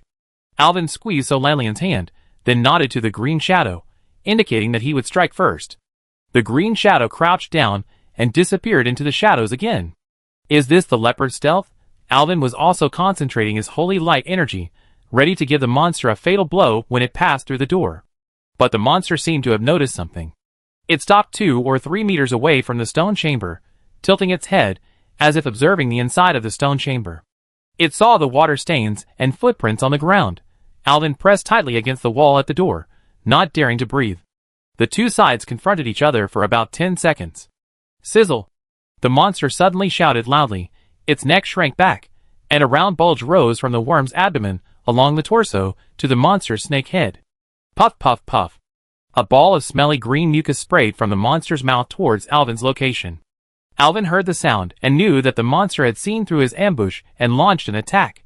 He quickly pulled Solanian away from the stone wall on the side of the door. As soon as they left, a ball of green mucus sprayed on the side of the stone wall and splashed over. Sizzle! The brick wall covered with mucus was quickly corroded into a deep pit, and pungent smoke soon spread out at the entrance of the corridor. Sizzle! A monster's cry came out in the smoke. Then, a huge monster with a cobra's head and a worm's body bared its teeth and rushed out of the smoke. The monster seemed to have determined Alvin's position in the smoke, and its target was exactly where Alvin was. Is there infrared detection? Alvin cursed while selecting the icon of dark word pain in his mind. A ball of shadow energy sprayed directly at the monster's snake head. But something unexpected happened. The shadow magic brushed across the monster's ugly face, but it did not cause any effect on the monster, but only made it sneeze. Resisted? Alvin was at a loss for words. This monster is also resistant to shadow? But his helpless complaints could not stop the monster's attack. In the next moment, the monster was close to Alvin. Boom! An ice arrow hit the snake head accurately, and white frost quickly covered the monster's face. The monster's movement was delayed. Sizzle! The snake's head was raised high, and it opened its bloody mouth and let out a piercing scream. Solanian's magic took effect. Alvin didn't dare to stay around the monster for too long, and rolled away from the monster. When he stood up, he had already selected the skill Flame of the Sky in his mind. High shadow resistance, try this. The monster was angered by the ice arrow just now, and half of the snake's head was frozen. This completely angered this ugly guy. The monster brutally slammed its frozen half head against the wall. A loud noise almost shattered the eardrums of several people. The frost on the monster's face was shattered, but it also hit its head and caused bleeding. The smelly yellow blood flowed freely on the monster's snake head, and its bloodthirsty nature had been completely aroused. Chapter 253. Holy Fire. Alvin didn't know what tricks this terrifying monster had up his sleeve, but he just had to prevent it from using them. He wasn't one of those people in the movies who could pause for a minute to watch the transformation. The terrifying monster with yellow mucus all over its face was aroused by its brutality. It rushed towards Alvin regardless. It was greeted by 3 consecutive attacks of holy fire. But the monster was too fast, and Alvin only had time to launch one attack before the monster got close to him. The golden flames hit the monster's head, exploding and burning half of its head. Alvin could already smell the pungent smell of the monster. But there was no way to get close to it, and no matter how hard he ran, he couldn't outrun this monster. It was time to carry forward the traditional skills of the priest. If you don't dare to fight in close combat, what's the point of playing priest? Alvin pulled out Xalatath. First, he ducked his head to avoid the monster's pounce, then stabbed the monster's abdomen with a knife, and took advantage of the monster's force to dodge to the side with the knife. This time, he directly cut the monster's abdomen. Colorful body fluids and disgusting organs flowed out from the huge cross-cut wound. The monster let out a tragic wail, and could no longer hold on, falling forward, and the disgusting mucus splashed all over the ground with a pia. Alvin rolled out from the side, and before he stood up, he turned around and smashed the remaining 2 holy fires on the monster's squirming body lying on the ground. In the golden flames, the monster's body gradually became charred and emitted a disgusting smell. Ugh! Solanian couldn't stand it anymore and vomited at the wall. What kind of monster is this? Why is it so disgusting? Green Shadow also appeared again from the shadows. She wanted to sneak attack the monster, but she didn't expect Alvin to be so fierce. A priest who usually looks very gentle would fight so desperately. She was stunned for a moment, and even forgot to attack. Now she saw Alvin covered in blood, and suddenly, she seemed to understand why this human always looked so confident. Now I am full of confidence in our journey, Mr. Alvin. Don't talk about this for now. I'm going to wash it. It's too disgusting. It must be bad for my skin. Alvin wiped the disgusting mucus on his body, jumped into the pool again, washed the monster mucus on his body, and came up to let Solanian dry it. This guy feeds on corpses. Green Shadow circled around the monster's corpse, and observed what flowed out of the monster's abdomen. Trolls, humans, murlocs, birds, and many other animals smell like this. They must have been eaten by it after they died. The Green Shadow lightly jumped over the place covered with mucus, and came to the two people. Stop talking. I'm going to vomit again. Solanian heard this, and turned her head to retch again. Keep going forward, maybe the puzzle will be solved. The smell in the stone room was too strong, and Alvin didn't want to stay any longer. He took Solanian's hand, and walked towards the corridor. The Green Shadow followed the two people. As Alvin expected, the puzzle was solved very quickly. And in a very direct way. The corridor leads to a garbage dump. However, the garbage here is all the broken parts of various creatures. When Alvin stepped into this place, even the most stable Green Shadow frowned. There were several stone tables in the room, which were full of disgusting mincemeat. The empty room had only a spiral staircase going up. Alvin took a look and immediately decided not to stay. He put one hand around Solanian's waist, and covered the girl's eyes with the other hand. Don't look, I take you away. He pulled the girl through the slaughterhouse, and the airflow caused the mincemeat hanging in the air to shake, making a rustling sound. Soon, Alvin took the two of them up the stairs leading to the upper part. Solanian was still in shock, and Alvin covered her eyes before she entered the room.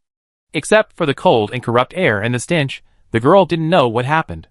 Believe me, you don't want to know. Alvin smiled bitterly. Don't think about it. Green Shadow was right. The monster just now was probably responsible for disposing of the corpses. The ghosts in the lake brought the sacrifices back to the temple. After killing these poor guys, the Adalite priests here dumped the corpses there. Then the monster ate all the corpses and guarded the back door of the temple. Green Shadow nodded. That should be it. I don't know what other disgusting things will be found further ahead. This is simply the garbage disposal system of the temple. I am more worried about that old guy Zul. Alvin said, I don't believe that old guy is willing to sacrifice his life to save the trolls living by the lake. He must have some other conspiracy. And he dared to enter the temple in this way. I guess he must know the situation here very well. If we can find Zul, it should be very helpful for our next adventure. As he said, Alvin sighed. But there is no way now. No one knows where the guy ran off to. Anyway, let's take it one step at a time. Yeah. Solanian nodded. Although it was extremely dangerous here, it didn't seem so scary with Alvin. Continue forward. This spiral road is very long. Alvin estimated that it rose at least 10 meters. How big is this temple? Just when Alvin wondered if he had walked into a passage that would never end, he finally saw the end of the stairs. This is a large hall, and the walls around are all covered with huge mask reliefs. Although the styles are different, they all have green faces and fangs, but the patterns on their faces are different. These evil trolls, both north and south, like these terrible decorations. I don't understand why they wear such masks. They are already ugly. Why do they wear even uglier masks? Solanian's face was full of disgust. It is said that wearing masks is to better communicate with their gods. This hall seems to be used by allied priests to store masks. Come and see, there are still many masks stored here. Alvin called the two to walk to several tables. Sure enough, different masks were worn on human head models, just like the kind of stores selling wigs in modern society. Alvin took one down at random, and looked at it in his hand, but accidentally pushed the human head model down. He quickly lifted the human head, but was surprised to find that it was not a model at all, but a real human head. Alvin was so scared that he threw the human head out like a basketball. Damn!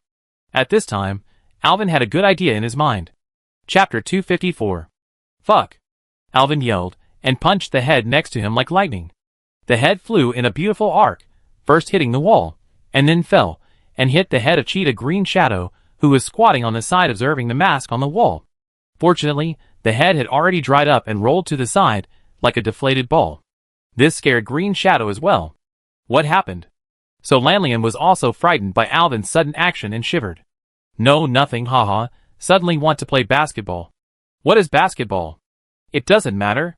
Alvin scratched the back of his head and laughed to cover up his embarrassment. I suddenly came up with a good idea.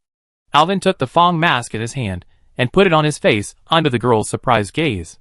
Taz dingo. Alvin muttered a strange troll language while dancing with his hands and feet. So Lanlian's jaw almost dropped to the ground. The elf rubbed his eyes, leaned back, and took a deep breath. Alvin, I suspect you were a troll in your previous life. This is too similar. Hee, we put on troll masks and pretend to be ally priests to sneak in. What do you think?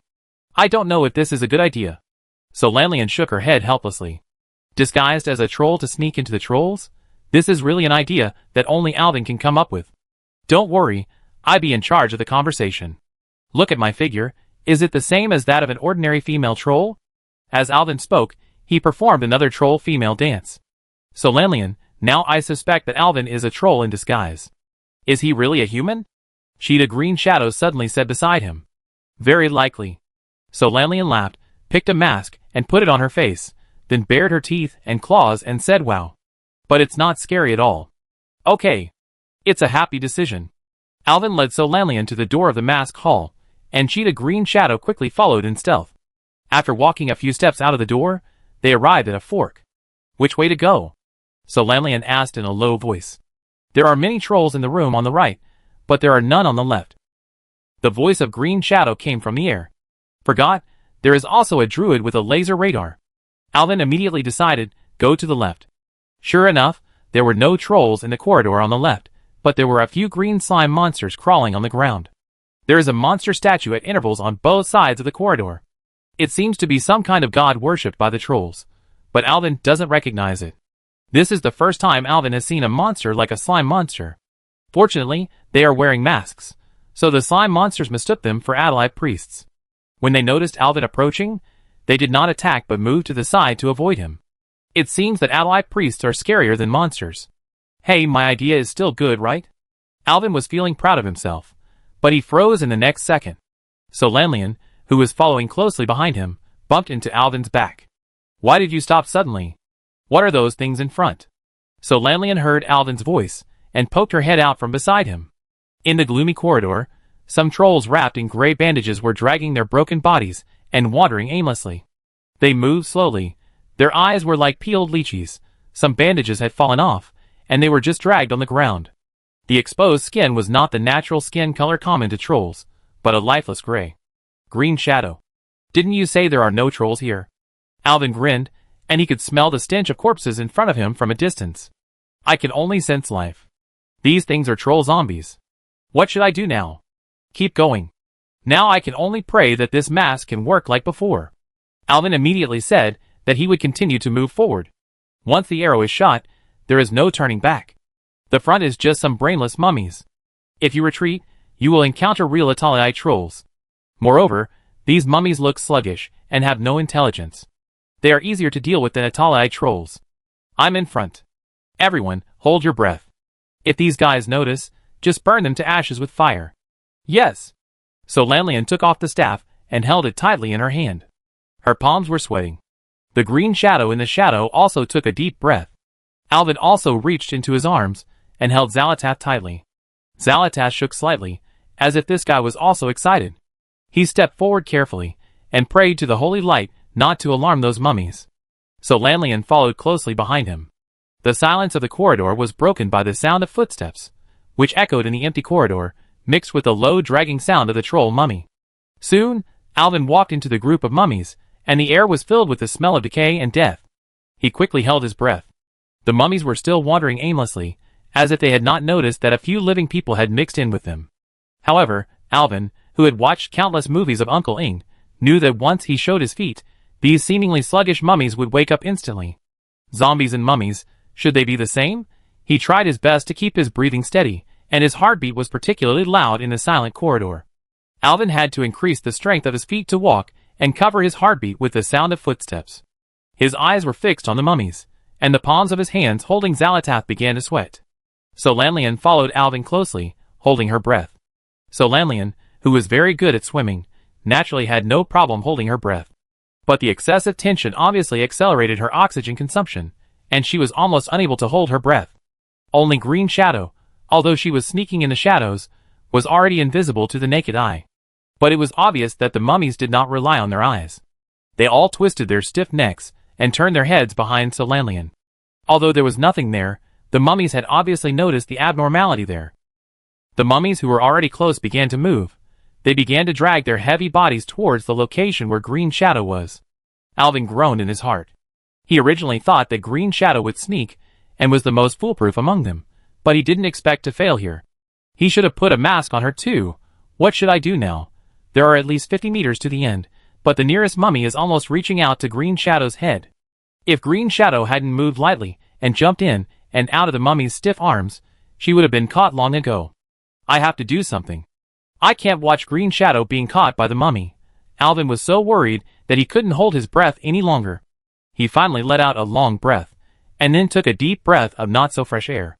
The mummy that was constantly gathering towards Green Shadow stopped immediately, and turned its head towards Alvin mechanically.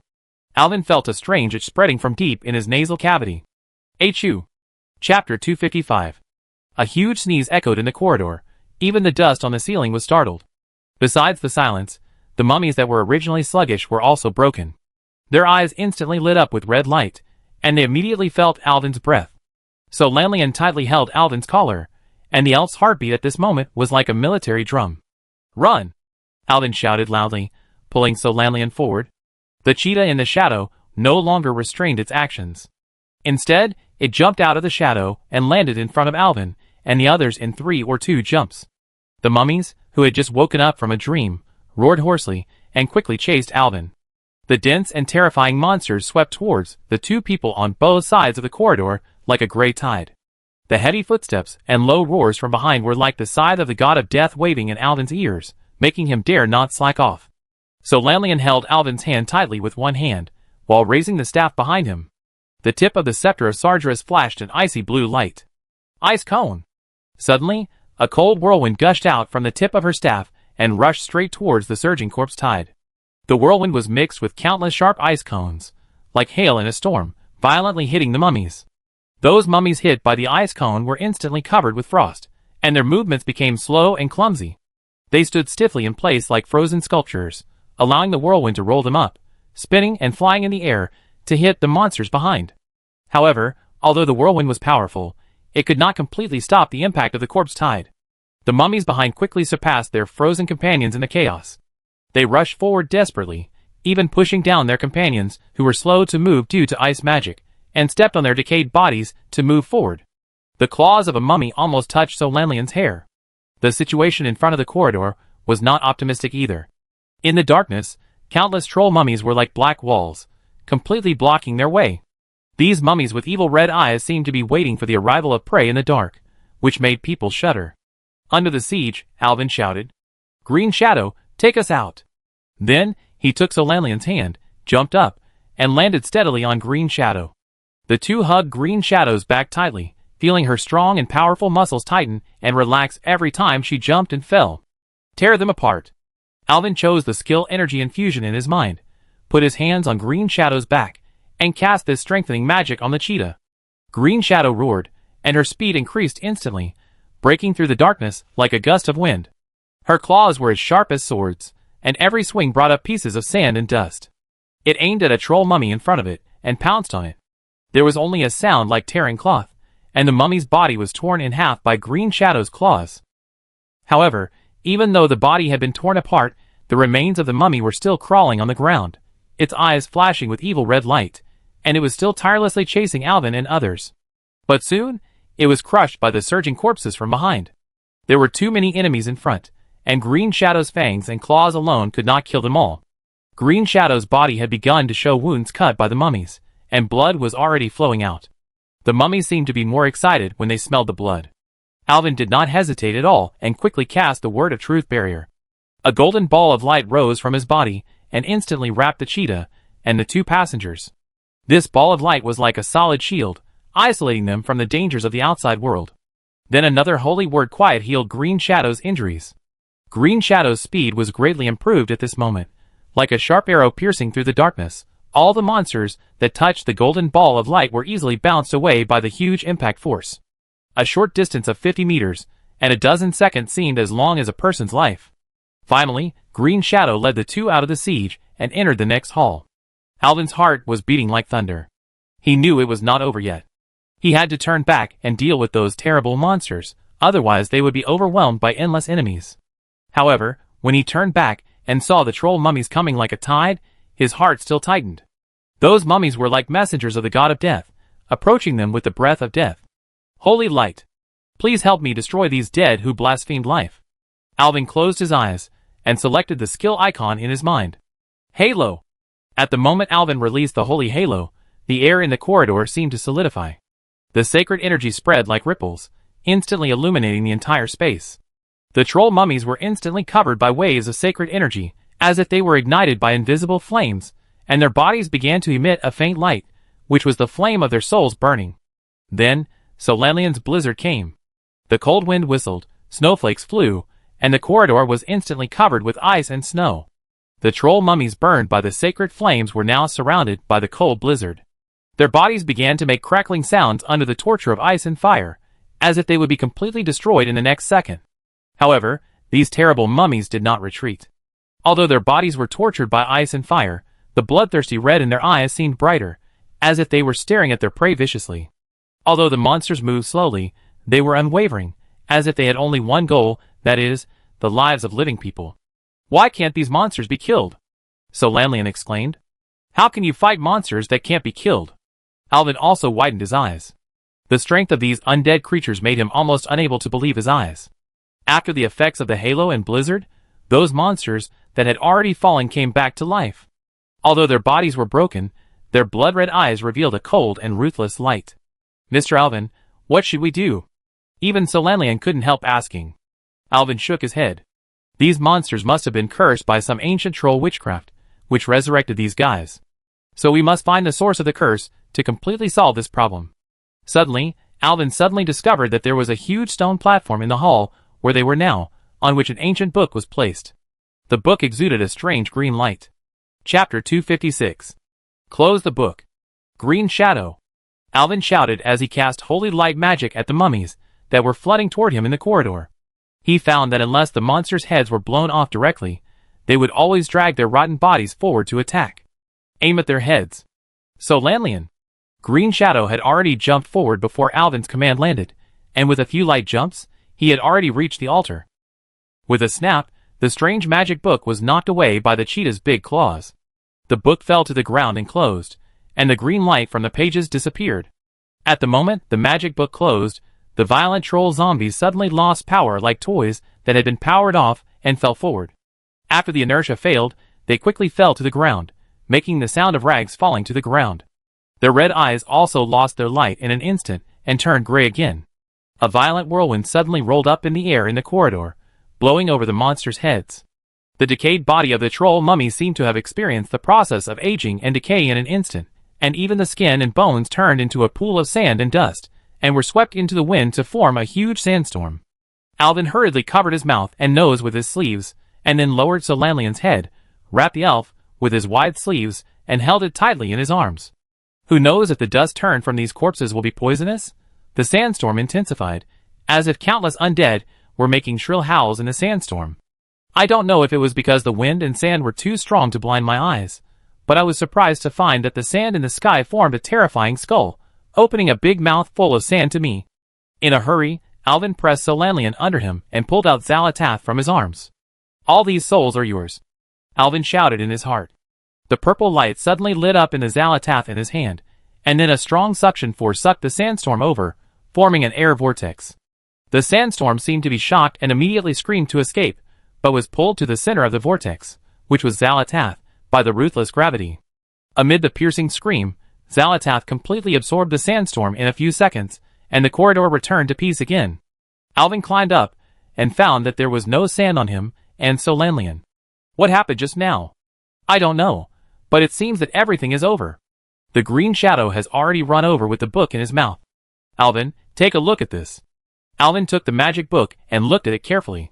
I don't know what kind of beast's skin is used to make the book cover, and there are several ancient troll characters written on it. Alvin looked at it for a long time, but couldn't understand it. When he opened it, he saw that the pages were very thick and the material was not like ordinary parchment. Each page was densely written with small characters. This should be the magic book used to revive those mummies. There are many coffins here. I just saw them. The coffins were all opened and empty. Green Shadow whispered. Alvin then looked around the room. There were many large coffins piled on the floor of the room, and even the walls were chiseled out with large grids for placing corpses. It was simply a morgue. There was a small altar in the middle of the room. The Atali priest should have been standing there, and casting spells with this book. These coffins should contain the bodies of the dead Atali priests. The survivors used this terrible magic to revive their dead compatriots, and let them stand up, and continue to defend their temples. This book is the magic prop that resurrects the monsters. We interrupted the ritual, so these monsters that had been dead for a long time disappeared. Otherwise, they would have continued to attack us until they were burned to ashes. Alvin flipped through the magic book again and frowned. This kind of evil magic prop is incomprehensible. How to deal with it? Give it to the Cenarian Circle, give it to Silvermoon City, Green Shadow and Solanlian said at the same time. The Cenarian Circle is focused on purifying the filth of this world. I think. Purification? This strange magic must be systematically analyzed. Maybe it can be more appropriately applied in other directions. The two people argued like this. Don't argue about these trivial matters at this time. Alvin said, and put the book in his arms. I keep it first. Let's talk about it after we go out. We have to keep moving forward. Don't waste time here. Paw paw paw. In the silent room, a burst of applause suddenly rang out. Alvin's originally relaxed spirit quickly tensed up again. A blue magic circle lit up on the ground of the altar, where the magic book was placed just now. A ray of light lit up, and the figure of the old troll Zol suddenly appeared on the magic circle. Hi, my dear miracle priest. The old troll was still wearing the ugly mask and greeting him. Alvin was furious when he saw Zol. What conspiracy are you planning? This is the remnant of the magic power I left here. If you see it, it means you have passed the initial test. It's a magic image. The real person has long gone, so Lanlian gently reminded Alvin. This is a very simple magic. As long as you leave a magic circle on the ground, you can record your image. Congratulations, I knew you would come to this place. You will eventually make history. But death is also your destiny. Zol opened his arms, and his fanatical look made people's scalps numb. Ah, can you get rid of the shackles of fate? Remember, you must pay attention to the snake's eyes. Pay attention to the snake's eyes. Zol's image began to blur, and he kept repeating a sentence, pay attention to the snake's eyes. Later, the magic stored in the magic circle was exhausted, and Zol's figure disappeared. What snake's eyes? So Lanlian and Green Shadow stared at each other, not understanding what this sentence meant. It's not clear, it's a maze. Green Shadow said lightly. Alvin's heart moved. Snake's eyes? He seemed to have some impression, but Alvin, who didn't understand it in his previous life, didn't understand it much better than Solanlian with just this little information. Anyway, let's keep going forward. See what this old guy means? This may just be the beginning. We don't know what's waiting for us behind. Unexpectedly, there was no danger on the road behind. There were still some slime monsters crawling on the ground. Because of the masks, as long as you get close, these slime monsters will quickly hide to the side. They came to another stone chamber. This is the end of the road. There is no door to other places in the stone chamber. The whole stone chamber is very similar to the stone chamber when they swam in from the water. Half of the house was also soaked in water. The bottom of the water seemed to emit a faint green light. No way. Did we go the wrong way? So Lanlian looked around and confirmed that there was indeed no way to this stone chamber. I think the road should be in the water. Chapter 257. Fortunately, the three of them were already familiar with the route. This time, the underwater distance was much closer than before. Alvin hugged the little seal that Green Shadow had transformed into, and quickly crossed the underwater corridor. He was gradually able to open his eyes underwater. This corridor was almost exactly the same as the place where he had fought with the mummy just now. It was just that the strange statues on both sides of the corridor seemed slightly different. These ancient stone statues just sank in the water, baring their fangs and claws, as if they were going to devour every intruder. He looked back and saw Solanlian behind him. In the green dim light, he could clearly see this beautiful elf. Her long hair was as smooth as silk in the water, swaying gently with her movements, as if it was a piece of flowing silk. In the water, her skin looked more transparent, and the shadows of the water ripples were reflected on her body, as if it was the blood flowing in her body. Maybe the little mermaid looked like this, So Lanlian soon found that Alvin was staring at her blankly. Suddenly, he spit out a string of bubbles mischievously. When several people rushed out of the water at the end of the waterway, Alvin looked around and found that he began to have some impression of the current place. This is a hall, very empty, with only half a pool, and there are 4 passages from left to right in front, and I don't know where they lead to. So many roads? Where should we go? So Lanlian asked, while helping everyone dry the water. Alvin looked at Green Shadow, who had just turned into a cheetah. The cheetah shook his big head, and looked left and right, then tilted his head, seeming to be very entangled. Green Shadow, how about it? Where should we go? Alvin looked at the terrain, and combined it with his past memories. He probably had an idea, but he still wanted to hear what the druid said first. I don't know. Green Shadow showed a confused expression. I didn't feel any troll's breath. Alvin took a deep breath after hearing this. Isn't it good to have no one? You can explore at will. So Lanlian didn't understand why both of them looked unhappy. Isn't it good to have no one? No one. Alvin smiled bitterly, and stroked So Lanlian's long hair lovingly. It means they are all ghosts. So Lanlian's smile froze. Compared to the undead, I want to deal with living guys more. That kind of thing is really creepy. Alvin said, since Green Shadow can't know which direction we should go, why not listen to my opinion? As he spoke, he picked up a bone of an unknown animal from the ground and drew it on the floor tiles. According to my research on trolls, their temples are usually built with several layers from bottom to top. If nothing unexpected happens, they have different levels of activities from bottom to top. Back then, Erwin couldn't figure out how to get there, so he decided to carry forward the spirit of a hard-working ox and explore it all from bottom to top. Look, the entrance on the right is obviously a staircase going down, while the staircase on the far left is going up. Erwin used bones to draw on the ground, first drawing the bottom and the top, and he used 2 circles to replace them. Next, the 2 doors in the middle should be the middle layer. Our goal is to help Green Shadow regain his memory and find old Zol to take back my pendant, so I suggest we start exploring from the bottom. Alvin threw the bone casually. If we meet an enemy, we will kill him. Although Alvin's words were exciting, everyone was still very cautious when they really entered the rightmost door. The 2 still wore the mask taken out from the mask hall, hoping that they could continue to play a role. Green Shadow was still sneaking ahead to explore the way. As Alvin expected, this was a spiral staircase going down. Along the way, there were blue stone tablets everywhere on the steps, and more abstract masks hung on the walls. The stone tablets were engraved with words that Alvin could not understand. It's a pity that I was looking for someone this time. If there is a next time, I must copy the words on these stone tablets and go back to study them. The few of them walked and stopped, and came to an empty hall, like a huge amphitheater, surrounded by smooth walls, and there seemed to be some protruding platforms on the walls. The hall gradually lowered from the edge to the center, and the center of the hall was already submerged by water. But it seemed that the water was not very deep, because there were some strange monsters that looked like bushes turned into spirits, walking on the water and wandering on it. It's the Abyss Lurker. The voice of the Green Shadow came from the air around them.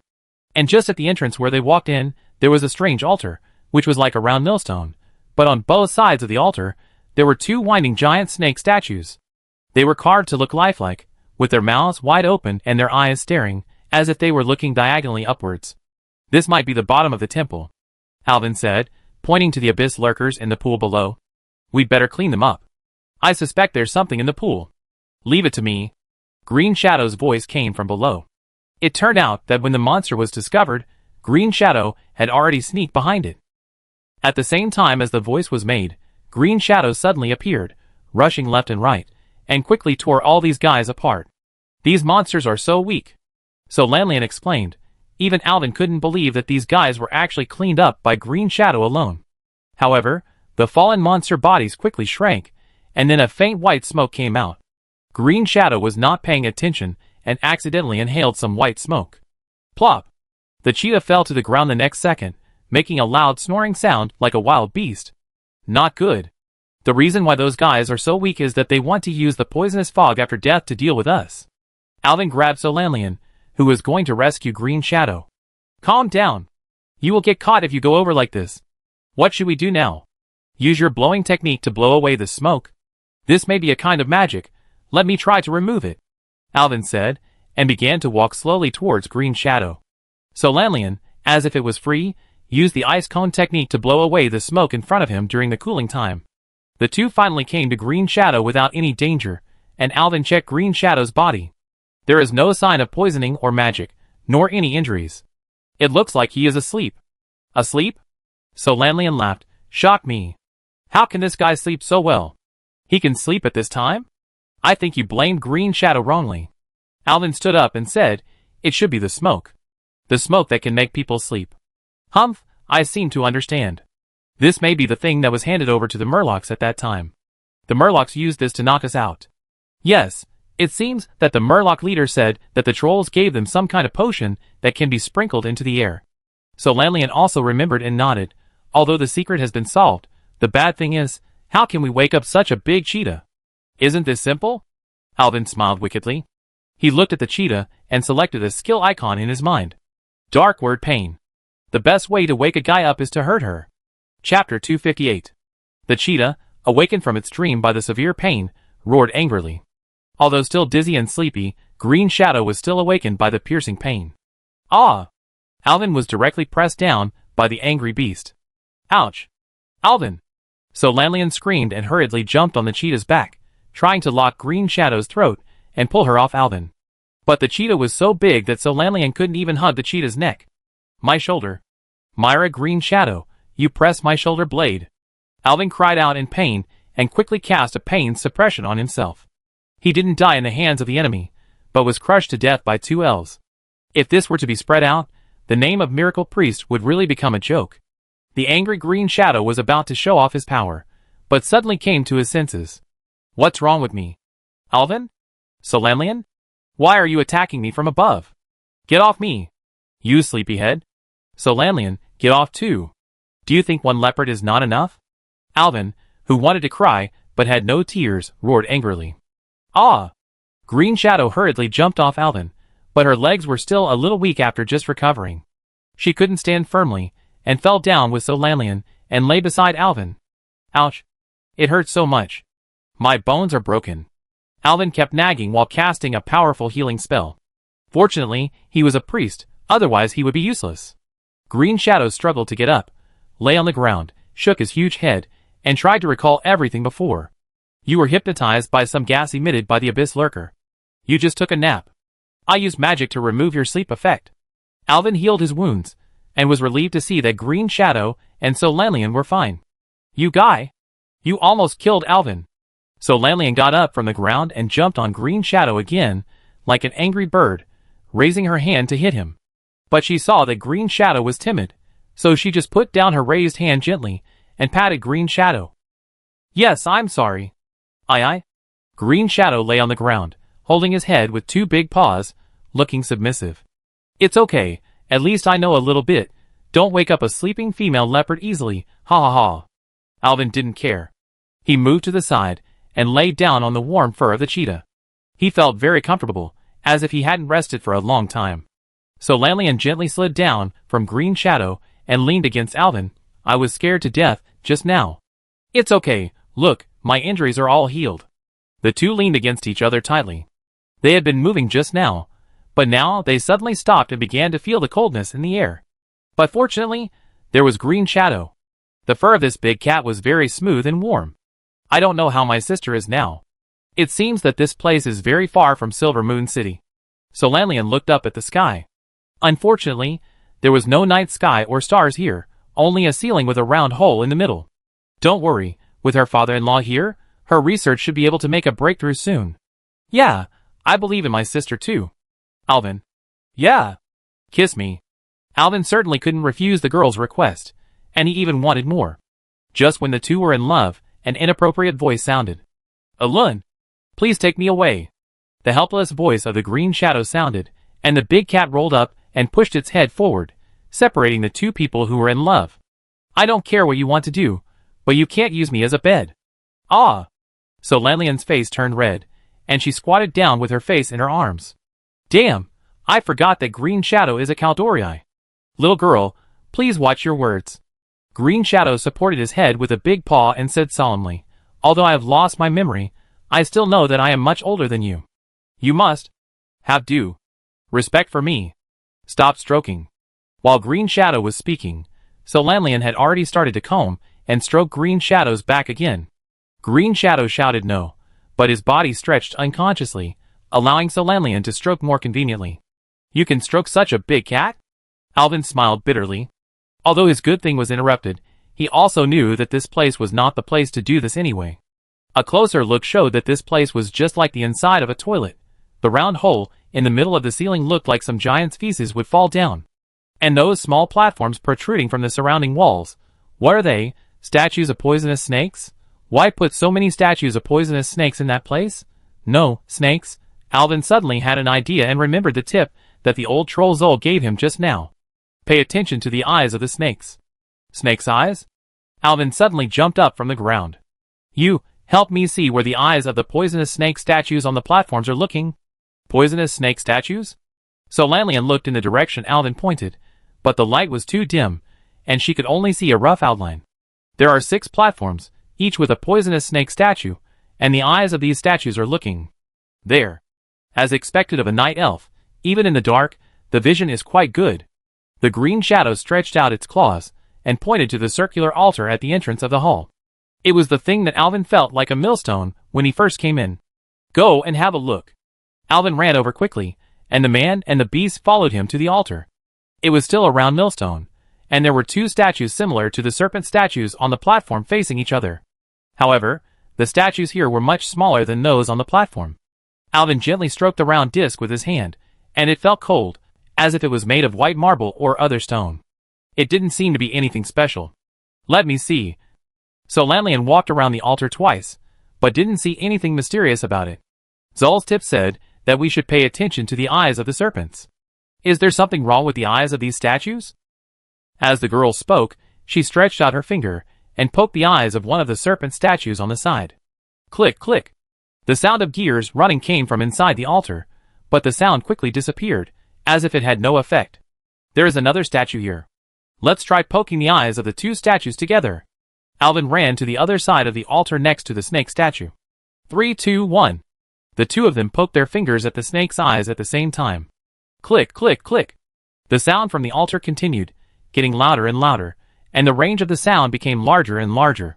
The 2 people and the beast looked nervously at the empty hall around them, fearing that there would be some sudden changes that would catch them off guard.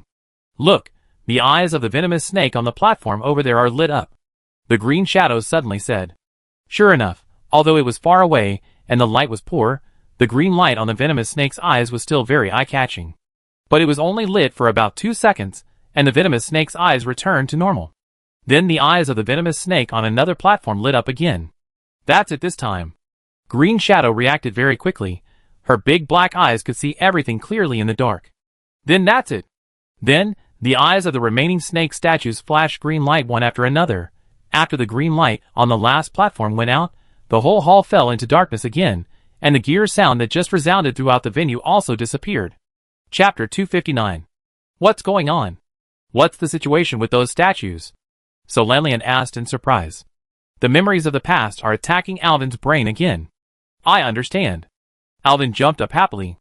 Look, the 6 statues just now, they light up one by one in order, which may be a reminder for us to light up those statues in the order just now. Ah! But how do we get up to the platform? Do you remember the 4 passages at the door?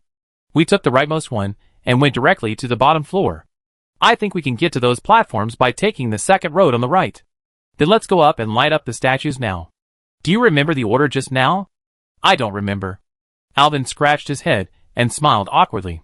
It's okay, let's do it again, and this time we remember the order. The 2 counted 3, 2, 1 again and poked the statues' eyes together, but nothing happened. Huh?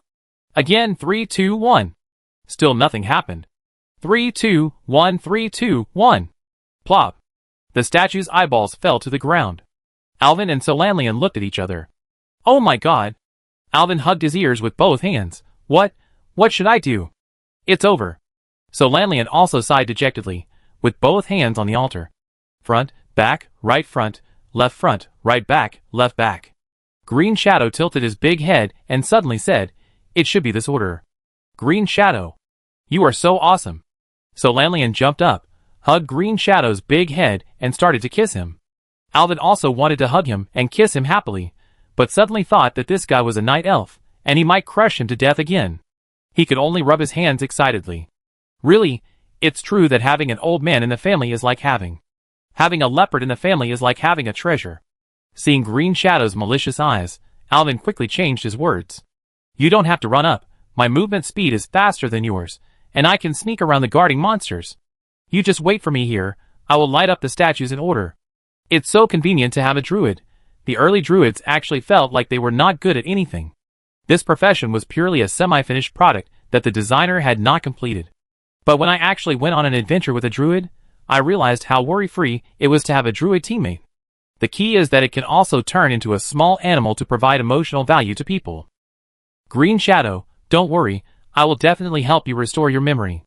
I have heard of a magic called Great Memory Restoration. I will definitely help you try it after we finish here. Well, thank you, Alvin, you wait for me here. Green Shadow smiled shyly, retreated backwards, and the cheetah's soft body instantly merged into the darkness. I'm leaving. The place where the big cat was originally standing was empty, but the voice of Green Shadow came. Then, there was no sound at all. Alvin, do you know why cats walk without making any sound? Ah? Alvin didn't understand why Solanian asked such a question at this time. Because there is a pat on her palm. A soft piece of meat. It feels very soft and comfortable. Do you know why a cat's eyes change? Do cats' eyes change? TSK, I can tell you've never kept a cat. Their pupils are vertical during the day, but they become round at night. Why is that? Because cats control the light entering their eyes by adjusting the size of their pupils. Ah, you seem to like small animals very much, haha.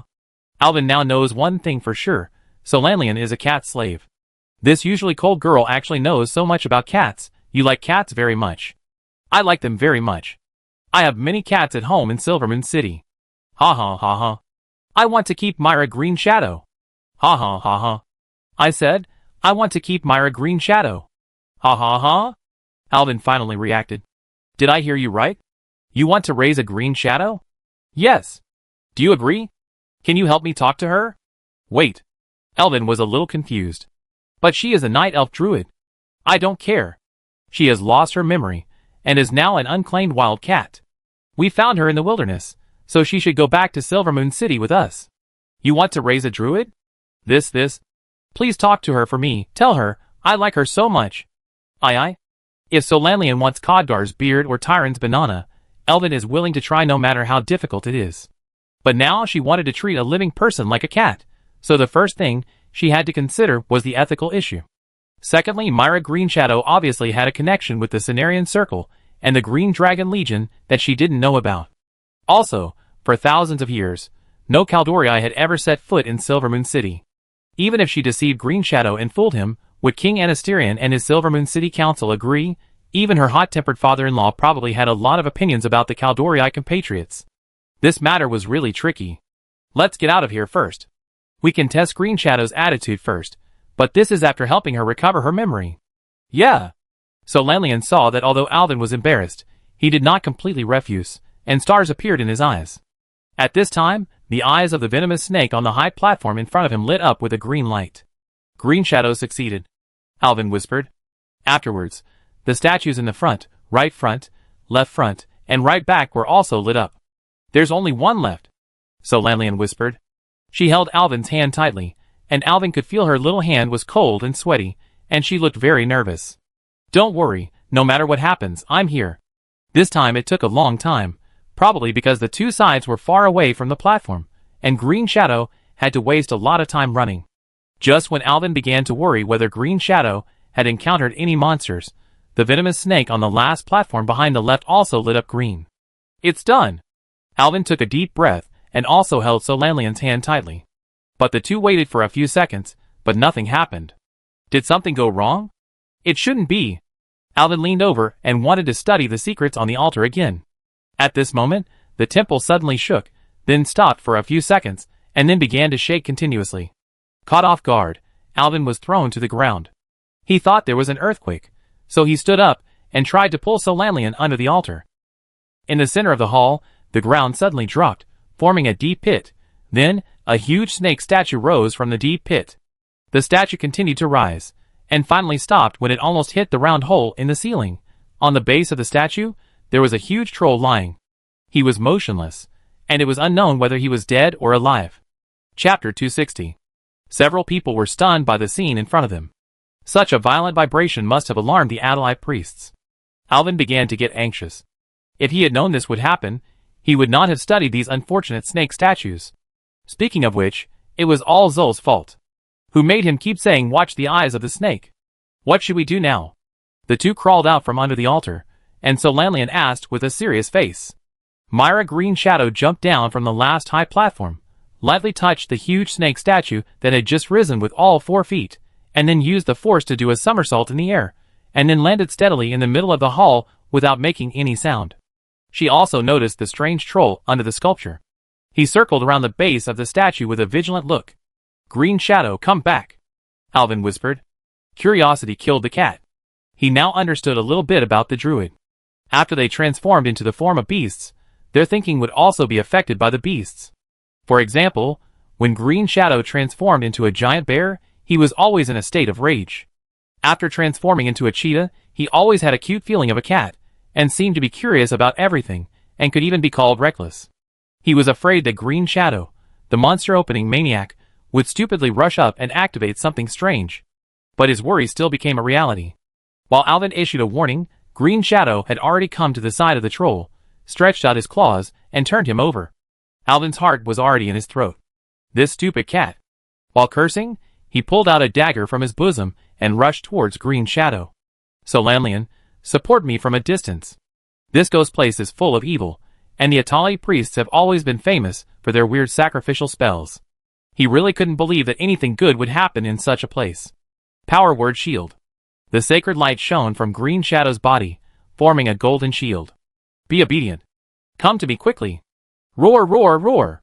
Green Shadow suddenly roared, and Alvin felt cold in his heart.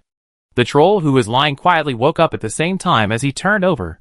The troll took advantage of the situation and kicked the shield to pieces, and then kicked Green Shadow in the face. Green Shadow was in pain, screamed and fell to the side, covering his face with his 2 big claws and screaming.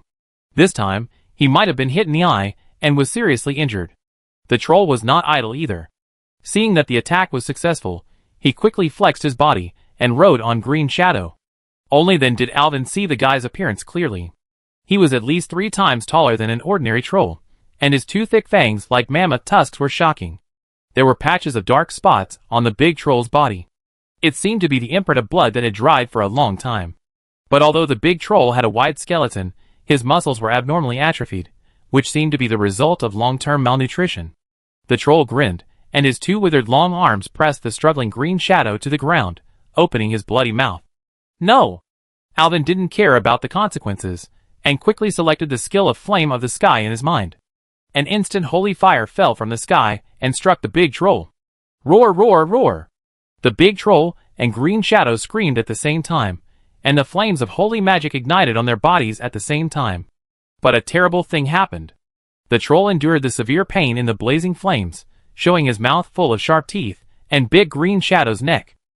His throat moved, and he was actually drinking Green Shadow's blood. Roar, roar! Green Shadow screamed miserably, and struggled violently. But it was obvious that Green Shadow's strength was far inferior to that of the big troll at this time.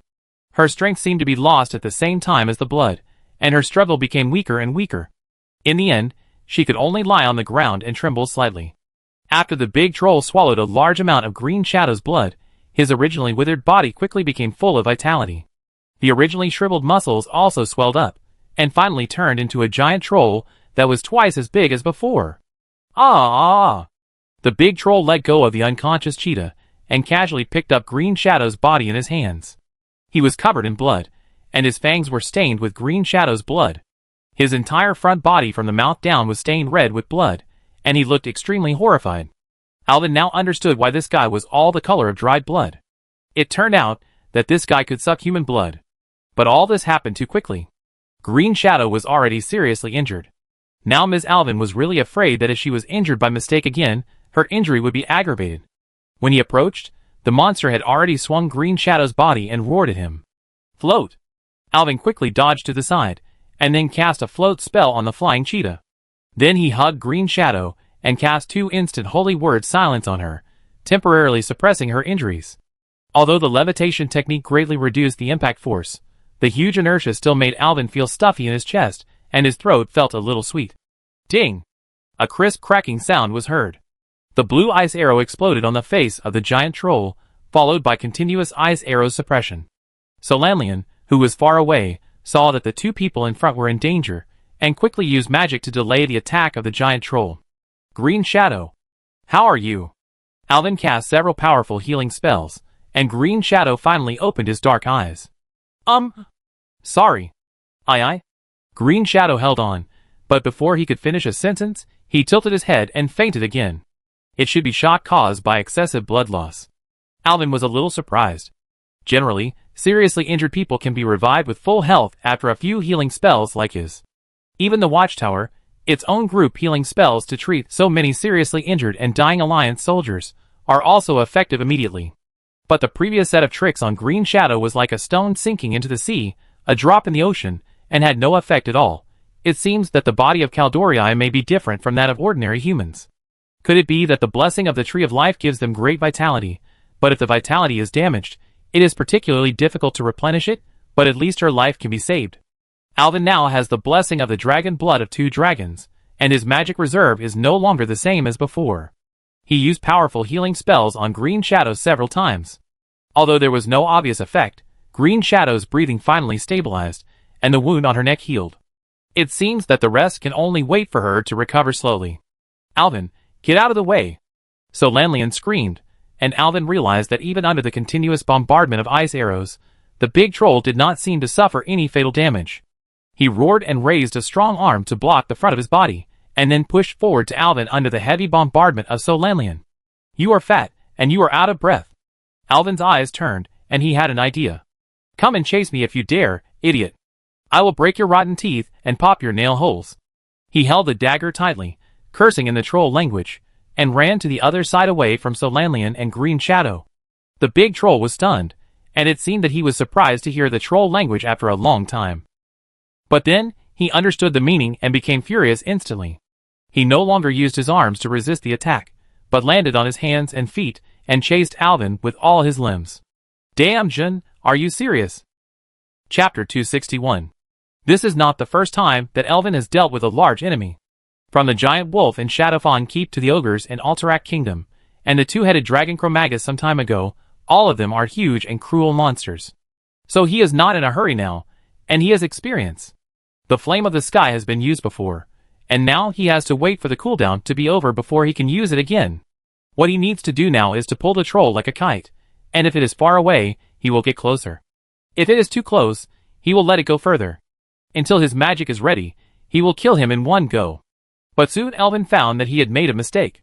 This guy looks big and not very agile, but he is actually very fast with his hands and feet. Every time the troll squats down to accumulate strength, and then jumps high, he can fly nearly 10 meters with one jump. In just 2 or 3 times, he has already approached Alvin. How come it's so fast? Alvin was wondering why Solanlian didn't shoot him with an ice arrow, but he realized that it wasn't because the elf didn't try hard, but because the guy was too fast and couldn't hit him at all. Run, Alvin! Solanlian exclaimed. Alvin looked back and found that the big troll had jumped up again, and it seemed that this time he would jump directly on his head. He was horrified, and had to jump forward in a hurry. There was a bang. The monster had landed where he had just stood, and crushed the bricks on the ground with one foot. The troll was like a killing machine, not tired at all, and never hesitated. Seeing that Alvin was not crushed to death, he immediately roared and waved his fists to smash forward. The enemy was already close, and Alvin had no choice but to put on a shield and select the skill icon of Psychic Scream. He wanted to use Psychic Scream to scare the troll, and make it lose control for a short time, and then run away in the direction to distance himself from the monster, but unexpectedly, shadow magic floated over the monster's head again. Why are you resisting again? Are all the trolls here raised on shadow magic? Alvin cursed below, and the troll's fists had already fallen from the sky, smashing Alvin's head with great force. Alvin! Solanlian saw that Alvin was in a critical situation, and her heart almost jumped out of her throat. The monster howled, as if declaring his victory, and his fists smashed down quickly, but there was no place to put his strength.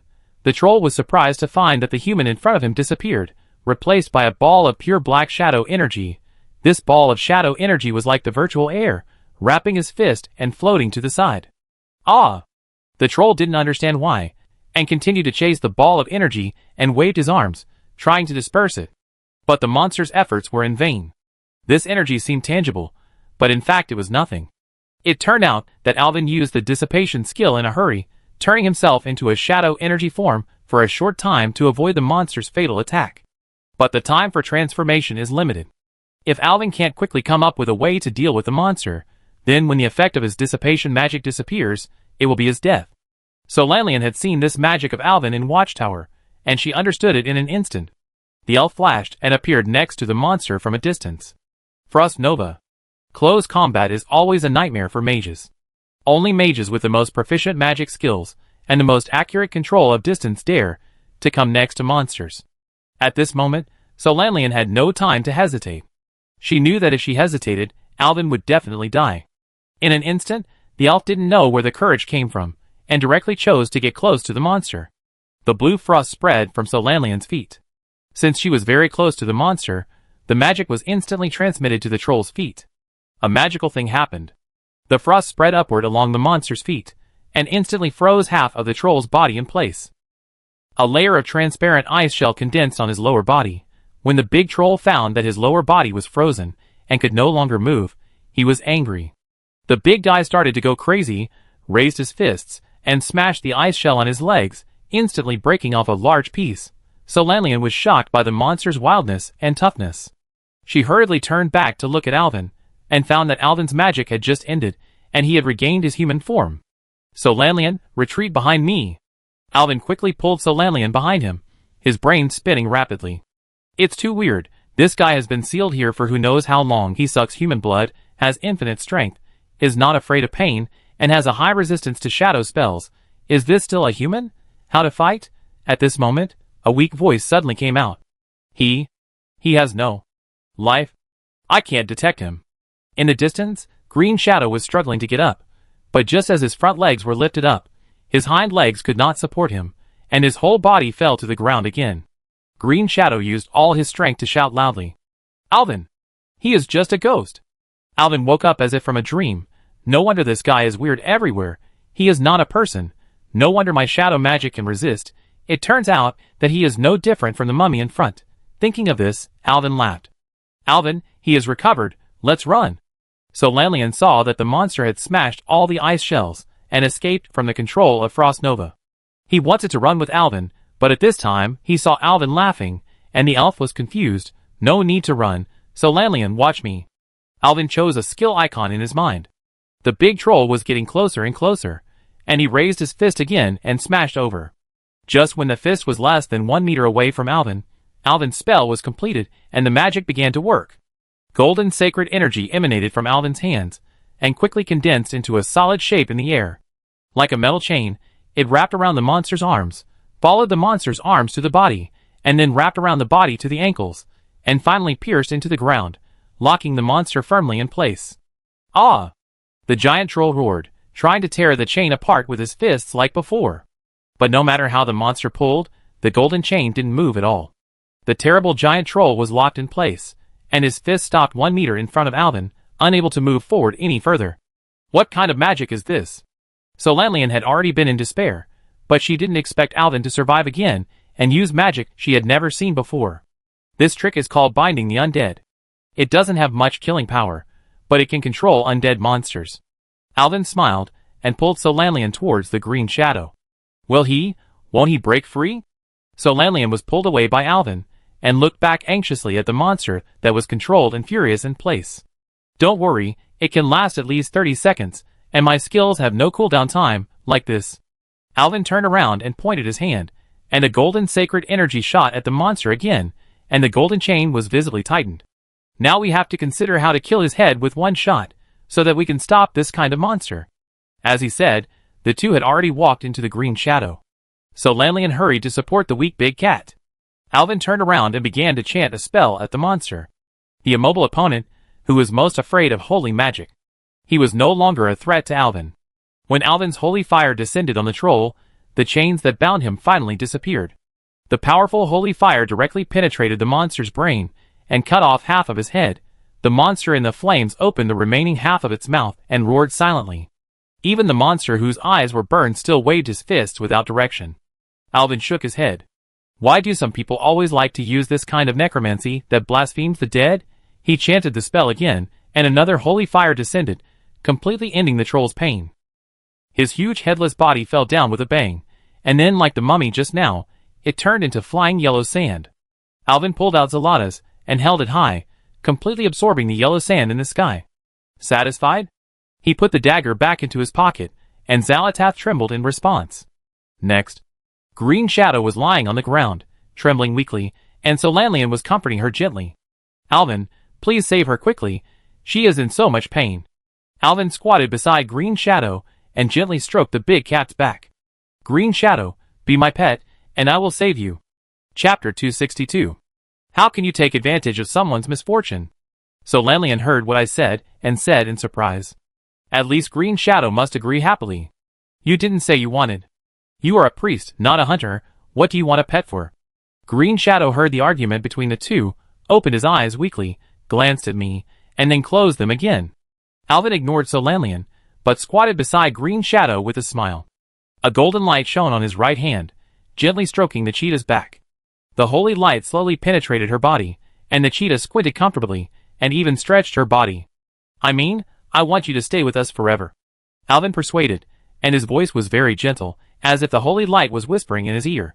Miss Green Shadow, think about it. What did you do every day before? Foraging, eating, bathing, sleeping. Foraging? How often can you eat a meal? 1 week, 1 meal. Oh. Alvin's holy light massage was so comfortable that Green Shadow was confused by him. She answered subconsciously and groaned. Oh, you can only eat once a week? This is very bad for your body. Alvin's left and right also lit up holy light. He attacked from both sides. This made Green Shadow feel more comfortable. Black Panther was lying on the ground with his belly exposed. Look, as long as you are with us, you can eat 3 meals a day. You don't have to forage for food yourself. We have all kinds of delicious food. There are all kinds of mutton and beef. You can eat your fill. Oh, mutton, I like to eat mutton. Green Shadow lay with his 4 paws facing the sky, squinting his eyes, and enjoying Alvin's holy light massage. As he listened to him talking about delicious food, his saliva flowed from the corners of his mouth. Solanlian was shocked by the scene in front of him, and couldn't speak. The holy light can actually be so useful? Every word of Alvin hit Green Shadow's heart. Yes, eat your fill of mutton, and sleep whenever you want. I will also prepare a soft big bed for you. And decorate it with a gauze curtain decorated with the starry sky. Oh, big bed, I like big bed. I haven't slept on a big bed for a long time. As long as you are with us, you can get all these. How about it? Do you agree? Be my pet? Oh, Alvin, your hands are so strong, but... Pet, it doesn't sound good. I don't want it. Oh, the mutton, the big bed, are all gone. As Alvin said, the holy light on his hands dimmed and left Green Shadow. No, don't go, please continue. Hee hee. Alvin smiled and performed the holy light massage again. So do you agree? Aye. Alvin saw her humming and hesitating, and thought it would be better to add fuel to the fire.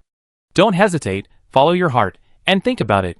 Even if you agree to me, your life will be no different from now. In fact, it will be more secure. I will provide food and accommodation, and when we go to Kalandor in the future, I can even buy you a villa in Teldrassil. Villa? I don't like it. I like nature. That's even easier. I can ask His Majesty the King to buy a large forest for you. Elwyn Forest or Eversong Forest is fine. I put a big bed in the forest for you. Alvin said, as he increased his strength and the output of holy light. Ah! Myra Green Shadow let out a high-pitched cry. This sound made Solanlian's face red and almost bleed. She wondered what it would be like if Alvin used this massage comb on her. So do you agree or not? Alvin accelerated his tone, and this time he said this in an unquestionable and condescending manner. The cheetah opened his dark eyes, looked at Alvin, and finally sighed. I agree. I agree. Agree to what? Agree. Agree. To be your pet. Louder. I, Myra Green Shadow, agree to be your pet. Green Shadow screamed as if he had accepted his fate. Alvin smiled with satisfaction. His hands were filled with holy light. He held his breath and continuously cast hundreds of powerful healing spells directly into Myra Green Shadow's body. As the huge amount of holy light poured in, Green Shadow tensed his body, opened his bloody mouth, and howled to the sky. But this was not enough. Green Shadow's body was like a bottomless pit, constantly devouring Alvin's magic power. At this time, he was sweating on his forehead. Green Shadow's body was too special. The holy light he had just output was enough to save thousands of dying warriors, but for Green Shadow, it seemed to just fill the bottom of the big bowl. Alvin didn't stop there. He stretched out his finger and poked it into the cheetah's mouth, cutting a hole on her sharp teeth, squeezing out a drop of blood, and falling on Green Shadow's tongue. Roar, roar, roar! Something strange happened.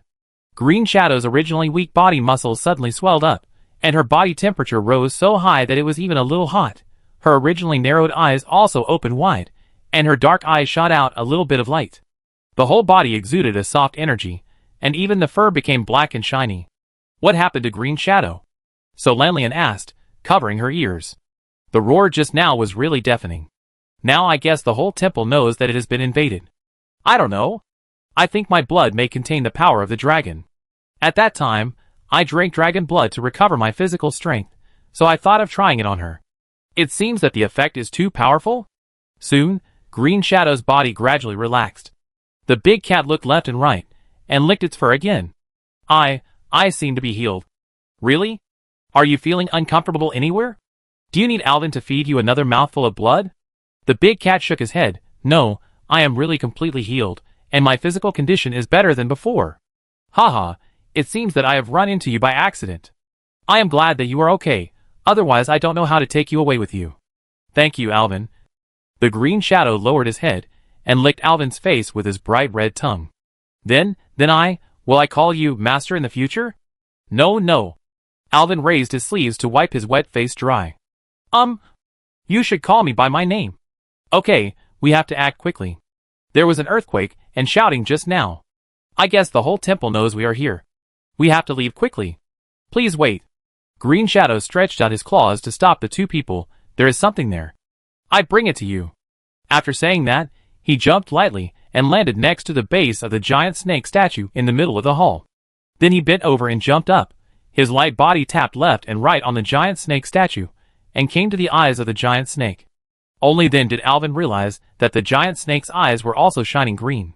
Then Green Shadow jumped directly from the top of the statue, drew an arc in the air, and landed next to Alvin. The big cat put the thing in his mouth in Alvin's hand. This is my green dragon pendant? Chapter 263. Alvin held the pendant in disbelief. It was indeed the same. Why would there be his pendant in this ghost place that had been sealed for who knows how long? Could it be that the old troll Zol put it in? How is it possible? He broke in here alone just to open the seal and put this thing in. There are too many strange things that I can't figure out, but there is a solution, which is to use this pendant to communicate directly with Sarah. And I guess I can understand a lot of situations. But at this time, Sasha's voice came from the entrance. There are a lot of venomous snakes and slime monsters crawling over. So Lanlian exclaimed in a low voice. Alvin looked back and immediately felt his scalp tingling.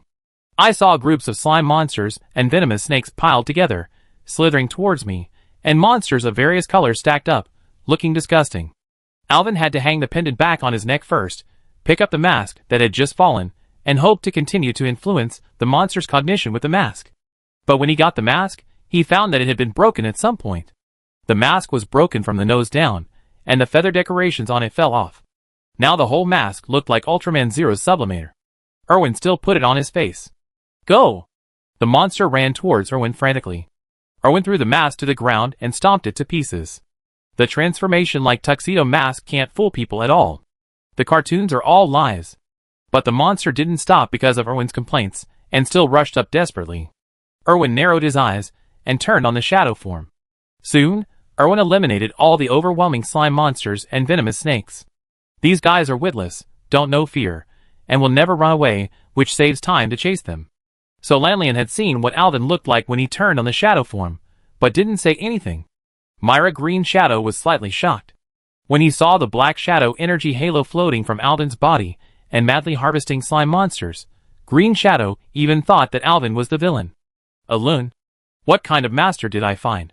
When Alvin walked back to the entrance hall, the monsters on the road were basically cleared. Green Shadow, did you go there when you clicked the statue just now? Alvin pointed to the second door from the right and asked. Yes, after entering, there is an upward staircase and a downward staircase. I just went to the downward level. In fact, it is a ring inside. I think the upward staircase should be the same.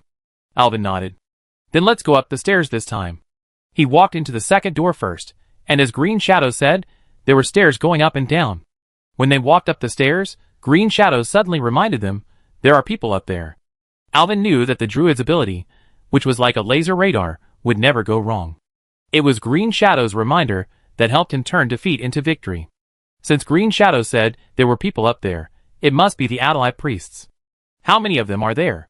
Can you tell? I can't sense creatures that are too far away. I can only sense 3 right now. So few? Solanian asked. This is indeed abnormal. Such a big temple, I haven't seen any living people since I entered. Did the Adalai priests really sacrifice themselves? They have a spell to resurrect corpses into undead monsters, so it is possible that one person brought several dead people. Alvin's speculation made Solanian shudder, and she shuddered. The girl quickly leaned closer to Alvin. Let's go, no matter what monster it is, kill them all, and then I will use the pendant to talk to the Dream Guardian. Alvin noticed that when he mentioned Dream Guardian, Green Shadow didn't react at all. It seems a bit strange, aren't the druids sleeping in the Emerald Dream? It seems that before the start of the Third War, even Thrall arrived in Kalimdor, and Malfurion, who was awakened by the Horn of Cenarius, awakened the druids sleeping in the Emerald Dream one after another. Myra Green Shadow, how did this guy run out by himself? Is it really because of the butterfly effect caused by his actions that everything happened in advance? Or have the druids been awakened because of something else? Miss Green Shadow, I have a question. Aren't all the druids sleeping in the Emerald Dream? Why are you wandering outside? Did the Dream Guardian Insera send you here? Druids advocate the way of nature. We can practice in dreams or in the wilderness. This is not contradictory. When Green Shadow heard Alvin asking, he stopped and explained to him. As for the other question you asked, I can't answer you either. My memory is incomplete, and even I am confused. Well, it seems that everything can only be known after the call with the Dream Guardian. As he was talking, the upward stairs had reached the end. As Green Shadow had speculated, the upper level was also a circular area, like a circular corridor. As soon as they came up, they encountered a troll squad that was heading to the lower level. The recovered Green Shadow was very fierce, and rushed forward to tear all these poor guys to pieces. Alvin squatted down to check, and only one troll bleeds, and the other trolls turned into yellow sand. Look, it's really a living person with a group of dead people. The Adalai priests are really rare. After all, they are a tribe that can even sacrifice themselves to the evil god. They did this purely by themselves. With Green Shadow leading the way, the rest of the road is extremely smooth. There is only a small door every few meters. When you go in and open it, it is a small platform similar to the statues on the lower level. There is an undead troll guarding each platform. However, they were all destroyed by Alvin using Bind the Undead plus Holy Fire without any effort. But surprisingly, looking down from these small platforms, it was no longer the hall on the ground floor. It was a brand new hall with green bricks and green tiles, but there was a big round hole in the center of the hall. I understand. Look at this big hole. There is such a big hole on the ceiling of the lower hall.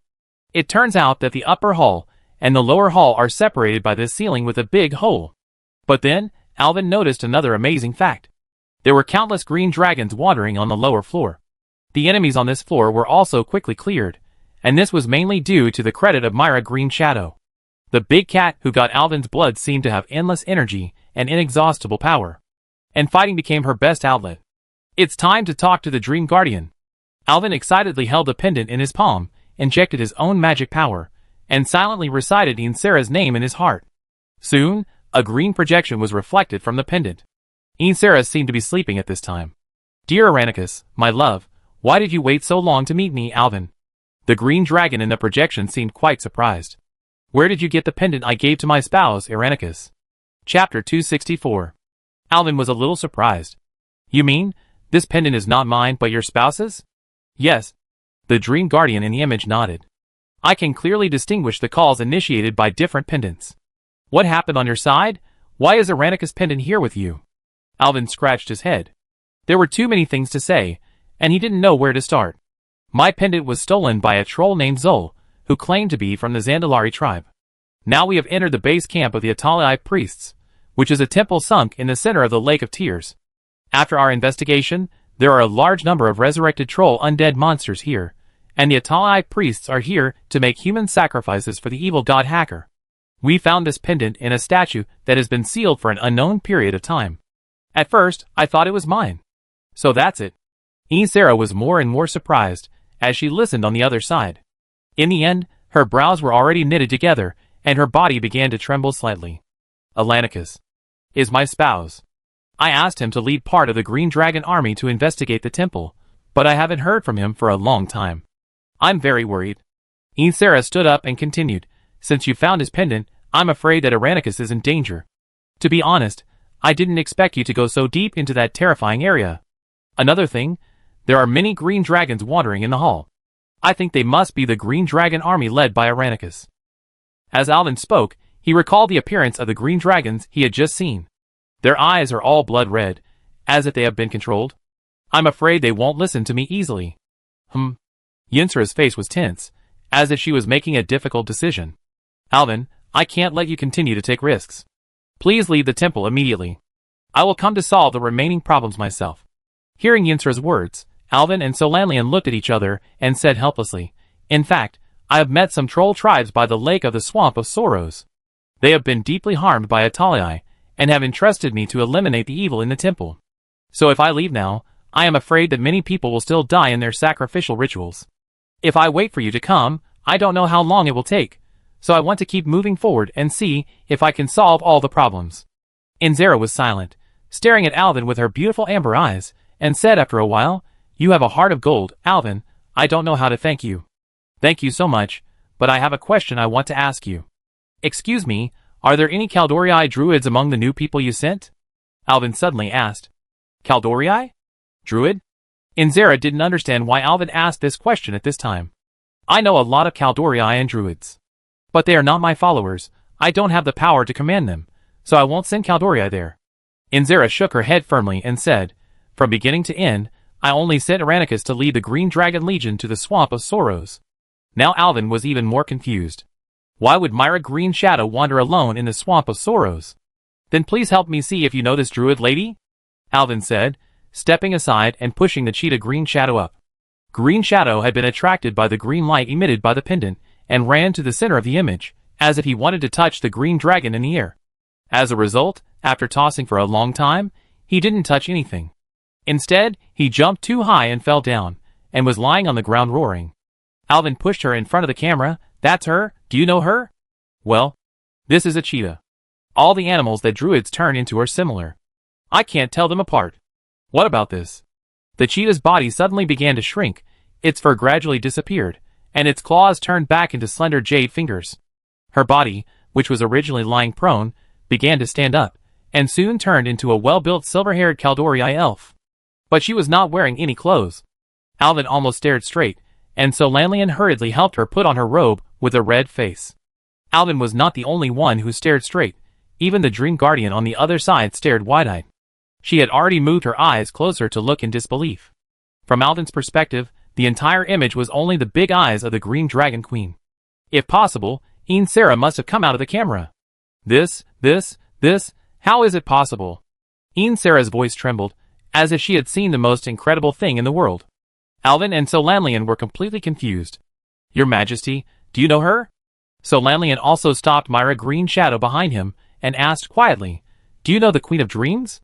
Green Shadow raised his head in confusion, pouted, pointed at his pointed chin with his right index finger, frowned and thought again, and finally said in a frustrated tone, This dragon seems familiar. Familiar? What does this mean? It seems that they knew each other before. What is going on? Alvin asked. Alvin, I order. No, I ask you. Please give up the current mission. Leave that place immediately. Alvin was completely confused, not knowing what Sarah was up to. Do you really know her? Was Green Shadow sent by you? The green dragon did not speak, but just looked at Alvin in confusion, as if he was hesitating about something. I'm sorry, Alvin, this matter is very important. I can't tell you until I see her. What I can tell you is that I do know her. Is she, now called Green Shadow? Myra Green Shadow, that's her name. What do you mean now? What do you mean? Myra, Green Shadow, I remember. Yinsula nodded at the huge dragon head, her eyes showed a gentle look. Alvin felt that she was not looking at him, but at the Green Shadow behind him. Alvin, please promise me that you will protect her, okay? At this moment, the image began to blur, and many white snowflakes appeared, and even Yinsela's voice was intermittent. Alas! But you haven't explained what's going on, Alvin asked anxiously. Why is this call still restricted by the market? Is the swearing battery running out? Please protect everyone. I will tell you everything when we meet next time. The image suddenly disappeared, leaving only a trace of magic in the air. Alvin held the pendant and shook it for a long time, but he couldn't activate it anymore. It seemed that the magic power stored in it had been used up. Chapter 265. Green Shadow, how many surprises do you have that I don't know? Alvin sighed as he looked at Green Shadow, who was chatting with Solanlian. I thought that asking Yinsera would explain all the problems. As a result, the pendant is not his, and the old troll Zul is still missing. What's more, Yinsera looks like she knows Green Shadow, but she won't tell me what's going on. Why are there so many riddlers in this world? Green Shadow, do you really not remember Yinsera? Green Shadow's expression seemed a little sad. She shook her head gently, and her long silver hair fluttered gently with the swing. I seem very familiar, but I can't remember it at all. Forget it, Alvin, don't force her. Maybe she can remember it when we meet later. This is the only way now. There is no other way now. Let's solve the problem of the Atala priests here first. How about Green Shadow? Why don't you turn back into a cheetah first? We still have to rely on your strength. Green Shadow nodded, returned the clothes to Solanlian, and turned back into a cheetah. It seems that we don't need to go back and take the third and fourth doors. Alvin pointed to the circular corridor and said, the steps of the third door also lead to here, on the other side, and should all be on this corridor. And the fourth door should lead to the level below occupied by the green dragons. I was wondering why no ally priests came to deal with us after we made so much trouble for so long. It seems that they themselves were blocked by these green dragons and couldn't get out. Can we communicate with those green dragons? If they are sent by Queen Yinsera, they should help us. Maybe not. I just observed that the eyes of those green dragons are blood red. A team of them is moving around nearby, as if they were under some kind of magic. I'm afraid these guys have lost themselves, Alvin said with a smile. But I still have a good idea. We can jump directly from the platform with the help of floating. I have a skill called Soothing the Mind, which can make dragons fall into a drowsy state, so we can bypass these guys. I haven't heard of this magic. Is it really feasible? Although I always see Alvin using some novel magic, so Solanlian is still more confident in him. Just jumping down like this, if you jump into a pile of green dragons, wouldn't it be terrible? Don't worry, it's absolutely reliable. We can just jump to the wall. Look there. Alvin pointed forward to a relatively open place by the wall and said, a few months ago, when I just separated from you and entered Shadowfawn Keep with Alcaratassa, I relied on this skill to cross the wolf pack. So don't worry, it must be reliable. Since Alvin has said this, it should not be a big problem. The two people and the beast stood on the edge of the platform. Alvin cast the levitation spell on everyone, and then jumped off the platform first. While floating down in the air, Alvin was not idle. He quickly cast the skill Calm the Soul, and groups of green dragon teams were covered by his magic. The red light in the eyes of the green dragon touched by the magic quickly dimmed, and the whole eye seemed to droop down and fall asleep. It worked. Alvin landed steadily on the ground beside the wall, turned around and waved to Solanlian and others, indicating that they could come down. Solanlian herself had a similar spell, and she had experienced this kind of floating in the air many times before. She was not nervous at all, and jumped down from the platform.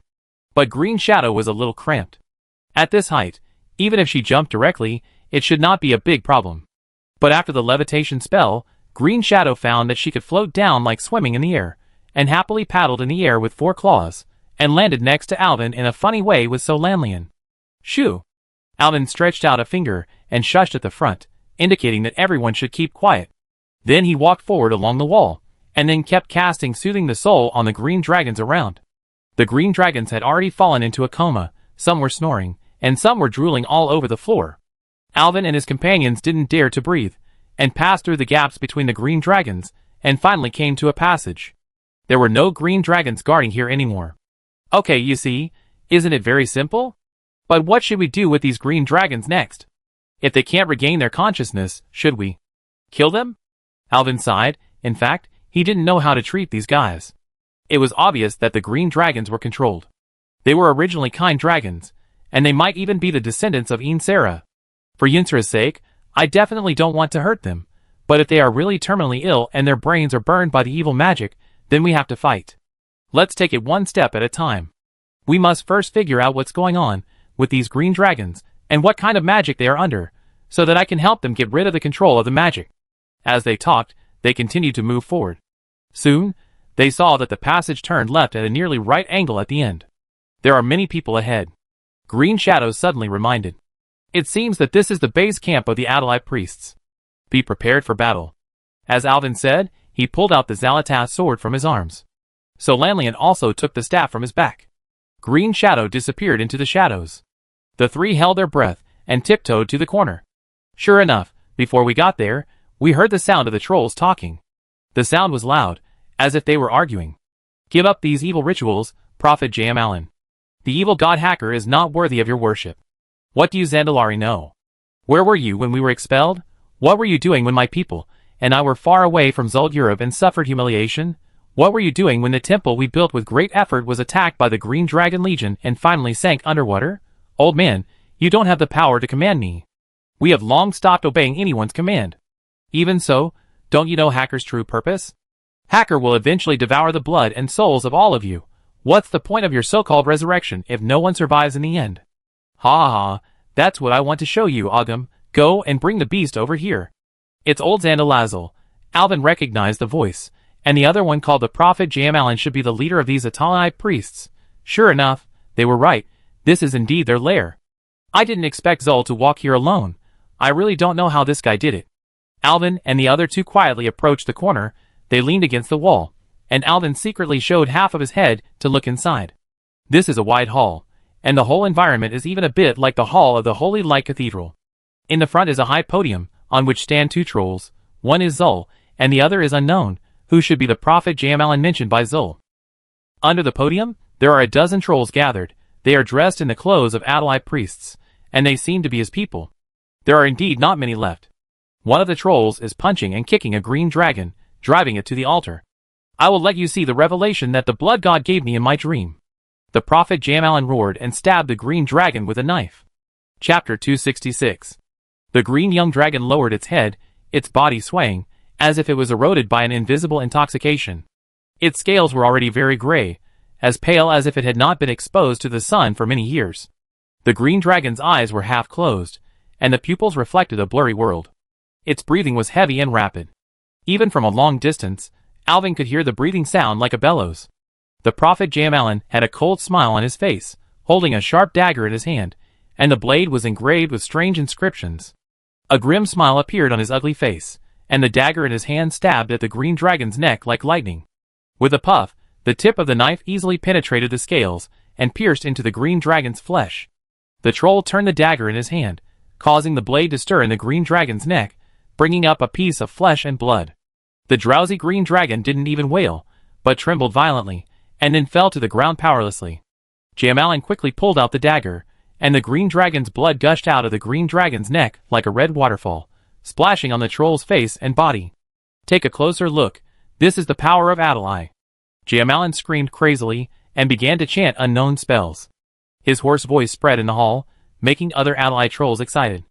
They raised their hands high and began to dance a strange witch dance to the green dragon. The ground under the green dragon's body suddenly cracked, and mysterious red lights gushed out like lava, quickly outlining an ancient magic circle on the ground. The lines of the magic circle were as hot as lava, and the light it emitted became brighter and brighter, like a burning fireball, reflecting everything around it red. The green dragon's body was lifted up by the magical power in the magic circle and floated in the air. Then wounds began to appear on its body. Those wounds were so deep that the bones could be seen, and blood gushed out like a spring, but the blood did not fall to the ground. Instead, it was pulled by an invisible force and turned into countless blood threads as thin as hair, which moved around in irregular circles and finally poured into the hot magic circle. As the blood continued to flow out, the green dragon's body began to shrivel, and the originally emerald green scales lost their luster and became gray and white like stone.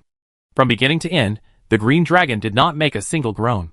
Finally, when the last drop of blood flowed into the magic circle, the ancient red magic circle instantly burst into a dazzling light, as if dyeing the entire hall bloody.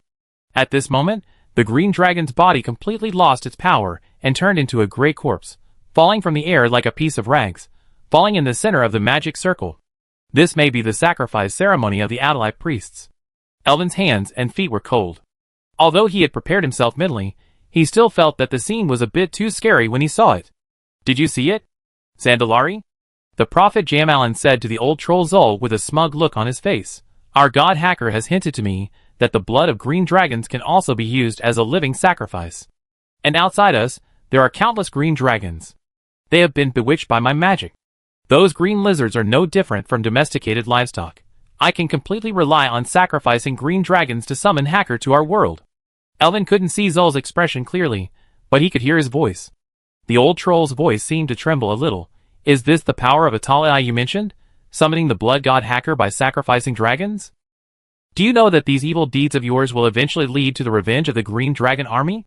Guardian dragons. Revenge? Jamalan laughed. We have never provoked green dragons before, but they still attacked us.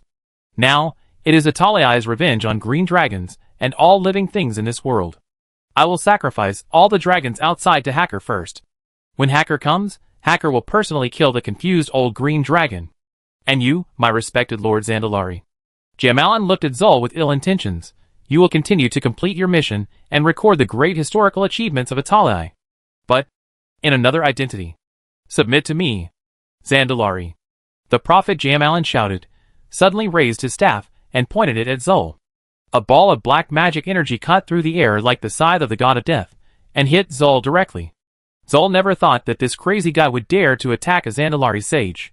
He had no way to avoid it, and was instantly hit by the terrible magic. Then, Zol's eyes began to become empty, and he felt as if his thoughts were swallowed by darkness. His body was like being tightly grasped by an invisible giant hand, unable to move. Then, an indescribable pain broke out in his mind, as if thousands of ants were gnawing at his brain. The eyes of the strong old troll were full of fear and struggle at this time. He tried to resist the power of darkness, but his willpower seemed so fragile in the face of darkness. There seemed to be two voices in his brain fighting for control. One was his own voice, and the other was a cold order from Jamalan. These two voices echoed in his mind, making him unable to think and struggling painfully. Jamalan watched Zol struggle fanatically, with a cruel smile on his lips. Struggle, struggle. In the end, you will belong to me. He enjoyed Zol's pain and his struggle. Zol's body began to tremble, and his eyes and consciousness began to become blurred. He knew that he could no longer resist this dark power, and his willpower seemed so powerless in front of Jamalan's magic. He gathered his last bit of reason and shouted loudly, Miracle! Face your fate. Finally, he closed his eyes in pain, and then he knelt down to Jamalan, his voice hoarse and low, as if coming from the abyss. At your service, my master. Alvin quietly hid in the shadows outside the hall, his eyes wandering between Gamron and Zol, shocked by this strange brainwashing magic and speechless.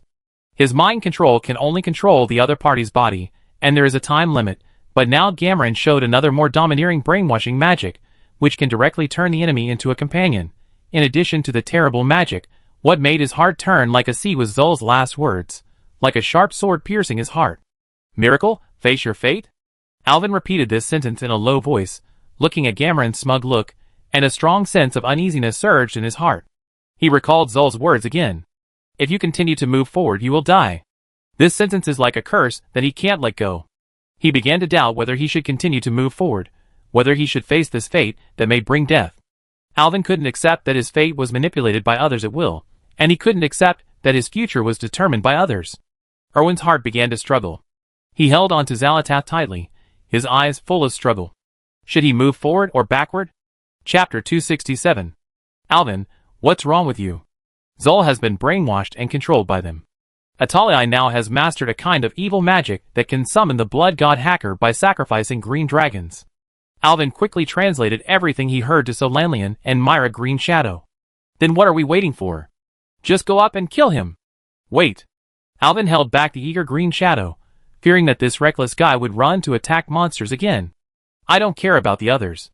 The key is the leader of the Atalii priests, the prophet Jamalan. Alvin whispered, didn't I say that Zol was brainwashed by him? I'm afraid we will be brainwashed by him if we go up, which will be difficult to deal with. What should we do then? His brainwashing magic is a black, sickle-like magic energy. When you see such energy coming towards you, immediately activate the ice barrier to resist this magic. Do you understand? Alvin pinched Solanlian's thin shoulders with both hands and looked into her eyes, and said solemnly, Understand, understand. So Lanlian was a little overwhelmed by Alvin's serious and focused look. It was the first time she saw Alvin looking so anxious. What about you? What will you do? I can turn on dissipate and transform into pure shadow energy to resist. However, there is a disadvantage to doing this. Both ice barrier and dissipate have a cooling time. If we can't kill Gameren in a short time, we will be in danger. What about me? Alvin? The green shadow asked with his big head tilted. Don't come forward. It only takes me and Solanlian to deal with the prophet Gameren. Alvin stroked green shadow's fur gently and continued. I need you to lead us to the side of the altar and turn into a giant bear to help me block the minions below, so that I can concentrate on dealing with Gameren. It's a piece of cake. Green Shadow nodded.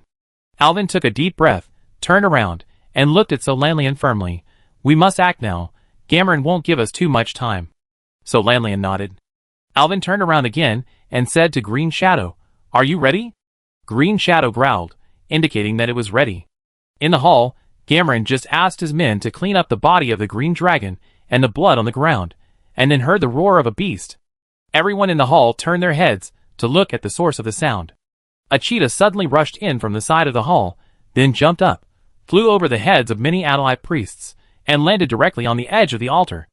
In the air, the cheetah's body began to change. Her limbs began to swell, her muscle lines became more obvious, and the color of her fur gradually changed from blue-black to dark brown. His head became bigger, his nose became wider, his body became bigger, and his eyes became more ferocious. His teeth and claws also became bigger and sharper, as if ready to tear apart any enemy that blocked him. When he landed, he had completely transformed into an angry giant bear, smashing a table on the altar completely, and two black shadows jumped off her body, and then the giant bear angrily rushed into the crowd under the altar and began to kill. In just a moment, several Adalite trolls who were close to him were killed. The audience instantly became chaotic. Alvin and Solanlian were already standing beside the giant bear Green Shadow, facing Jamalin. Jamalin had recovered from his initial shock. The troll looked at them through his small green beam-like eyes, with a flash of disdain in his eyes. Who are you? Why did you come to my temple? I was commissioned by the Green Dragon to deal with you. Jamalin laughed after hearing this. Green Dragon? Look how many I have outside the door. Jamalin grinned. Those green lizards deserve to die. Oh, I see, you are the rats that sneaked into my temple. I wanted to deal with you later, but I didn't expect you to come to my door. Solanlian responded coldly, Jamalin, your arrogance will make you pay the price. The commission of the Green Dragon is not a joke, and we are not here to joke. Jamalin sneered, and waved the scepter in his hand wildly. Then come on, see if you have the ability. The angry roar of the giant bear Green Shadow came from behind, as if it kicked off this inevitable battle. Alvin and Solanlian looked at each other. Solanlian quickly ran to the side, and started to cast spells while pulling away. But Solanlian just ran 2 steps, and found that her feet were like lead, and could not move anymore. What is this? Alvin was also surprised to find that a bunch of green vines had grown under his and Solanlian's feet, tripping his feet, and then tightly binding them. He quickly cast a dispel spell on himself, and the vines under his feet disappeared instantly. Erwin, who thought he had gotten rid of the restrictions, was about to move, but found that at the same time as the previous vine plant disappeared, another vine quickly grew on the side and entangled his feet. The speed at which the vines dissipated was far slower than the speed at which they were generated, and Erwin suddenly understood. It's the earth-trapping totem. He quickly looked around and found that Gameren had dropped a small totem beside him at some point. The little thing was vibrating regularly, and the green vines extending from the totem had already penetrated into the soil, and went deep into the ground. Erwin quickly selected the 3-hit sacred fire of the flame of the sky in his mind, and a fire fell from the sky and struck the small totem, burning it to ashes instantly, and the vines under his and Solanlian's feet also disappeared.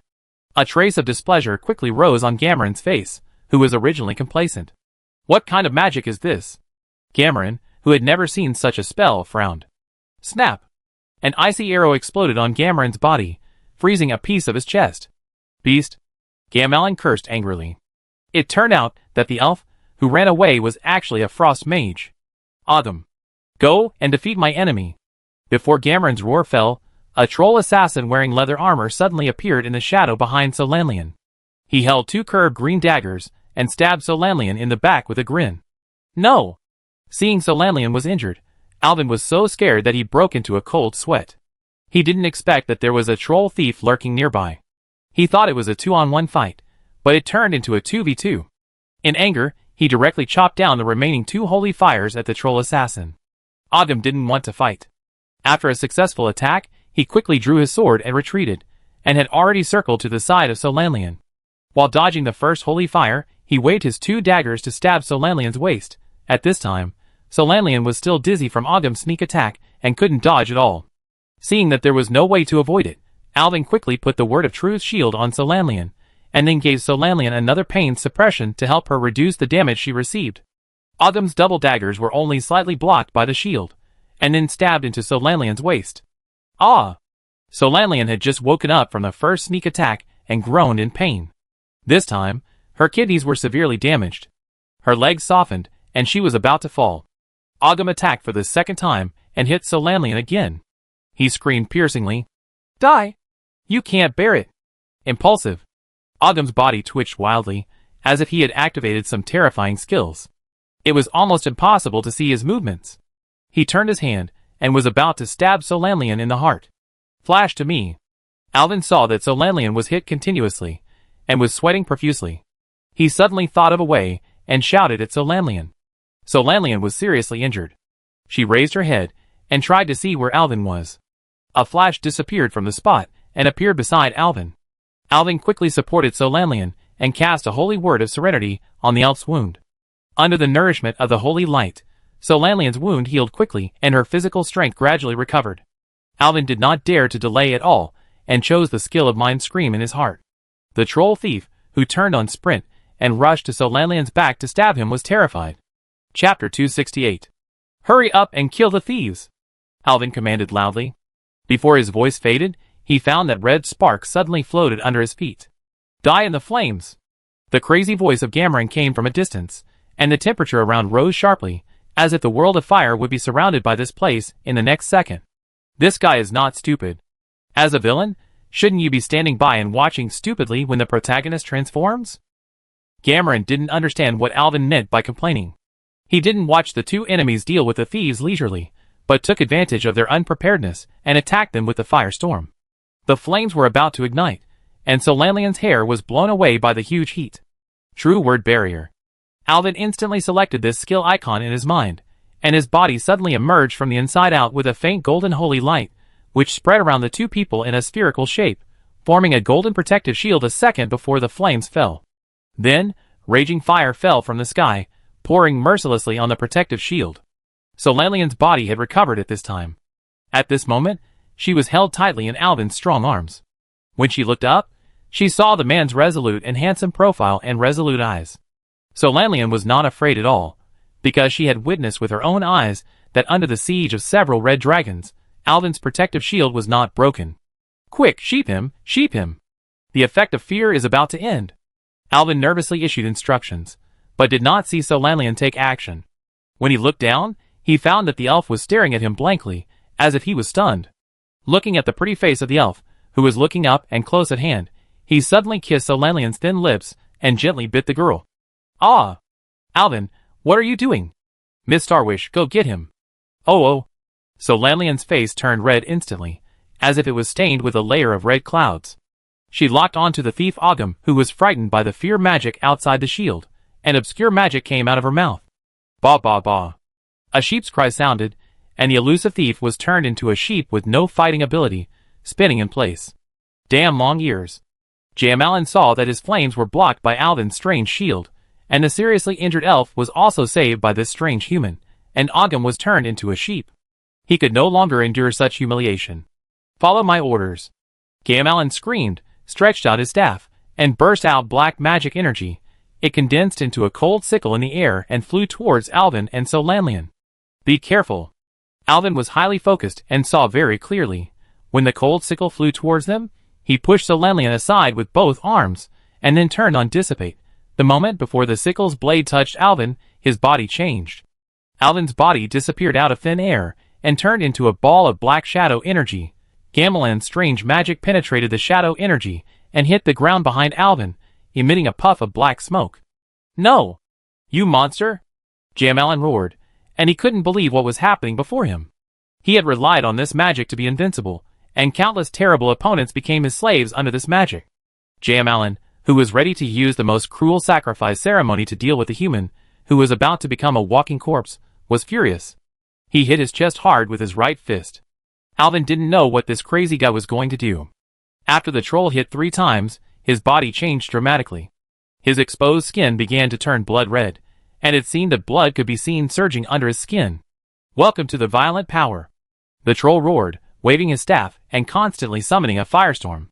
It was obvious that his casting speed was much faster than before.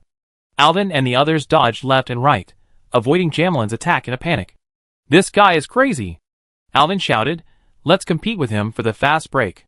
He selected the skill icon of energy infusion in his mind, and a pure holy light rose from his fingertips and rushed to Solanlian. Instantly, Solanlian's body surged with surging holy light energy. The powerful energy strengthened the elf's thinking and consciousness, making her movements and casting speeds up rapidly. The frost arrow flew out from the tip of Solanlian's staff as fast as a machine gun. Cameron was shocked and angry. He didn't expect that humans also had magic similar to his racial skill rage. He dodged to the side frantically, and even rolled on the ground, barely avoiding the attack of the frost arrow machine gun, but he was still hit several times.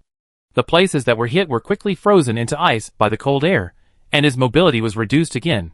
Alvin had moved very close to Cameron at this time. He was ready to activate the shadow form, but this tough guy... "Ah!" Solanlian screamed again, and Alvin's ominous premonition quickly hit him. "You don't need to look to know that the thief, who was just trapped by the sheep, has escaped." Sure enough, Solanlian was attacked by the troll thief Ogum again, and the whole person was instantly silenced and collapsed there. Fortunately, Solanlian cast an ice body protection magic on herself at this time, so most of the thief's attacks hit the ice shield. But the thief was not in a hurry. He followed the same method and went around to Solanlian's side as before, and stabbed the mage's waist again with a knife. Seeing this, Solanlian was anxious. If he was stabbed a few more times, he might be seriously injured again. In a panic, he used his life-saving skills, Ice Barrier. When the huge ice completely covered Solanlian's body, Ogum's double daggers could no longer cause any harm to her. The thief stabbed with his dagger angrily, but found that he could only leave a few white dots on the ice, which could not break the defense at all. Seeing that his weapon could no longer cause harm to the mage, Ogum chose to retreat temporarily, and soon disappeared into the shadows again. Cameron laughed. "Seal the eyes of this priest." Alvin was shocked and quickly cast a power shield on himself, but it was too late. The ghostly thief suddenly appeared in front of him, and threw an unknown powder into his eyes. "Ah!" Alvin quickly dodged, but some of the powder in the air still invaded his eyes. The severe pain and burning sensation stimulated Alvin's eyes. He had to close his eyes, and quickly used healing magic on his eyes. "Submit to me." Although Alvin couldn't open his eyes, he heard Allen shouting again. He knew that the troll had used brainwashing magic again, but he didn't know whether it was directed at him or Solanlian. Solanlian's refrigerator would end soon, and she would have no way to escape. He couldn't see anything now. If he attacked him, he would be in danger. To be honest, he would rather the troll attacked him. But time was running out. Alvin had no choice but to roll away, and quickly heal his eyes with holy light. "Ah!" Solanlian's screams came from a distance. Chapter 269. Solanlian's screams echoed in the hall, and the elf seemed to have seen the most terrifying thing in the world. Alvin's heartbeat accelerated, and he tightly grasped the dagger in his hand. Allen chose to attack Solanlian, and Solanlian had obviously been hit by the terrible brainwashing magic. "Solanlian, I will save you." Alvin shouted the elf's name loudly, hoping to get her response. But as time passed, Solanlian's voice gradually became weaker and finally fell silent. An ominous premonition surged in Alvin's heart. He slowly opened his eyes, and the scene in front of him almost made him collapse. Solanlian, who was originally heroic, stood there at this moment, with empty eyes and expressionless face, as if controlled by some evil power. Her movements were stiff, like a puppet, completely losing her former agility and vitality. A chill rose from Alvin's back. He knew that Solanlian was no longer the beautiful and lively elf, but a puppet being controlled. Despair surged in his heart like a tide, and Alvin couldn't help asking himself, "What should I do? What should I do? Should I really fight Solanlian?" This question pierced his soul like a sharp knife, making it difficult for him to breathe. "Solanlian, don't scare me. Do you really not remember me?" Alvin's voice began to tremble a little, and he could even hear his own heartbeat. But Solanlian's eyes were empty and lifeless. Instead of responding to him, he held his staff in both hands and began to gather the cold magic energy around him. Very good. Long ears. That's it. Kill that human priest. Jamalin laughed crazily on the side. Watching you kill each other is really pleasing to my eyes. Ha ha ha. So Lanlian's fingertips flashed with icy blue light, and a chill emanated from her body, and the air around her seemed to be frozen. Alvin's heart tightened. This was a sign that Solanlian's ice magic was about to be activated. She was going to be serious about him. Countless ice arrows fell from the sky like hail, and each arrow carried a biting cold, as if to completely freeze Alvin in this world. Alvin had to dodge left and right, fleeing in a panic, avoiding the attack of the ice arrows. However, there were too many ice arrows, and Alvin's body began to feel bone-chilling cold, and his breathing became more and more difficult. At this moment, the figure of the thief Ogham suddenly flashed out from the shadows. He held a green dagger flashing with cold light in his hand, and his target was Alvin's back. Alvin felt the chill on his back, and he suddenly jumped forward and avoided Ogham's sneak attack. Just when he wanted to turn back to fight back, he found that Ogham sprinkled an unknown powder into the air, and he disappeared with a puff sound. Look at me to blow you out. Alvin's body suddenly burst out with sacred magic energy from the inside out, and the holy light splashed in the air like little stars. Ah! Ogham had been lurking beside Alvin, waiting for an opportunity to sneak attack, and he had never expected that the priest would use such a skill. He was burned by the holy light and emerged from the shadows. Alvin was in a state of pain at the moment. He didn't want to waste time on the thief anymore, but every time he wanted to turn around to deal with Jamalin, the thief Ogham would always hold him back, which annoyed him. It seemed that only by removing Ogham, the thorn in his side, could he free his hands to deal with Jamalin. At this moment, Ogham's figure was just driven out of the shadow by the flames. Alvin knew that the opportunity was fleeting.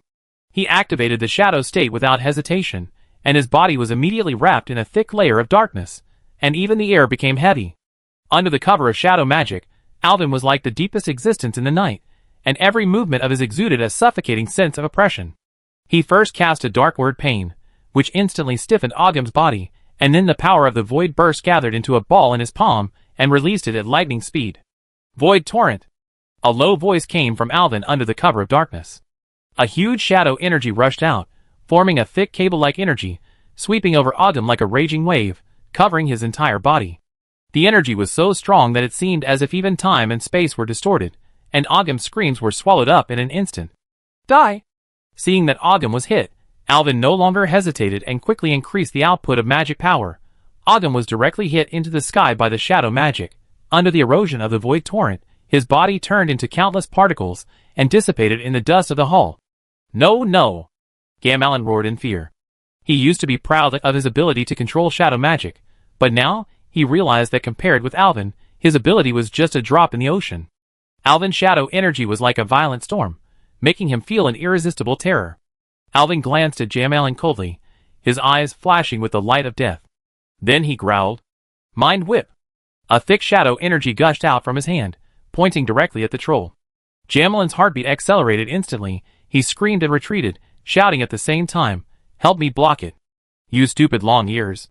So Lanlian, who was beside him, heard the troll's call, and flashed, and his figure instantly appeared in front of Jamalin, trying to use his body to block Alvin's attack. Alvin's mind whip drew an arc in the air, and it was about to hit Solanlian.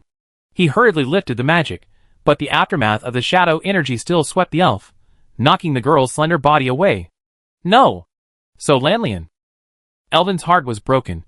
He saw that half of Solanlian's body had been defeated by his own shadow energy. At this moment, the power of darkness was constantly eroding Solanlian, and the elf's face showed a painful expression. Jamalin saw this scene and laughed out loud. "If you want to kill me, you must kill the long-eared elf first." Ha ha ha!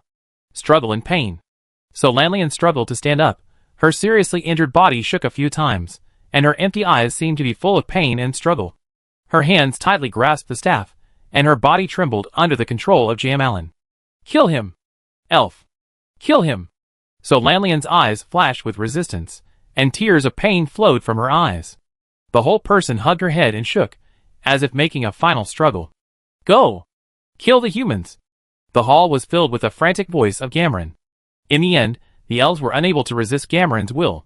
A shrill scream came out of Solanlian's mouth, and her body shot out like an arrow. Her brain was almost exploding from the torture of the two voices. At this moment, the elf had completely given up thinking. She rushed to Alvin, gave up her identity as a mage, raised the scepter of Sargeras, and stabbed Alvin with the tip of the staff. Chapter 270.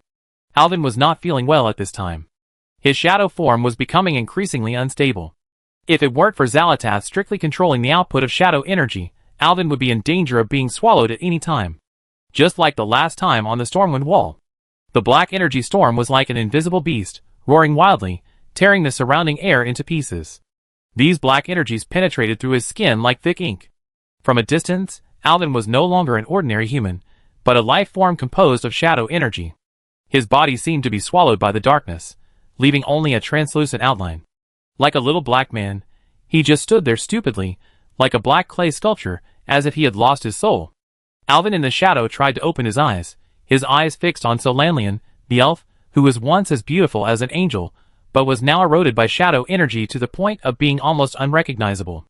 Half of Solanlian's body had been swallowed by the darkness. Her fair body turned into a deep-sea blue, and her eyes flashed with a cold red light. The scepter of Sargeras flashed a cold light in the darkness, as if it was a spear tipped from the void, ready to harvest Alvin's life at any time. The figure of the dark elf became larger and larger in Alvin's sight. Her staff was raised high, ready to launch a fatal attack on him. Alvin still stood there stupidly. Although others could not see it, his face was full of struggle and pain. He was experiencing an unprecedented war in his heart. He was full of self-blame for Solanlian. He was careless and didn't protect his lover. He hated the cruelty of the enemy, which made Jamalyn turn Solanlian into what she is now.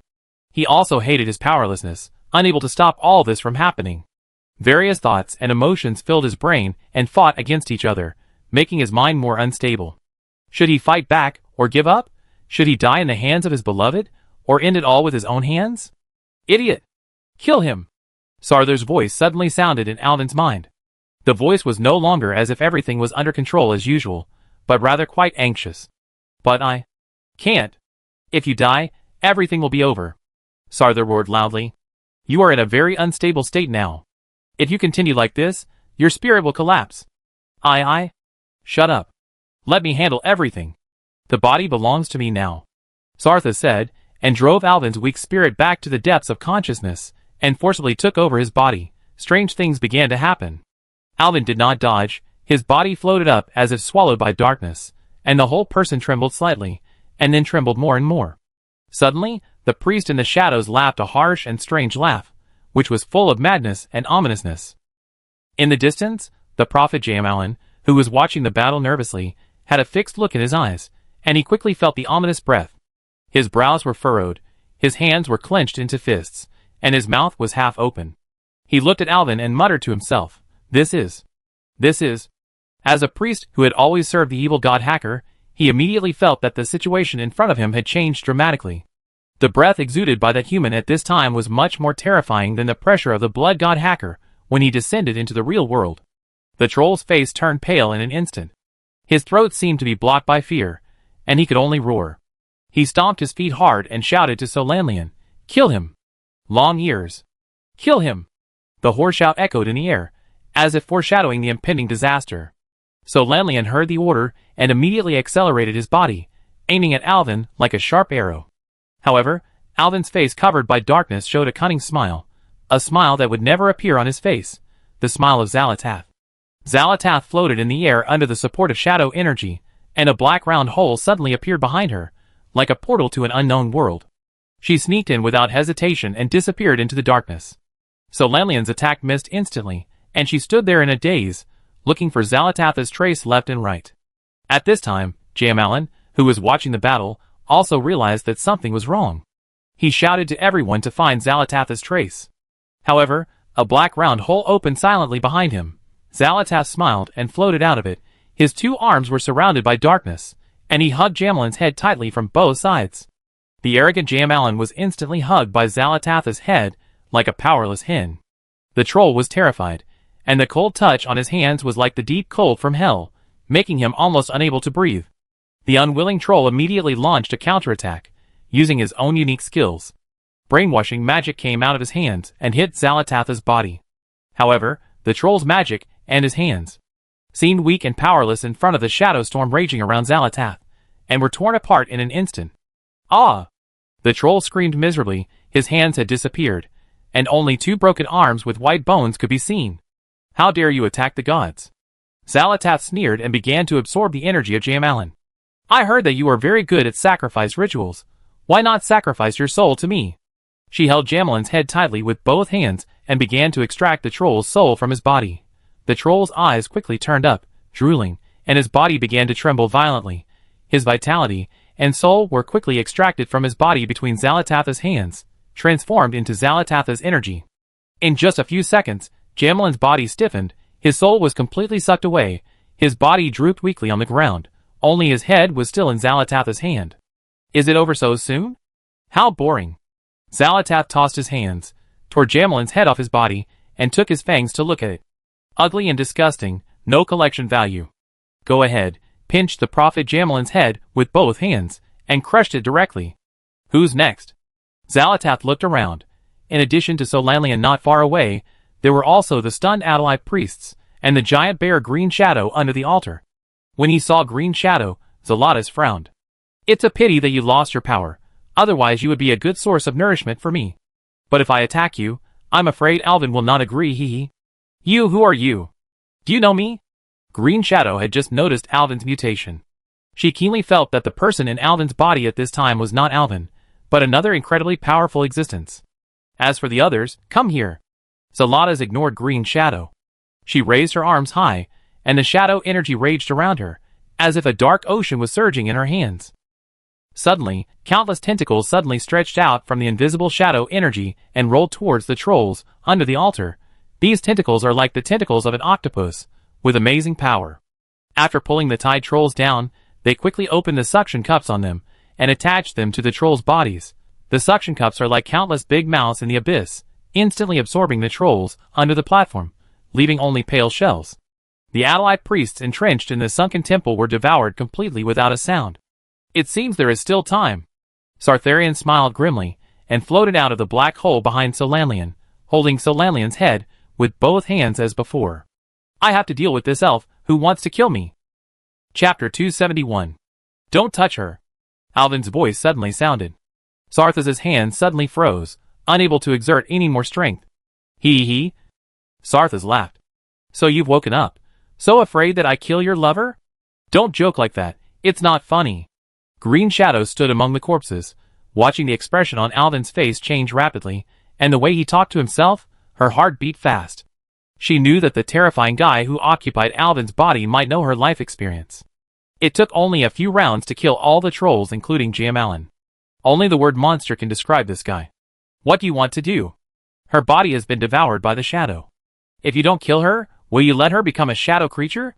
What is a shadow creature? Just like the shadow demon you summoned, imagine that your lover has become a shadow demon. Well, it seems quite interesting. Alvin was silent. He was thinking about how to save his lover. Then I kill her? I say no. Then wait until she becomes a shadow demon? That's even worse. Then what do you say? Sartharth loosened his hands, and asked himself, with his hands on his waist. This was very funny. Alvin's brain was spinning rapidly. Was there no way to save Solanian's life without turning into that terrible shadow demon? Suddenly, he had a flash of inspiration, and it came to his mind. I know a creature called a two-world walker. They can walk between the void and reality. Is it possible for Solanian to become like this? How do you know these things? Sartharian was surprised. You reminded me of this.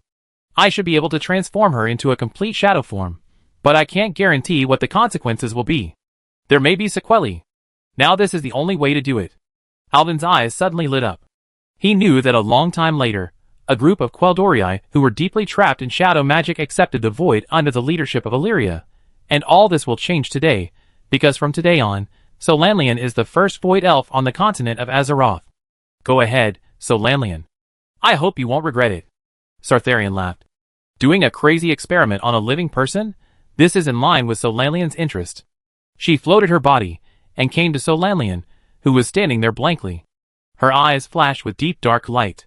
Jamalyn was dead, and Solanian, who had lost her command, was like a kite with a broken string. Her body was almost completely corroded by the shadow energy. Xal'atath began to gather energy, and a smooth black energy ball floated from her palm. She gathered powerful shadow magic into this energy ball. Xal'atath waved her hand lightly, and the energy ball floated above Solanlian's head. In an instant, several pure shadow magic powers surged out of it, making the energy ball flicker in the dark like a black neon light. This leak power formed a vortex in the air, emitting a low roar. The dark vortex became larger and larger, and countless dark elements surged wildly, as if a huge black hole formed in the eye of the storm, sucking everything around it. Zalatas did not hesitate at all. She stretched out her finger and pointed at Solanlian. The tornado formed by pure shadow elements quickly enveloped Solanlian. Ah! Ah! Ah! The black whirlwind was like a black blade, slashing Solanlian to pieces in the rotation. Although the elf's brain was not clear, the pain like being cut by 1,000 knives still made her scream miserably. Alvin saw Solanlian being tortured by the dark storm, and his heart was filled with sorrow. If it weren't for me, maybe Solanlian wouldn't have to face such pain at all. Soon, Solanlian's body finally began to change under the endless hammering of dark energy. Her fair skin was first cut open, blood gushed out, and then it was repaired by the power of darkness. Countless shadow energies entered her body, making her skin begin to become as deep as the night. However, Zalatatha's actions did not stop. The shadow energy ball suddenly emitted a strong black light, and a strong suction force extended outward. The terrifying dark tornado that just enveloped Solanlian, and the shadow energy in her body that was devouring every inch of her body seemed to be caught by an invisible giant hand and sucked out of her body. These shadow energies did not stay in the air, but were directly sucked into the energy ball. As the last trace of shadow energy was drawn out of Solanlian's body, the light of the shadow ball also went out. Success? Sartharian whispered. Even for her, the surprise operation of shadow magic just now made her extremely tired, and Solanlian has been successfully transformed into a void elf by him. Her body has been completely transformed by shadow magic, and her power will surpass anyone. In the history of World of Warcraft, Solanlian will become the first void elf. Her name will be recorded in history forever. Alvin quickly avoided the control of his body, rushed forward, and hugged his shaky lover in his arms. Solanlian, how are you? He hugged Solanlian tightly, and cushioned the elf's neck with his arms. Solanlian's skin color is slowly fading at this moment, and her body, which was originally as dark as the starry sky, has now turned light blue. Alvin doesn't understand why the elf's skin color will change. This is probably related to the amount of shadow energy called. My head hurts. My body hurts too. Solanlian lazily opened her eyes. When Alvin saw these eyes, he was completely stunned. The eyes of the Starwish sisters that were burning with arcane fire disappeared, replaced by a pair of eyes as dark as the night. There were several huge stars where the pupils were originally. Alvin seemed to see the universe in these eyes. That's great, Solanlian. It's great that you're okay. He couldn't bear it anymore. Hot tears flowed from his eyes, and dripped on the face of the void elf. The cold tears made Solanlian a little more sober. She raised her hands, and gently wiped away the tears on Alvin's face, revealing a gentle expression. Why are you crying? I'm fine, don't worry. Huh? The elf saw his arms, which were originally white, and now turned light blue. Why did I change color? Solanlian struggled to stand up from Alvin's arms, with strength from nowhere. This. She looked at the palm and back of her hand in disbelief, and then looked at her thighs. Blue, all blue. No, how could this happen? Alvin! What happened to my body? What are you in a hurry for? You little girl. Sartharian suddenly took over Alvin's body again. You should thank Alvin. If it weren't for her, you would have completely turned into that disgusting shadow demon. Alvin, how come you? No, you are not Alvin. This guy is too soft-hearted. He can't even control his own woman. I have to help him. Sartharian sneered and said, Remember, this situation is only good for you. You can try it. In addition to your original ice magic, your body has become more compatible with elemental magic. Arcane, ice, fire, and shadow will all be strengthened by your current body. But there is a side effect. Sartharian smiled cunningly. You have to find Alvin frequently to replenish shadow magic. As for how to replenish it, haha. Chapter 272. Enough. If Green Shadow continued to talk, he didn't know what kind of lewd words he would say. Alvin quickly took back control of his body. When you need people, go forward. When you don't need people, go back. Sarthas's voice sounded in Alvin's mind. Ha. She seemed to yawn loudly, and then continued, It's been a long time since I came out this time, but I've gained a lot. Now I'm going back to rest. You'd better not encounter any danger while I'm resting. Sarthas. Thank you. No response. Alvin didn't know if she heard it or not. It seemed that Sarthas fell asleep again. He stood up and pulled the hand of the panicked void elf. Solanlian, it's my fault. Just now you were controlled by the enemy's magic, do you remember? It was that kind of brainwashing magic. The elf's hand felt no different from before, still smooth and delicate, but trembling slightly. My shadow spell accidentally hurt you. Under the influence of that spell, you might turn into some unknown terrifying creature, so I used shadow energy to turn you into what you are now. I turned into this. I'm scared. Solanlian said with tears in her eyes. Am I ugly and scary now? I turned blue. It's not scary at all. You are still the same, just a little different. My feelings for you will not change. Little girl, pay attention to your words. Why is blue ugly and scary? The angry voice of the giant bear Green Shadow came from the side. A burst of green light flashed, and Green Shadow gradually faded away from the giant bear's appearance, returning to the original appearance of the night elf. It turned out that her skin color was darker than Solanlian. If Solanlian was light blue, then Myra Green Shadow's skin color was darker than dark blue. She seemed very unhappy with Solanlian's offense to her skin color. While Myra Green Shadow was talking, she walked to Alvin's side. Now the night elf had something more important to ask. Alvin, what's going on? Why is there another person inside you? Who is that scary guy? Yes, what's going on? Alvin's breathing was heavy. To be honest, he didn't know where to look. Green Shadow, who had just transformed from a giant bear, was naked, and Solanlian was almost naked because of the shadow storm just now. The two naked people were just in front of Alvin, and Alvin felt his blood boiling and his air rushing down. That's beautiful, but you should put on some clothes first. Ah! Pervert! The two elves shouted in unison, reacted and protected their key parts. But where are the ready-made clothes in this ghost place? Do the two elves have to strip the clothes off the dead trolls on the ground?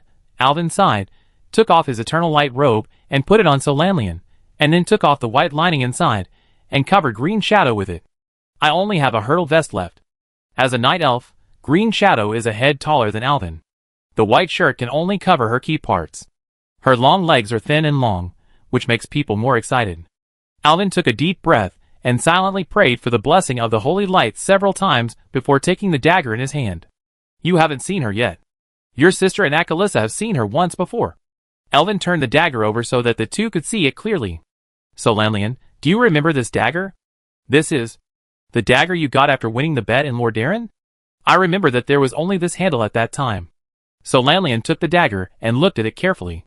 The unique shape of this dagger impressed her very much, so she remembered it as soon as Alvin reminded her. Yes, it's that one. Later, by chance, I found the blade again, and this knife turned back to the shape by itself. No wonder I always see you holding a small knife. I thought you used it for self-defense. Solanlian nodded. But what does this dagger have to do with the person who just attached to you? Alvin smiled bitterly, took the dagger back from Solanlian, and cut a piece of cloth from the troll on the ground to wrap it up. She is the one sealed in this dagger. Her name is Xalatath. Xalatath. I've never heard of her. Solanlian shook her head. What is her origin? This is a long story. I tell you in detail another day. She was trapped in the dagger because of her declining power. Later, I seem to have helped her absorb a lot of energy through several battles, so she gradually regained consciousness and began to communicate with me. She seems to know my past. Green Shadow suddenly said. Her eyes looked at Alvin in confusion, but without focus. It seemed that what she wanted to see was not Alvin, but Xalatath hidden deep in his heart. She recognized me during the battle just now. She said I lost my power, otherwise I could be her nourishment. Well, I heard it too. It seems that you lost not only your memory, but also your power. But your druid power is still there. What power did you lose? I don't know. I can't remember it at all. Can you let this Xalatath come out again? Green Shadow said, holding Alvin's arm with both hands. I really want to know what happened to me. I always feel that I have experienced something terrible. Green Shadow's silver hair fluttered with her movements, and Alvin's arm was a little painful when she pinched it. I haven't entered the dream for a long time. This is not normal. I tried many times, but no matter how I slept, I couldn't connect with the dream. Since getting along with Green Shadow, she always looked drowsy and always fell asleep inexplicably. It turned out that she was trying to enter the Emerald Dream. Green Shadow is a mature female night elf. Caldorii has a nearly eternal life, and even many elves such as Tyrant are living fossils that have lived from the time of the explosion of the Well of Eternity to the present. Although Alvin tricked Green Shadow into being his pet, It was more of a desire to catch a druid as a pet. In fact, he has always known that the night elf in front of him may be much older than all of them combined, and may even have some unknown history. After all, even the Green Dragon Queen and Sela and Xalatath know her. Such a powerful night elf druid actually lost his memory, and could not enter the Emerald Dream. This kind of thing is too weird no matter how you look at it. I understand your worries, Green Shadow. Elvin held Caldoriai's shoulders with his backhand, looked at her and said solemnly. But every time Xalatath comes out, he has to rest for a while to recover his strength. Now I'm afraid he can't come out to explain these things. But don't worry. Elvin pointed to the green dragon pendant on his neck and smiled. I will take you to see Aunt Sarah. She promised that she would tell me about you when we meet next time. Don't worry. She is the Green Dragon Queen, in charge of the Emerald Dream. This time we helped her solve all the trolls here. I think she should be considered to owe us a favor. Hearing what Elvin said, Green Shadow had to nod. But how can I go back to Silvermoon City in this state? Solanlian was still struggling. She didn't expect that this girl with a strong appearance had a strong appearance anxiety. Don't worry, you look the same now. You are still Solanlian Star Wish. And didn't Zalata say that your body is more suitable for magic now? Alvin paused, as if he remembered something, and smiled cunningly. And your body is very suitable for practicing shadow now. I want to teach you some shadow magic I know in the future. You see, your eyes are shining like stars in the night sky now. Maybe in the future, others will call you Great Astrologer Solanlian. Great Astrologer. Solanlian pondered the name, and fell into deep thought. I think this name is very kind. Thank you, Alvin, I feel much better. The Void Elf finally smiled. Oh my god, what have I missed? This is a completely new race? At this time, a hoarse but excited voice sounded, startling Alvin. Chapter 273. Erwin knew who it was as soon as he heard the voice. He patted his head, how could I forget him? While comforting the two elves who were also startled, he turned around to find the source of the voice. Here. I'm here. Under a pile of troll corpses, there was a thin old troll, and he still wore that strange mask on his face. It was his old friend, Zandalari Sage Zul. You old guy, I didn't kill you just now. Haha, it must be the protection of the gods. The old troll laughed dryly, and seemed to have touched the wound and coughed violently. Erwin realized that this guy was now pressed by the pile of corpses, and couldn't move, just like a monkey pressed under the Five Elements mountain. Only one arm and head were exposed in the pile of corpses, and the rest of his body was buried. Dear Miracle Priest, my old bones are about to die under this, please rescue me. Zul said while struggling, but unfortunately he was pressed at the bottom, and he was exhausted after a few struggles, but his body did not move a millimeter. What? Didn't you say that I would die in here? And you also said that the thread of my future was broken here. Whether you admit it or not this time, your ridiculous prophecy is not accurate at all. Alvin squatted on the old troll's pen holder with a smile, stroking his dog head. While cursing, he used levitation to reduce the weight of the corpse above, and then pulled the old troll's exposed arm out with his arms. After all, this guy didn't do anything bad to them, he just stole the staff and pendant, and left the scepter of Sardras in the troll village before, which was considered a disguised return to himself. Ouch, my old bones are about to break. Zul was pulled out with a groan. He sat down on the spot against the pile of corpses, massaging his numb body with two big hands, with only 3 fingers. How much did I miss? The old troll looked around and found that there was no living person around. He was so surprised that his chin dropped from the mask. Gamelin died? How did he die? How else could he die? We killed him. Alvin turned around and winked at the two ladies. He didn't want more people to know about Xalatath. Too incredible. But the prophecy. The prophecy says that you will be killed by your lover here. Zul muttered softly, looking at Alvin with an incredible expression. Huh? Alvin heard it, and immediately pinched the old Zul's arm to catch him. So you already knew what we would encounter here? Why didn't you tell me earlier? Ouch, ouch, it hurts so much. My old bones can't stand your torture, they're going to break. Zul screamed. His whole body was bent into a strange shape by Alvin. I can't tell you, if the prophecy is told, we will lose the favor of the gods and our power. Alvin then let go of his hand. He knew that the witchcraft of the trolls had many evil taboos, and was very strange. Stop it. Judging from the results, your prophecy is not very accurate. I don't know why you are so nervous. He stretched out his hand to the old troll, and spread it out. Give it back to me, my green dragon pendant. Ouch, it hurts so much. What a pity, you said you were going to observe closely. But you didn't see the key point at all. Here, here, here. Zol was talking incessantly, while reaching into his arms, took out a pendant, and placed it in Alvin's palm. What's going on? I need to know every detail. And, Zol looked at Solanlian and asked, how did the Quel'Dorii become like that? This is a completely new race. This is a long story. Tell me first, how did you get in? And what is your purpose? Zol had been sneaking a peek at Solanlian, and was glared back by the Void Elf. He hurriedly pretended to be indifferent. He patted the dirt on his body, but found that it was already covered with yellow and white filth left by various corpses, and his hands were dirty again, so he simply wiped it on his robe, and spit on it when he felt it was a little dry. Elwyn was almost nauseated. As I said, Zandalari sages have the mission of recording history, and besides, the old troll looked at the broken corpses lying around inside. They were once subjects of the Garubashi Empire. For Zandalari, these people are also compatriots, who have the same customs, and speak the same language as us. We don't want them to go further and further on the evil path. If we can persuade them, we should try our best to persuade them. As the old troll said, he found his luggage from the pile of corpses, the equally dirty package.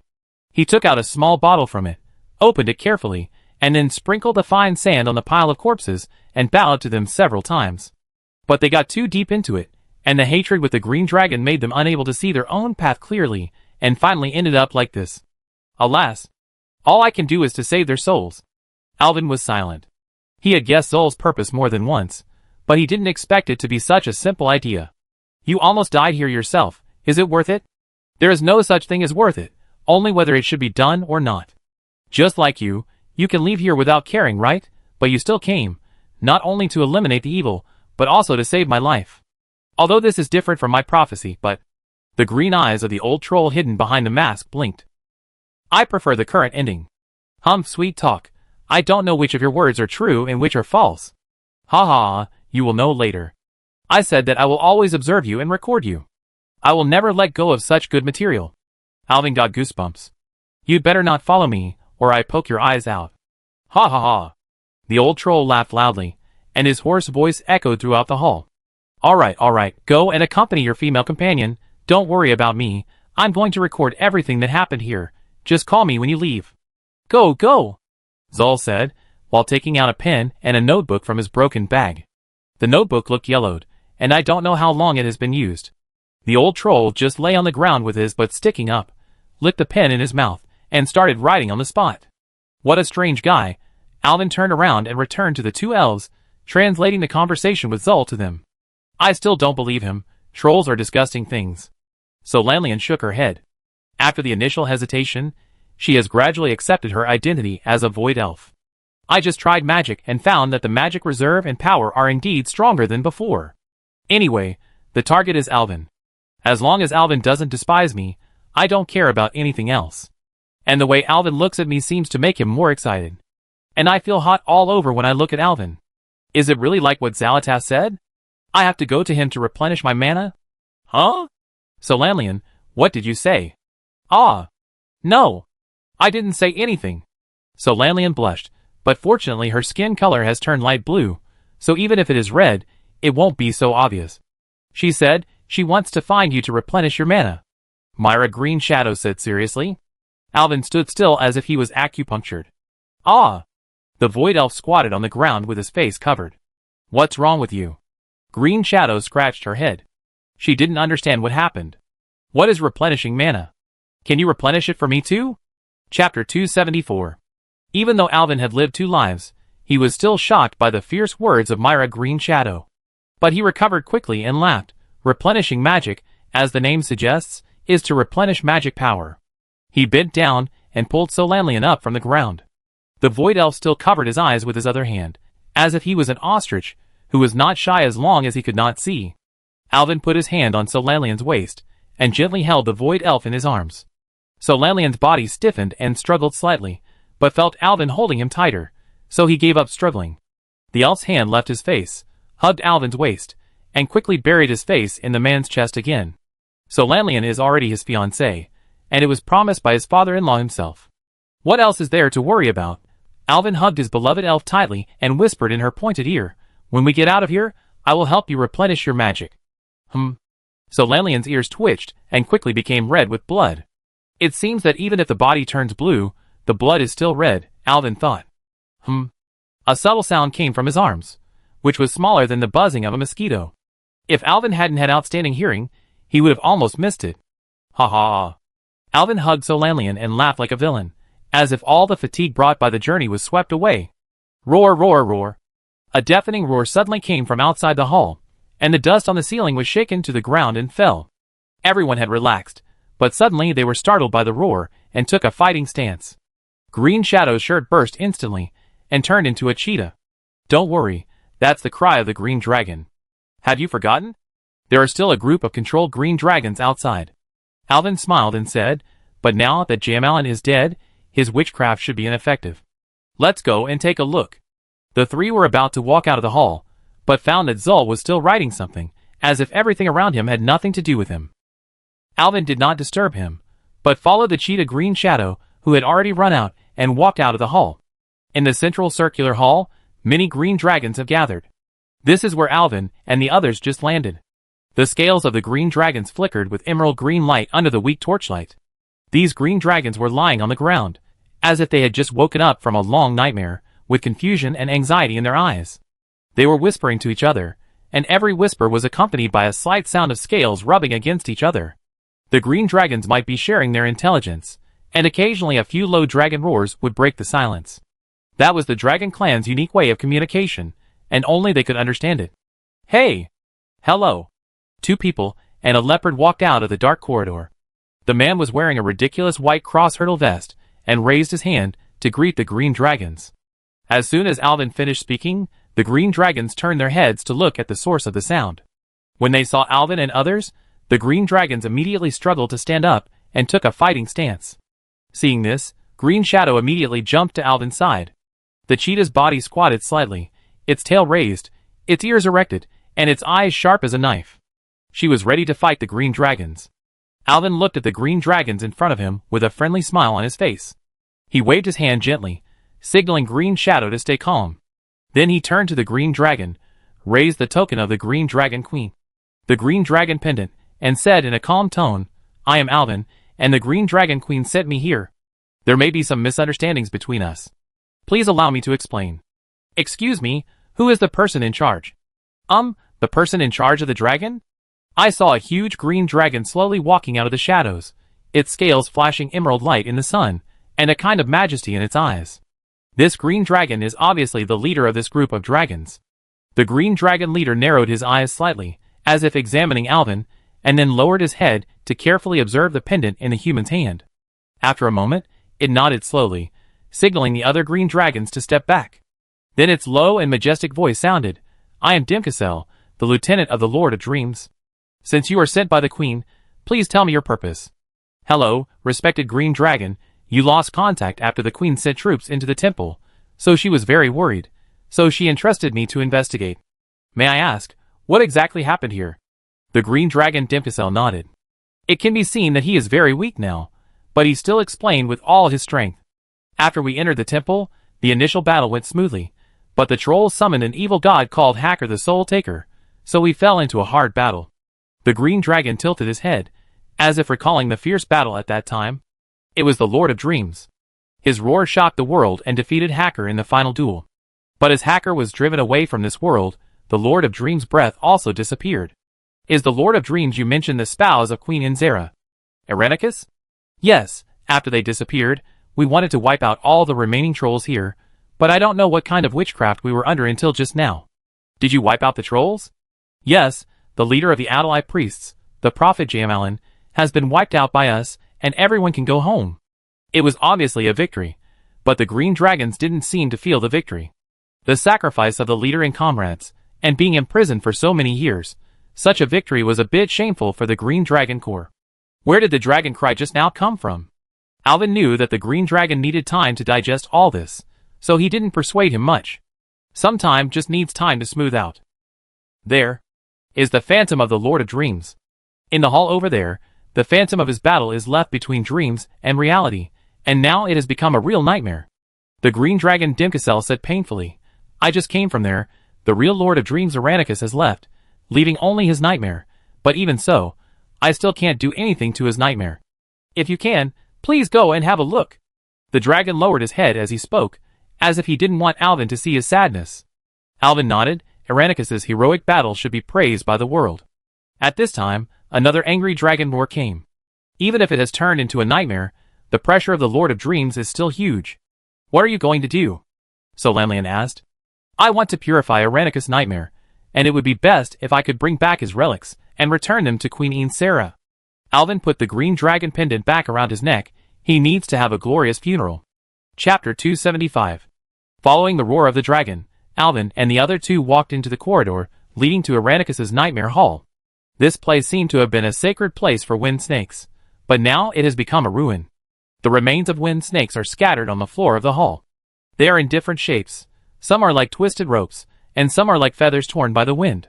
These remains have long lost their former luster, as if they have been eroded beyond recognition by the ruthless years.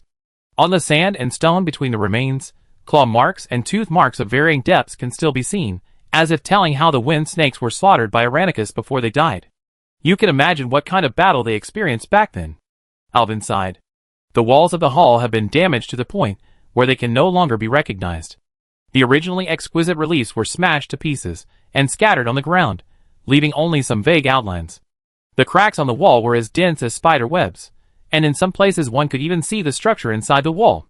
From these cracks, gusts of cold wind blew out from time to time, carrying a desolate and sad atmosphere. And in the center of the hall, there was a huge translucent green dragon, Atlanticus. This phantom was constantly repeating the last battle with the soul-taker hacker before his death. The phantom of Irenicus was like a real entity, roaring and attacking the air, as if recreating that fierce battle. His wings spread, his body leaned forward, and his claws stretched forward, as if he wanted to grab the invisible enemy. Watching the phantom fighting with the air, Alvin felt a little uncomfortable. Before his death, Irenicus left behind a huge grudge. He didn't know whether he had defeated Hacker. It was because of these obsessions that his phantom stayed here, repeating the scene before his death over the years. Alvin carefully took out the green dragon pendant from his arms. The exquisite green dragon carving on the pendant flashed green light under the weak light. He gently stroked the pendant and whispered the name Ensela. In an instant, the air around seemed to solidify, and then an emerald green light burst out from the pendant, and the light became stronger and stronger, gradually converging into a huge figure. The green dragon queen Ensela appeared. Her scales were like the finest jade, exuding a charming luster under the light. Her huge wings flapped gently, bringing a breeze, which seemed to contain the breath of the forest and the ancient power. Her eyes were like deep lake water, but at this moment, she was anxious and expectant. Alvin?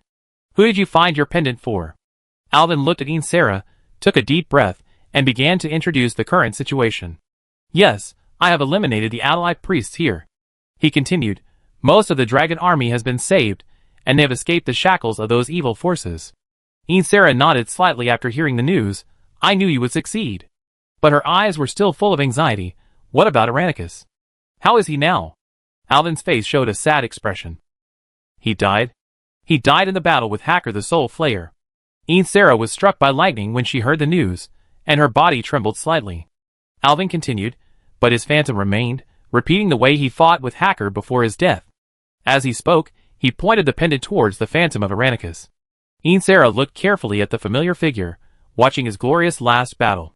The Dream Guardian was silent, and the huge grief overwhelmed her like a tide. Her emerald eyes gradually filled with tears, and the crystal tears slid down her cheeks and dripped onto the ground, like emerald gems. Please let Irenicus' soul rest in peace. She choked and begged Alvin. She knew that her lover had completely left. Alvin looked at the heartbroken Ensera and nodded solemnly. The light dissipated, and the call of the green dragon pendant stopped abruptly. Alvin held up the pendant and walked towards the phantom. Phantom immediately noticed something was wrong and prepared to attack Alvin. But when he saw the pendant in Alvin's hand, Phantom's eyes gradually softened, and the fanatical flames gradually extinguished in front of Irenicus' pendant, replaced by a deep tranquility. Phantom's voice was like the ancient wind, low and distant. Is everything over? There was a deep fatigue in his voice. Alvin nodded. Yes, powerful Irenicus, it's all over. You did a good job and defeated the evil god. Now you can rest. Hearing this answer, Phantom's body began to emit a strong light, and the light was like the dawn, illuminating the entire space. His body gradually dissipated in the light, turning into countless tiny points of light, like stars falling on the earth. When the light faded, a green long sword remained in place, the sword body flashing green light, as bright as emerald. A dazzling gem was inlaid on the hilt, a very beautiful sword. Alvin gently picked up the long sword and felt the powerful force coming from the sword body. It seemed that he could feel the bloody battle between the green dragon and Haka in the past. He carefully put away the sword and took the elf back to the hall in front. When he walked into the hall, the other green dragons immediately noticed his arrival, and also saw the sword in Alvin's hand. They lowered their noble heads and expressed the highest respect to Alvin. "What's wrong with the green dragons?" Solanlian asked. Illanicus's adjutant walked out of the team, his eyes full of awe. "You found the dragon's call. This is the sword that the Dream Lord used when he was alive. We thought it had been lost in the dust of time, but we didn't expect it to be here waiting for you. So this is the famous dragon's call?" Alvin was surprised. "Have you heard of this weapon?" "I've only heard of it. Can it really summon dragons?" "Well, it's just a name, but you are the savior of the Green Dragon Legion. At least we will obey your call."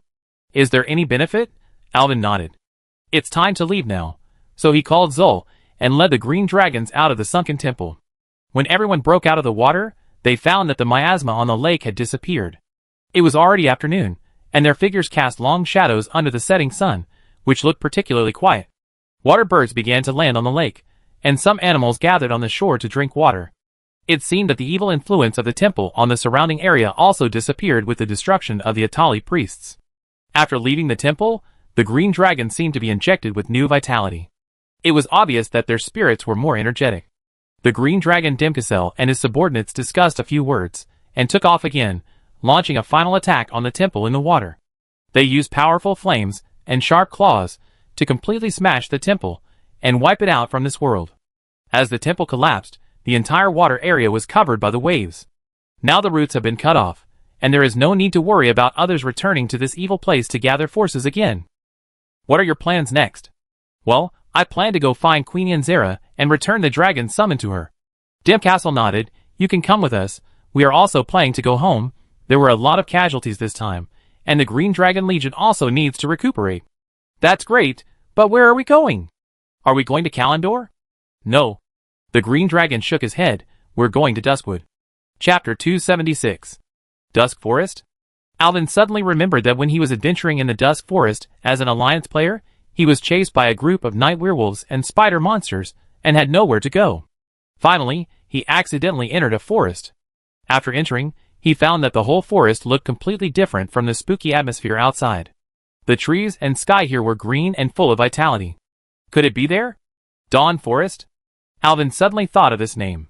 Dinu Castle showed a surprised expression. Yes, this is the place where the green dragon seal magic was cast. This forest is hidden in the Dusk Forest. I didn't expect you to know this place. Although it's a bit late, can you tell me your name?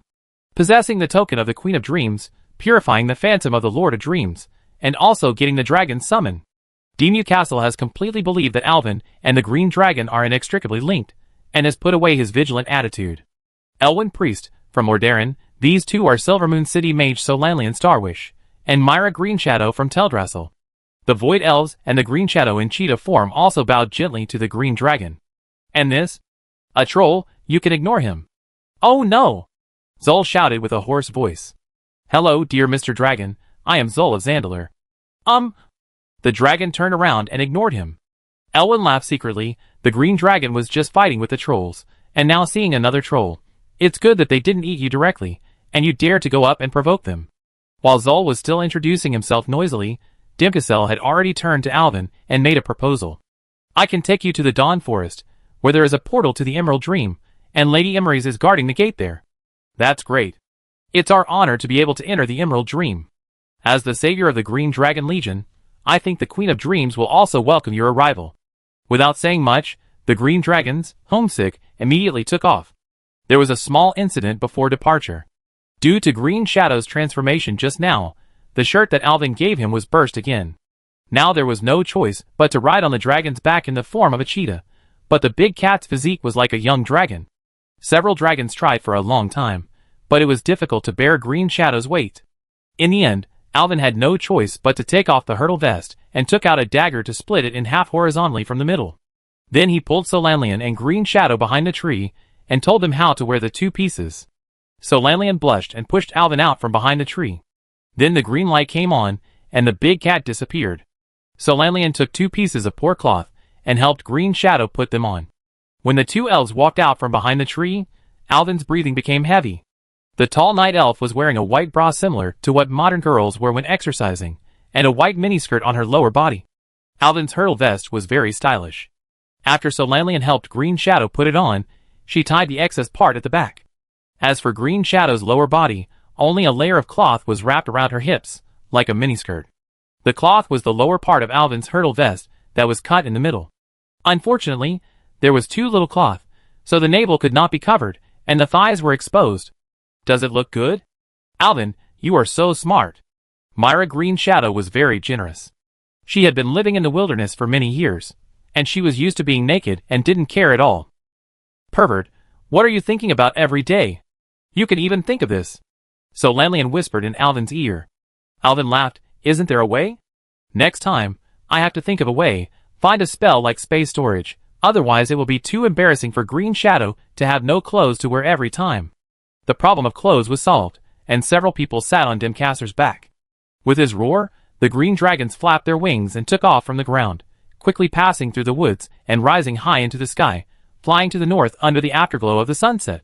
Poor Zol had no one to take him, so he had to find a young dragon to hold him in his claws and fly behind the team. Alvin was a little worried that this guy would be thrown down from the sky by the green dragon. But the excited Zol shouted behind him, and it seemed that he didn't care at all. The Swamp of Sorrows was not far from the Duskwood, and it was almost there before the sun completely set. Dimcastle circled above the Duskwood for several times, as if to determine the location of the Dawnwood.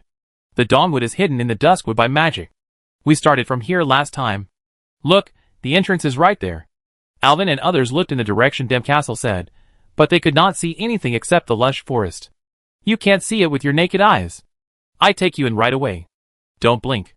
The green dragon said, turning his head and whistling at the flying dragons behind him. He flapped his wings and dived towards the forest under his feet. The wind pressure immediately increased, and Alvin couldn't open his eyes. So Lanlian seemed to be a little scared by the sudden weightlessness. He held Alvin's hand tightly, lifted his arm, and took the opportunity to get into Alvin's arms, hugged his waist with both hands, and closed his eyes. Myra Green Shadow has been in a bad state since she flew into the sky. The night elf kept her eyes closed throughout the whole process, lying on the dragon's back like a cat, pulling the dragon's scales with her slender fingers. There was no blood on her hands.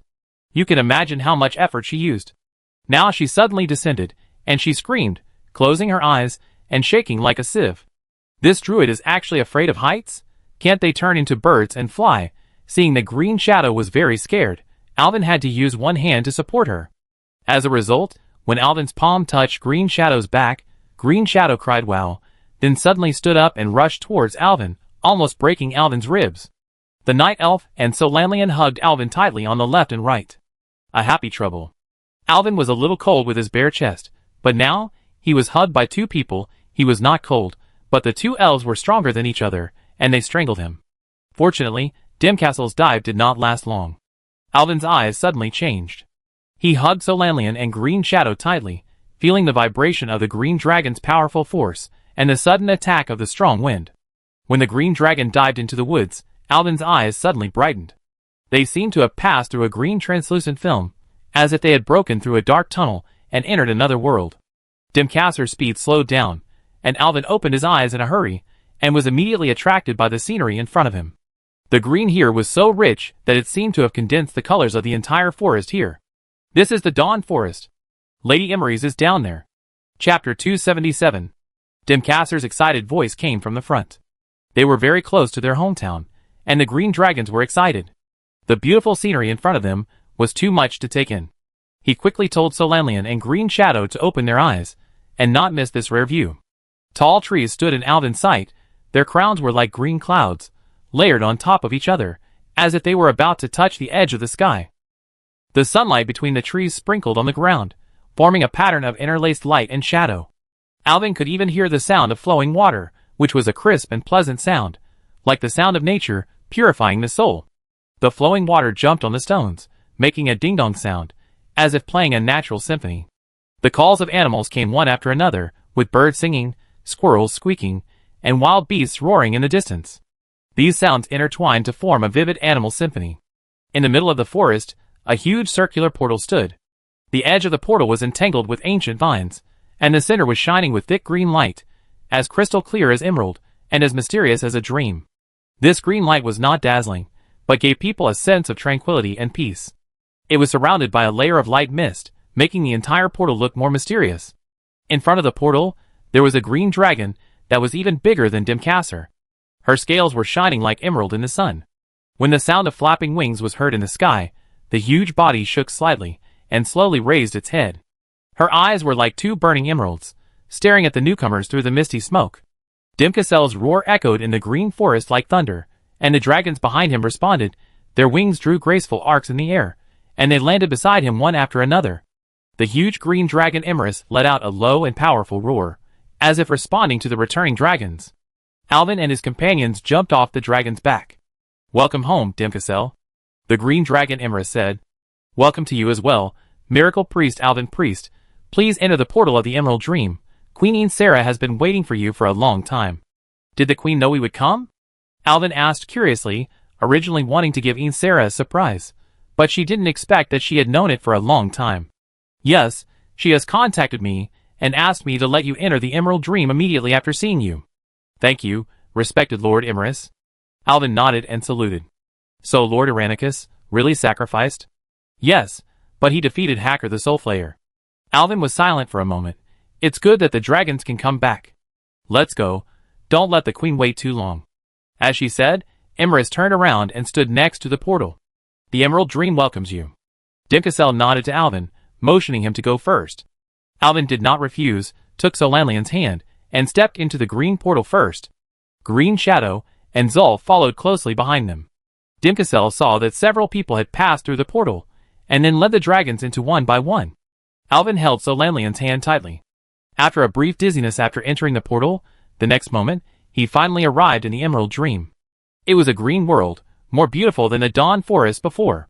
Green mountains and green waters, small animals shuttled through it, owls whispered on the branches, deer jumped in the woods, and colorful flowers dotted in between, like a vivid painting. Alvin was standing at the edge of the forest. The forest was huge, and the treetops reached the sky, as if to touch the end of the sky. In front of them, the Dream Queen Ensera stood quietly.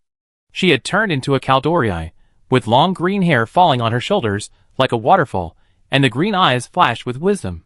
Her skin was like pearls under the moonlight, smooth and delicate. Two huge horns stretched out from her long hair, indicating her identity as a guardian dragon.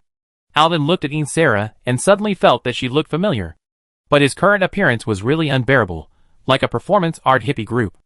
Alvin was shirtless, Green Shadow was wearing a bikini, Zol was sloppy like a beggar, and only Solanlian was slightly better, wearing a baggy robe. Ynsera's gentle eyes swept over everyone one by one, and she couldn't help but smile. That smile was like the spring sunshine, warm and beautiful. When she saw Green Shadow, Ynsera's expression changed slightly, but soon recovered. Alvin noticed this detail. "Pa. The queen clapped her hands. "Please put on these clothes first." A strong airflow swept in, and several young dragons flew out of the forest and stopped beside the queen. Ensera took a few clothes off their backs. Few humans enter the Emerald Dream, and there are only some Kaldorii-style clothes here. Please make do with what you wear. "Thank you, we are worried about this." Several people took the robes and put them on randomly. "Well, it is very characteristic of Kaldorii, all in a single color." "Welcome again, dear Alvin." The Queen of Dreams nodded slightly. "It was my underestimation of the enemy that led to the sacrifice of Irenicus and almost put you in trouble. I am really sorry." "You are polite, your majesty. Eradicating evil is also the doctrine of the Holy Light.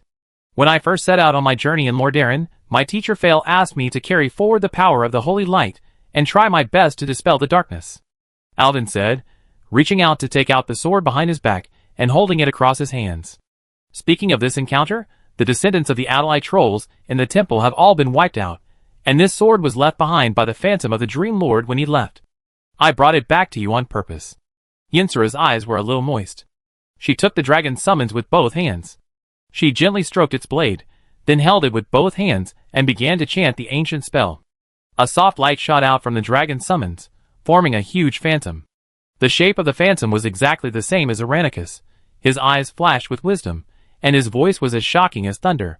Atlanticus injected his essence into this weapon, and his spirit will be with this weapon.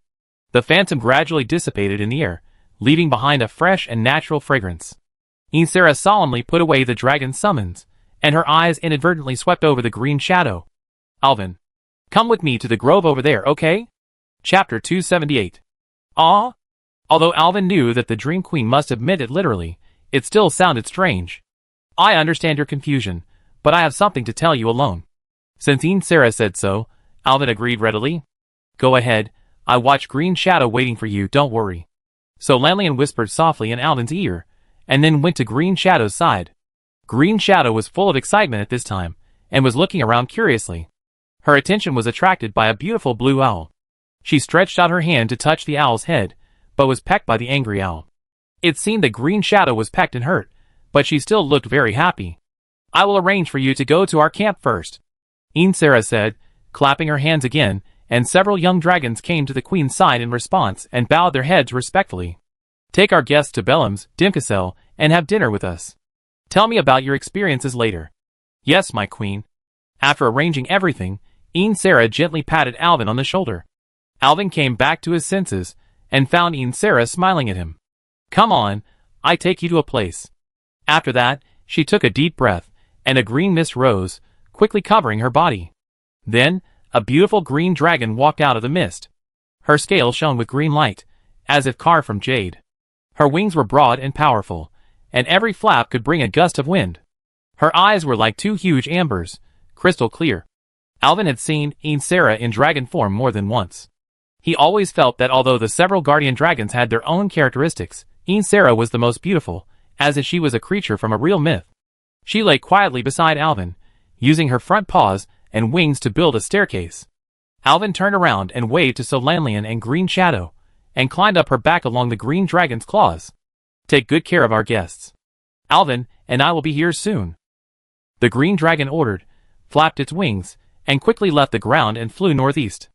Ensera in dragon form is actually the smallest of the 5 guardian dragons, but it is also very large, far exceeding the green dragons such as Amoris. But her flight is indeed the most stable. Alvin looked at the ground moving away at a very fast speed, but he didn't feel uncomfortable at all. He sat on Ynsera's back, looking at the green and forest that almost filled the entire field of vision, and couldn't help holding his breath. Alvin then realized that the forest he had just seen was not a forest, but a huge tree. The magnificence of this tree was beyond his imagination. It was a single tree, towering into the sky, with lush branches and leaves, full of vitality. Under the tree, countless lives, animals, plants, and elves were born. Could this be the World Tree? Alvin thought that in the Emerald Dream guarded by the Green Dragon, there was a World Tree, a meteor. He stared at the huge tree, and he felt as if he was in a whole new world. The roots of this tree were deeply rooted in the ground, as if closely connected to Mother Earth, and its branches and leaves were towering into the sky, as if they were talking to the stars in the sky. Its existence was like a silent poem, telling the power of life and the ingenuity of nature. He couldn't help but feel awe in his heart. Could this be the World Tree of Medicial in the Emerald Dream? The existence of this tree completely surpasses the understanding of ordinary people. Even if you know her existence, when you really face her, you will still be shocked by her majesty. This is the core of the Emerald Dream. Ensera seemed to feel what Alvin felt, and the voice of the dragon came from the front. The Emerald Dream is the original reflection of Azeroth, where the Green Dragon Legion lives. We are here to repair the wounds of this world and purify the corrosion. Soon Ensera began to land. Alvin looked down and found that in the forest on a mountain, there was a green cylindrical building with carved beams and painted buildings, and there was a spacious platform on the top of the tower. The green dragon slowly landed on the top of the tower and turned into a human form. Alvin found that this position was facing the World Tree of Medicial, and almost the whole picture of the World Tree could be seen. It was simply a great place for viewing. This place is called the Eye of Ensera, and it can be said to be the quietest place in the Emerald Dream. Ensera looked at the stunned Alvin and smiled. The room under the tower is where I meditate, and it is also where the Emerald Dream barrier is located. Usually no one except me will approach here. So Queen, you brought me to such a secret place. Is there something important to tell me? Alvin stood on the edge of the top of the tower, holding the fence with both hands and smiled. Is it about Green Shadow? So what secrets does she have? You are very smart, Alvin. It's about Green Shadow. Sarah's beautiful face showed a tangled expression. She wanted to speak several times, but she didn't seem to know how to start. Every time she wanted to speak, she ended with a sigh. Since the queen is not easy to speak, let me make a bold guess. Elvin felt uncomfortable seeing her look. Who could stand being hung like this? I guess Green Shadow is a green dragon? Ah! When Sarah heard Elvin's assertion, her eyes widened instantly, and she covered her mouth with both hands, but she still exclaimed, how did you know? I didn't know at first. Elvin stared at Sarah and said, when I first saw Green Shadow, I felt that she looked very familiar. When I saw your human form just now, I also felt the same way. I have never seen a night elf in my life, but I think they should still have differences in appearance, right? But the strange thing is that you and Green Shadow are just like they were carved from the same mold. Are they very similar? Sarah stroked her cheeks with both hands in surprise. Very similar. So I have a guess. Alvin's heartbeat accelerated a little. He forced himself to calm down, staring into the eyes of the Queen of Dreams. Green Shadow is your blood relative? I heard that you have several daughters. Sarah's face changed quickly, some shocked, some helpless. She nodded, but soon shook her head. Yes and no. Alvin was completely confused by the queen.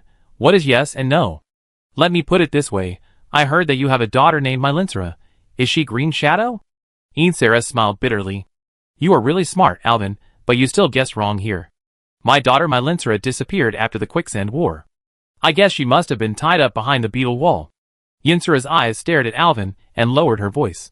Green Shadow's identity is only known by the 5 great dragons in the world. Now I tell you, you must promise never to tell this secret. Seeing Alvin nodded seriously, Sarah took a deep breath. Myra Green Shadow is my mother. Chapter 279. After Sarah finished speaking, a gust of wind blew by. The breeze blew the queen's long green hair horizontally, and the queen elegantly used her hands to tidy up the long hair that was blown by the wind.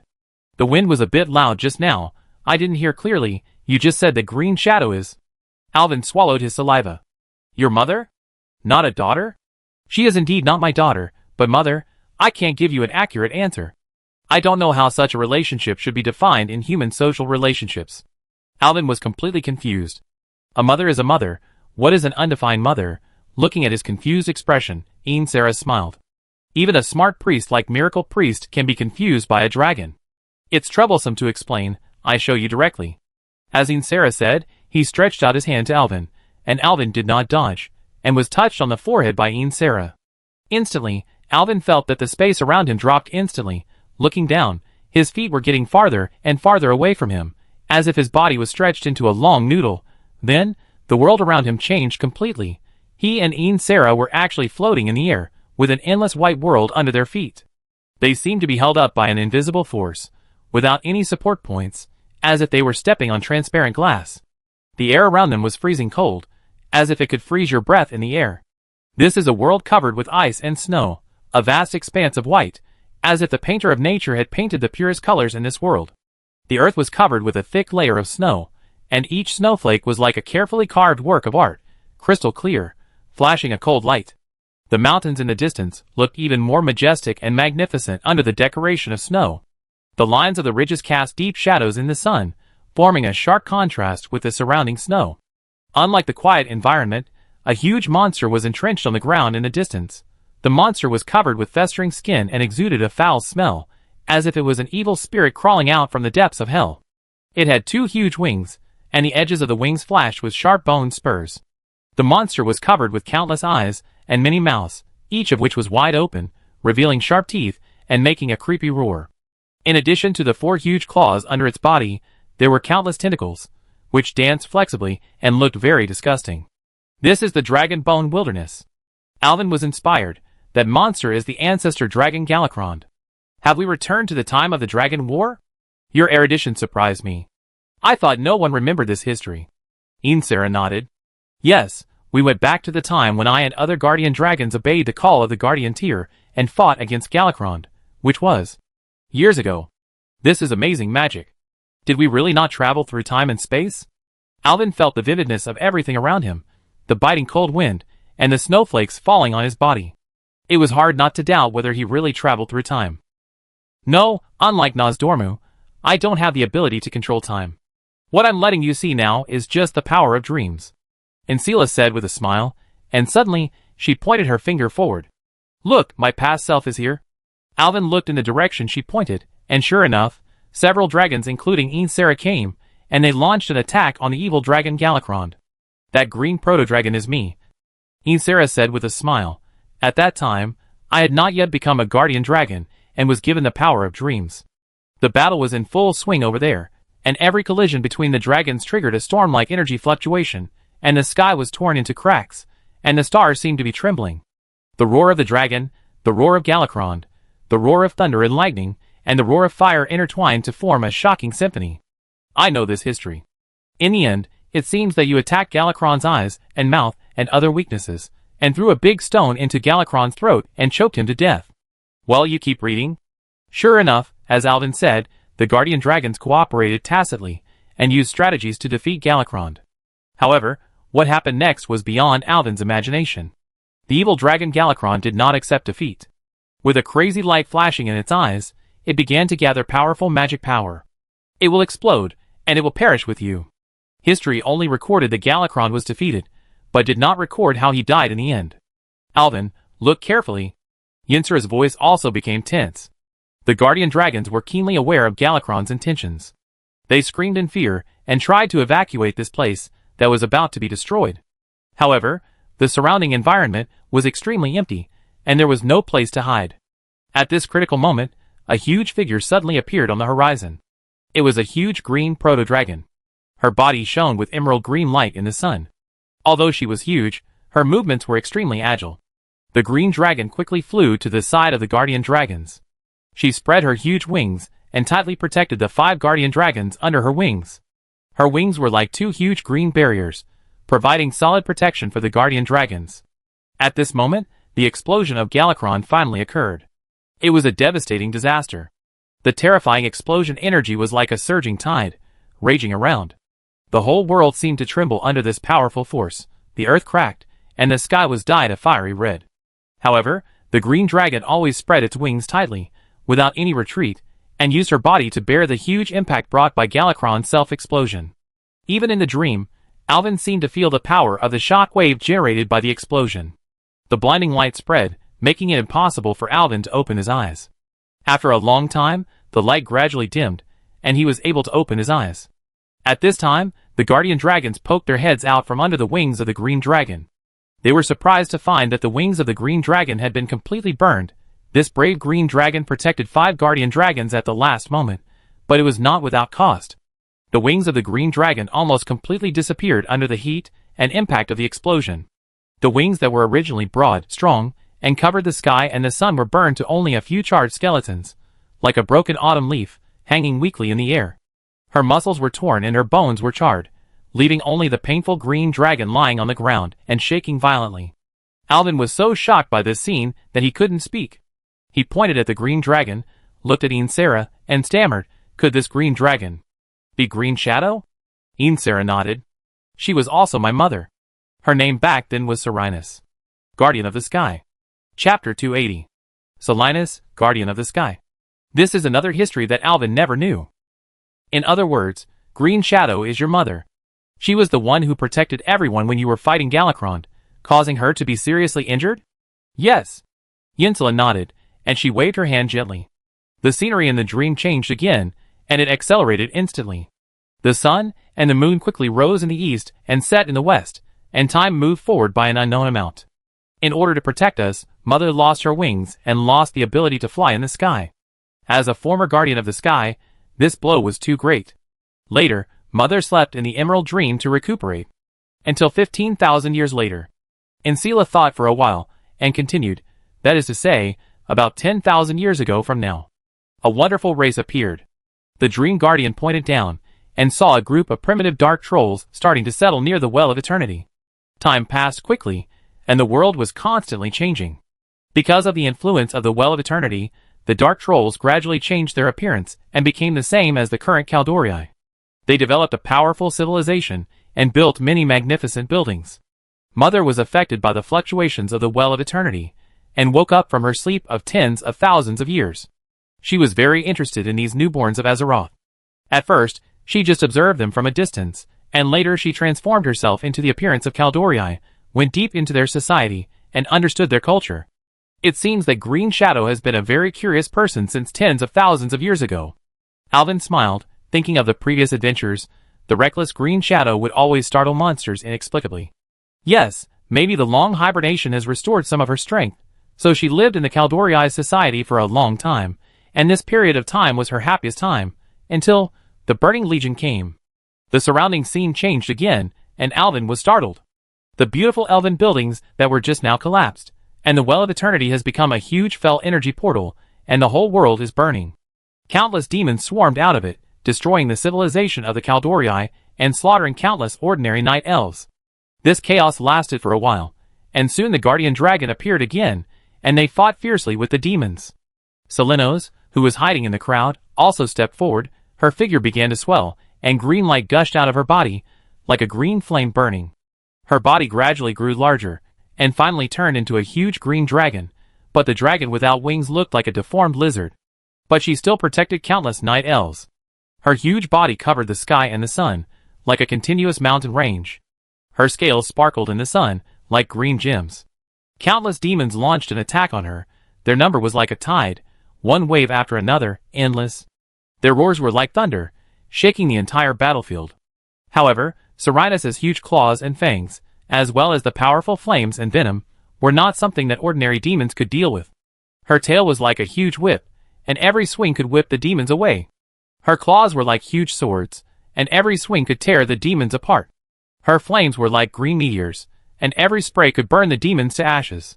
The brutality of the battle could not be described in words. The bodies of the demons piled up like mountains, and their blood dyed the earth red. What happened later was similar to the history that Alvin knew.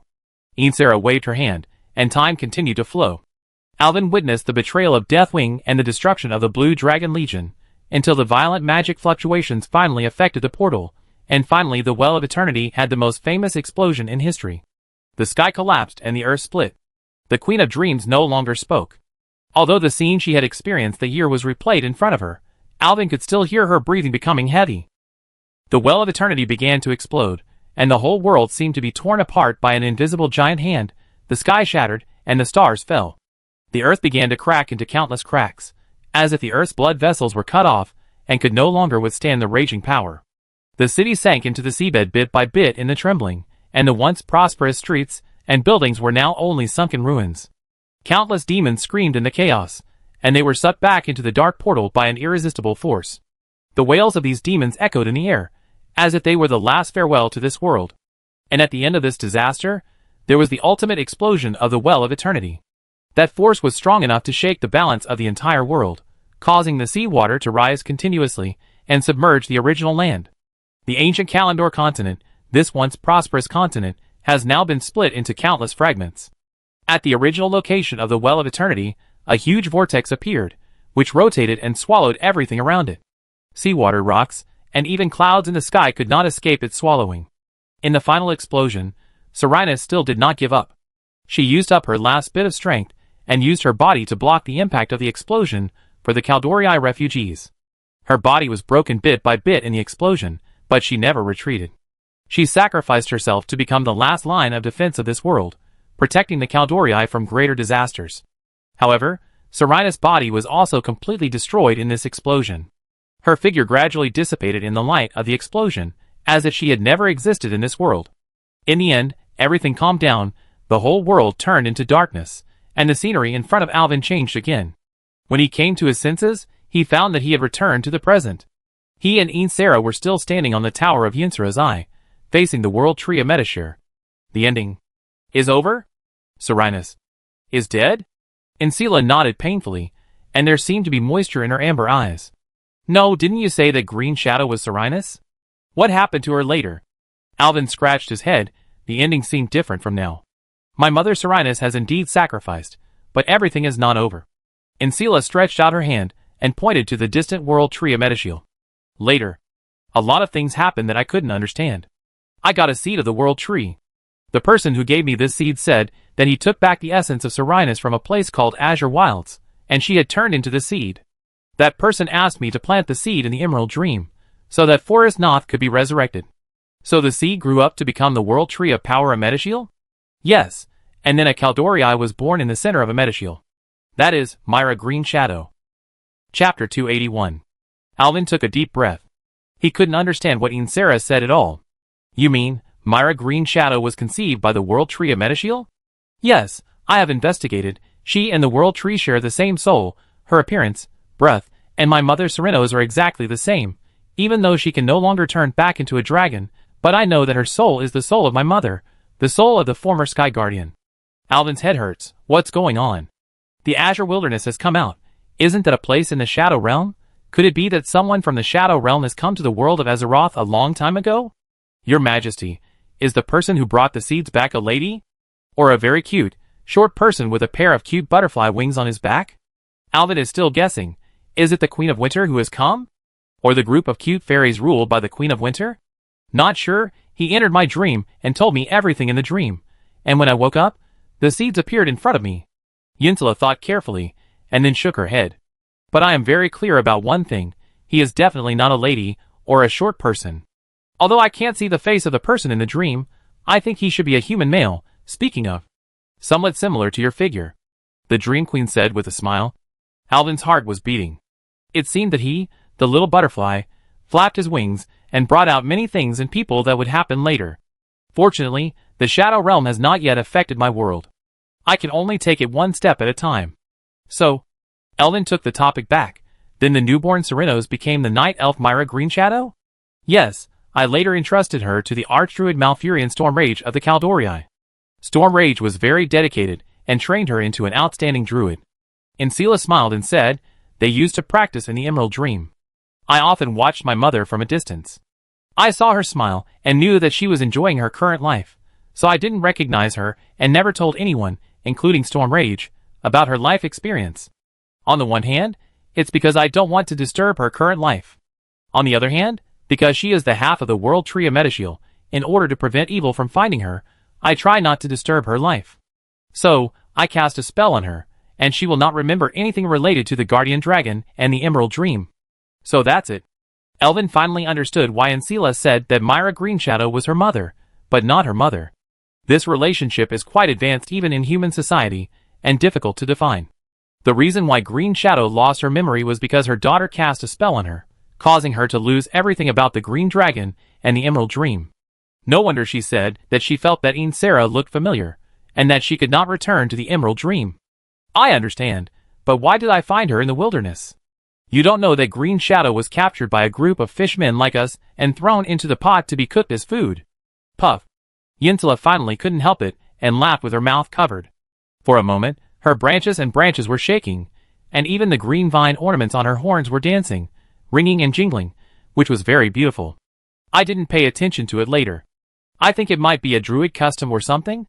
They will try to practice in the wilderness and live with animals and plants. But I think a few fishmen should not be able to cook my mother easily. She was either asleep or didn't care. This is really a mother who knows her daughter better than her. When I found her, she was indeed asleep in the pot. She was even dissatisfied with me because I overturned the firewood under the pot, which resulted in us not being cooked. Ha ha ha. Yinsula couldn't stand up straight because of laughing. After a long while, she stopped laughing and reached out to wipe away her tears. Well, your adventure is so interesting. I saw a Zandalari troll following you. If your biography is published in the future, I must buy a copy to read. Ah? He is really a Zandalari? I thought he was a charlatan before. It's true. They are Zandalari trolls, and ordinary trolls. Their backs are straighter than ordinary trolls. Of course, Caldorii are straighter than Zandalari trolls. You'd better not let the elves hear this, Alvin thought. If those stubborn guys knew that they were transformed from trolls, they would probably strangle themselves to death. Your Majesty, one last question. Alvin looked at Insera, who seemed to realize that Alvin's question might be very important. She put away her smile and listened carefully. Why did you tell me about Green Shadow? You said you didn't want the evil forces to find Green Shadow and wanted her to live an ordinary life. Green Dragon didn't answer immediately. She stared at the man in front of her with deep eyes, as if looking into the distant future. The moment you found Green Shadow, your fate had already intersected. Under this intertwined fate, many things are unavoidable. In addition, I noticed that the memory-impeding magic I cast on Green Shadow is gradually disappearing. I think it's because of you. She began to pay attention to everything around her, and wanted to remember everything around her. This is a major change for her who originally didn't pay attention to anything. No matter how hard I try, I can't stop it. I just tell you directly. And I believe that if there is anyone in this world who can protect Green Shadow, it must be you, Miracle Priest. Yinsula said, smiling slyly, and gave Alvin a skirt-lifting ceremony. Alvin hurriedly returned the greeting. Thank you for your kindness. Then according to your opinion, do you agree to let Green Shadow go on adventures with me? Yes, that is also my mother's fate. Alvin took a deep breath. Why does it feel a bit like a daughter marrying off her mother? This Sarah is really too bold. I have survived many deaths along the way.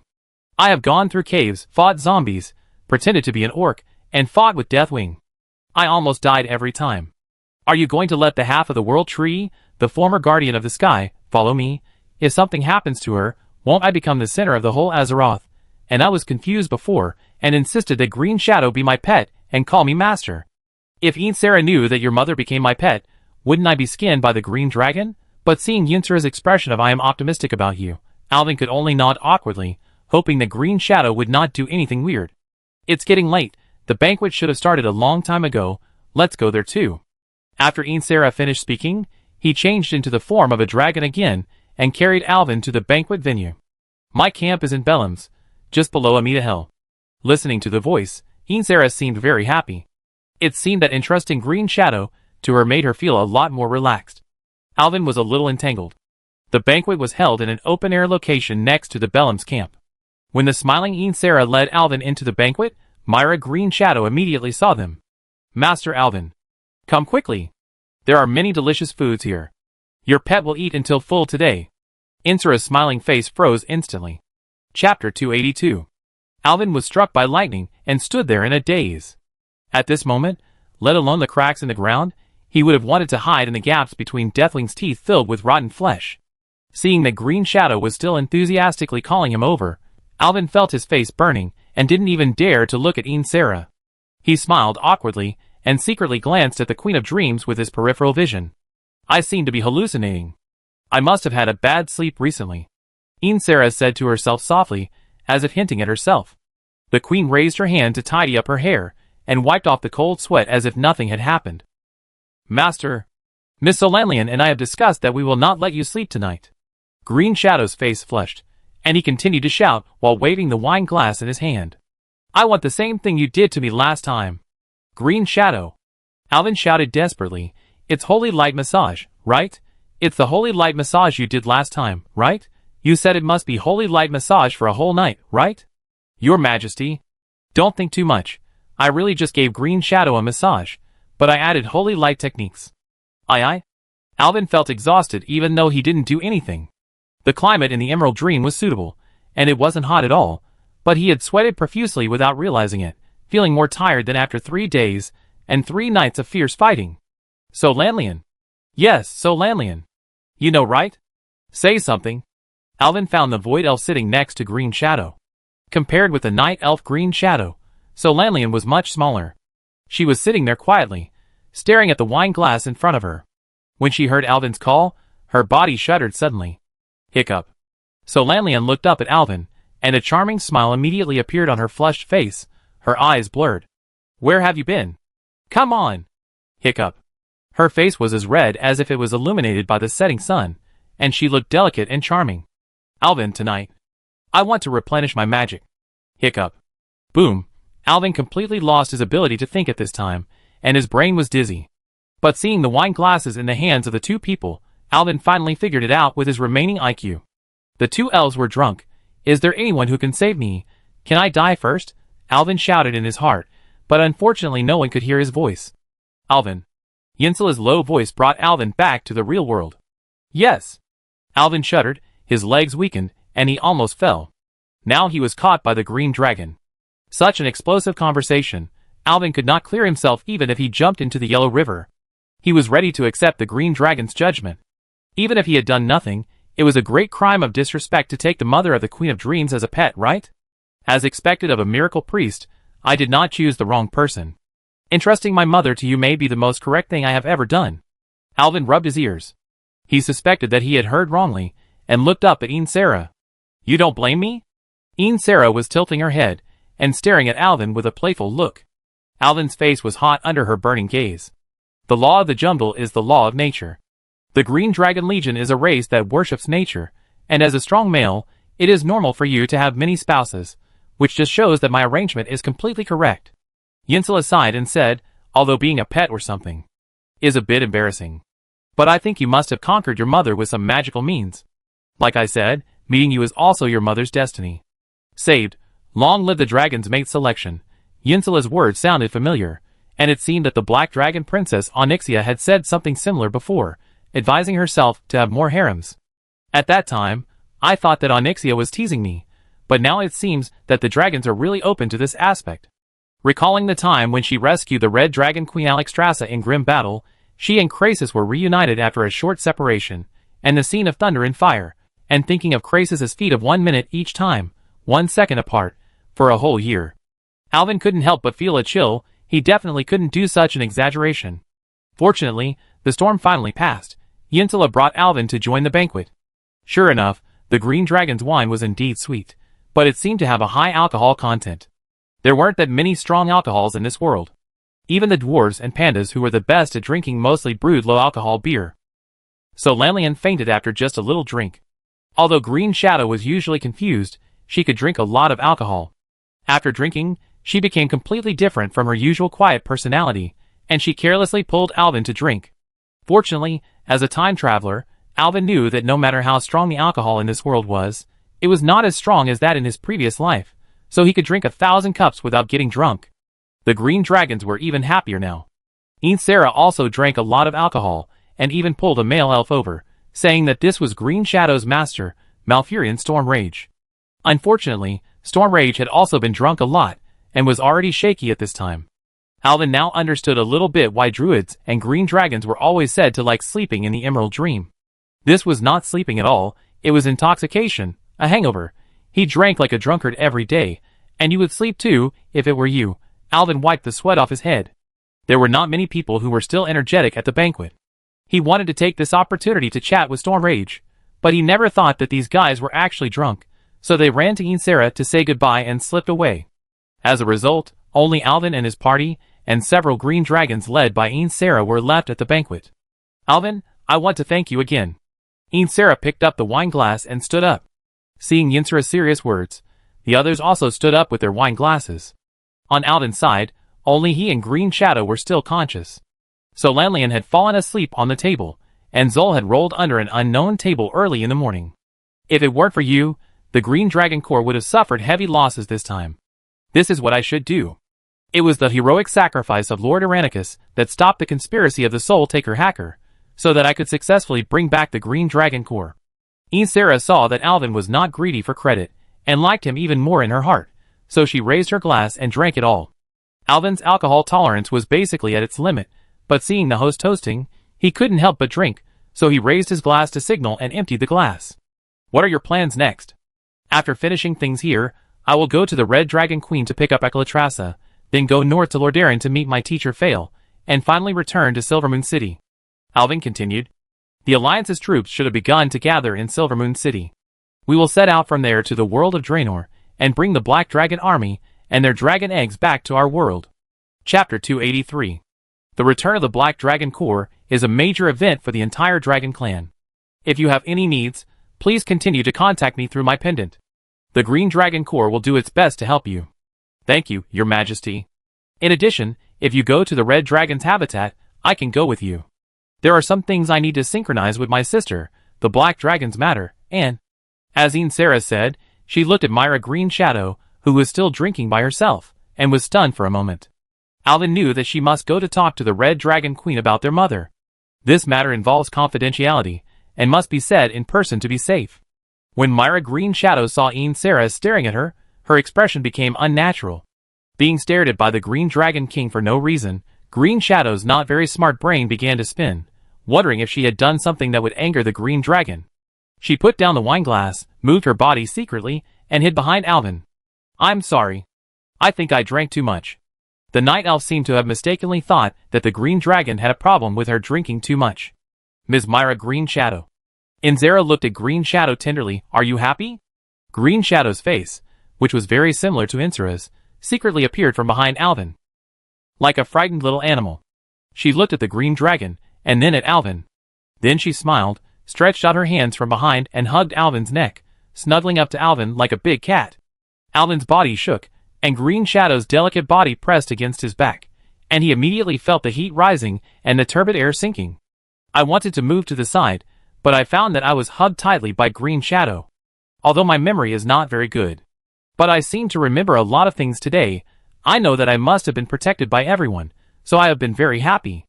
Especially after being picked up by Alvin, I found that this world is so interesting. Green Shadow's breath is like orchid, the fragrance of flowers and wine mixed together, sprayed on Alvin's cheeks, very hot. I want to know more about this world and heal this world, so I recognize Alvin as my master and adventure with him. I believe in the power of the master. Yinsula smiled and nodded, glanced at the embarrassed Alvin, lowered her head and chuckled a few times, then looked up and said to Green Shadow, "The Emerald Dream will always be your home, and the Green Dragon Legion will always be your family." Then my family has increased again. In addition to the master, there is Miss Solanlian, and there are so many green dragons. Green Shadow laughed innocently. The banquet lasted until late at night, and only Alvin and Yinsula were left. The two talked about many things. There are some about black dragons, orcs, and some about Insara's future. Alvin reminded Insara implicitly that she should pay attention to the corruption in dreams and the real world. If she encounters strange things, she must wait for everyone to gather before attacking the monsters. Never be alone and disconnected from the main force, and run to the front to fight alone. Insara was a little confused by what Alvin said. She didn't understand why Alvin said such words to her, as if he foresaw that she would encounter some unexpected events in the future because of her alone army. However, both of them drank a lot of wine, and Insara just thought it was nonsense after drinking. Seeing Yinsula's non-committal look, Alvin knew that she would probably not believe it, so he did not force her. At most, he would be more careful in the future and remove all the corruption he could see. Really don't need my help. No, it's just a short distance, I can do it myself. Alvin rejected Yinsula's suggestion to send someone to help him move Solanlian back to the room, but leaned down and picked up the girl in a princess hug. Yinsula saw that Alvin was very persistent, so she let him go. At this time, not to mention that Solanlian was already drunk and unconscious, even Green Shadow couldn't walk straight. Fortunately, the banquet was held next to the Bellum's camp, which was very close to the camp. It's just that there is no hotel in the Bellum's camp, and the Green Dragon would not have thought that one day there would be a human visit here. There are only a few tree holes that druids usually use for meditation. The young dragons had already arranged one of the most spacious and comfortable rooms for Alvin and his friends to live in. When Alvin stepped into the tree hole, he felt quite fresh. The tree hole was indeed very clean. There were 2 rooms, one upstairs and one downstairs. There was a big bed in each room, with only some thin quilts on the bed. Fortunately, the Emerald Dream was like spring all year round, so even if you didn't cover yourself with a quilt at night, you wouldn't feel cold. Alvin first put Green Shadow on the bed in the lower room. Green Shadow mumbled something in his mouth, rolled inside, wrapped the thin quilt around himself, and his silver hair covered half of the bed like mercury. The work was not finished yet. Alvin grunted and carried Solanlian to the upper room, and gently put the elf on the bed upstairs. There was a scent of flowers coming from Solanlian's body. Upon closer inspection, I found that her clothes had also changed into more beautiful styles. It seemed that when Alvin and Insara were talking in Yinsura's eye, the girls had already washed up. It was normal. The 2 girls had accompanied him all the way, and must have been exhausted. Now they had a rare chance to relax and drink some wine, so they must have fallen asleep instantly. Alvin saw Solanlian lying there quietly, like a sleeping beauty, and couldn't help but lie down beside her and admire her carefully. The elf was like a perfect sculpture. Except that the color of her skin had changed a little, her face was still as beautiful as before. Her eyelashes were so long and her nose was very small. Her lips were red and delicate, but she had never put on lipstick. Thinking of the warm touch when he hugged the girl just now, Alvin couldn't help but be dazed. When he came to his senses, he found that his right hand had unconsciously gently stroked the elf's delicate cheek. Looking at the girl's slightly opened lips, Alvin slowly approached. Snap! Alvin suddenly slapped himself. Even if you want to do something bad, you have to do it when the girl is awake. Taking advantage of someone who is asleep. What is this? Alvin cursed himself inwardly, woke himself up, and prepared to get up and leave. But at this moment, Solanlian opened his eyes. Damn Alvin, coward! The elf hugged Alvin's neck with both hands, and suddenly pulled down. The man lost his support and instantly fell on Solanlian. The two looked at each other, and Alvin found that Solanlian's cheeks were red as if on fire, with stars flashing in her eyes, and the peaks of her chest rose and fell rapidly under his pressure. "How long do you want me to wait?" Solanlian resisted her shyness and hugged Alvin tightly. The girl was so strong at this moment that she seemed to want to press Alvin into her body. She bit Alvin's earlobe gently and said in an almost inaudible voice, "Come and help me replenish my magic." Alvin felt a buzz in his head. "Little elf, you pretended to sleep to trick me. Then today's punishment is Shadow Infusion." Chapter 284. The green dragons were very tactful, or they just didn't care at all. No one came to their tree hole to wake them up until the sun was high the next day. That night, Solanlian slept soundly. After the shadow magic filled their bodies, the two finally fell asleep contentedly, exhausted. Green Shadow woke up in the middle of the night. She didn't see Alvin in her days, so she got up to look for him. As a result, she found the two on the second floor. Seeing that they were sleeping soundly, she went to the other side of Alvin and fell asleep again. So when the midday sun shone through the window and woke Alvin up, he was horrified to find there was another person beside him. Solanlian was sleeping soundly on his left arm, with a blush on her face. And his right arm was tightly held by another person against his chest. Silver hair casually covered her face, making it impossible to see her face clearly, but those long legs, plus the very distinctive long silver hair, and the pointed ears sticking out from the long hair. Alvin easily recognized this guy. "Green Shadow, what are you doing?" Alvin was afraid of waking up Solanlian, so he had to whisper in Green Shadow's ear. The ears of the night elves seemed to be similar to their Quel'Dorii relatives, and they were also very sensitive. They jumped cutely, and Green Shadow stretched out his hand to scratch them twice, and then let go of Alvin's arm. He just pulled back his numb arm, but found that Green Shadow came close, and one leg pressed on Alvin's body. Alvin just lay there straight for a long time, until the afternoon when they walked out of the tree hole. The banquet venue last night had been cleaned up by the young dragons. Their old clothes and weapons were also placed on the table downstairs. Solanlian and Alvin looked at each other awkwardly, but Green Shadow didn't know what happened between the two of them, but felt that the atmosphere seemed a little weird. There were a few dragon roars in the distance, and Alvin wondered if there was someone watching him. Otherwise, how could someone come just after getting up? Sure enough, the person who came was a green baby dragon. "Mr. Alvin, good morning." "Good afternoon. Queen Yinsula invites you." When climbing onto the dragon's back, Solanlian was a little inconvenient to move, and his brows were slightly frowned. Alvin smiled and picked up the elf by the waist, and climbed onto the dragon's back in a few seconds. The elf shyly buried his head in Alvin's arms. "This is not normal, what happened?" Green Shadow followed behind, and whispered to himself quietly. "Did you have a good rest last night, dear Alvin?" Inzera, in dragon form, could not see her expression, but from the tone of voice, it seemed like she was teasing herself. She was standing in front of a portal, which looked a bit like the one she entered from Duskwood, but it was obviously not the same portal. "Very good, the Emerald Dream is just as its name suggests, as beautiful as a dream." "That's good." Inzera nodded. "The Emerald Dream has a total of 4 portals in Azeroth, one of which leads to Saradan and Sintra. We can go there directly through the portal behind me, and then we will set out from the hinterlands to grim battle to find my sister Alexstrasza." "That's great, it can save us a lot of time. I remember that the Emerald Dream has 4 portals in Azeroth. If the green dragons want to go anywhere, they just need to go to the portal that is closer. It is very convenient. Including Ysera, there are only 3 green dragons, who will go with Alvin, and there is no farewell ceremony. For Ysera, it is just an ordinary visit." When they flew out of the mist of Saradan in the northeast of Hinterland, Alvin immediately felt the temperature drop suddenly. Usually, in order not to attract attention, the dragons choose to fly at a very high altitude. Even though the green dragons have deliberately lowered the altitude this time to understand the physical limits of humans, Alvin and others still feel the cold. Soul Fire. Alvin selected this skill from his mind, and the holy light instantly rose from under his feet, forming a warm protective shield around Alvin. "Come here." Alvin pulled Solanlian into his arms. The elf was a little shy at first and struggled a few times, but was held tightly by Alvin, and then she blushed and did not move.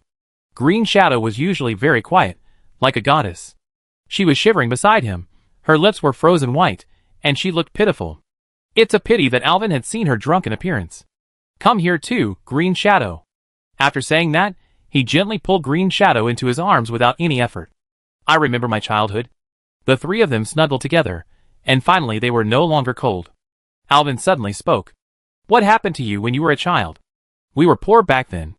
We basically relied on walking for transportation, shouting for communication, walking for warmth, and using our hands for entertainment. So Lanlian burst into laughter. What are you talking about, you guy? That last sentence, that entertainment. Ugh. As a new woman, so Lanlian thought for a moment and realized that Alvin was telling a dirty joke, and her face immediately turned red. Green Shadow really didn't understand. Entertainment by hand? What kind of entertainment? I know. You give yourself a holy light massage? Ha ha ha. Alvin couldn't help laughing. Although it's not right, it's not far away. What? Green Shadow was even more confused. So Lanlian smiled and whispered to Green Shadow's ear. Then Green Shadow's pretty face turned red. Huh? Alvin wondered. I thought Green Shadow's character really didn't know anything. You either sleep or run in the wilderness every day. How do you know these things? Green Shadow blushed and hesitated for a long time before whispering, I have seen animals, that. So that's it, I still underestimated her. Ahem. Yinsula coughed in front, and several people didn't dare to speak. You looked at me, I looked at you, and finally laughed in a low voice.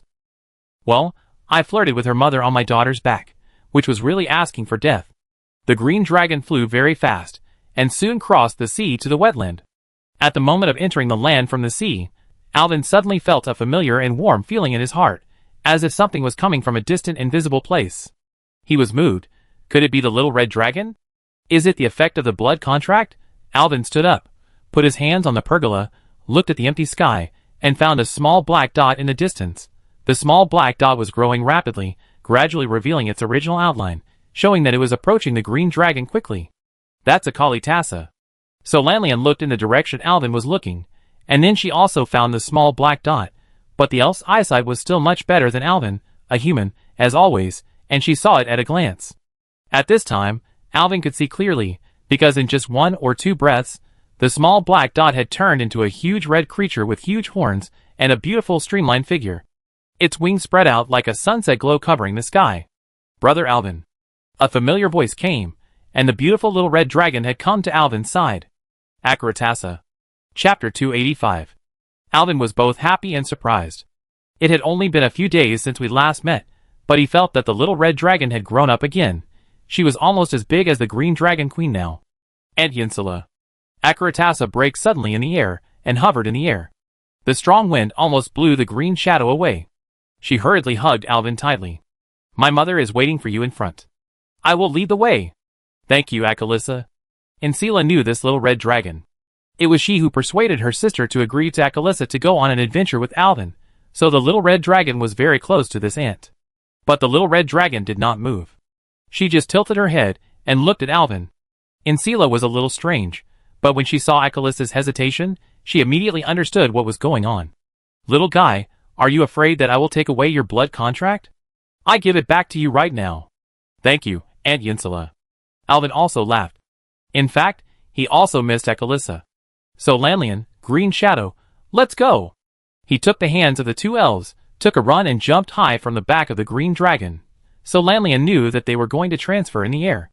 This was not the first time to transfer, so it was normal for her to jump up with Alvin, but Green Shadow was a little scared. She didn't understand why she had to jump off the car. Akaratassa, catch us. The little red dragon twisted its body and floated over from the side, instantly catching Alvin and the other 2 steadily.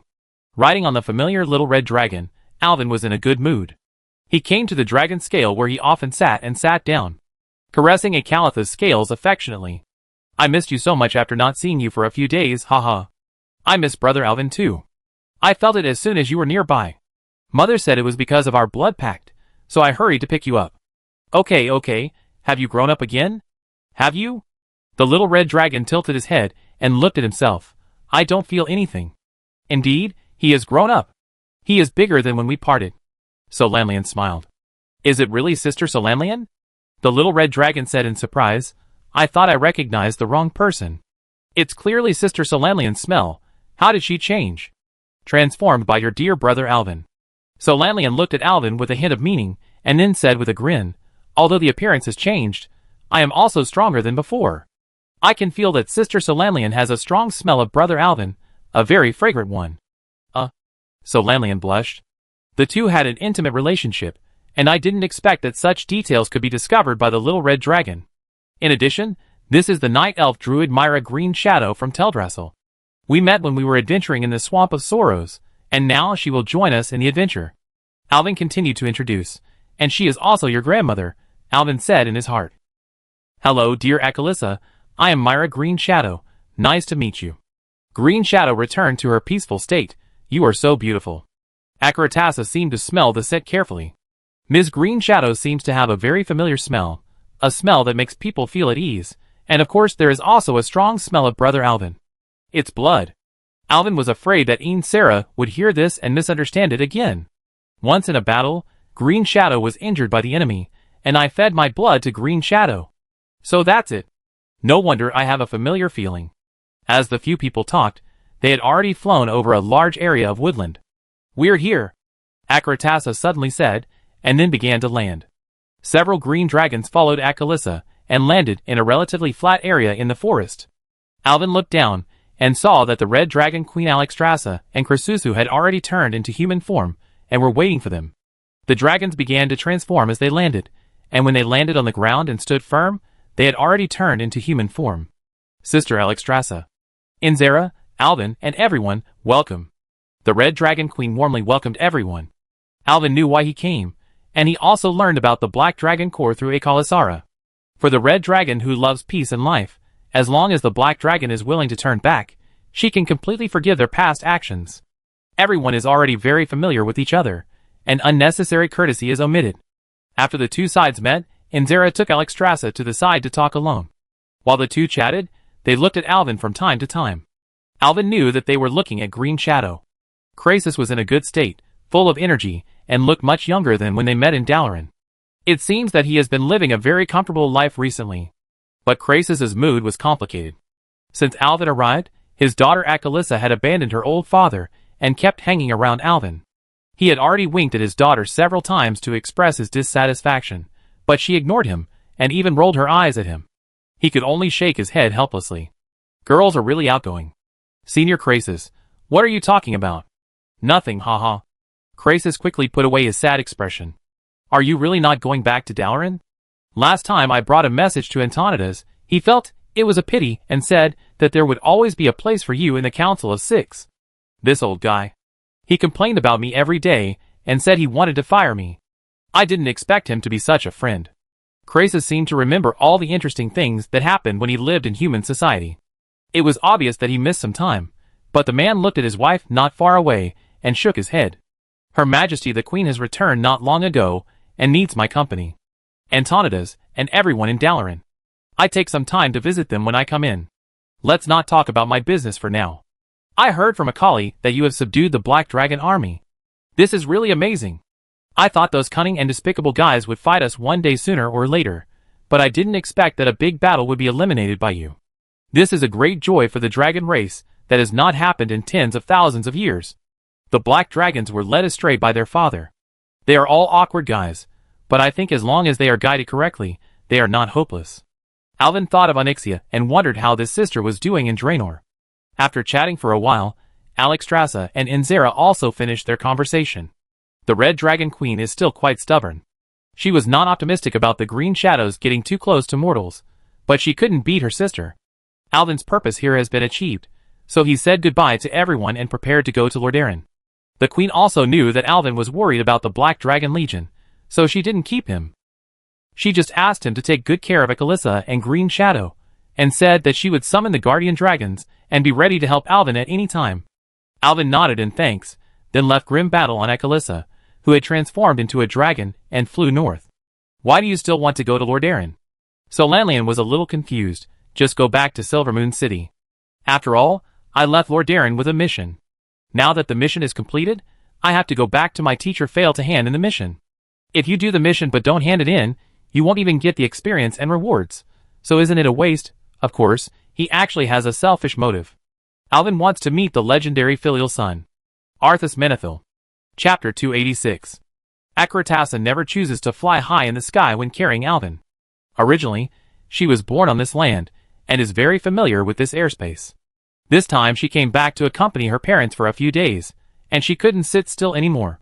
Although her body has grown up under the blessing of the Queen's magic, Akalisa, who is still a young dragon in her heart, is active by nature.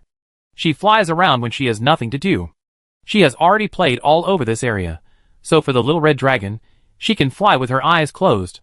In fact, she did fly with her eyes closed for a while. Akaratasa once again showed everyone what the dragon's automatic driving is. Of course, she was not the only one who fell asleep. The night elf Myra Green Shadow also fell asleep. This sleepy guy never misses any opportunity to catch up on sleep. The warm northern sunshine shines on their backs, warm and comfortable. So Lanlian snuggled in Alvin's arms and dozed off.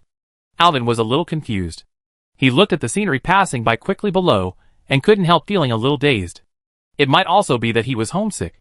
In less than half a year, he traveled almost all over the eastern continent from north to south. He went from a small priest to a miracle priest and a dragon knight. Along the way, he met many people, had many companions, and even graduated from childhood. The memory of the previous life seemed to have become a dream, and the bond of this life was the actual reality. And the northern kingdom of Lordaeron, his nominal hometown, was the starting point of this journey. At that time, the space crack of the dark portal loosened, and the second invasion of the tribe was imminent. He set out on his journey with a mission, and although the journey was relatively smooth, he was always very nervous. Now that the mission was over, he returned to his nominal hometown again, and the next journey to the world of Draenor was the road he chose, so he didn't have such a heavy heart and became quite relaxed. But he still didn't know how to face everyone when he returned there.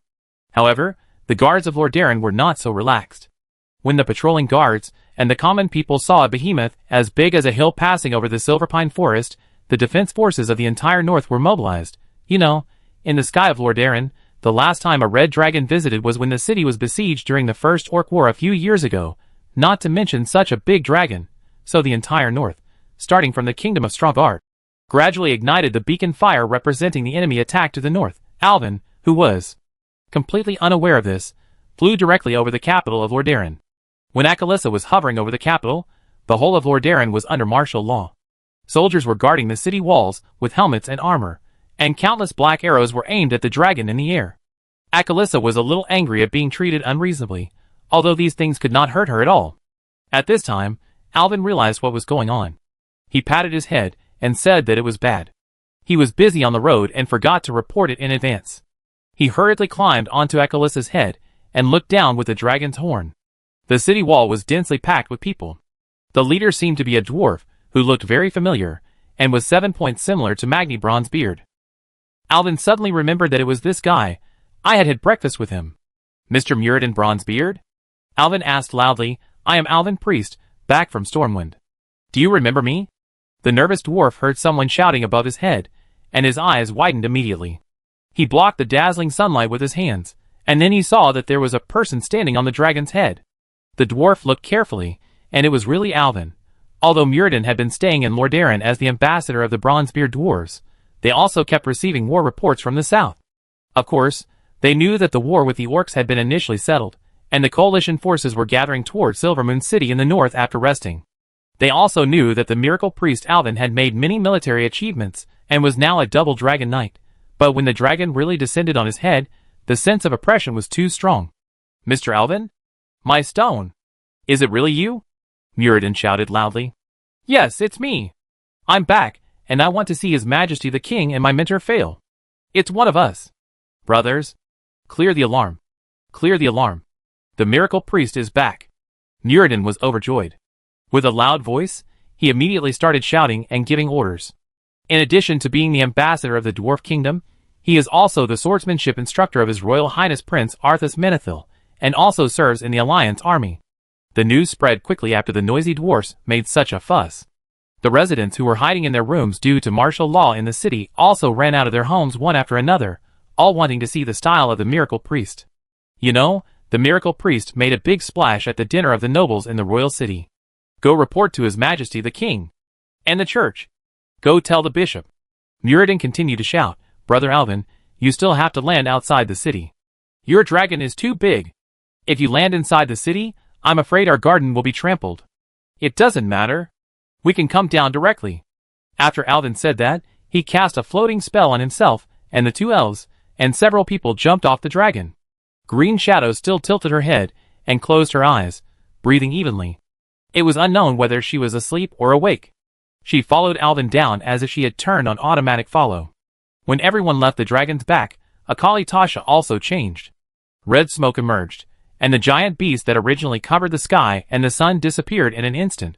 A tall red-haired human girl flapped a pair of red dragon wings behind her, and slowly fell from the smoke. The people in the city had never seen such a scene. After a brief surprise, they burst into cheers like a tsunami. Long live the miracle priest! Long live the miracle priest! Several people landed in front of Muradin without deviation. The dragon lady flapped her wings a few times and disappeared. Elvin hugged the dwarf warmly. He had fought with Magni before, and he had a very good impression of the Bronzebeard family. My elder brother wrote to me saying that you went to the Swamp of Sorrows. I didn't expect you to come back so soon. This really surprised us. He praised you in the letter, haha. Muradin smiled, while stroking his orange-yellow beard that he had braided into a big thick braid. He glanced at the people who were traveling with Elvin. The blue Quel'Dorii looked familiar, the red-haired dragon lady, and the tall long-eared elf. Could they be night elves from Kalimdor? Muradin smacked his lips, knowing that the miracle priest must have experienced countless adventures along the way. Let's go! Let's go directly to the throne room. His Majesty the King and Bishop Fail should be waiting for us there. Chapter 287.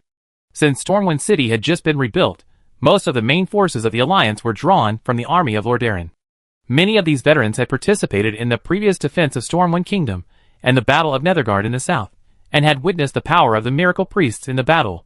The legend of the miracle priests has spread rapidly through word of mouth among merchants traveling between the north and the south, as well as the court news from the nobles of the royal city, and the exaggeration of veterans returning home. What's more, the miracle priests were originally native Lordaeron people.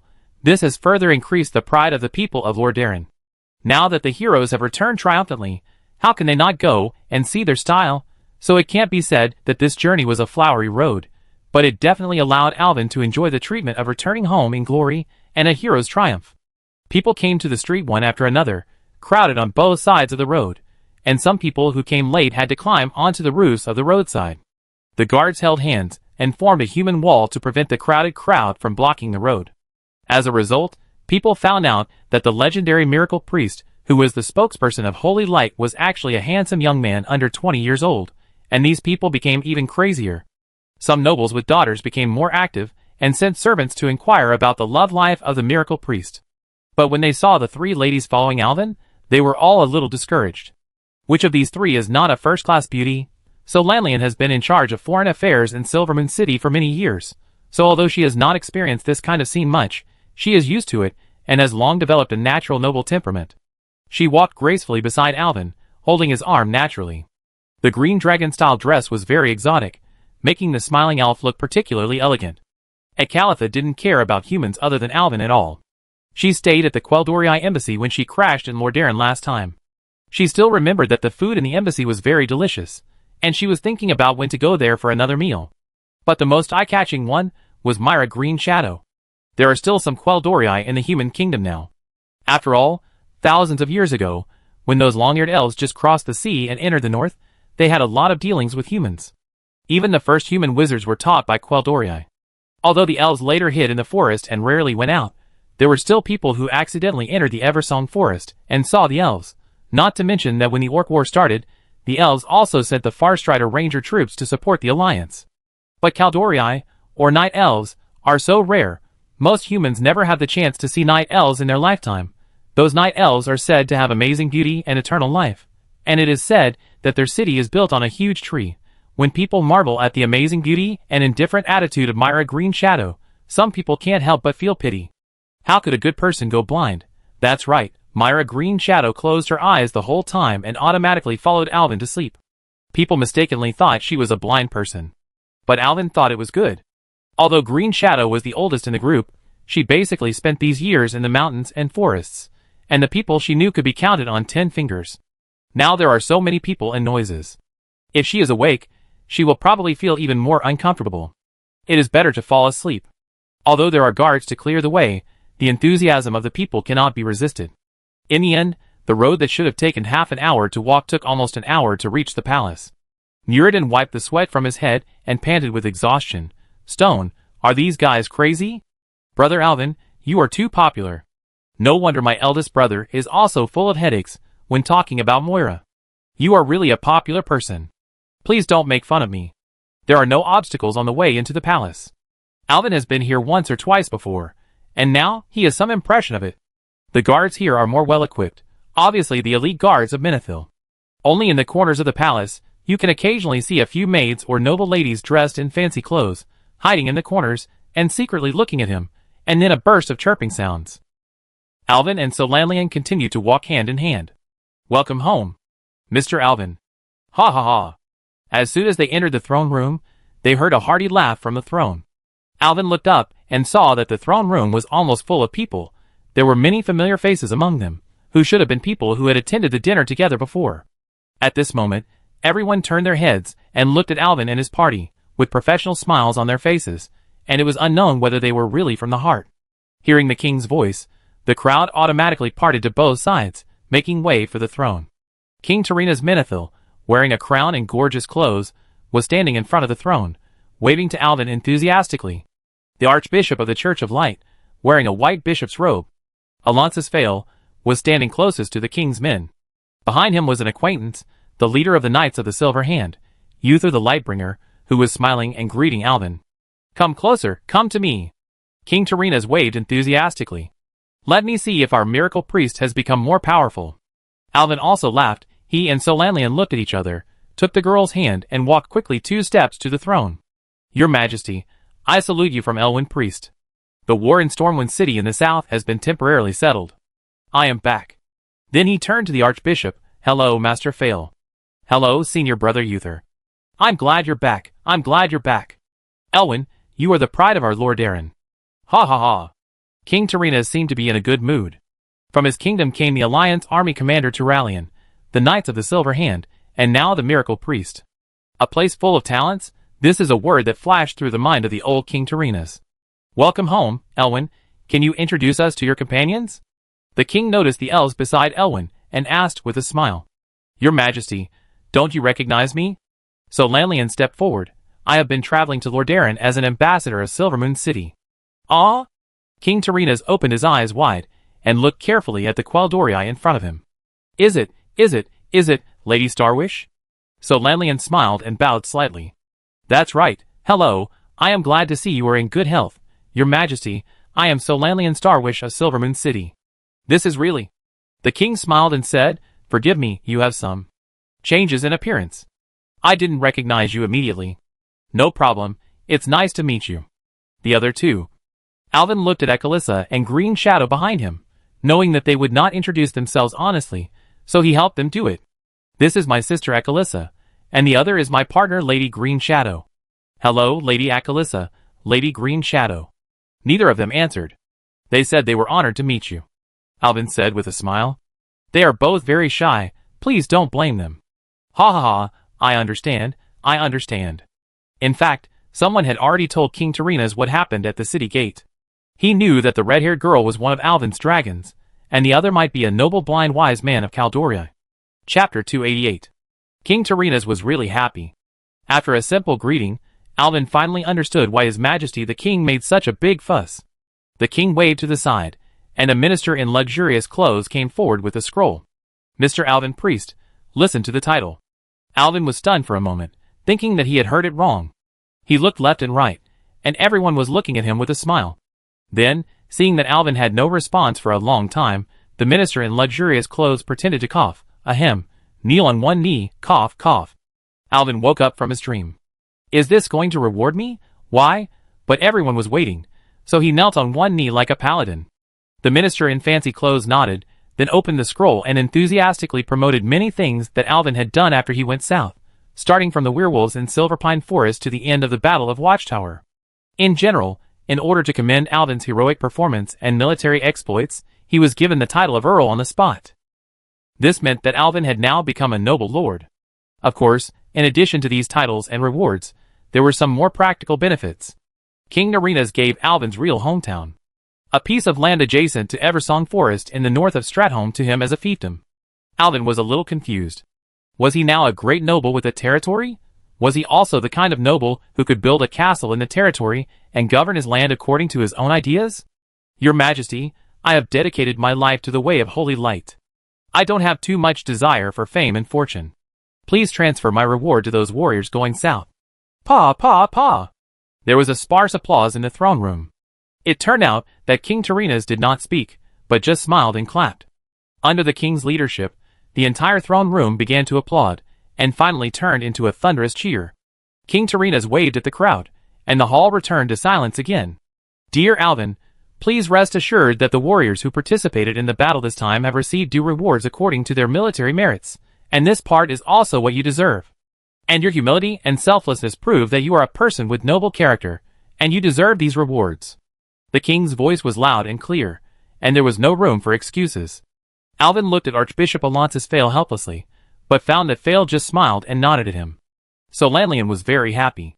She knew that this fiefdom was next to Eversong Forest, and it was too close to Quel'Thalas, so humans were also very tactful, and never went there to cultivate or hunt. Therefore, granting such a piece of land to Alvin will neither cause dissatisfaction among other ministers, nor cause misunderstanding in Quel'Thalas. Moreover, there is a piece of land that has always been the long-cherished wish of the Starwish family. You know, the annoying Windseeker family got a piece of land on the west side of Eversong Forest by virtue of their military exploits.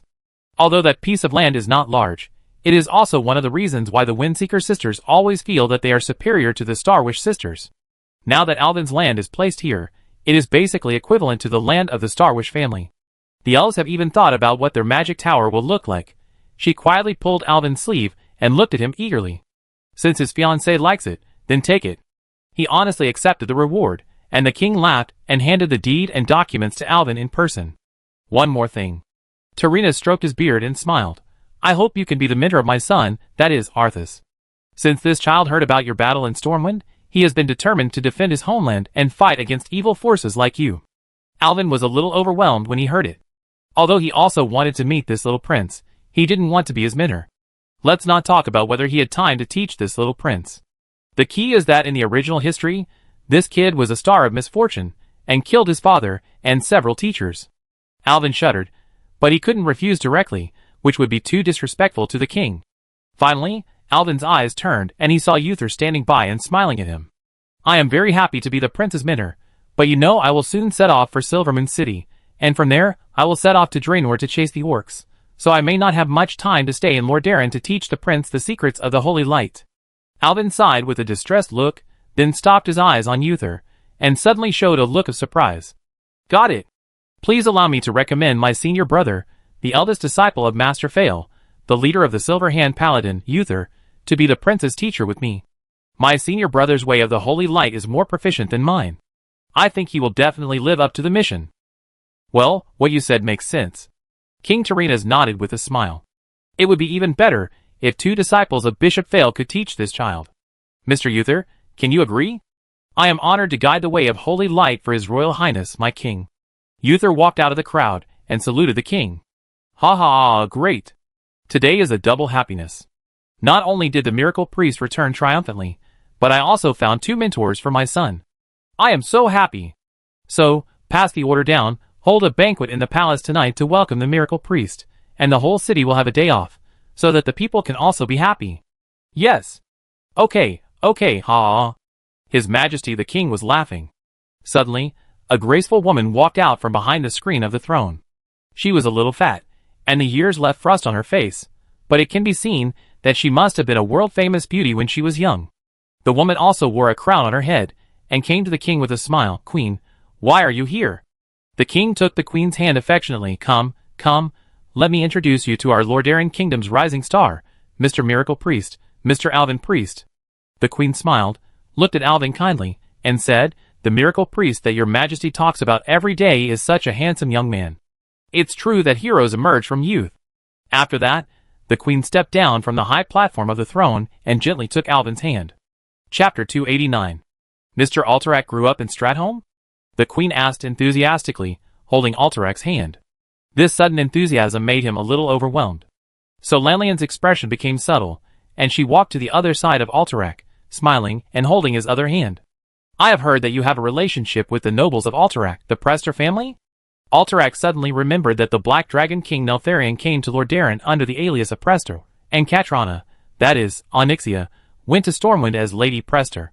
The relationship between him and Katrana was now known to everyone, so he did not hide it.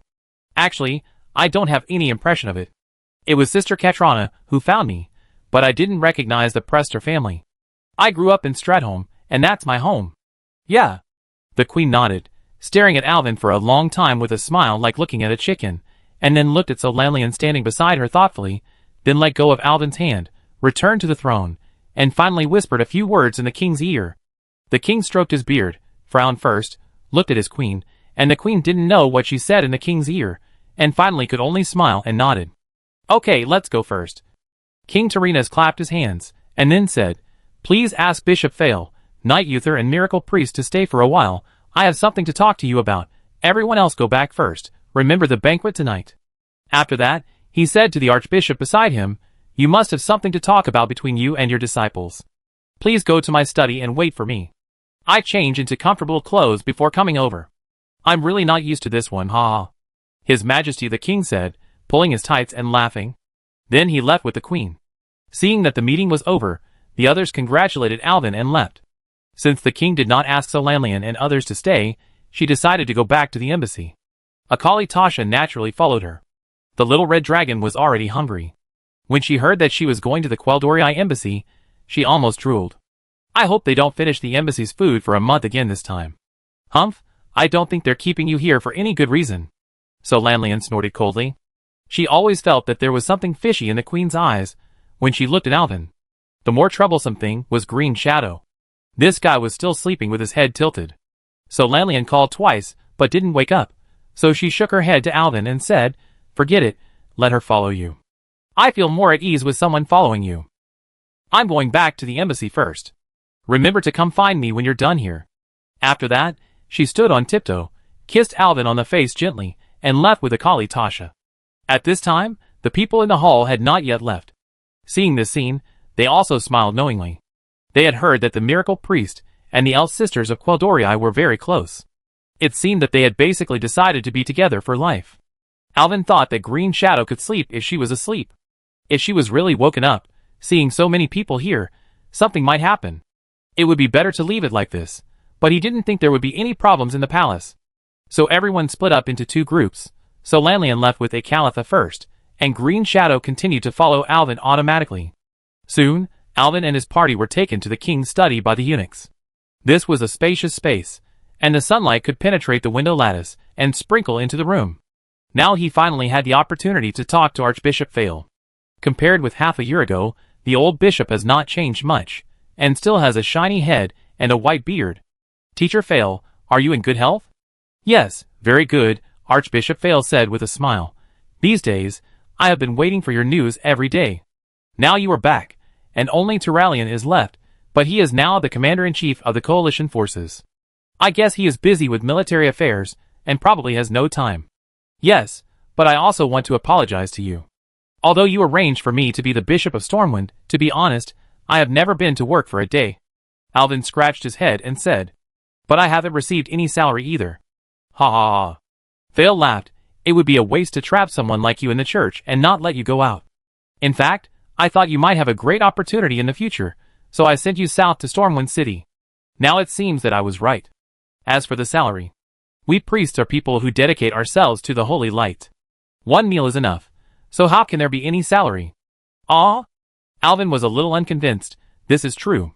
The main funding of the monastery comes from the kingdom's grants and donations from believers. We priests and paladins don't have any salary. Uther said seriously.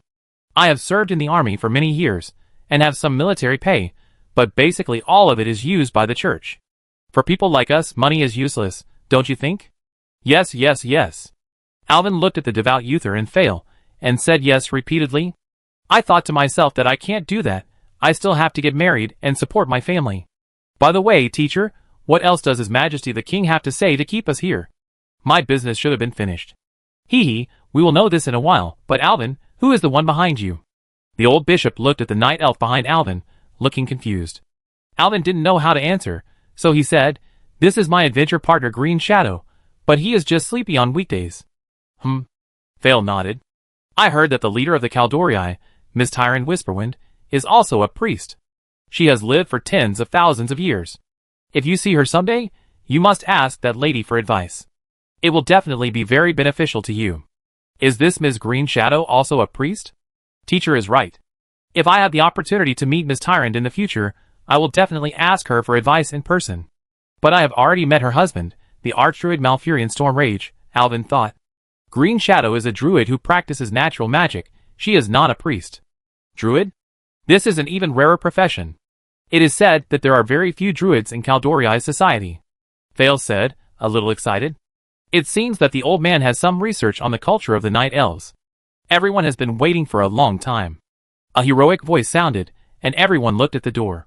It turned out that King Tyrinas had returned.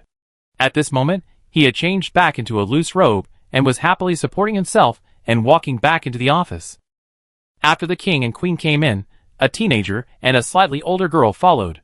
Both wore a small crown on their heads. This is my son Arthas, and my daughter Kalia. The king introduced with a smile. You too, why don't you come and meet your teacher? Chapter 290. Hello, teacher. Jalea was the first to salute Fael, but her voice was breathless, and she secretly wiped the sweat from her forehead. Alvin noticed that the blonde girl was quite tall, and she was almost as tall as him in high heels. With long golden hair and blue eyes shining like the sun, and the gorgeous clothes, she looked quite noble. Alvin glanced at her, and thought the girl was quite white without looking closely. His attention was on the princess's word teacher, which was definitely not referring to himself or Uther. Vale looked at the princess and nodded kindly. Seeing Alvin's strange expression, the old man explained, Jalea is also my disciple, and she is considered your senior sister. I see. No wonder she became a light-forged undead later. It turns out that they all served in front of the old man, the Holy Light. Thinking of this, Alvin couldn't help but look at her a few more times, making the princess' face a little red, and her eyes kept dodging to the side. Alvin was about to speak, but the little prince next to him spoke first. Are you the miracle priest Alvin Priest? Although Arthas is not very old, he is quite tall and strong like a calf. He is worthy of being a prince. It can be seen that he has been well nourished since childhood, and has been exercising all year round. He is much stronger than when he was a child. He also has blonde hair and blue eyes, very similar to his sister. Alvin remembered that the queen, who appeared just now, seemed to have blonde hair. The little prince spoke in a muffled and aggressive voice, which was quite a contrast. Alvin wanted to laugh when he heard it. You look very weak. Can you really kill the ogre? Brother. That's your teacher. Don't be disrespectful to your teacher. Princess Jalea was very sensible, and patted her brother gently. Hello, teacher. The little prince bowed his head and said, but he is really different from what I imagined. Your Highness Prince Arthas. Alvin looked at the little prince and felt that he had a lot of personality. Although this kid will not be a good thing when he grows up, he is just a stubborn child now. If his trip to Draenor this time can successfully crush Nazul, there will be no Lich King in the future. Although Arthas lives in peace, with a little training, he should not become a tyrant. Sometimes you can't tell a person's strength from his body, young man. Alvin gently patted Arthas's shoulder with his hand, like this. Pop! A crisp sound rang out, and a golden miniature light ball exploded on Arthas's shoulder. Golden little stars burst everywhere, startling everyone in the room. But the light ball only exploded to the size of a palm and disappeared. Arthas looked at his shoulder in surprise, only to see that the chain mail on his shoulder was blown up with a palm-sized hole. The prince was just practicing sword with the guards outside. When he heard his sister calling him, saying that the miracle priest was back and his father asked them to go over to greet him, the excited prince didn't even change his clothes, and came in wearing a helmet and armor. Princess Jalea chased him for a long time, but couldn't catch up. The two people ran over directly, so Princess Jalea was panting when she started talking. How did you do this? Arthas was surprised. Although this chain mail was not a precious armor, it could still defend against ordinary swords and sabers. Unexpectedly, it was broken by this smiling miracle priest in just one encounter. Didn't I just say that a person's strength cannot be seen by his body shape? I want to learn this. Can you teach me? Arthas was a child at heart. Seeing that Alvin showed off this skill without making any noise, he shouted excitedly and pulled Alvin out to practice. Arthas, watch your words and deeds. It seems that King Tyrinas is a strict father at home. With just a low shout, the little prince immediately let go of Alvin, lowered his head, and said disappointedly, Yes, father. My son, this is exactly why I asked you to come here. Knight Uther and Mr. Alvin have agreed to be your teachers. Really? Thank you, father. Arthas immediately raised his head, which had been lowered, and his eyes shone with excitement. Teacher Uther, Teacher Alvin. It's a great honor to be your disciple. The prince was about to kneel down, but Uther hurriedly pulled him up. Your Highness is naturally powerful. As long as he practices diligently, I believe he will become a powerful paladin. Thank you, teacher. Arthas was very happy. Can I be as powerful as you too? Of course, the way of holy light is endless, and your future achievements will definitely be better than ours.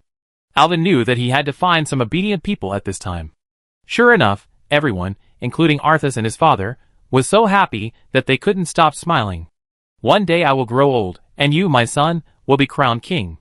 The old king suddenly felt a little emotional, and he looked at his son's back and said, Alvin. Alvin was thinking that the old king's words seemed to have been heard somewhere before, and was recalling them, when suddenly someone called his name in his ear. The voice seemed very close, and he was startled. He turned around and was surprised to find that it was Myra Green Shadow, who woke up. The night elf was looking at him with wide eyes, and he didn't know why he suddenly reacted so strongly. Ah, when did you wake up? Just now. The Green Shadow whispered.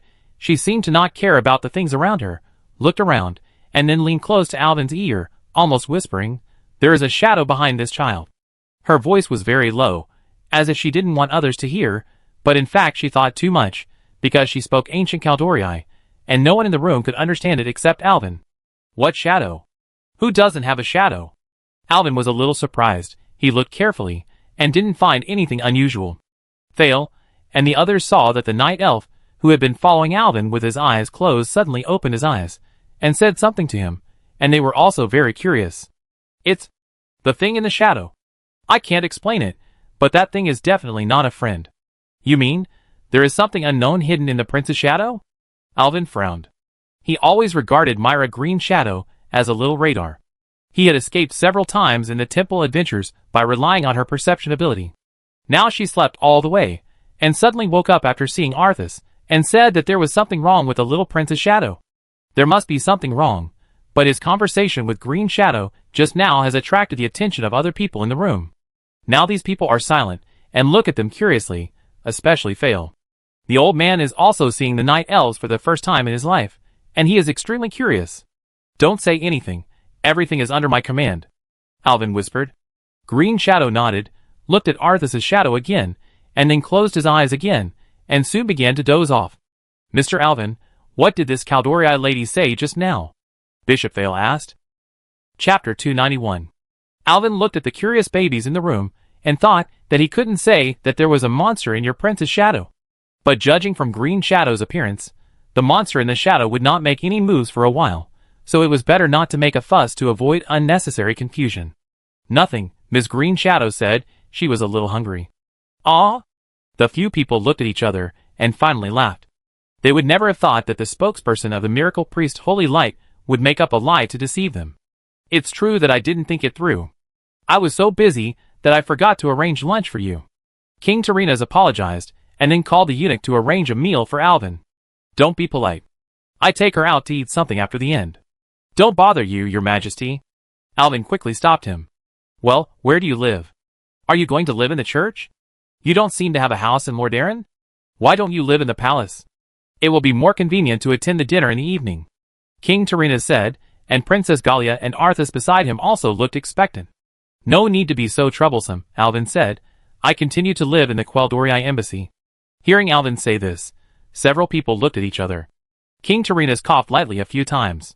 Alvin, after all, it is the Chaldorii embassy. Do you want to live there? Yes. Is there any problem? Alvin felt very strange, but after thinking about it, he probably understood. After all, he is a human from Lordaeron, and now he has returned to his homeland. But he ended up living in the embassy of the Elven Kingdom. It really doesn't look good. Ha ha ha. Alvin hurriedly explained. You all think too much. You don't know that Solanlian Starwish and her sister Calpurnia are now my fiancés. Ah! A cry of surprise rang out, and everyone looked back and saw that it was Princess Giulia, who was covering her mouth with both hands, with a shocked expression on her face. She soon realized her loss of composure after shouting, and her face turned red in an instant, and tears were rolling in her eyes. Alvin, when did this happen? Vale saw that the princess and the king looked not very good, and hurriedly asked. They almost accompanied me all the way south. The marriage was decided during the Battle of Watchtower, when Archmage Ramath led the soldiers of Silvermoon City to support us. Alvin said embarrassedly. Mr. Ramath finally agreed. The war was tied at that time, so I didn't tell the brothers present, so only the Winter family of Silvermoon City knew the news. No wonder you were so excited at that time. Congratulations, Alvin. Uther suddenly said. He was really happy for his fellow apprentice. But King Terena's face was not natural. The old king secretly looked at his daughter. Jalea had a tearful expression, and her heart was sour. But seeing Alvin's face full of happiness, when he talked about his fiancée, he could only sigh secretly. Just now when the award was given in the hall, the queen suddenly appeared, actually wanting to see Alvin. During that time, the most talked about topic in the palace, or in the circle of noble ladies in the entire kingdom, was the matter of the miracle priest Alvin. The queen had always heard that the miracle priest was young and promising, and was a handsome guy, so she was thinking about him. After all, her daughter Princess Jalea had not married yet. At first, King Terenas had thought about marrying his daughter to the ruined nobleman Duke Prester from Alterac, but Jalea had been opposed after hearing about it, and even went to the queen to cry several times. Finally, the queen saw that her daughter was really unwilling, so she had to plead with her husband, saying that she wanted her daughter to stay with her for 2 more years. Fortunately, Duke Prester disappeared later. In fact, that guy was originally transformed by Deathwing. He was chased away by Alvin and others in grim battle, and hid to recover from his injuries. Gradually, no one mentioned this political marriage. However, the sharp-eyed queen soon noticed something was wrong. She asked Princess Jalea several times if she already had a lover. Every time, Jalea blushed and shook her head. The queen saw that it was obvious that the girl was shy. She said that if you don't tell me, your father will marry you to a noble or royal family in another kingdom. Princess Jalea had no choice but to blush and secretly tell her mother who the person in her heart was. The queen then realized that the person her daughter liked was the miracle priest Alvin Priest. This was easy to do, so the queen asked many people about Alvin's character, family background, ability, and emotional life. This was too easy to find out. Alvin was originally a young priest from the Cathedral of Light in Stratholme. He accidentally saved a few Quel'Thala's elves during an accidental mission, and then he was sent to the south. His family background is clean and reliable, and he has no bad habits. It's just that I heard that he sometimes gets close to those elves because he saved 2 Quel'Dorii. So this time, I wanted to take advantage of this opportunity to reward Alvin and announce the decision of marriage at the dinner party, thinking that this ordinary boy from Stratholme would be overjoyed and happy to accept it, but I didn't expect that Alvin's heart had already been given to someone else. Those high-minded Quel'Dorii actually fell in love with humans.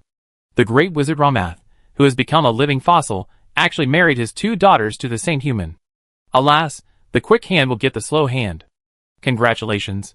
King Terenas smiled bitterly. He glanced at Jalea, and saw that his daughter seemed to have lost her strength, and her body was shaking slightly in the air. He knew that his daughter must be uncomfortable, but what could he do? Okay, let's do this for today. King Terenas squeezed an unnatural smile on his face, and he gently patted his daughter on the back. Prince Arthas was a child, and didn't understand what was going on. He started yelling and dragging Uther outside to practice swordplay. Even Alvin could see that the situation was a bit subtle. He didn't know what to say. Seeing the king and the princess like that, he was also embarrassed, but he didn't think he was wrong. Feelings can't be forced. If a woman suddenly jumps out of the street and says she likes you and wants to marry you, do you have to agree? Even if you are a princess, it won't work. People don't have feelings, and now his mind is on the monster in the prince's shadow that Green Shadow mentioned. He wants to find out what's going on quickly. Everyone bid farewell to King Terenas. As soon as they left the palace, a Quel'Dorii woman came up to the door. They didn't know her, but she looked familiar. She came up and introduced herself as someone from the embassy. Miss Solanlian sent her to drive a carriage to pick up Alvin. Alvin was grateful. Fortunately, Solanlian was thoughtful. Although he was from Mordarin, he didn't know the way. It would be great if he had a car to take, so he didn't have to ask for directions on the street. So he said goodbye to Fael and others, and got on the carriage with Green Shadow to go to the embassy. As soon as he got on the car, Alvin sat down next to Green Shadow and waved his hand in front of Green Shadow's face. Green Shadow, are you awake? Hearing Alvin's call, Green Shadow slowly opened his eyes, and saw that Alvin was alone, and then he smiled. Master, you are so impatient. Chapter 292. Alvin almost fell to the ground. What are you talking about, Green Shadow? Huh? What happened? Green Shadow hurriedly helped Alvin up, with an apologetic look on his face, but he was still confused and didn't know what happened. Don't you want to know what's in the boy's shadow? So I said you're impatient. What do you think? Yes, I know. Alvin quickly put on a serious expression, naturally resistant to evil. So what's going on? Actually, I can't explain it clearly. Green Shadow supported his face with one hand, thought carefully, and said, that thing he hid in the shadow, I can't see what it is, but I know that it's not a living thing. Not a living thing? Could it be a ghost? Alvin frowned. Green Shadow's statement made him a little scared. He looked out the window. It was still the warm sun at noon, and he felt a little calmer. In fact, not to mention ghosts, there are even demons and undead creatures in this world, just like the fishman zombies and demon zombies that we fought before, but these things have entities, and can be seen, so Alvin is not so afraid of them. However, ghosts. I have never seen a ghost since I came to this world. Isn't it said that humans or elves should enter the world of the dead after death? Ghosts? I don't know if this description is accurate, but I think it should be the ghosts you are talking about. Ghosts? That's ghosts. Alvin asked, shouldn't these dead souls go to the shadow world? Shadow world? What is that? Green Shadow tilted his head and asked curiously. Alvin found that he had let slip that people in this era still didn't know what the Shadow Realm was. He recalled what Aunt Sarah had said to him not long ago. Once, a person who claimed to be from the Azure Wilds gave her a seed of the World Tree, and then Myra Green Shadow was born from the seed. Azure Wilds is an area of the Shadow Realm. If so, Green Shadow is actually from the Shadow Realm, so she can feel the same things related to the Shadow Realm? For example, ghosts? It doesn't matter. Alvin quickly changed the subject. I'm worried whether the ghost will have any bad effects on Prince Arthas's body. It will indeed have an impact, but the boy has a strong physique and won't show any symptoms in the short term, but it's not good in the long run. Green Shadow tidied her silver hair and looked at the bustling city outside. It should be her first time entering a human city. The various novelties here made him very curious. Also, I don't know why, that ghost gives me an indescribable feeling. When I get close to him, I feel very sad.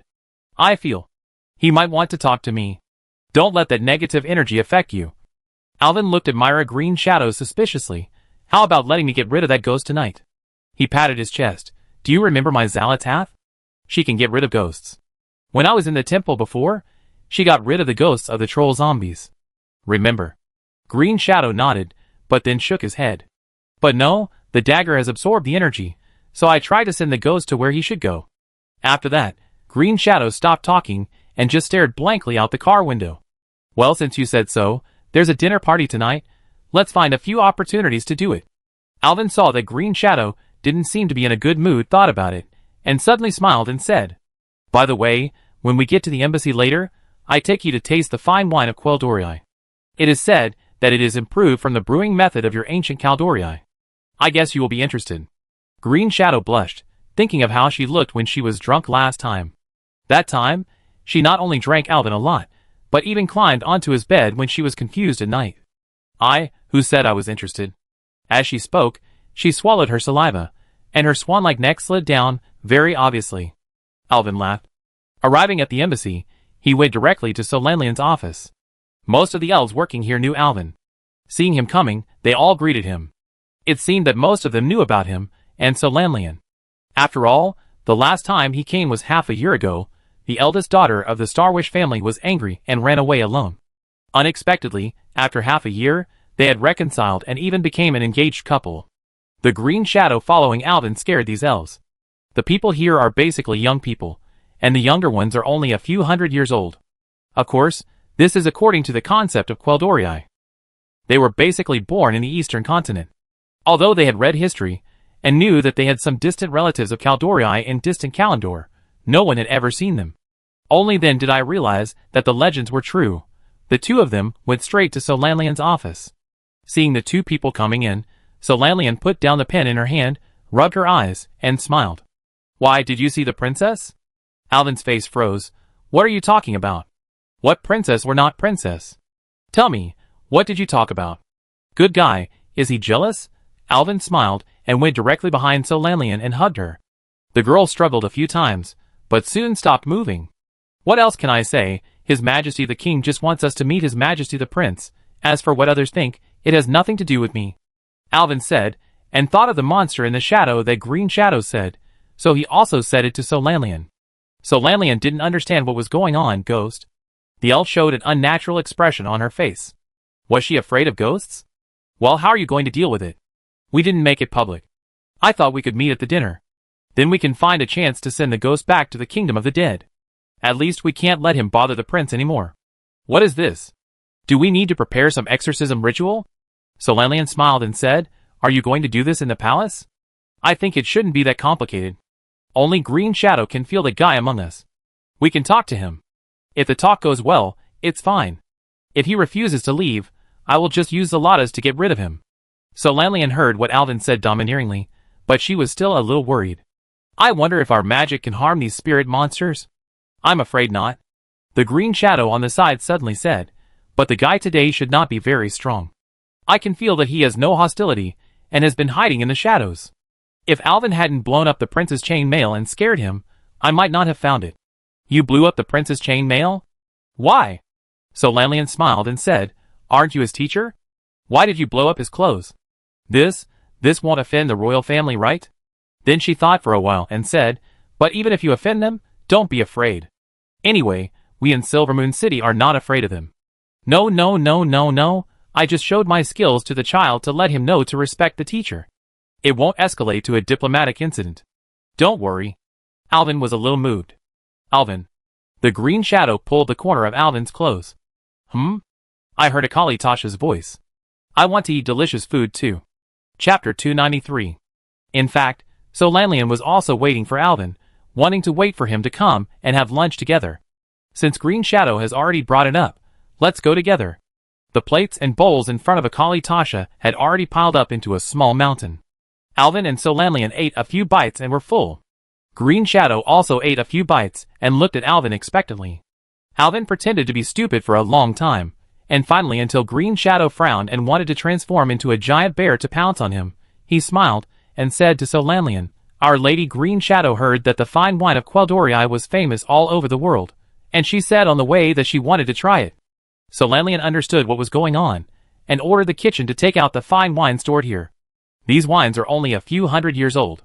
When we return to Silvermoon City in 2 days, I will treat you to my wine. Some of them were brought back when we boarded the ship from Kalandor. Alvin was shocked.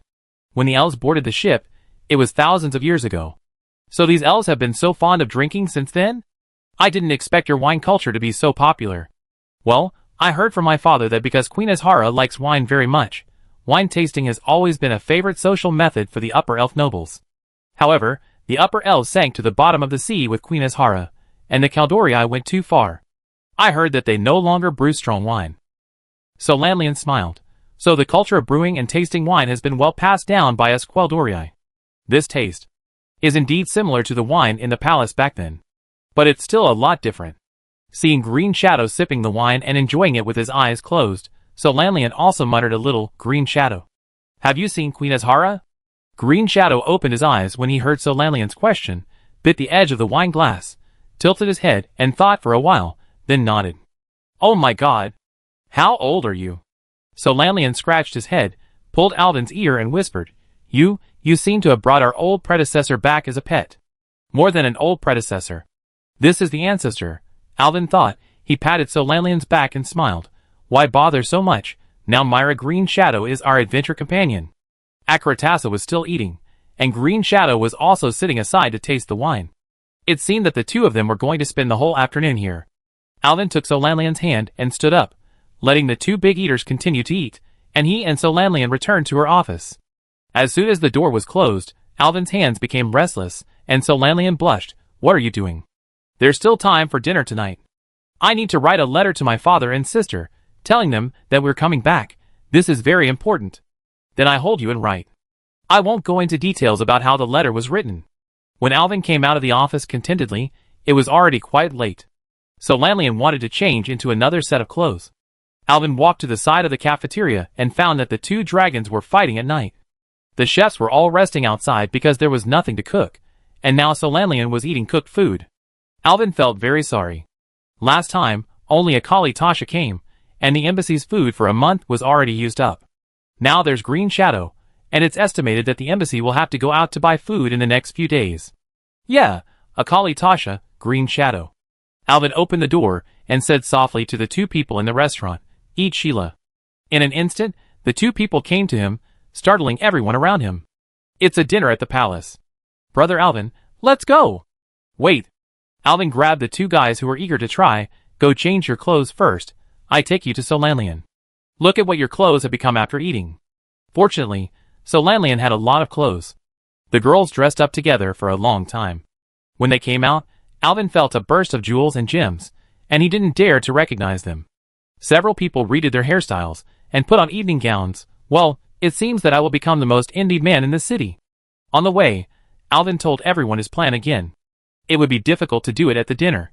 At that time, he would ask Prince Arthas to come to the garden, and then talk to the ghost.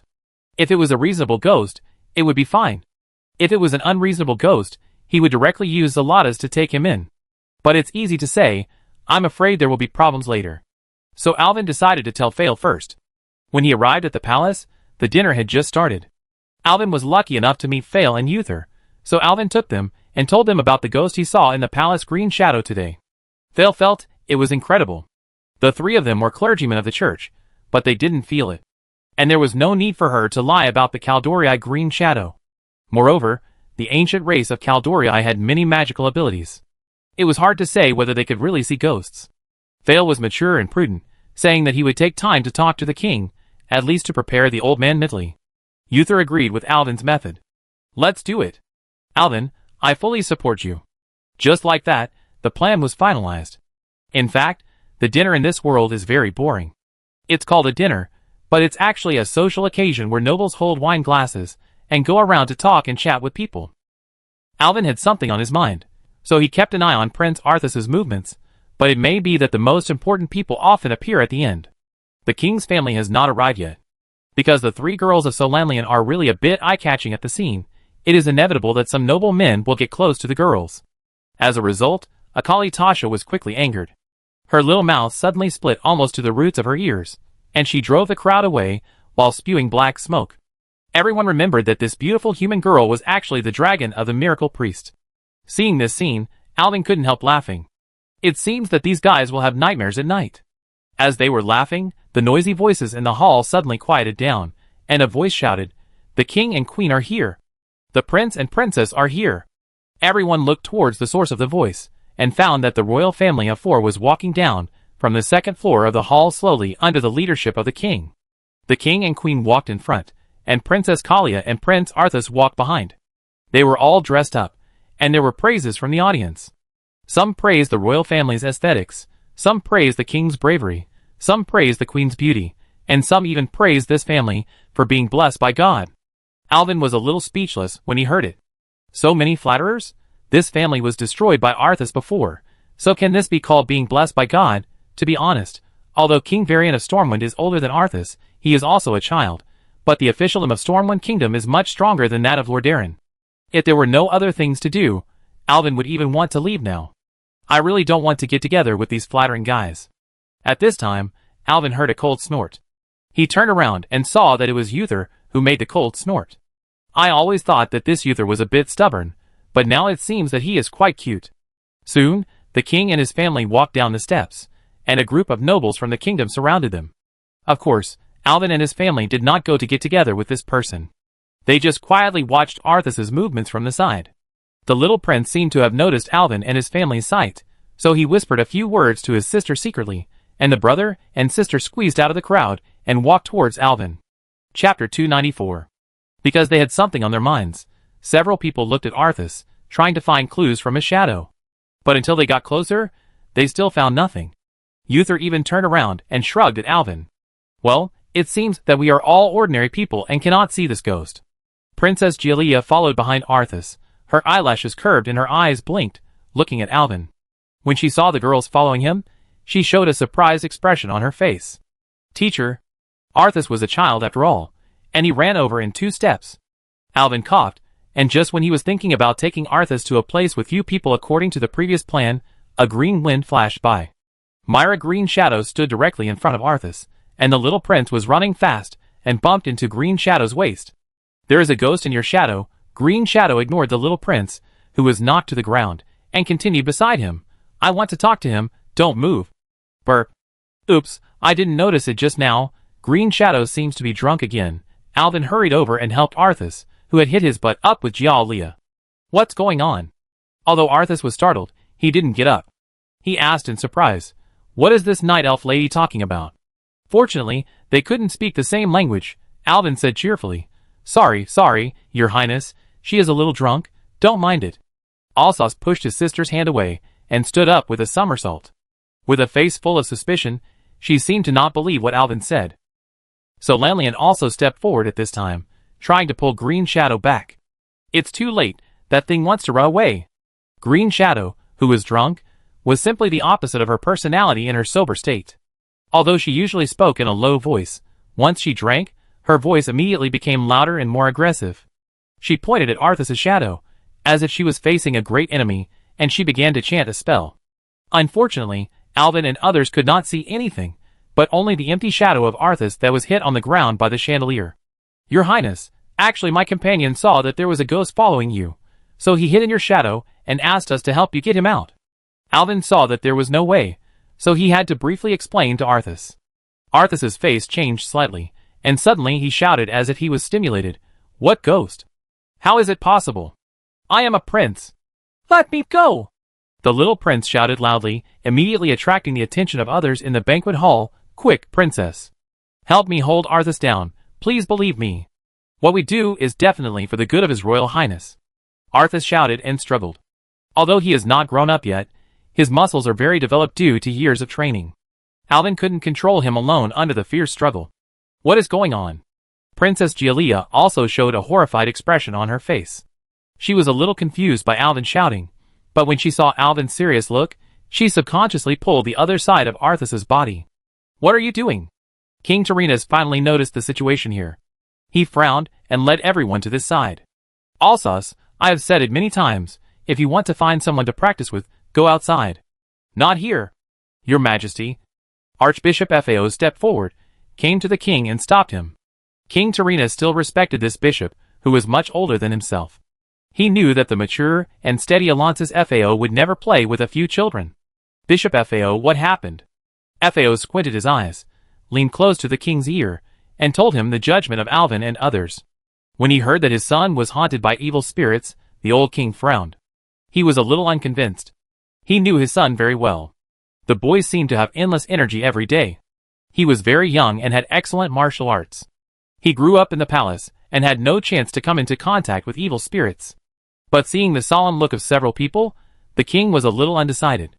But what happened next, he couldn't help but believe it. The Green Shadow's spell had been chanted, and a ball of green mist rose from Arthas' feet. In the surprised eyes of everyone, the green mist seemed to have life and gradually approached Arthas' shadow. The shadow was like a door to another dimension. When the green mist touched the shadow, it rushed into the shadow like water on the floor of the bathroom, flowing into the entrance of the sewer. Everyone was stunned by this magical scene. Even Prince Arthas stopped struggling. What kind of witchcraft is this? The human shadow is the favorite place for ghosts to hide. My life magic will turn the shadow world into a place full of life energy. Ghosts can't stay in such an environment for long. I believe he will show up soon. Green Shadow whispered. She kept urging magic power, and continued to let magic flow into the shadow. Alvin quickly translated Green Shadow's words into the common language. Brother Alvin, will my brother be hurt? Gialia supported Arthas on the other side, and asked with a worried look. The voice was crisp and pleasant, very nice. This was the first time Alvin heard the princess speak. It's okay. Green Shadow uses life magic. This kind of magic is similar to holy light, but it calls on the power of nature. For normal humans, this kind of magic has only benefits, but it is indeed the natural enemy of ghosts. Sister, I'm fine, Arthas said on the side. The little prince looked excited at this time. He had never seen such a magical scene. While the few people were talking, the shadow began to change. The originally calm shadow suddenly shook and gradually began to twist. Although the light didn't change at all, the shadow projected on the ground kept changing shape, sometimes stretching like noodles, sometimes compressing into a cube. Even Uther widened his eyes, and looked carefully at everything in front of him. Here it comes! Green Shadow whispered, get ready. That guy is coming out. Alvin shouted, and everyone looked at the shadow nervously, afraid of missing something. Before Alvin finished speaking, a translucent ghost began to appear. He twisted and rose from the cold shadow, as if being pulled by an invisible force. His body was translucent, like a candle flame blown by the wind, swaying. His face was blurred, and only a pair of empty eyes could be seen flashing a faint light in the darkness. These eyes were like an endless abyss, as if filled with pain and sadness. "What are you? Why do you hide in the shadow of a human?"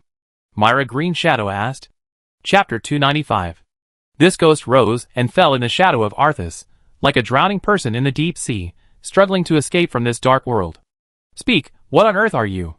Why are you hiding in the shadow?" Alvin stared at the ghost emerging from the shadow and questioned. The ghost seemed very confused. It seemed that it didn't know who it was. Its whole body was a ball of translucent mist, making a weak and hoarse voice, and it was difficult to recognize the specific words. Alvin did not lose patience, but asked the same question again. "Who are you? Why are you here?" The ghost began to seem a little out of control. It kept shaking and making shrill screams, as if it was extremely uneasy about Alvin's questions. Alvin saw this and wondered if this thing had lost its mind, or should we follow the plan and use courtesy first and then force, at least ask him if he is willing to leave on his own initiative. "You are dead and now a ghost. Why do you stay in this world and not go to the kingdom of the dead?" After hearing what Alvin said, the ghost suddenly seemed to be awakened and was very shocked. It seemed to have just realized that it was dead, and the whole spirit began to tremble violently. This fact was difficult for it to accept. "I died dead?" The ghost muttered to himself in disbelief. His voice was hoarse and low, and it was impossible to tell whether it was a man or a woman. The people in the hall had begun to leave in batches under the leadership of the guards. With such a thing happening, the banquet would definitely not be able to continue. After a short silence, the ghost began to change again. He let out a shrill scream, and his whole body became larger and larger, more and more terrifying, and enveloped the entire hall with a gloomy atmosphere. King Tarina's rejected Fail's suggestion of refuge. He stubbornly stayed here. He could not forgive a strange ghost haunting his son. "Guards, kill this ghost for me." The king's order was absolute. The guards drew their weapons and surrounded him. Alvin was a little speechless. Can ghosts be killed by ordinary weapons? At least let me finish asking the questions I should ask. Alonsis Fail had unknowingly stood in front of King Menethil. And the ghost had grown to be almost 3 people tall. It was baring its teeth and claws, and seemed to be ready to pounce at any time. I remember. I died so unjustly. I died so unjustly. You all have to be buried with me." The ghost screamed loudly, and the sound was so penetrating that people with weaker bodies were already stunned. Prince Arthas drew his sword from his waist angrily and shouted, "If you feel that your death is unjust, go and seek revenge on the person who killed you. Why are you hiding in my shadow? In my opinion, you are a ghost who wants to harm us. If you don't want to leave, I will crush you completely." Before he finished speaking, he raised his sword and stabbed the ghost fiercely. Seeing this, Alvin secretly complained, "Why is this family so reckless? Danger? Don't!" he shouted loudly, trying to stop all this from happening. Stabbing a spirit with a sword, no matter how you think, will not cause any harm to the spirit, and the ghost is full of weirdness. He has never dealt with similar enemies before, and has no idea what will happen. If something really goes wrong, it will be troublesome. However, Alvin's loud shout of no failed to prevent this scene from happening. Arthas's sword was fast and fierce, piercing directly into the ghost's body. As Alvin thought, nothing happened. The sword pierced only the air, and the spirit was not hurt at all. "Damn it! How do you kill this thing?" Arthas missed the first strike and wanted to pull out the sword and try again, but found that the sword he had inserted into the ghost could not be pulled out. "Let go of my sword, you ghost!" However, a strange force suddenly surged. The ghost let out a sharp hiss, and then turned into a black smoke, which quickly flowed down the blade of the sword and poured into Prince Arthas' body. The prince's eyes instantly became empty and cold, and his body trembled violently, as if an invisible force was tearing his soul. "Arthas! Brother!" King Tarina's and Princess Kalia saw Arthas being attacked by the ghost and shouted. Alvin was so angry that he wanted to hit someone. This Arthas was too reckless. "Green Shadow, think of a way," Alvin said, pulling Gialdia's hand and retreating instantly away from Arthas. The little prince's face turned pale, but a strange smile appeared at the corner of his mouth. His voice became low and hoarse, and he was completely different from before. "Now, this body belongs to me. His words were full of evil meanings. Everyone understood that it was the ghost just now who controlled Arthas and spoke through his mouth. Hurry, save my son. Bishop Fail, save him. King Terenas looked at the changes in his son in horror, and pulled the old bishop and shouted. He only had this one son, and he had always taught him strictly. Now that something like this happened, the old king was a little scared. Ha ha! You guys, die! Die! Arthas was like crazy, swinging his sword wildly around. Fortunately, Alvin had just pulled Princess Gialia away from Arthas, otherwise she would be the first to be chopped. Stop him! Stop him! Uther shouted loudly, leading the guards, who rushed up to form a human wall to surround the crazy Arthas in the middle. But everyone was afraid of the consequences, fearing that if they really took action, they would not kill the ghost, but hurt Prince Arthas instead. Everyone had to raise their shields to protect themselves. Die! Ha ha, die! Arthas had no tricks at all at this time, just relying on brute force, smashing the sword down like a mace, one after another, seemingly completely unaware of fatigue. Even the edge of the sword was rolled up by the smash. Ah! A painful wail. It turned out that a guard's shield was smashed by the powerful Arthas with his sword. The huge force made the big sword continue to smash down quickly after smashing the shield, hitting the unlucky guard hard, and the guard immediately spurted blood and fell to the ground. This lunatic. Alvin cursed, first using healing magic to revive the guard, who was almost killed, and then preparing to use the holy fire to treat Arthas first. It would be fine even if he was injured and then rescued. No! Just as the magic was cast, Gialia grabbed Alvin's hand, and the holy magic that had been condensed dissipated instantly. He is my brother, please don't hurt him. Looking at Alvin's angry face, Princess Gialia was also a little scared. Do you have to wait until your brother kills a few people before you start? But... Faced with Alvin's questioning, Gialia was speechless for a moment, feeling scared and wronged, and burst into tears. Alvin was helpless. This family was simply amazing. I let him sleep first. The green shadow chanted the spell again, and when the last word was finished, a green mist hovered over Prince Arthas's head and quickly enveloped him. The crazy prince's body stagnated, and the sword in his hand fell to the ground with a clang, holding his head, and began to shake. No, I don't want to sleep. I'm not allowed to sleep. Arthas wailed in pain, but still fell to the ground, unable to hold on any longer, and began to sleep soundly. However, this was not the end. Just as Arthas fell, a faint blue light left his body and flew towards Alvin. Alvin knew that he was powerful, so he hurriedly dodged to the side, but the light just hit Princess Gialia. Ha ha ha! Want to trap me? That's not easy, I strangle you all to death. Princess Gialia laughed sinisterly. Well, the prince is fine, and the princess is controlled again. Alvin was about to run to the side, but Gialia pounced on him like a hungry tiger. Bang! Ouch! Alvin was pounced on from behind by the princess and fell to the ground, and Gialia rode on his waist. He hurriedly turned over and tried to throw Gialia off his body, but the princess was so strong at this time that she stretched out her hands and directly strangled Alvin's neck. I strangle you, you unfaithful man. Gialia used both hands to pull hard. Seeing this, the people around hurriedly stepped forward to grab Gialia, trying to pull her off Alvin. Solanlian was ready to release magic, but looking at the two people entangled together, there was no guarantee that she would not hit Alvin. She stamped her feet in anger and rushed to pull Gialia. Alvin also started to save himself frantically. He used both hands to try to pry Gialia's hands apart. As a result, Gialia's hands slightly left Alvin's neck under the pulling of the people behind him and Alvin's desperate resistance. As a result, Alvin took a breath, and Gialia's huge power attacked again. This time, she did not choose to strangle his neck, but pressed on Alvin's shoulders, pressed down her body, and bit Alvin's mouth. Everyone was stunned. A group of people pulled Princess Gialia, trying to pull her off Alvin, but the controlled princess was extremely brave and rode on Alvin's waist, pressing down on the poor miracle priest and biting him hard. Oh my god! Solanlian blushed at Karatassa. A dragon roar sounded, and the little red dragon pushed away the people surrounding Gialia, grabbed Princess Gialia's collar, pulled her off Alvin, threw her back, and threw her to the ground. Chapter 296. Karatassa showed her power, and stunned everyone in the banquet hall. There was a blind guard leader, who probably wanted to show off in front of the king. He shouted protect the princess, and wanted to take down Akalissa.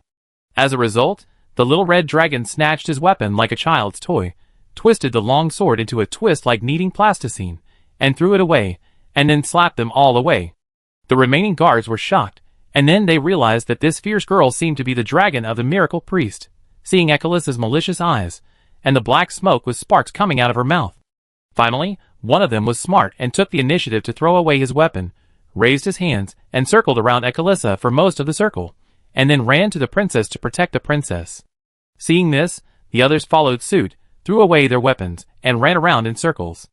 Everyone looked back at Gialia and found that this time, the fun was great. The poor princess rolled over several times on the ground, and finally stopped by the wall, but the posture she stopped in was very unsightly, with her head upside down and stuck on the wall. The elegant princess dress was worn out, and what was worse was that due to the effect of gravity, the princess dress fell completely, covering the princess's upper body and her face, and her entire lower body was upside down on the wall. Big white legs, white garters, and a small white panty. It made people bleed from the nose. The queen saw this and shouted loudly, "All guards! Don't look!" The guards were obedient. When they heard the queen's order, they hurriedly stood at attention and covered their eyes with their hands. But even so, Princess Gialia did not stop. Her long white legs hanging in the air twitched suddenly, and then she stood upside down, moving in an image that was not suitable for children. Refer to the part in A Chinese Odyssey, Moonlight Treasure Box, where Stephen Chow walked upside down, only the healthy thighs were exposed. If you are a little timid, you will be scared to death. So Lanlian just helped Alvin up from the ground, patted his back and rubbed his chest, and finally smoothed his breath. In just this way, there were 2 dark blue handprints on Alvin's neck. So Lanlian was so distressed that she wanted to chant a spell to shoot her with an ice arrow when she stood up. Alvin hurriedly grabbed the elf. Don't hit her, control her, she is possessed by the ghost. As he said, he stood up with the help of Solanlian, and looked forward, and the black lines on his eyebrows appeared. What a disgrace. A group of guards covered their eyes, and stood there, not daring to move. A woman with long white legs and slings was running around the room. She kicked anyone who was close to her, and even rushed to the lower 3 rows to greet them. Several guards had been kicked in the crotch and screamed and fell to the ground. "Quick, hold my daughter down." "Gaw!" The queen's voice was full of tears. Today, the royal family lost face. A pure and innocent princess was exposed, and kicked the men's lower body one by one. It would probably be a problem for her to get married in the future. Maybe it was because of anger or lack of oxygen. The queen fainted after shouting. "Erwin, think of a way quickly. The face of the Lordaeron royal family cannot be lost like this." Bishop Vale exclaimed. The old man is not young anymore. When King Tarina's grandfather was in power, Vale had already held a high position in the Church of Holy Light. The old bishop has never married in his life. The only ones he is close to are the children of the royal family. He treats the younger generations, like Arthas and Gialia, as his own grandchildren. Otherwise, he would not have accepted Gialia as his apprentice. You should know that those who can be Vale's apprentice are all geniuses with great talent, and only appear once in 100 years. When Alvin looked back, the old bishop's face turned green.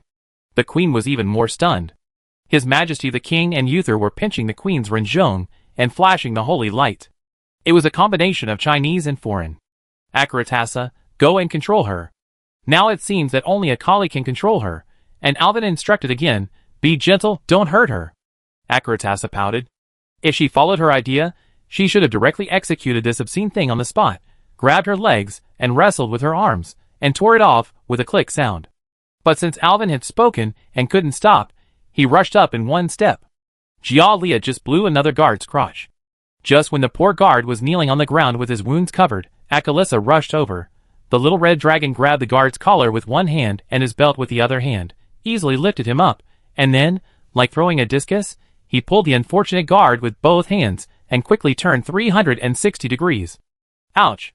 The guard screamed in a long tone and flew towards Gialia. Although Gialia was running around on the ground like a mouse, Akali Tasha's cannonball was faster.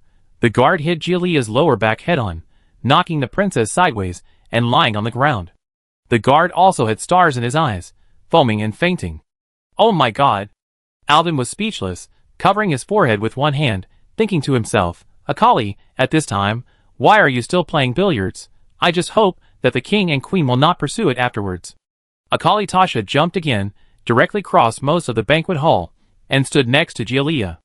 Gialia lay on the ground. Her skirt returned to her buttocks, but her golden hair was spread on the ground in a mess, and even her face could not be seen. Her body began to twitch violently again, and Alvin knew that if he didn't control her, the ghost would make trouble again. It would be fine if she made trouble in the palace, but if she ran to the street like this, Giulia would really have no need to live for the rest of her life. He hurriedly shouted, "Acalatesa, take her down. Don't let her run around. This is easy to do." Akali stepped over and sat on the princess' waist. The ghost on Giulia has recovered at this moment.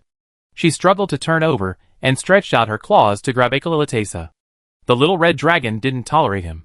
He stretched out his hand and grabbed Giulia's wrist and pinned it to her back. The other hand was not idle either.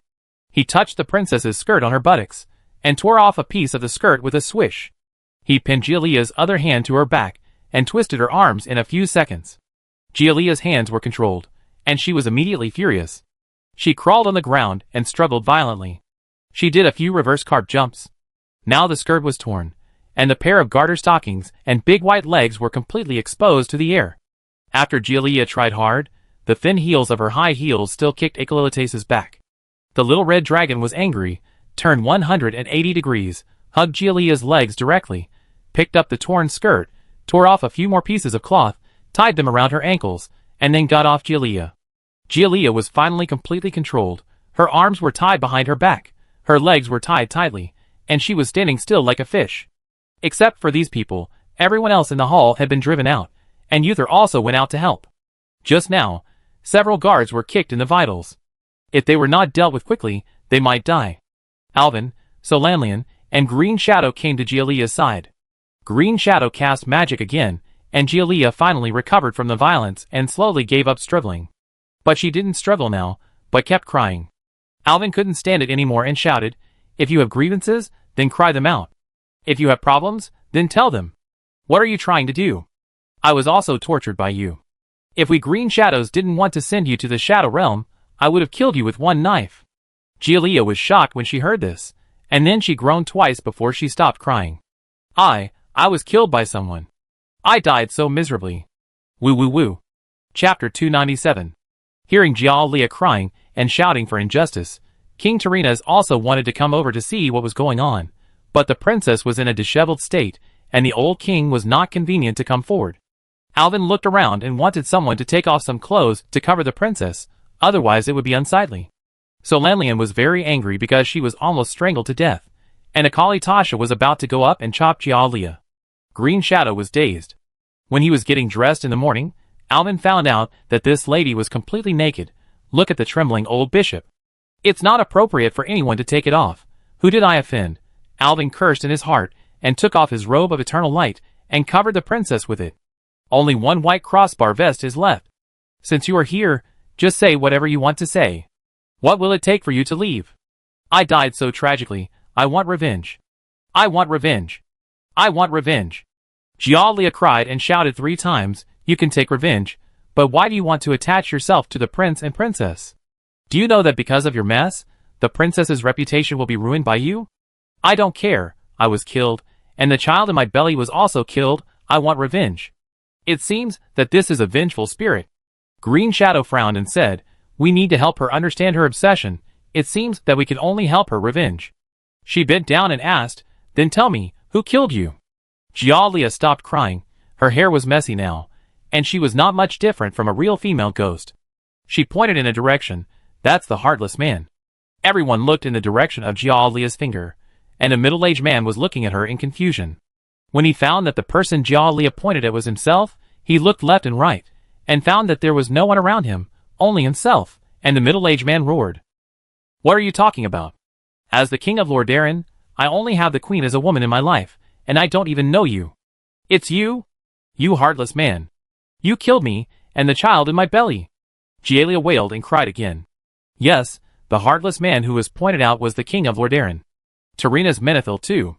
The queen, who had just woken up, saw such a human drama, and fainted again with a caw sound. An unexpected gain? Seeing that his wife fainted again, Tyrrhenas was immediately furious and drew his sword to chop, but was stopped by Bishop Fail. "Your Majesty, that's your daughter." Tyrrhenas was stunned, his sword fell to the ground with a clang, and he almost lost his balance. His feet were weak, and he almost fell down. In the end, he was supported by Fail. He pointed at Jialia and said breathlessly, "You, tell me clearly, how did I harm you?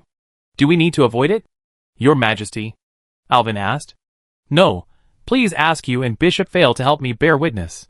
I ask myself that I have never done such a bad thing in my life." "Yes."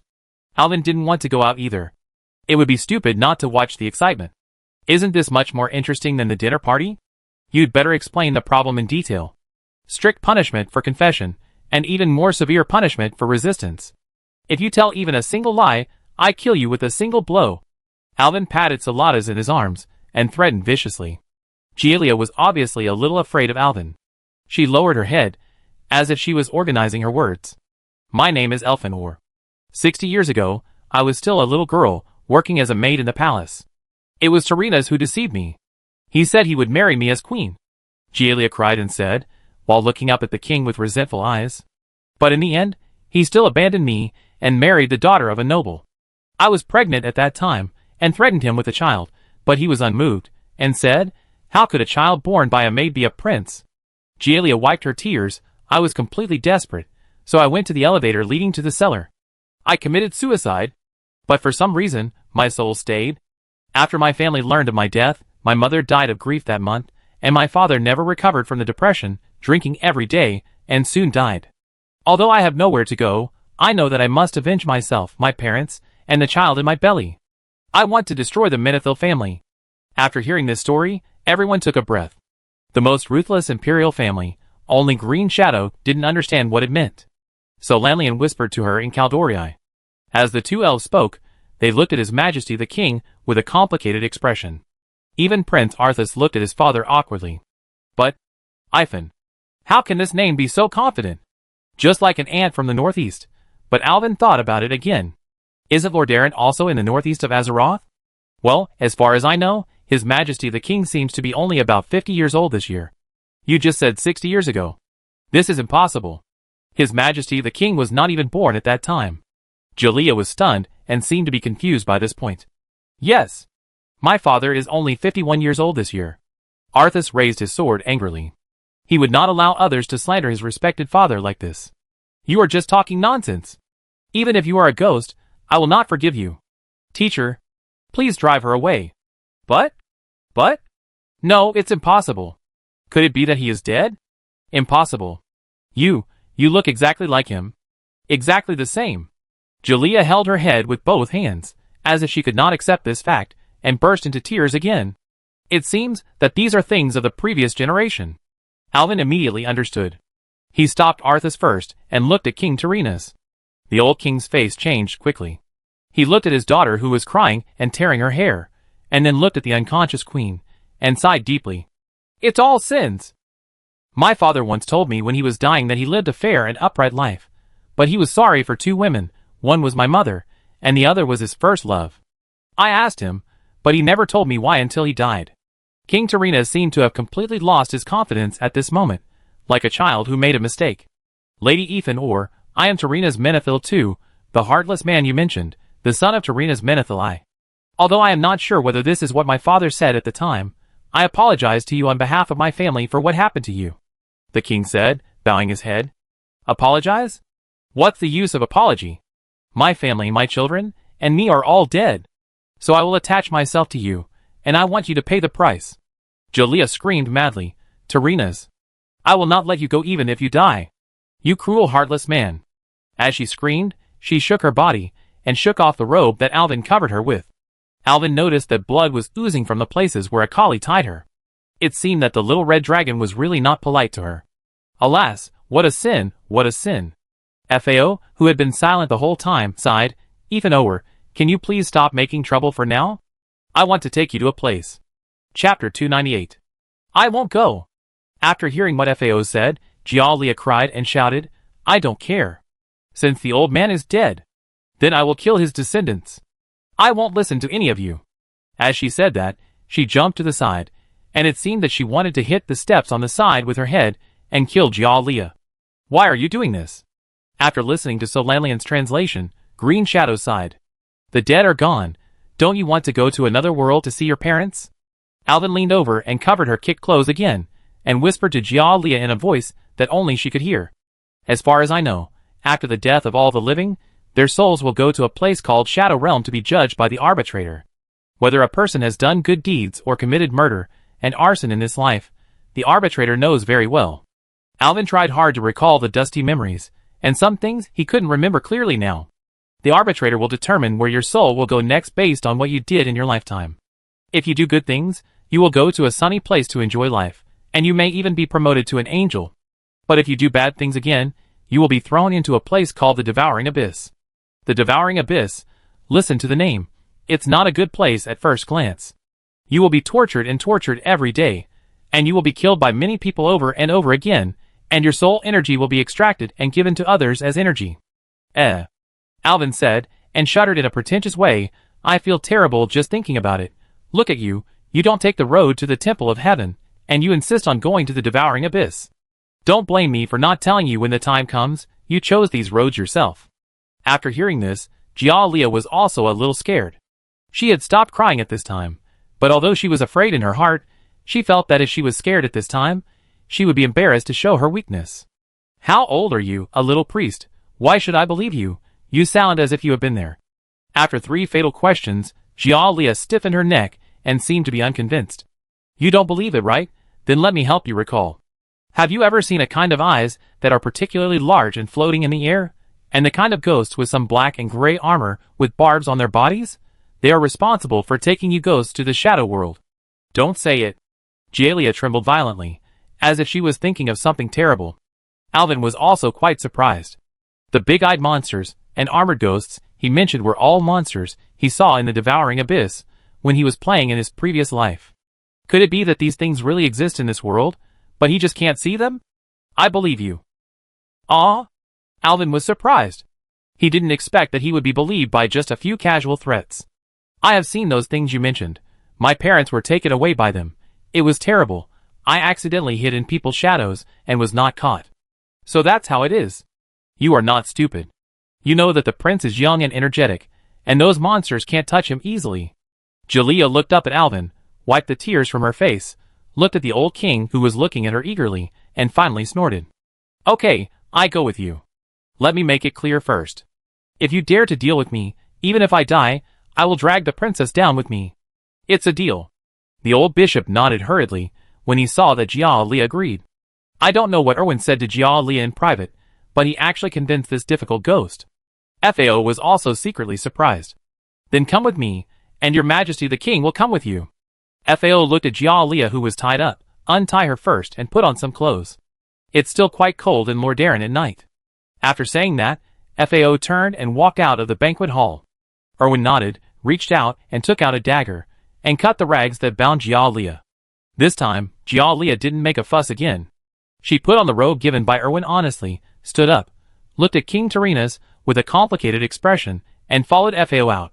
The king first arranged for someone to take care of the unconscious queen, and then he and Arthas followed. Solanian came over at this time, like a curious baby, and asked, What did you whisper to her just now? Nothing, just made up some stories to scare her that if she didn't cooperate well, she would go to hell or something like that. Solanian nodded thoughtfully. She looked at Alvin's lips again, which were still a little red and swollen, and remembered that she had just been beaten up by Princess Jialia. The elf smiled, and came over again. Although, did you stick out your tongue just now? Alvin's old face turned red, and just as he was about to speak, a red shadow floated. It turned out that Ekalatassa pounced on him, and took advantage of Alvin's inattention to gently touch his lips. I kiss you too, this is fair. Then he ran out with a red face. Alvin was startled, but saw Solanian coming over with a bright smile, then stepped on his foot, then smiled and left. Ouch! Solanian still didn't use any force, just a hint. Alvin deliberately pretended to be serious. Myra Green Shadow reached out to support Alvin, narrowed her eyes, and asked with a smile, Master, I have a question too. Alvin subconsciously covered his mouth and muttered, Green Shadow, don't make trouble, okay? Just now I saw you talking to the little princess. Although I don't understand human language, there is a word in it that I unexpectedly understood. Because there is also this pronunciation in the Kaldori language. She leaned close to Alvin's ear and asked in a breath, Where is the maw? Alvin was surprised. You also know the maw? I don't know, but there is a record of this word in the Kaldori classics. I only know this pronunciation, but I don't know where this place is. I also felt very strange when I heard it just now. Although I don't understand what you said, the word is very familiar. I thought about it, and it was the maw. Catch up with everyone first. Alvin patted Green Shadow's shoulder and motioned her to follow Solanlian together. The three of them walked side by side. Alvin held Solanlian's hand and deliberately slowed down his pace, keeping some distance from the people in front of him. Then he whispered, "Since Green Shadow asked, I will explain. In fact, you should all know that our world is just one of the countless worlds in the universe. For example, the orcs who invaded our world before, their world is called Draenor. There are many such worlds in the depths of this universe. Of course, there are also terrifying evil forces, such as the Burning Legion." Hearing this name, Green Shadow took a breath of cold air, but Solanlian was okay. At that time, Solanlian was still very young and did not have a deep impression. Moreover, after coming to the eastern continent, many things were selectively forgotten by the Quel'Dorii. Because the earliest invasion of Azeroth by the Burning Legion was originally caused by the elves' abuse of the magic of the Well of Eternity, but now they have created the Sunwell, so this period of history has actually been deliberately forgotten. But the Quel'Dorii society where Green Shadow lives remembers this history. However, all of this is the world of the living. Since there is life, there is death, and the world of the dead is called the Shadow Realm, the Maw, which is where all the most vicious and terrifying beings in the Shadow Realm go after death. They will receive endless torture and torture there. There is this word in the Quel'Dorii literature, but it is vague and there is no explanation. I also saw it by accident. Green Shadow whispered, "But since I was very young, I have had a dream. I seem to be in a blue world, where there are flowers, trees, and many small animals that I have never seen before. And a seed." Chapter 299. Green Shadow became more and more excited as he spoke, and his voice gradually became louder. Seeing this, Akalissa in front of them also slowed down and came to their side. I told Malfurion about what I saw in my dream, but he didn't know what it was, and had never seen it before, so I started to look up the ancient books of Quel'Dorii, but I didn't have any clues. "But why do you know these things?" Solanlian tilted her head and asked Alvin, "You didn't have another teacher who told you?" "Congratulations. You can answer quickly." Alvin smiled and clapped his hands. "I won't joke with you this time. In fact, I came from another universe. I know the past 500 years, and the future 500 years. Solanlian didn't speak for a long time, looking at Alvin as if he was looking at a fool. "Akaratasa, Green Shadow, let's go, don't stay with this fool, it will be contagious."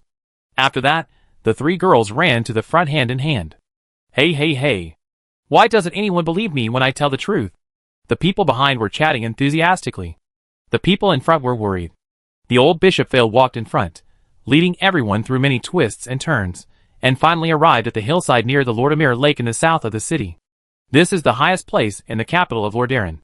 The city is close to the mountains in the south, and at the foot of the mountains is the endless Lordamere Lake, but now the lake is pitch black and nothing can be seen. King Tyrrhenas and Prince Arthas didn't understand, but with the possessed Kalia following them, the father and son didn't dare to ask any more questions, so they had to follow the old bishop through the streets and alleys, and finally climbed to the top of the mountain. It was already dark. From the top of the mountain, the whole city was in darkness, with only a few lights. The stars in the sky were brighter than the ground. "Ethanor, look here." Under the starry sky, on the hillside, beside the grass, under the small tree, a small mound, a tombstone. If it were daytime, I believe the view from here would be very beautiful. Gialia took 2 steps forward. This place seemed familiar, but she had been dead for 60 years. Apart from her hatred for Tyrrhena's eye, she had forgotten many things. Until she saw the words on the tombstone. "The tomb of my beloved wife, Ethanor." Is this my tomb? Gialia's feet were weak, and she knelt down in front of her own tomb. She stroked the tombstone with her hand, trying to see every word on it clearly. "It is the tomb of my beloved wife Elfin, and the signature is Tyrrhena's eye. This is the tombstone that the late king set up for you." Thale sighed. "I actually heard a little about your story back then, but you only know one side of the story, not the other." The old bishop put his hands behind his back, as if thinking about where to start. Back then, several countries were not as peaceful as they are now, and wars were common. His Majesty was young at the time, and didn't think so much.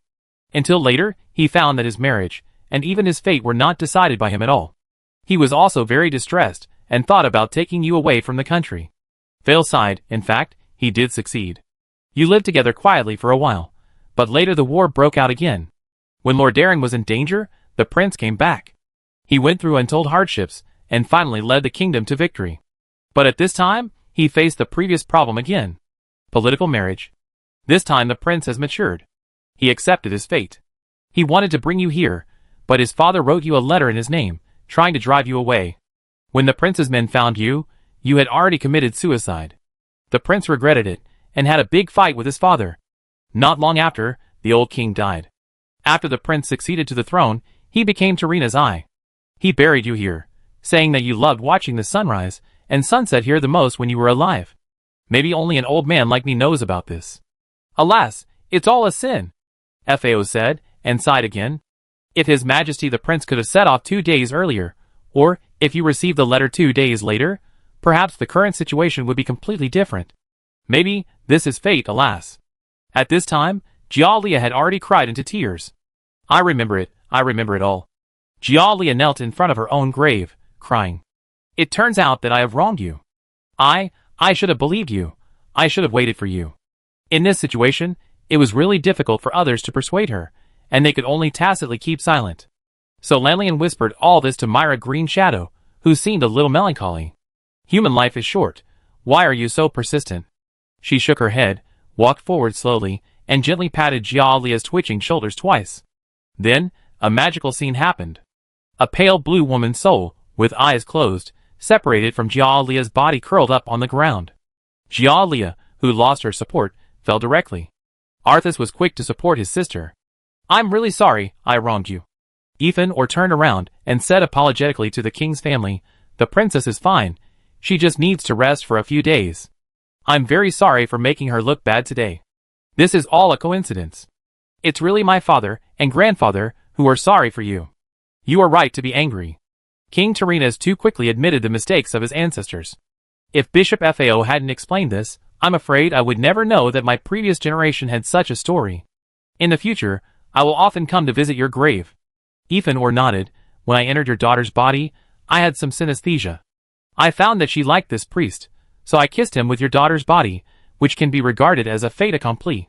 The ghost said, pointing at Alvin. Alvin said speechlessly, don't arrange other people's affairs randomly, okay? I have a fiancé. Look, this Miss Queldoria is my fiancé. Do you want your tragedy to happen to me again?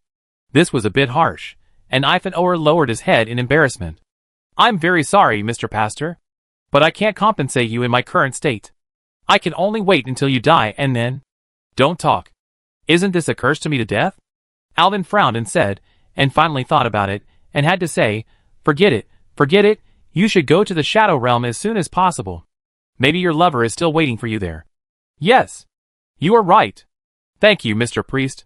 Ivan smiled again. But I don't know how to go to that world. This is indeed a difficult problem. Do I have to kill this ghost again?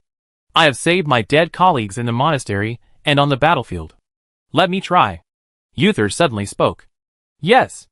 Alvin slapped his head. He remembered that the paladin seemed to have a skill called Salvation of the Dead. He didn't expect to use it here. Uther took out a yellowed magic book from his bag and held it in one hand. Then he took a deep breath and began to chant the ancient spell. Alvin felt that this spell was familiar, but he couldn't understand it. He thought it should be a new skill that the paladins had realized during their practice. As the spell progressed, the magic book in Uther's hand began to emit a dazzling golden light. This light was like the first ray of sunshine in the morning light, warm and bright. It poured out from the pages, slowly rising, and finally enveloped the ghost Ethan Orr. Ethan Orr's body seemed more transparent in this golden light, like a thin morning mist. She closed her eyes peacefully, as if she had let go of all her nostalgia for the past. Soon, her figure gradually became blurred in the light, as if being pulled by an invisible force, and gradually disappeared into the air. At this moment, a sacred song seemed to ring in her ears. The song was like the sound of nature, full of peace. In this song, Ethan Orr's voice rang, "Thank you." As Ethan Orr's voice disappeared into the air, her figure also completely disappeared. Uther slowly closed the magic book. He had successfully completed the task of exorcising the dead, and let Ethan Orr's soul rest in peace. Now it's time to talk about my daughter. The voice of Tarinas II broke the tranquility of the night. Chapter 300. When the king said this, his eyes were fixed on Alvin. The rest of the people seemed to have the same idea and looked at him. No, why are you all looking at me? Is there something wrong with my face? You can't blame me. Alvin was a little angry. It had nothing to do with him. He helped their family solve such a big problem, but Jialia was wearing her own clothes now. Until now, he was still wearing a hurdle vest. Standing on the top of the mountain in the middle of the night, it was still a bit cold. What was he trying to do? He stiffened his neck and looked at the king directly, looking like a dead pig that was not afraid of boiling water. Your Majesty, it's getting late now, and everyone is hungry. The weather is quite cold. Alvin is wearing thin clothes, and the princess has just recovered from a serious illness. I suggest that we go back to the palace first and make a long-term plan. Fao looked at the two people who looked like fighting cocks, and hurried out to smooth things over. Alvin saw this and shivered in cooperation, and said with a smile, "To be honest, I have a big eater who is still hungry." Ha ha, cough cough. The king looked at his unconscious daughter, then at Alvin who was disheveled, and sighed. Let's go back first. As the saying goes, it's easy to go up the mountain, but difficult to go down the mountain, especially in the dark. But fortunately, Solanlian can gather magic at the tip of the staff to create light, and Alvin later learned how to condense the holy light, so he was safe all the way down. Princess Kalia was still unconscious. Alvin tried to avoid suspicion, and ran to the front of the team to be the leader. There was no choice but to let Night Uther carry the princess on his back. Alvin looked back and almost laughed. The delicate princess and the sturdy paladin were almost like Zhu Beiji carrying his wife.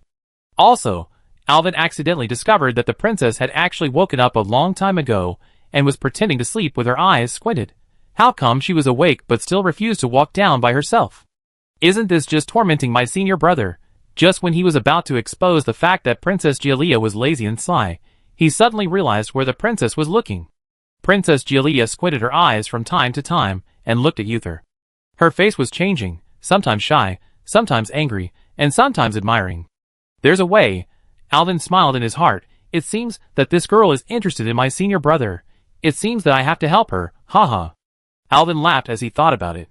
What are you grinning at? Solanlian whispered, which scared him. Since Solanlian became a void elf, the color of this skin is really hard to distinguish when standing in a dark place. Nothing, I just found something interesting. Humph, think about how you are going to tell His Majesty the King later. Don't worry, we don't have to worry, someone will tell.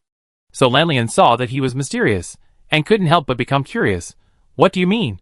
You will know in a while, the old man Xingguang said, that it cannot be said, it cannot be said. Seeing his asking for a beating, Solanlian stepped on Alvin's foot again. Sure enough, just as Alvin guessed, they returned to the palace. Although the dinner was gone, the dishes could not be wasted.